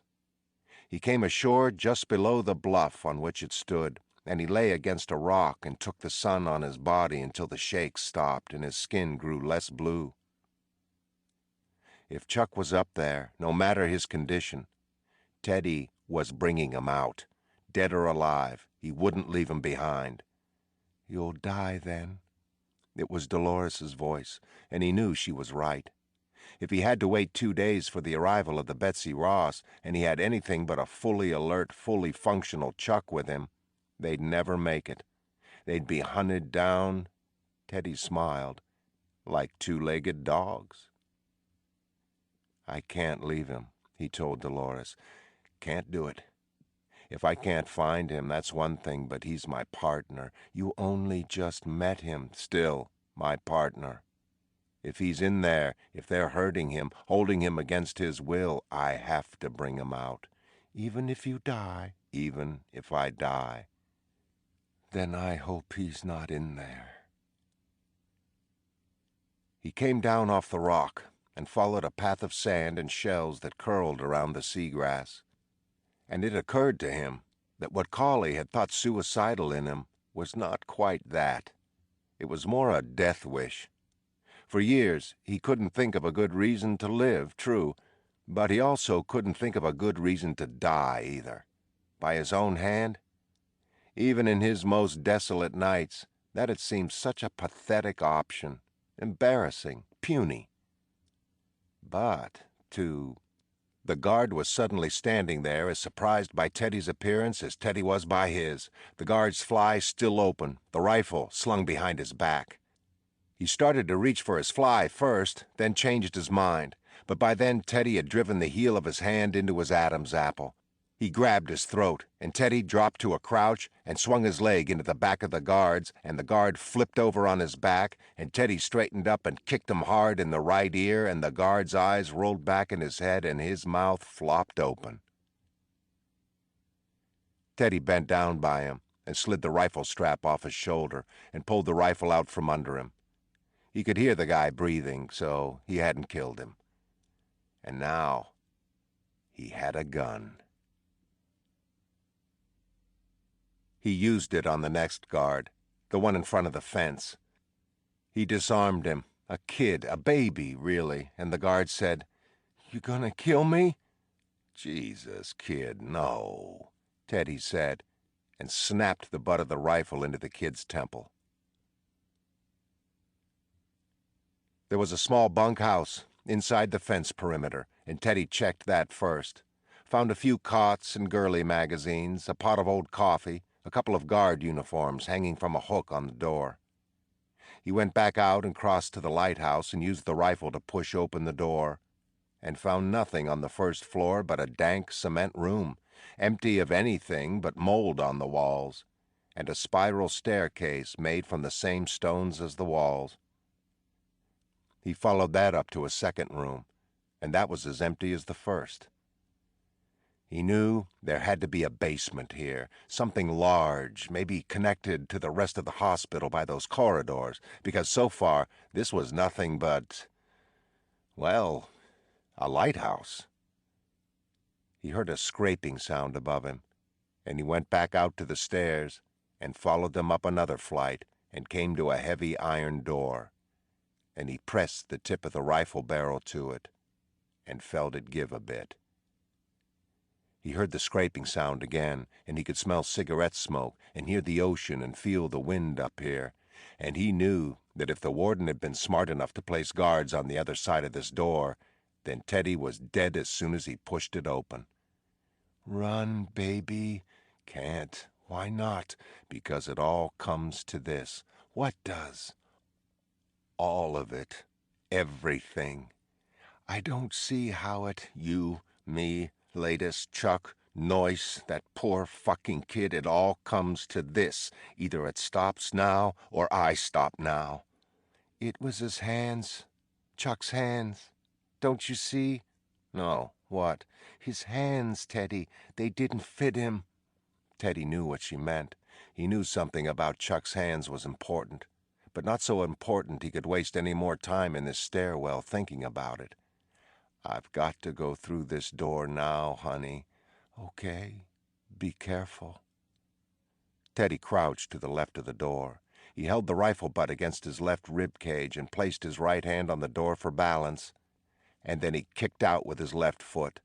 The door swung wide, and he dropped to his knee in the swinging of it and placed the rifle to his shoulder and sighted down the barrel. At Cawley, sitting behind a table, his back to a small window square, the ocean spread blue and silver behind him, the smell of it filling the room, the breeze fingering the hair on the sides of his head. Cawley didn't look startled. He didn't look scared. He tapped his cigarette against the side of the ashtray in front of him and said to Teddy, "Why are you all wet, baby?" Chapter 21. The walls behind Cawley were covered in pink bed sheets, their corners fastened by wrinkled strips of tape. On the table in front of him were several folders, a military-issue field radio, Teddy's notebook, Latus's intake form, and Teddy's suit jacket. Propped on the seat of a chair in the corner was a reel-to-reel tape recorder, the reels moving, a small microphone sitting on top and pointing out at the room. Directly in front of Cawley was a black leather-bound notebook. He scribbled something in it and said, "Take a seat." "What did you say?" "I said take a seat before that." "You know exactly what I said." Teddy brought the rifle down from his shoulder but kept it pointed at Cawley and entered the room. Cawley went back to scribbling. "It's empty." "What?" "The rifle. It doesn't have any bullets in it. Given all your experience with firearms, how could you fail to notice that?" Teddy pulled back the breech and checked the chamber. It was empty. Just to be sure, he pointed at the wall to his left and fired, but got nothing for his effort but the dry click of the hammer. "Just put it in the corner," Cawley said. Teddy laid the rifle on the floor and pulled the chair out from the table, but didn't sit in it. "We'll get to that. Sit down. Take a load off. Here." Cawley reached down to the floor, came back up with a heavy towel and tossed it across the table to Teddy. "Dry yourself off a bit. You'll catch cold." Teddy dried his hair and then stripped off his shirt. He balled it up and tossed it in the corner and dried his upper body. When he finished, he took his jacket from the table. "You mind?" Cawley looked up. No. Help yourself." Teddy put the jacket on and sat in the chair. Cawley wrote a bit more, the pen scratching the paper. "How badly did you hurt the guards?" "Not too," Teddy said.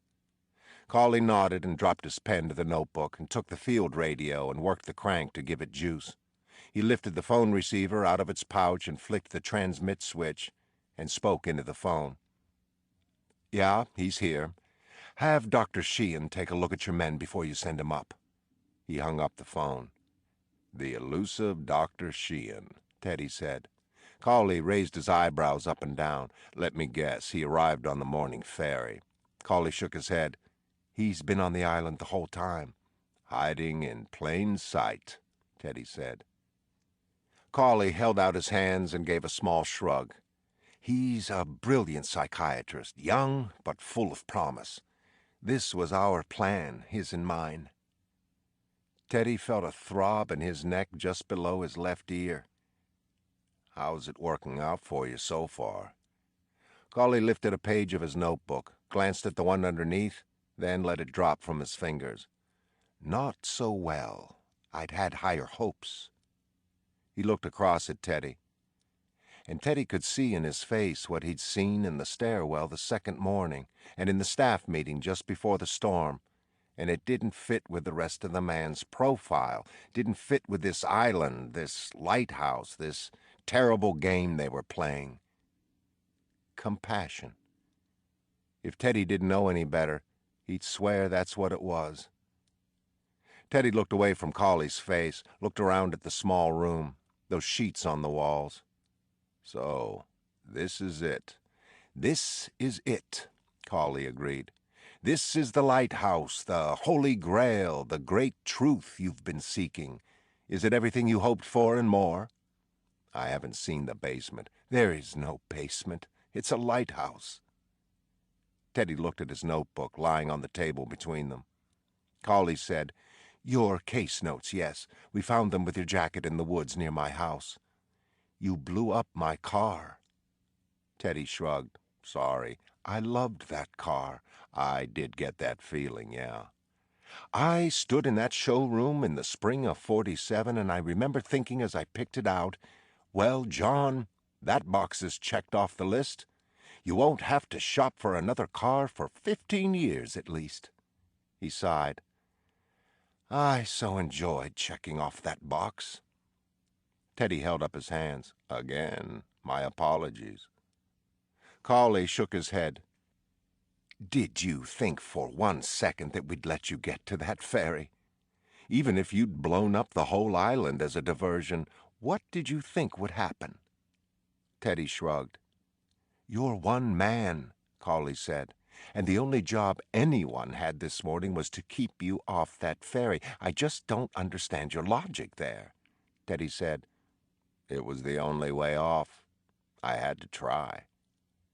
Cawley stared at him in confusion and then muttered, "Christ, I love that car," and looked down at his own lap. Teddy said, "You got any water?" Cawley considered the request for a while, and then turned his chair to reveal a pitcher and 2 glasses on the windowsill behind him. He poured each of them a glass and handed Teddy's across the table. Teddy drained the entire glass in one long swallow. "Dry mouth, huh?" Cawley said. "Settled in your tongue like an itch you can't scratch no matter how much you drink?" He slid the pitcher across the table and watched as Teddy refilled his glass. "Tremors in your hands. Those are getting pretty bad. How's your headache?" And as he said it, Teddy felt a hot wire of pain behind his left eye that extended out to his temple and then went north over his scalp and south down to his jaw. "Not bad," he said. "It'll get worse." Teddy drank some more water. "I'm sure. That woman doctor told me as much." Cawley sat back with a smile and tapped his pen on his notebook. "Who's this now?" "Didn't get her name," Teddy said, "but she used to work with you." "Oh, and she told you what exactly?" "She told me that neuroleptics took 4 days to build up workable levels in the bloodstream. She predicted the dry mouth, the headaches, the shakes. Smart woman, yup." "It's not from neuroleptics." "No." "No." "What's it from, then?" "Withdrawal," Cawley said. "Withdrawal from what?" Another smile, and then Cawley's gaze grew distant for a moment, and he flipped open Teddy's notebook to the last page he'd written, pushed it across the table to him. "That's your handwriting, correct?" Teddy glanced down at it. "Yeah." "The final code?" "Well, it's code." "But you didn't break it." "I didn't have the chance. Things got a bit hectic, in case you didn't notice." "Sure, sure." Cawley tapped the page. "Care to break it now?" Teddy looked down at the 9 numbers and letters. 13M, 21, U, 25, Y, 18R, 1A, 5E, 8H, 15O, 9I. He could feel the wire poking the back of his eye. "I'm not really feeling my best at the moment." "But it's simple," Cawley said. 9 letters. "Let's give my head a chance to stop throbbing." "Fine." "Withdrawal from what?" Teddy said. "What did you give me?" Cawley cracked his knuckles and leaned back in his chair with a shuddering yawn. "Chlorpromazine. It has its downsides, many, I'm afraid. I'm not too fond of it. I'd hoped to start you on imipramine before the latest series of incidents, but I don't think that will happen now." He leaned forward. "Normally, I'm not a big fan of pharmacology, but in your case, I definitely see the need for it." "Imipramine?" "Some people call it tofranil." Teddy smiled. "And chlorpromazine," Cawley said. "Chlorpromazine. That's what you're on now. What you're withdrawing from. The same thing we've been giving you for the last 2 years." Teddy said, "The last what?" 2 years. Teddy chuckled. "Look, I know you guys are powerful. You don't have to oversell your case, though." "I'm not overselling anything." "You've been drugging me for 2 years." "I prefer the term medicating." "And what? You had a guy working in the U.S. Marshal's office? Guy's job was to spike my Joe every morning? Or maybe, wait, he worked for the newsstand where I buy my cup of coffee on the way in. That would be better. So for 2 years you've had someone in Boston slipping me drugs." "Not Boston," Cawley said quietly. "Here." "Here?" He nodded. "Here. You've been here for 2 years. A patient of this institution." Teddy could hear the tide coming in now, angry, hurling itself against the base of the bluff. He clasped his hands together to quiet the tremors and tried to ignore the pulsing behind his eye, growing hotter and more insistent. "I'm a U.S. Marshal," Teddy said. "Were a U.S. Marshal," Cawley said. "Am," Teddy said. "I am a federal marshal with the United States government. I left Boston on Monday morning, September the 22nd, 1954. "Really?" Cawley said. "Tell me how you got to the ferry. Did you drive? Where did you park?" "I took the subway." "The subway doesn't go out that far." "Transferred to a bus." "Why didn't you drive?" "Car's in the shop." "Oh. And Sunday, what's your recollection of Sunday? Can you tell me what you did? Can you honestly tell me anything about your day before you woke up in the bathroom of the ferry?" Teddy could. Well, he would have been able to, but the fucking wire in his head was digging through the back of his eye and into his sinus passages.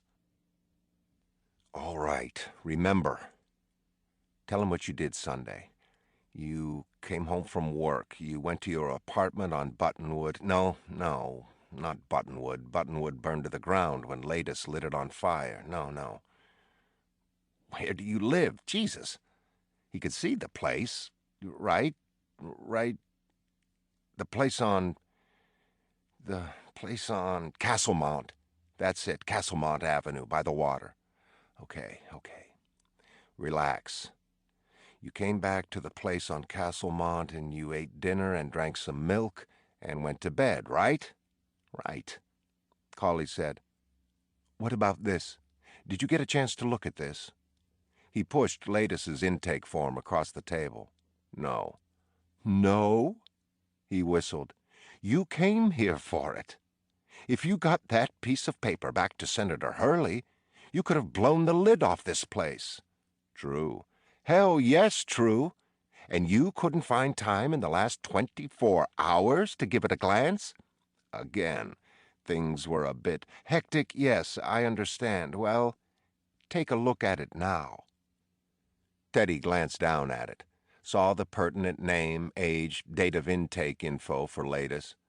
In the comments section, he read, patient is highly intelligent and highly delusional, known proclivity for violence, extremely agitated, shows no remorse for his crime because his denial is such that no crime ever took place.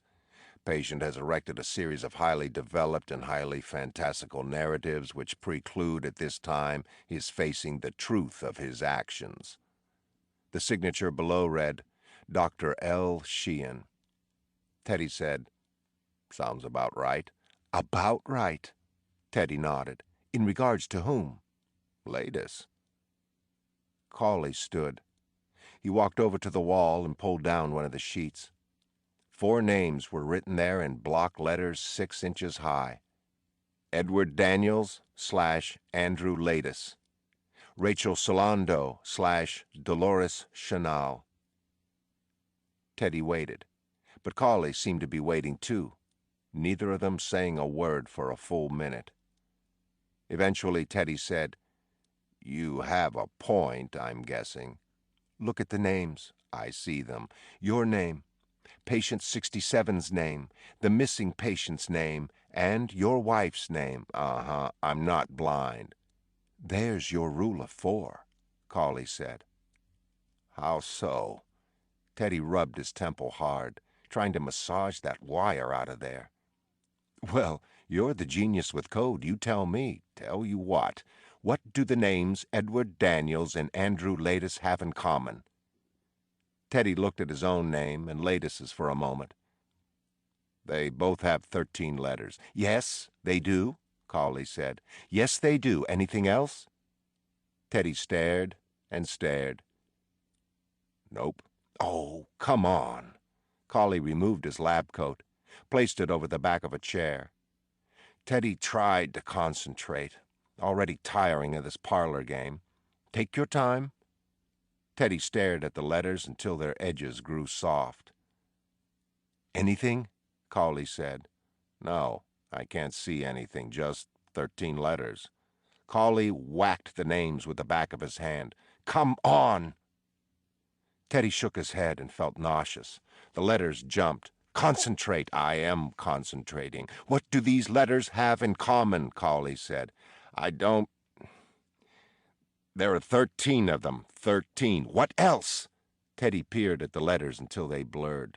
Nothing. Nothing? Nothing, Teddy said. What do you want me to say? I can't tell you what I don't know. I can't... Cawley shouted it. They're the same letters! Teddy hunched forward, tried to get the letters to stop quivering. What? They're the same letters. No, the names are anagrams for one another. Teddy said it again. No. Cawley frowned and moved his hand across the line.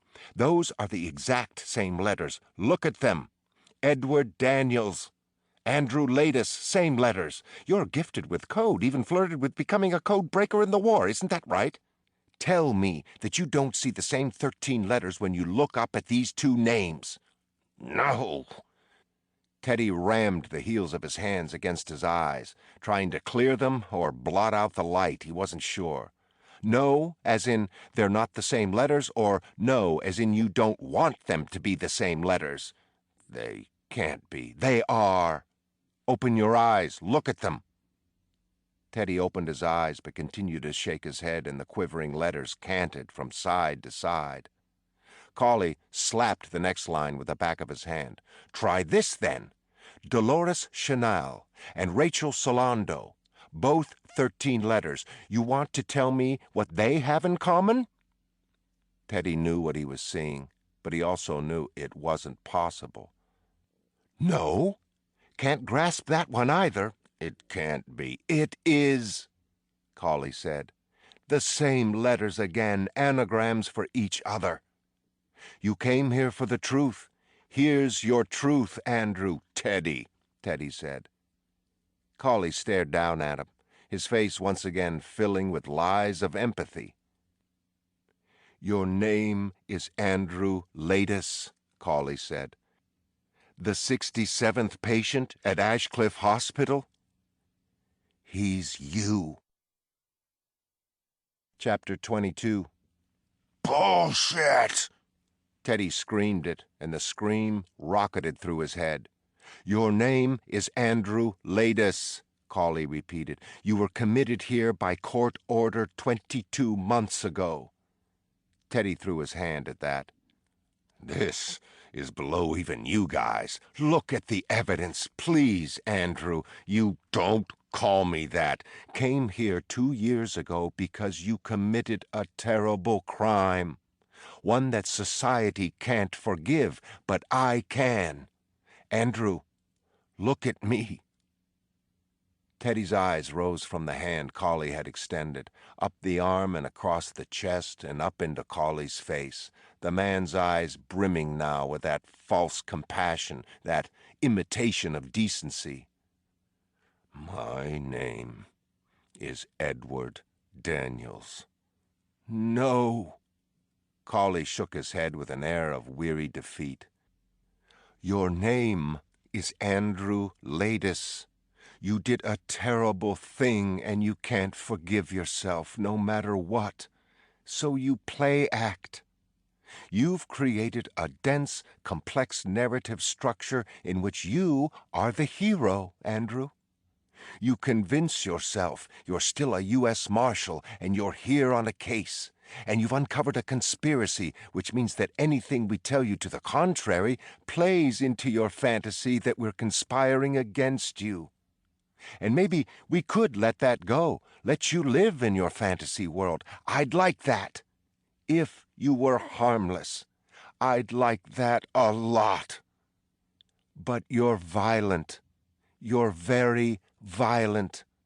And because of your military and law enforcement training, you're too good at it. You're the most dangerous patient we have here. We can't contain you. It's been decided. Look at me. Teddy looked up, saw Cawley half stretching across the table, his eyes pleading. It's been decided that if we can't bring you back to sanity now, right now, permanent measures will be taken to ensure you never hurt anyone again. Do you understand what I'm saying to you?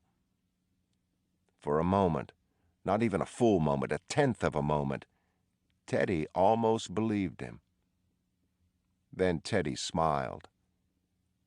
It's a nice act you got going, Doc. Who's the bad cop, Sheehan? He glanced back at the door. He's about due, I'd say. Look at me, Cawley said. Look into my eyes. Teddy did. They were red and swimming from lack of sleep and more. What was it? Teddy held Cawley's gaze, studied those eyes. And then it came to him. If he didn't know otherwise, he'd swear Cawley was suffering from a broken heart. Listen, Cawley said. I'm all you've got. I'm all you've ever had. I've been hearing this fantasy for 2 years now. I know every detail, every wrinkle. The codes, the missing partner, the storm, the woman in the cave, the evil experiments in the lighthouse. I know about Noyce and the fictitious Senator Hurley. I know you dream of Dolores all the time and her belly leaks and she's soaking with water. I know about the logs. You're full of shit, Teddy said. How would I know? Teddy ticked off the evidence on his trembling fingers. I've been eating your food, drinking your coffee, smoking your cigarettes. Hell, I took 3 aspirin from you the morning I arrived. Then you drugged me the other night. You were sitting there when I woke up. I haven't been the same since. That's where all this started, that night after my migraine. What'd you give me? Cawley leaned back.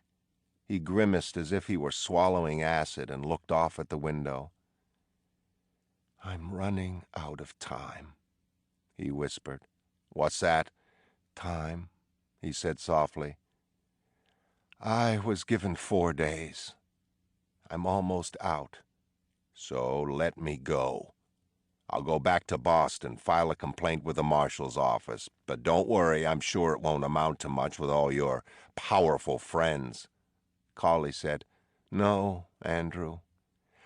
I'm almost out of friends. I've been fighting a battle here for 8 years, and the scales have tipped in the other side's favor. I'm going to lose my position, lose my funding. I swore before the entire board of overseers that I could construct the most extravagant role-playing experiment psychiatry has ever seen, and it would save you. It would bring you back. But if I was wrong... His eyes widened and he pushed his hand up into his chin as if he were trying to pop his jaw back into place. He dropped the hand, looked across the table at Teddy. Don't you understand, Andrew? If you fail, I fail. If I fail, it's all over. Gee, Teddy said, that's too bad. Outside, some gulls cawed. Teddy could smell the salt in the sun and the damp, briny sand.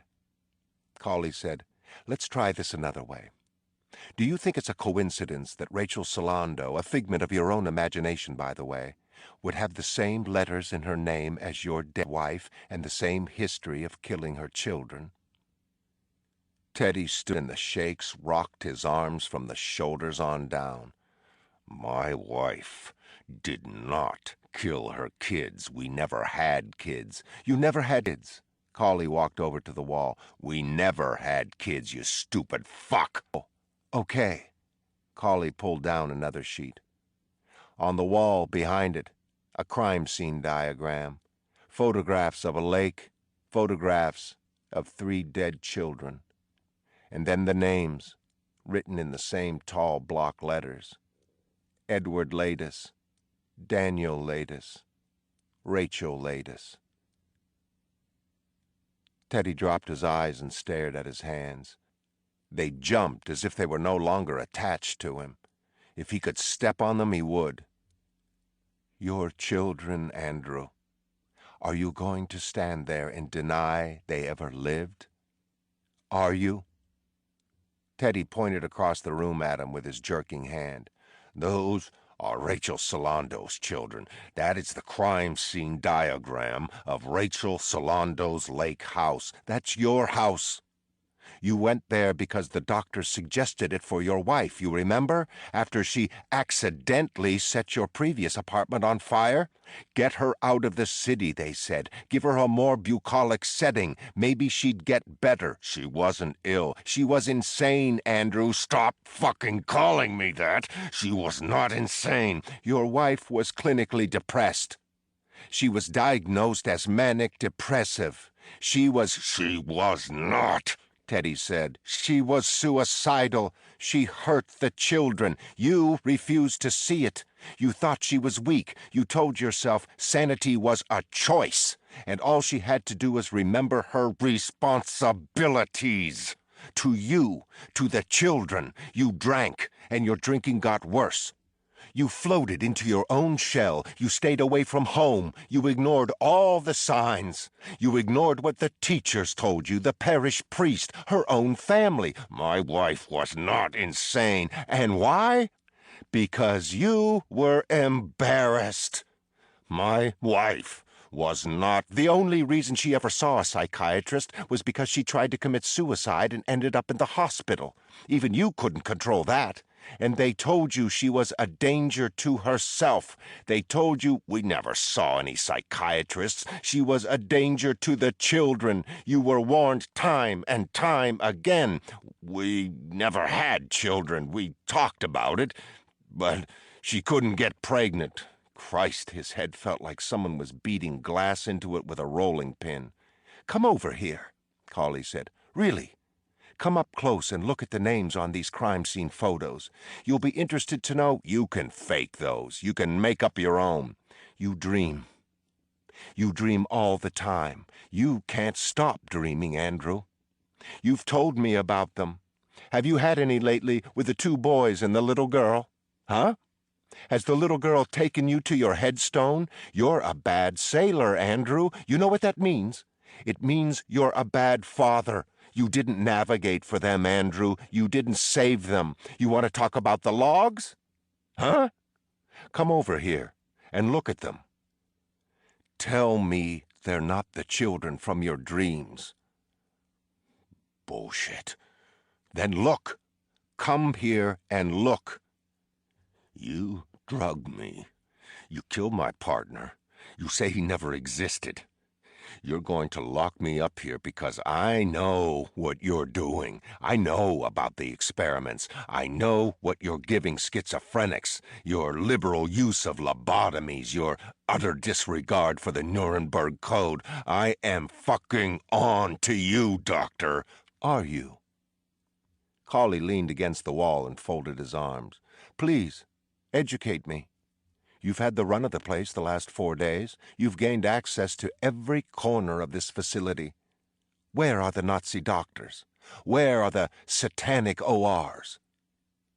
He walked back over to the table and consulted his notes for a moment. Do you still believe we're brainwashing patients, Andrew? Implementing some decades-long experiment to create, what did you call them once? Oh, here it is. Ghost soldiers? Assassins? He chuckled. I mean, I have to give you credit, Andrew. Even in these days of rampant paranoia, your fantasies take the cake. Teddy pointed a quaking finger at him. You are an experimental hospital with radical approaches. Yes, we are. You take only the most violent patients. Correct again. With a caveat. The most violent and the most delusional. And you... We what? You experiment. Yes! Cawley clapped his hands and took a quick bow. Guilty as charged. Surgically, Cawley held up a finger. Ah, no. Sorry. We do not experiment with surgery. It is used as a last resort, and that last resort is employed always over my most vocal protests. I'm one man, however, and even I can't change decades of accepted practices overnight. You're lying. Cawley sighed. Show me one piece of evidence that your theory can hold water. Just one. Teddy said nothing. And to all the evidence that I've presented, you have refused to respond. That's because it's not evidence at all. It's fabricated. Cawley pressed his hands together and raised them to his lips as if in prayer. Let me off this island, Teddy said. As a federally appointed officer of the law, I demand that you let me leave. Cawley closed his eyes for a moment. When he opened them, they were clearer and harder. Okay. Okay. You got me, Marshal. Here. I'll make it easy on you. He pulled a soft leather briefcase off the floor and undid the buckles and opened it, and tossed Teddy's gun onto the table. That's your gun, right? Teddy stared at it. Those are your initials engraved on the handle, correct? Teddy peered at it, sweat in his eyes. Yes or no, Marshal? Is that your gun? He could see the dent in the barrel from the day when Philip Stacks took a shot at him and hit the gun instead, and Stacks ended up shot from the ricochet of his own bullet. He could see his initials engraved on the handle. A gift from the field office, after he'd ended up shooting it out with Breck in Maine. And there, on the underside of the trigger guard, the metal was scraped and worn away a bit from when he dropped the gun during a foot chase in St. Louis in the winter of '49.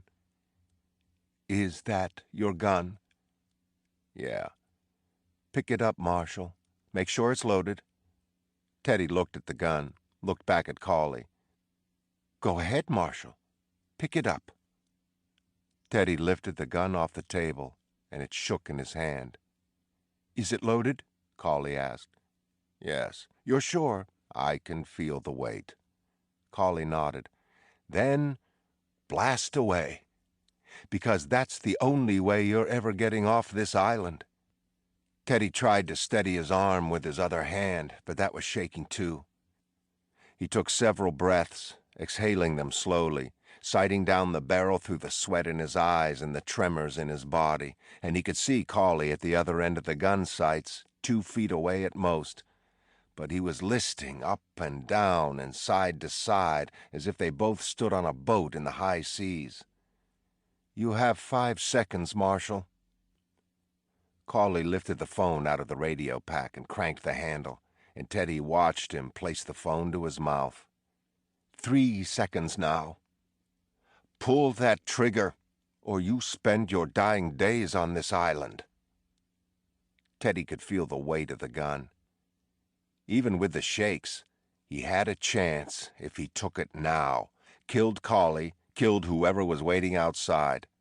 Cawley said, Warden, you can send him up.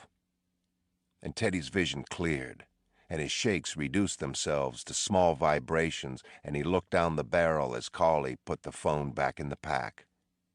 Cawley got a curious look on his face, as if only now did it occur to him that Teddy might have the faculties left to pull this off. And Cawley held up a hand. He said, Okay. And Teddy shot him dead center in the chest. Then he raised his hands a half an inch and shot Cawley in the face. With water. Cawley frowned. Then he blinked several times. He took a handkerchief from his pocket. The door opened behind Teddy, and he spun in his chair and took aim as a man entered the room. Don't shoot, Chuck said. I forgot to wear my raincoat.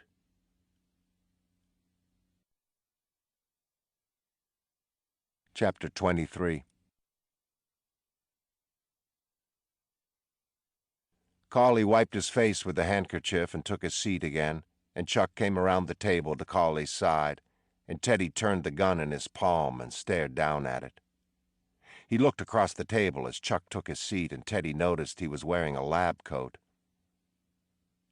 I thought you were dead, Teddy said.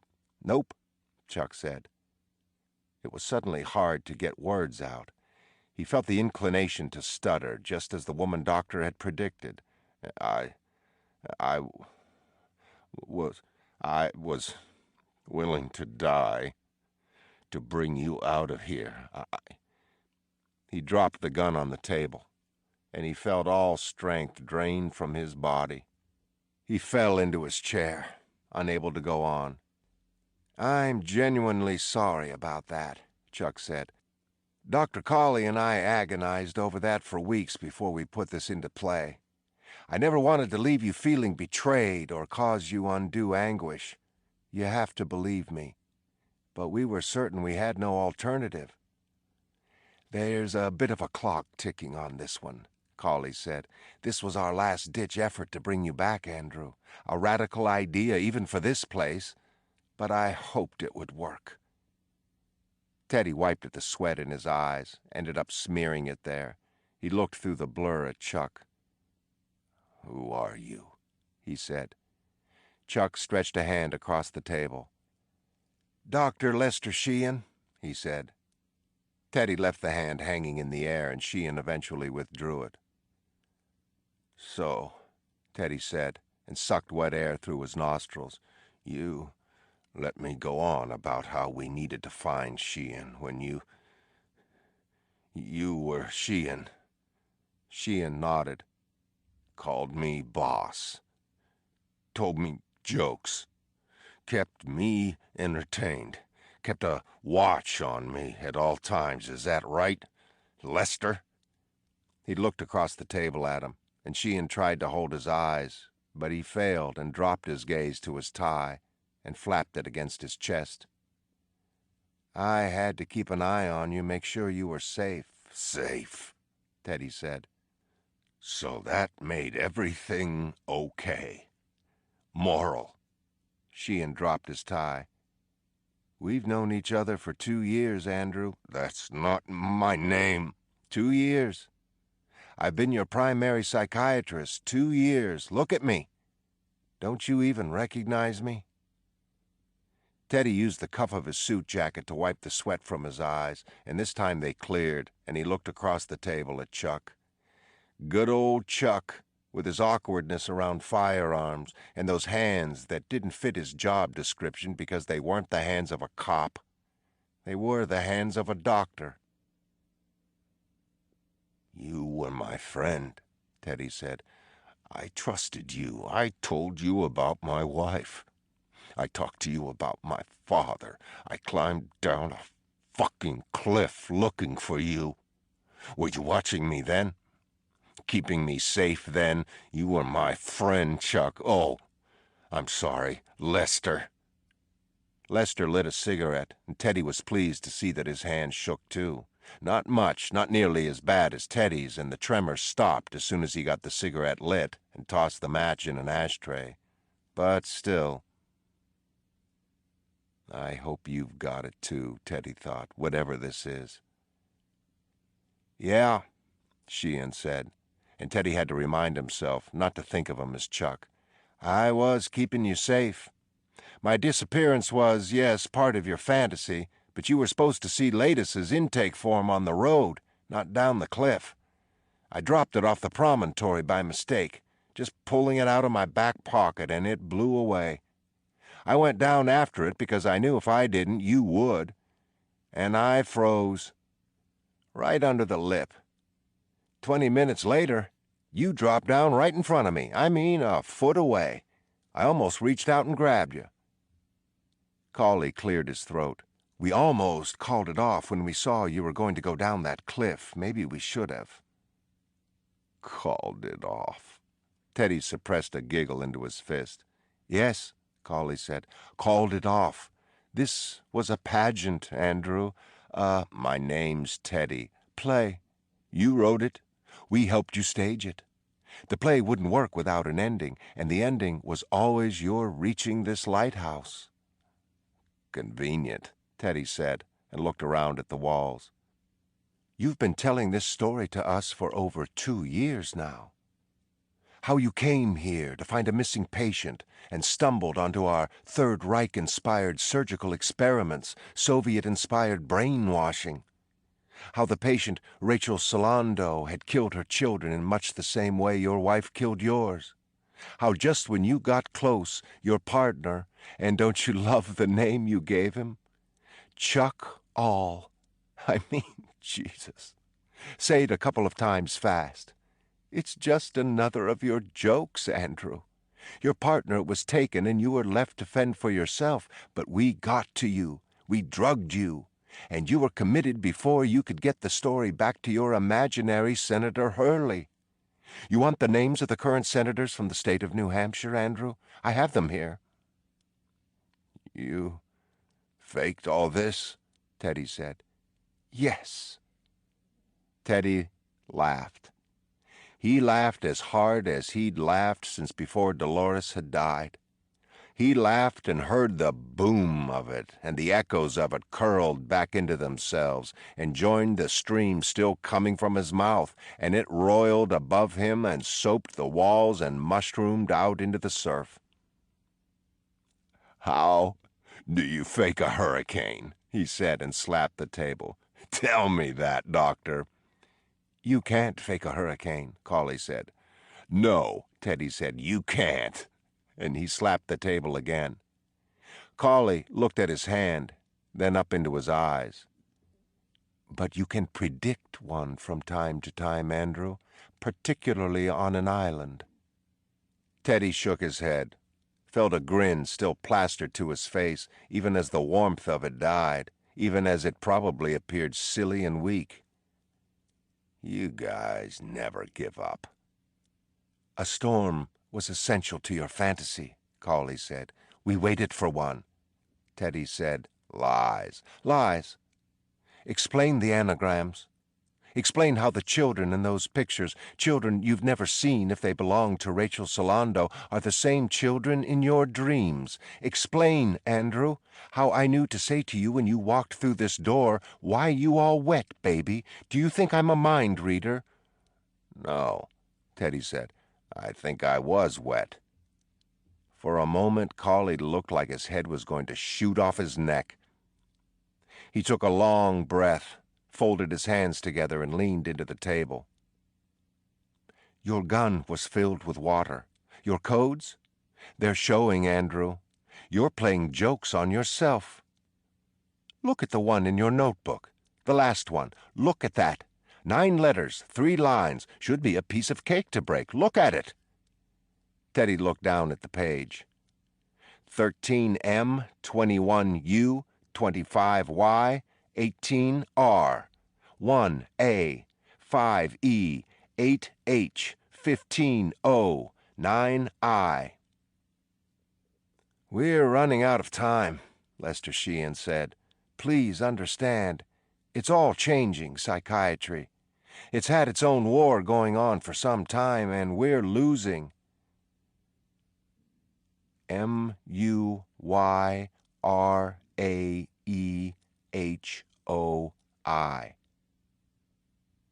Yeah, Teddy said absently. And who's we?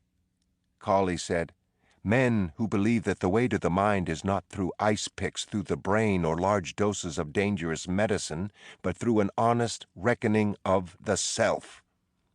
An honest reckoning of the self, Teddy repeated.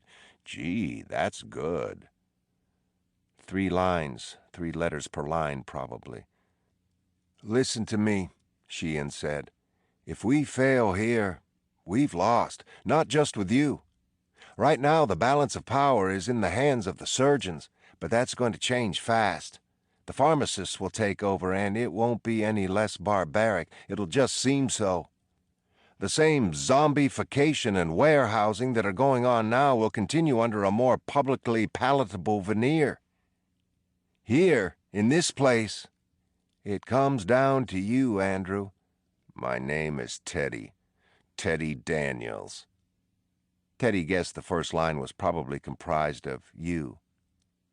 Naring's got an OR reserved in your name, Andrew. Teddy looked up from the page. Cawley nodded. We had 4 days on this. If we fail, you go into surgery. Surgery for what? Cawley looked at Sheehan. Sheehan studied his cigarette. Surgery for what? Teddy repeated. Cawley opened his mouth to speak, but Sheehan cut him off, his voice worn. A transorbital lobotomy. Teddy blinked at that and looked back at his page, found the second word, R. Just like Noyce, he said. I suppose you'll tell me he's not here either. He's here, Cawley said. And a lot of the story you told Dr. Sheehan about him is true, Andrew. But he never came back to Boston. You never met him in a jail. He's been here since August of '50. He did get to the point where he transferred out of Ward C and was trusted enough to live in Ward B. But then you assaulted him. Teddy looked up from the final 3 letters. I what? You assaulted him 2 weeks ago, damn near killed him. Why would I do that? Cawley looked over at Sheehan. Because he called you latus, Sheehan said. No, he didn't. I saw him yesterday, and he He what? He didn't call me latus, that's for damn sure. No. Cawley flipped open his notebook. I have the transcript of your conversation. I have the tapes back in my office, but for now, let's go with the transcripts. Tell me if this sounds familiar. He adjusted his glasses, head bent to the page. I'm quoting here. Latus, this is about you, and Latus, this is all it's ever been about. I was incidental. I was a way in. Teddy shook his head. He's not calling me Latus. You switched the emphasis. He was saying this about you, meaning me and Latus. Cawley chuckled. You really are something. Teddy smiled. I was thinking the same thing about you. Cawley looked down at the script. How about this? Do you remember asking Noyce what happened to his face? Sure, I asked him who was responsible. Your exact words were, "Who did this?" That sound right? Teddy nodded.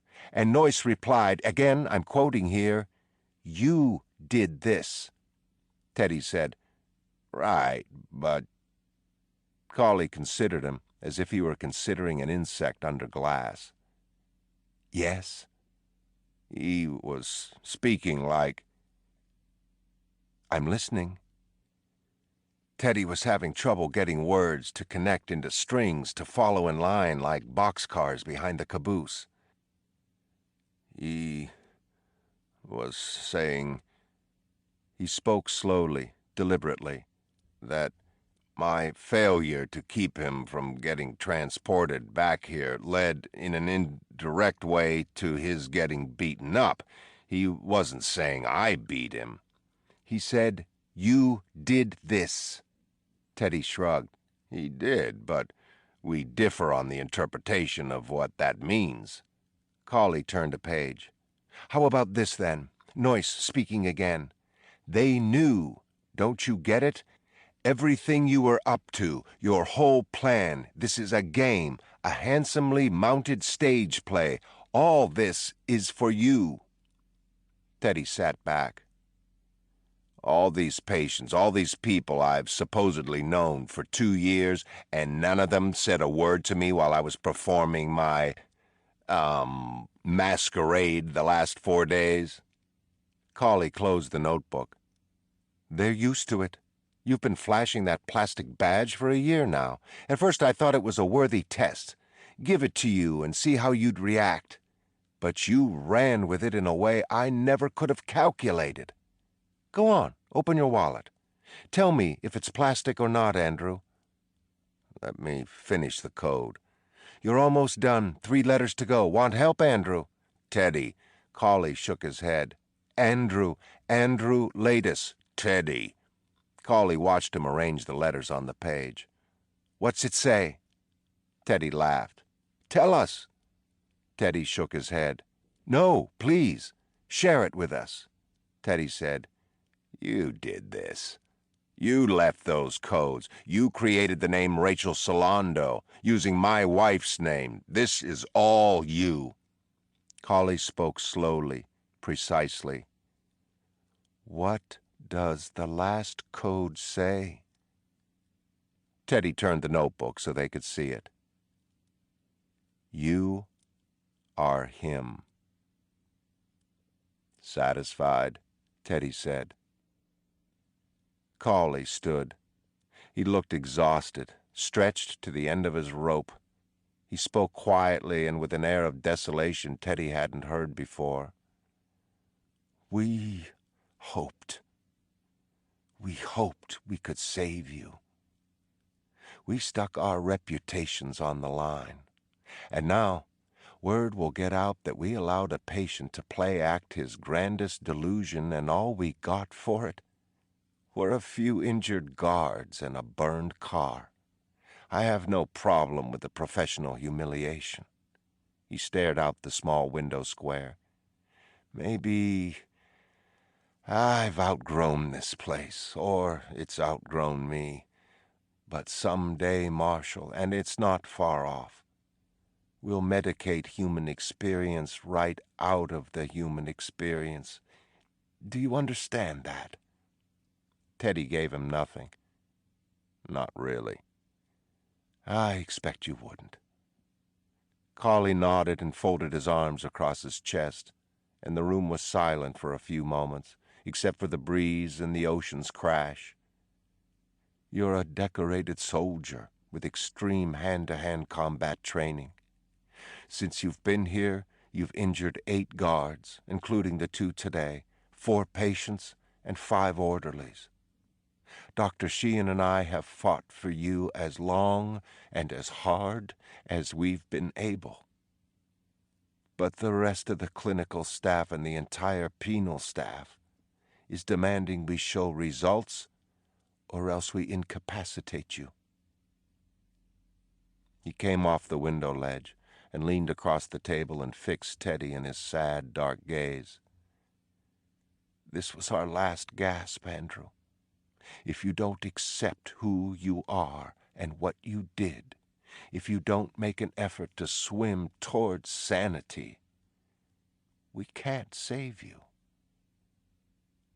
He held out his hand to Teddy. Take it, he said, and his voice was hoarse. Please, Andrew, help me save you. Teddy shook the hand. He shook it firmly. He gave Cawley his most forthright grip, his most forthright gaze. He smiled. He said, Stop calling me Andrew.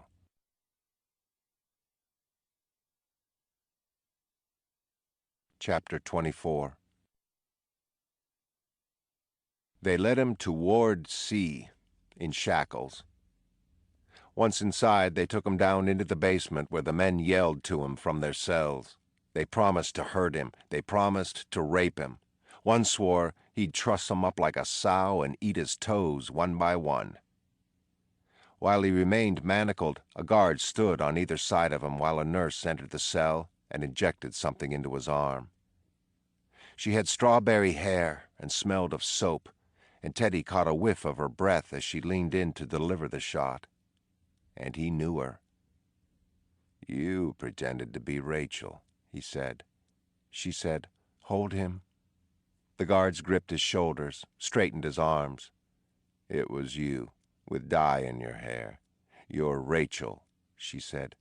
Don't flinch, and sank the needle into his arm. He caught her eye.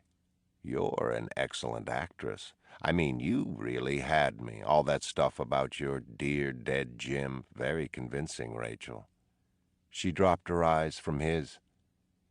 I'm Emily, she said, and pulled the needle out. You sleep now. Please, Teddy said.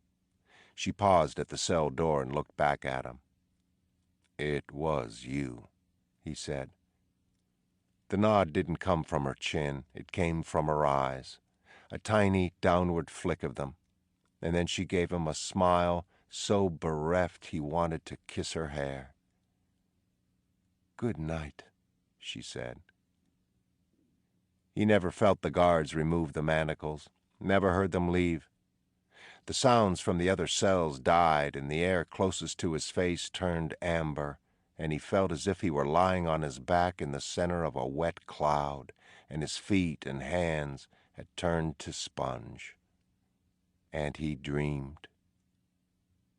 And in his dreams, he and Dolores lived in a house by a lake, because they'd had to leave the city, because the city was mean and violent, because she'd lit their apartment on Buttonwood on fire, trying to rid it of ghosts.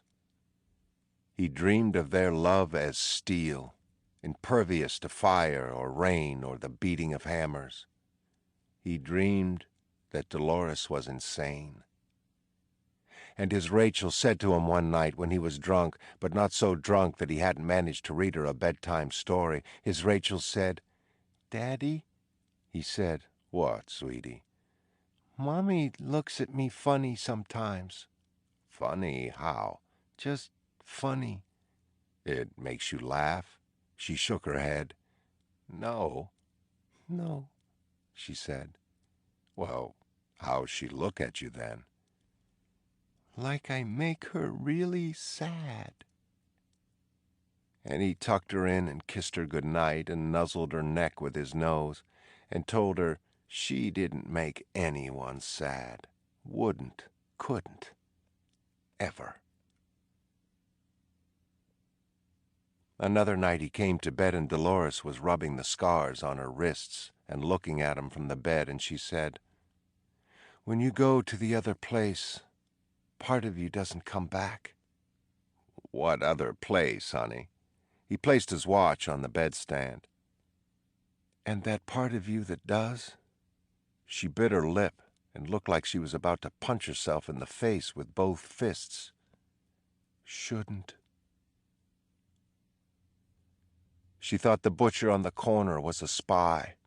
She said he smiled at her while blood dripped off his cleaver, and she was sure he knew Russian. She said that sometimes she could feel that cleaver in her breasts. Little Teddy said to him once when they were at Fenway Park watching a ball game, "We could live here." "We do live here." "In the park, I mean." "What's wrong with where we live?" "Too much water." Teddy took a hit off his flask. He considered his son. He was a tall boy and strong, but he cried too quickly for a boy his age, and he was easily spooked. That was the way kids were growing up these days, overprivileged and soft in a booming economy. Teddy wished that his mother were still alive so she could teach her grandkids you had to get hard, strong. The world didn't give a shit. It didn't bestow. It took. Those lessons could come from a man, of course, but it was a woman who instilled them with permanence. Dolores, though, filled their heads with dreams, fantasies, took them to the movies too much, the circus and carnivals. He took another hit off his flask and said to his son, "Too much water. Anything else?" "No, sir." He would say to her, "What's wrong? What don't I do? What don't I give you? How can I make you happy?" And she'd said, "I'm happy." "No, you're not. Tell me what I need to do, I'll do it." "I'm fine." "You get so angry. If you're not angry, you're too happy, bouncing off walls." "Which is it?" "It scares the kids, scares me. You're not fine." "I am." "You're sad all the time." "No," she'd say. "That's you." He talked to the priest, and the priest made a visit or two. He talked to her sisters, and the older one, Delilah, came up from Virginia for a week once, and that seemed to help for a while.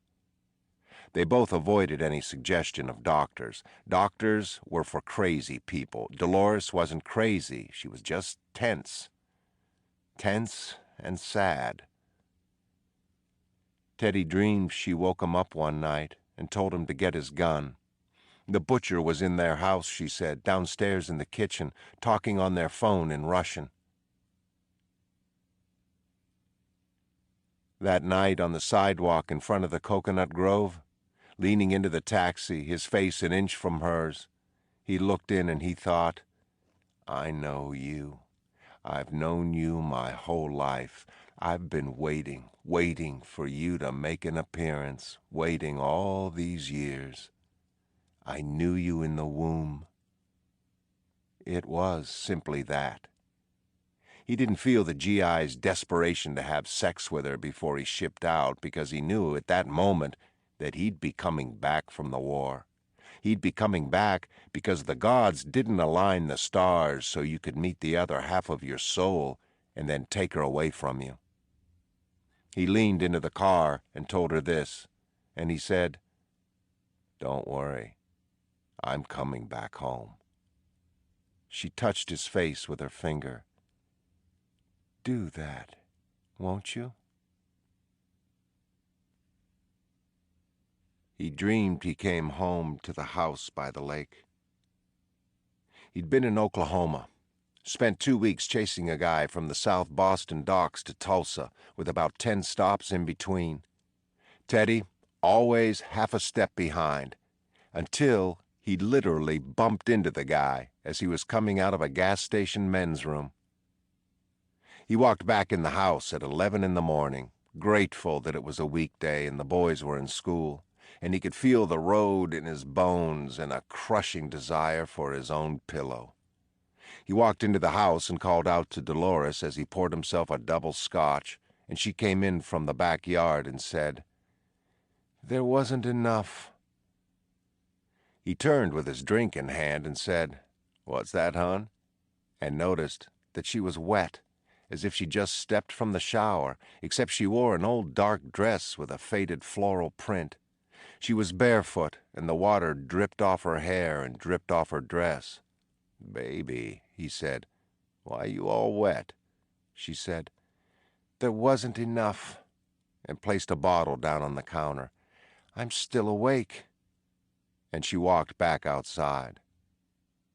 Teddy saw her walk toward the gazebo, taking long, meandering steps, swaying. And he put his drink down on the counter and picked up the bottle and saw that it was the laudanum the doctor had prescribed after her hospital stay. If Teddy had to go on a trip, he portioned out the number of teaspoonfuls he figured she'd need while he was gone and added them to a small bottle in her medicine cabinet. Then he took this bottle and locked it up in the cellar. There were 6 months of doses in this bottle, and she drank it dry. He saw her stumble up the gazebo stairs, fall on her knees, and get back up again. How had she managed to get to the bottle? That wasn't any ordinary lock on the cellar cabinet. A strong man with bolt cutters couldn't get that lock off. She couldn't have picked it, and Teddy had the only key. He watched her sit in the porch swing in the center of the gazebo, and he looked at the bottle. He remembered standing right here the night he left, adding the teaspoons to the medicine cabinet bottle, having a belt or two of rye for himself, looking out at the lake, putting the smaller bottle in the medicine cabinet, going upstairs to say goodbye to the kids, coming back down as the phone rang, and he'd taken the call from the field office, grabbed his coat and his overnight bag and kissed Dolores at the door and headed to his car and left the bigger bottle behind on the kitchen counter. He went out through the screen door and crossed the lawn to the gazebo and walked up the steps, and she watched him come, soaking wet, one leg dangling as she pushed the swing back and forth in a lazy tilt. He said, "Honey, when did you drink all this?" "This morning." She stuck her tongue out at him and then gave him a dreamy smile and looked up at the curved ceiling.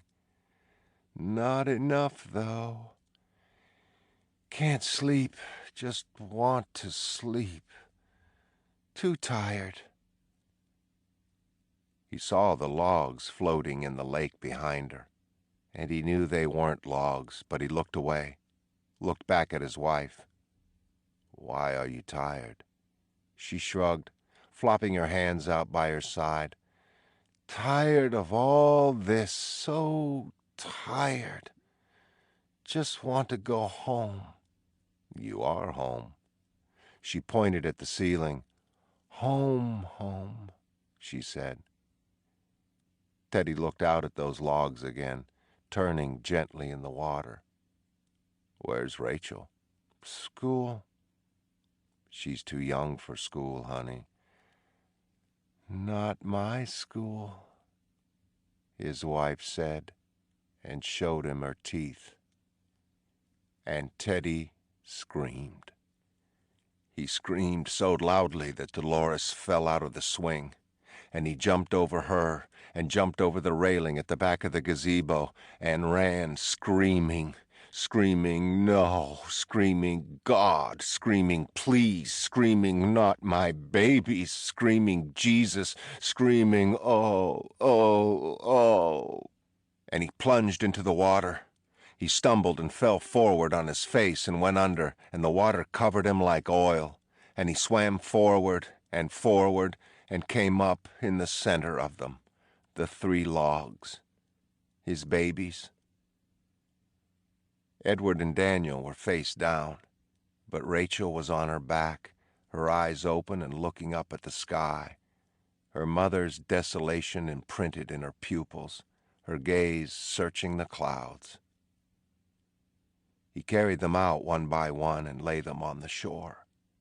He was careful with them. He held them firmly but gently. He could feel their bones. He caressed their cheeks. He caressed their shoulders and their rib cages and their legs and their feet. He kissed them several times. He dropped to his knees and vomited until his chest burned and his stomach was stripped.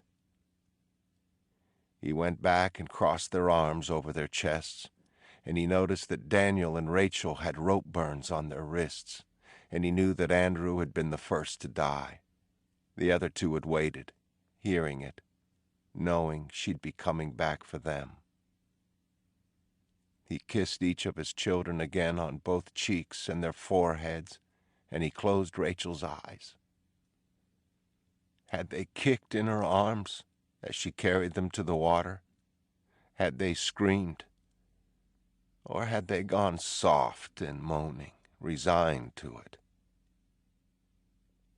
He saw his wife in her violet dress the night he'd met her, and saw the look in her face that first moment of seeing her. That look he'd fallen in love with. He'd thought it had just been the dress, her insecurity about wearing such a fine dress in a fine club, but that wasn't it. It was terror, barely suppressed, and it was always there. It was terror of the outside, of trains, of bombs, of rattling streetcars, and jackhammers, and dark avenues, and Russians, and submarines, and taverns filled with angry men, oceans filled with sharks, Asians carrying red books in one hand and rifles in the other. She was afraid of all that, and so much more. But what terrified her most was inside of her. An insect of unnatural intelligence who'd been living in her brain her entire life, playing with it, clicking across it, wrenching loose its cables on a whim. Teddy left his children and sat on the gazebo floor for a long time, watching her sway. And the worst of it all was how much he loved her. If he could sacrifice his own mind to restore hers, he would. Sell his limbs? Fine. She had been all the love he'd ever known for so long. She had been what carried him through the war, through this awful world. He loved her more than his life, more than his soul. But he'd failed her, failed his children, because he refused to see Dolores, really see her. See that her brain and its diseases were not her fault, not something she could control, not some proof of moral weakness or lack of fortitude. He'd refused to see it because if she actually were his true love, his immortal other self, then what did that say about his brain, his sanity, his moral weakness? And so, he'd left her alone, his one love, and let her mind consume itself. He watched her sway. Oh, Christ, how he loved her. Loved her, and it shamed him deeply, more than his sons. But more than Rachel? Maybe not, maybe not. He saw Rachel in her mother's arms as her mother carried her to the water, saw his daughter's eyes go wide as she descended into the lake. He looked at his wife, still seeing his daughter, and thought, "You cruel, cruel, insane bitch." He sat on the floor of the gazebo and wept. He wasn't sure for how long. He wept, and he saw Dolores on the stoop as he brought her flowers, and Dolores looking back over her shoulder at him on their honeymoon, and Dolores in her violet dress, and pregnant with Andrew Jr., and removing one of her eyelashes from his cheek as she pulled away from his kiss and curled in his arms as she gave his hand a peck, and laughing and smiling her Sunday morning smiles, and staring at him as the rest of her face broke around those big eyes, and she looked so scared and so alone, always, always some part of her, always so alone. He stood and his knees shook. He took a seat beside his wife, and she patted his thigh and said, "You're my good man." "No," he said, "I'm not." "You are." She took his hand. "You love me, I know that. I know you're not perfect." What had they thought, Daniel and Rachel, as they woke to their mother wrapping rope around their wrists, as they looked into her vacant eyes? "Oh, Christ." "I do, but you're mine, and you try." "Oh, baby," he said, "please, don't say any more." And Andrew Jr. would have run. She would have had to chase him. Dolores was bright now, happy. She said, "Let's put them in the kitchen." "What?" She climbed atop him, straddled him, and hugged him to her damp body. "Let's sit them at the table, Andrew." She kissed his eyelids. He held her to him, crushing her body against his, and he wept into her shoulder. She said, "They'll be our living dolls. We'll dry them off." "What?" His voice muffled in his shoulder. "We'll change their clothes." She whispered it in his ear. He couldn't see her in a box, a white rubber box with a small viewing window in the door. "We'll let them sleep in our bed tonight." "Please, stop talking." "Just the one night." "Please." "And then tomorrow we can take them on a picnic." "If you ever loved me." Teddy could see them lying on the shore. "I always loved you, baby." "If you ever loved me, please stop talking," Teddy said. He wanted to go to his children and bring them back alive, to take them away from here, away from her. Dolores placed her hand on his gun. He clamped his hand over hers. "I need you to love me," she said. "I need you to free me." She pulled at his gun, but he removed her hand. He looked in her eyes. They were so bright they hurt. They weren't the eyes of a human. A dog, maybe. A wolf, possibly. After the war, after Dachau, he swore he would never kill again unless he had no choice, unless the other man's gun was already pointed at him. Only then. He couldn't take one more death. He couldn't. She tugged at his gun, her eyes growing even brighter, and he removed her hand again. He looked out at the shore and saw them neatly lined up, shoulder to shoulder. He pulled his gun free of its holster. He showed it to her. She bit her lip, weeping, and nodded. She looked up at the roof of the gazebo. She said, "We'll pretend they're with us.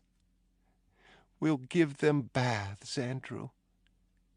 And he placed the gun to her belly, and his hand trembled, and his lips trembled, and he said, "I love you, Dolores." And even then, with his gun to her body, he was sure he couldn't do it. She looked down as if surprised that she was still here, that he was still below her. "I love you too. I love you so much. I love you like—" And he pulled the trigger. The sound of it came out of her eyes, and the air popped from her mouth. And she placed her hand over the hole and looked at him, her other hand gripping his hair.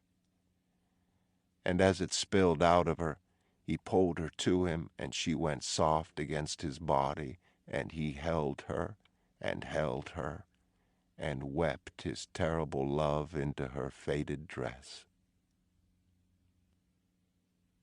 He sat up in the dark and smelled the cigarette smoke before he saw the coal, and the coal flared as Sheehan took a drag on the cigarette and watched him.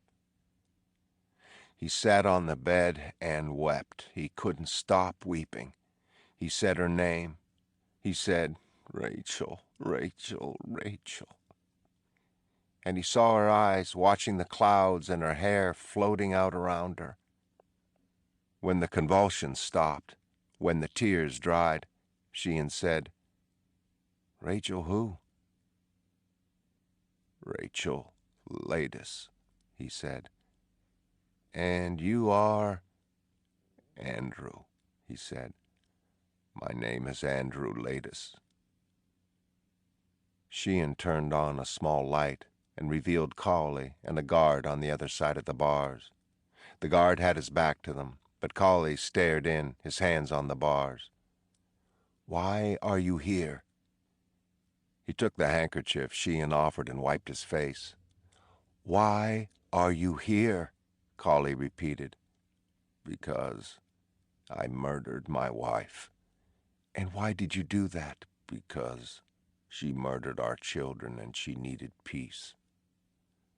"Are you a U.S. Marshal?" Sheehan said. "No, I was once, not anymore." "How long have you been here?" "Since May 3rd, 1952. "Who was Rachel Latus?" "My daughter. She was 4. "Who is Rachel Solando?" "She doesn't exist. I made her up." "Why?" Cawley said. Teddy shook his head. "Why?" Cawley repeated. "I don't know. I don't know." "Yes, you do, Andrew. Tell me why." "I can't." "You can." Teddy grabbed his head and rocked in place. "Don't make me say it, please. Please, doctor." Cawley gripped the bars. "I need to hear it, Andrew." He looked through the bars at him, and Teddy wanted to lunge forward and bite his nose. "Because," he said, and stopped. He cleared his throat, spit on the floor. "Because I can't take knowing that I let my wife kill my babies. I ignored all the signs. I tried to wish it away. I killed them because I didn't get her some help. And knowing that is too much. I can't live with it." "But you have to. You realize that."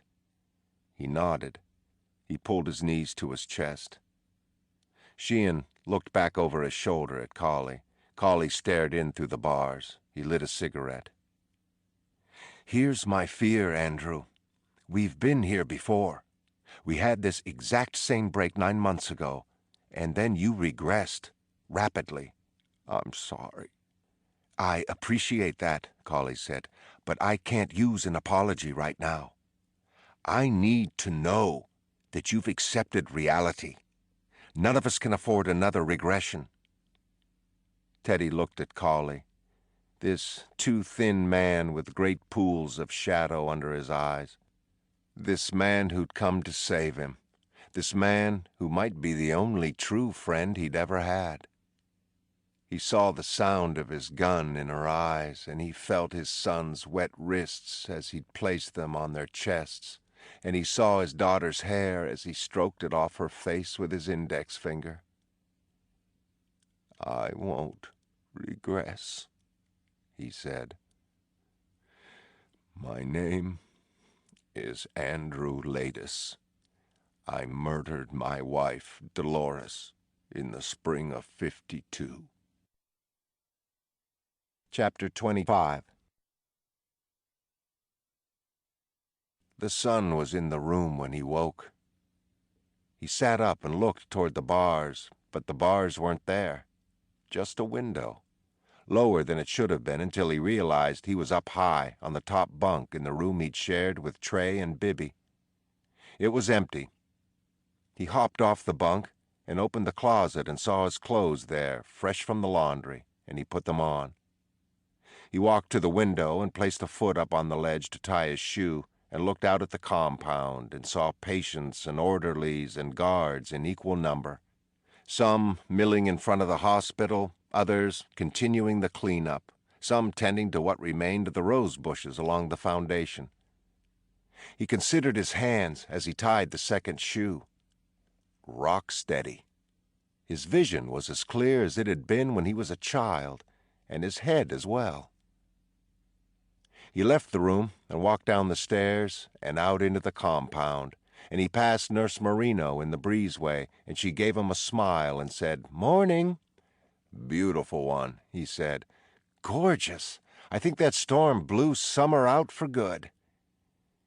He leaned on the rail and looked at a sky the color of baby blue eyes, and he could smell a freshness in the air that had been missing since June. "Enjoy the day," Nurse Marino said, and he watched her as she walked down the breezeway, felt it was maybe a sign of health that he enjoyed the sway of her hips. He walked into the compound and passed some orderlies on their day off, tossing a ball back and forth, and they waved and said, "Good morning," and he waved and said, "Good morning," back. He heard the sound of the ferry horn as it neared the dock, and he saw Cawley and the Warden talking in the center of the lawn in front of the hospital, and they nodded in acknowledgment, and he nodded back. He sat down on the corner of the hospital steps and looked out at all of it, and felt as good as he'd felt in a long time. "Here." He took the cigarette and put it in his mouth, leaned in toward the flame and smelled the gasoline stench of the Zippo before it was snapped closed. "How are we doing this morning?" "Good. You?" He sucked the smoke back into his lungs. "Can't complain." He noticed Cawley and the Warden watching them. "We ever figure out what that book of the Warden's is?" "Nope. Might go to the grave without knowing." "That's a hell of a shame." "Maybe there's some things we were put on this earth not to know. Look at it that way." "Interesting perspective." "Well, I try." He took another pull on the cigarette, noticed how sweet the tobacco tasted. It was richer, and it clung to the back of his throat. "So, what's our next move?" he said. "You tell me, boss." He smiled at Chuck. The two of them sitting in the morning sunlight, taking their ease, acting as if all was just fine with the world. "Gotta find a way off this rock," Teddy said. "Get our asses home." Chuck nodded. "I figured you'd say something like that." "Any ideas?" Chuck said, "Give me a minute." Teddy nodded and leaned back against the stairs. He had a minute, maybe even a few minutes. He watched Chuck raise his hand and shake his head at the same time, and he saw Cawley nod in acknowledgement, and then Cawley said something to the Warden, and they crossed the lawn toward Teddy with 4 orderlies, falling in step behind them. One of the orderlies holding a white bundle, some sort of fabric. Teddy thinking he might have spied some metal on it as the orderly unrolled it and it caught the sun. Teddy said, "I don't know, Chuck. You think they're on to us?" "Nah." Chuck tilted his head back, squinting a bit in the sun, and he smiled at Teddy. "We're too smart for that." "Yeah," Teddy said. "We are, aren't we?" You've been listening to Shutter Island by Dennis Lehane.